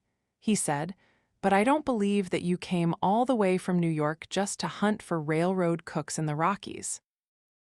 No, I came for something else. She leaned forward, both forearms braced firmly against the counter, feeling calm and in tight control again, sensing a dangerous adversary. Did you know, about 10 years ago, a young engineer who worked for the 20th Century Motor Company? She counted the seconds of a pause. She could not define the nature of the way he looked at her, except that it was the look of some special attentiveness. Yes, I did, he answered. Could you give me his name and address? What for? It's crucially important that I find him. That man, of what importance is he? He is the most important man in the world. Really, why? Did you know anything about his work? Yes. Did you know that he hit upon an idea of the most tremendous consequence? He let a moment pass. May I ask who you are? Dagny Taggart, I'm the Vice Breeze. Yes, Miss Taggart, I know who you are. He said it with impersonal deference, but he looked as if he had found the answer to some special question in his mind and was not astonished any longer. Then you know that my interest is not idle, she said. I'm in a position to give him the chance he needs, and I'm prepared to pay anything he asks. May I ask what has aroused your interest in him? His motor. How did you happen to know about his motor? I found a broken remnant of it in the ruins of the 20th Century factory. Not enough to reconstruct it or to learn how it worked, but enough to know that it did work and that it's an invention which can save my railroad, the country, and the economy of the whole world. Don't ask me to tell you now what trail I've followed, trying to trace that motor and to find its inventor. That's not of any importance. Even my life and work are not of any importance to me right now. Nothing is of any importance except that I must find him. Don't ask me how I happened to come to you. You're the end of the trail. Tell me his name. He had listened without moving, looking straight at her. The attentiveness of his eyes seemed to take hold of every word and store it carefully away, giving her no clue to his purpose. He did not move for a long time. Then he said, "Give it up, Miss Taggart. You won't find him." What is his name? I can tell you nothing about him. Is he still alive? I can tell you nothing. What is your name? Hugh Axton. Through the blank seconds of recapturing her mind, she kept telling herself, "You're hysterical. Don't be preposterous. It's just a coincidence of names. while she knew, in certainty and numb, inexplicable terror, that this was the Hugh Axton. Hugh Axton, she stammered, the philosopher, the last of the advocates of reason. Why, yes, he answered pleasantly, or the first of their return. He did not seem startled by her shock, but he seemed to find it unnecessary. His manner was simple, almost friendly, as if he felt no need to hide his identity and no resentment at its being discovered. I didn't think that any young person would recognize my name or attach any significance to it, nowadays, he said. But what are you doing here? Her arm swept at the room. This doesn't make sense. Are you sure? What is it? A stunt? An experiment? A secret mission? Are you studying something for some special purpose? No, Miss Taggart, I'm earning my living. The words and the voice had the genuine simplicity of truth. Dr. Axton, it's inconceivable, you're a philosopher, the greatest philosopher living, an immortal name, why would you do this? Because I am a philosopher, Miss Taggart. She knew with certainty, even though she felt as if her capacity for certainty and for understanding were gone, that she would obtain no help from him, that questions were useless, that he would give her no explanation, neither of the inventor's fate nor of his own. Give it up, Miss Taggart, he said quietly, as if giving proof that he could guess her thoughts, as she had known he would. It is a hopeless quest, the more hopeless because you have no inkling of what an impossible task you have chosen to undertake. I would like to spare you the strain of trying to devise some argument, trick, or plea that would make me give you the information you are seeking. Take my word for it, it can't be done. You said I'm the end of your trail. It's a blind alley, Miss Taggart. Do not attempt to waste your money and effort on other, more conventional methods of inquiry. Do not hire detectives. They will learn nothing. You may choose to ignore my warning, but I think that you are a person of high intelligence, able to know that I know what I am saying. Give it up. The secret you are trying to solve involves something greater, much greater, than the invention of a motor run by atmospheric electricity. There is only one helpful suggestion that I can give you. By the essence and nature of existence, contradictions cannot exist. If you find it inconceivable that an invention of genius should be abandoned among ruins, and that a philosopher should wish to work as a cook in a diner, check your premises.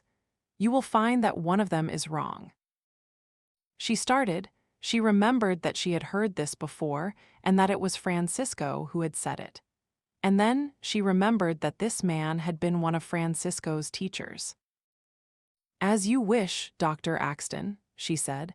I won't attempt to question you about it, but would you permit me to ask you a question on an entirely different subject? Certainly.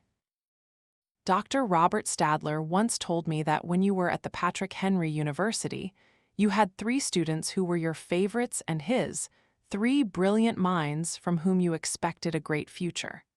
One of them was Francisco d'Anconia. Yes, another was Ragnar Daniscjold. Incidentally, this is not my question, who was the third? His name would mean nothing to you, he is not famous. Dr. Stadler said that you and he were rivals over these 3 students, because you both regarded them as your sons. Rivals, he lost them. Tell me, are you proud of the way these 3 have turned out? He looked off into the distance at the dying fire of the sunset on the farthest rocks. His face had the look of a father who watches his sons bleeding on a battlefield. He answered, more proud than I had ever hoped to be. It was almost dark. He turned sharply, took a package of cigarettes from his pocket, pulled out one cigarette but stopped, remembering her presence, as if he had forgotten it for a moment, and extended the package to her. She took a cigarette and he struck the brief flare of a match, then shook it out, leaving only 2 small points of fire in the darkness of a glass room and of miles of mountains beyond it. She rose, paid her bill, and said, Thank you, Dr. Axton. I will not molest you with tricks or pleas. I will not hire detectives. But I think I should tell you that I will not give up, I must find the inventor of that motor. I will find him. Not until the day when he chooses to find you, as he will. When she walked to her car, he switched on the lights in the diner.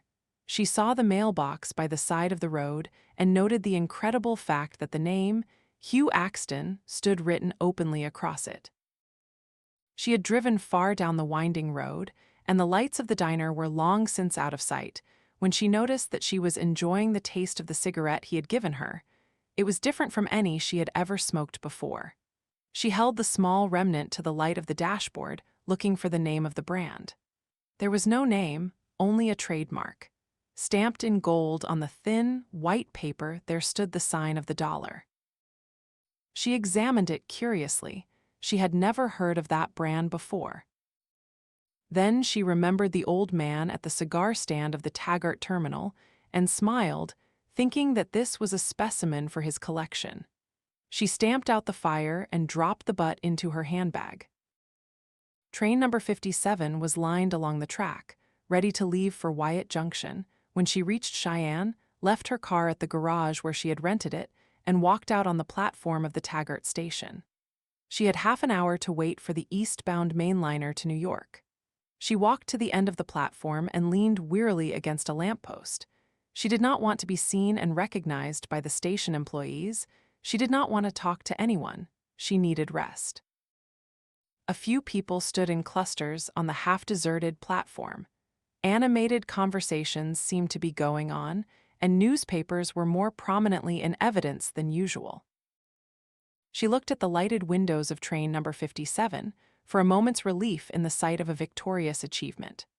Train number 57 was about to start down the track of the John Galt line, through the towns, through the curves of the mountains, past the green signals where people had stood cheering, and the valleys where rockets had risen to the summer sky. Twisted remnants of leaves now hung on the branches beyond the train's roofline, and the passengers wore furs and mufflers as they climbed aboard. They moved with the casual manner of a daily event, with the security of expecting a performance long since taken for granted. "We've done it," she thought. "This much, at least, is done." It was the chance conversation of two men somewhere behind her that came beating suddenly against her closed attention. But laws shouldn't be passed that way, so quickly. They're not laws, they're directives. Then it's illegal. It's not illegal, because the legislature passed a law last month giving him the power to issue directives. I don't think directives should be sprung on people that way, out of the blue, like a punch in the nose. Well, there's no time to palaver when it's a national emergency. But I don't think it's right, and it doesn't jibe. How is Reardon going to do it when it says here? Why should you worry about Reardon? He's rich enough. He can find a way to do anything. Then she leaped to the first newsstand in sight and seized a copy of the evening paper. It was on the front page. Wesley Mouch, top coordinator of the Bureau of Economic Planning and National Resources, in a surprise move, said the paper, and in the name of the national emergency, had issued a set of directives, which were strung in a column down the page. The railroads of the country were ordered to reduce the maximum speed of all trains to 60 miles per hour, to reduce the maximum length of all trains to 60 cars, and to run the same number of trains in every state of a zone composed of 5 neighboring states, the country being divided into such zones for the purpose. The steel mills of the country were ordered to limit the maximum production of any metal alloy to an amount equal to the production of other metal alloys by other mills placed in the same classification of plant capacity, and to supply a fair share of any metal alloy to all consumers who might desire to obtain it. All the manufacturing establishments of the country, of any size and nature, were forbidden to move from their present locations, except when granted a special permission to do so by the Bureau of Economic Planning and National Resources. To compensate the railroads of the country for the extra costs involved and to cushion the process of readjustment, a moratorium on payments of interest and principal on all railroad bonds, secured and unsecured, convertible and non-convertible, was declared for a period of 5 years. To provide the funds for the personnel to enforce these directives, a special tax was imposed on the state of Colorado, as the state best able to assist the needier states to bear the brunt of the national emergency. Such tax to consist of 5% of the gross sales of Colorado's industrial concerns. The cry she uttered was one she had never permitted herself before, because she made it her pride always to answer it herself. But she saw a man standing a few steps away. She did not see that he was a ragged bum, and she uttered the cry because it was the plea of reason and he was a human figure. "What are we going to do?" The bum grinned mirthlessly and shrugged. "Who is John Galt?" It was not Taggart Transcontinental that stood as the focus of terror in her mind. It was not the thought of Hank Reardon tied to a rack pulled in opposite directions. It was Ellis Wyatt. Wiping out the rest, filling her consciousness, leaving no room for words, no time for wonder, as a glaring answer to the questions she had not begun to ask, stood 2 pictures. Ellis Wyatt's implacable figure in front of her desk, saying, "It is now in your power to destroy me. I may have to go, but if I go, I'll make sure that I take all the rest of you along with me." And the circling violence of Ellis Wyatt's body when he flung a glass to shatter against the wall. The only consciousness the pictures left her was the feeling of the approach of some unthinkable disaster and the feeling that she had to outrun it. She had to reach Ellis Wyatt and stop him. She did not know what it was that she had to prevent. She knew only that she had to stop him. And because, were she lying crushed under the ruins of a building, were she torn by the bomb of an air raid, so long as she was still in existence, she would know that action is man's foremost obligation, regardless of anything he feels. She was able to run down the platform and to see the face of the station master when she found him. She was able to order, "Hold number 57 for me." Then to run to the privacy of a telephone booth in the darkness beyond the end of the platform, and to give the long-distance operator the number of Ellis Wyatt's house. She stood, propped up by the walls of the booth, her eyes closed, and listened to the dead whirl of metal, which was the sound of a bell ringing somewhere. It brought no answer. The bell kept coming in sudden spasms, like a drill going through her ear, through her body. She clutched the receiver as if, unheeded, it were still a form of contact. She wished the bell were louder. She forgot that the sound she heard was not the one ringing in his house.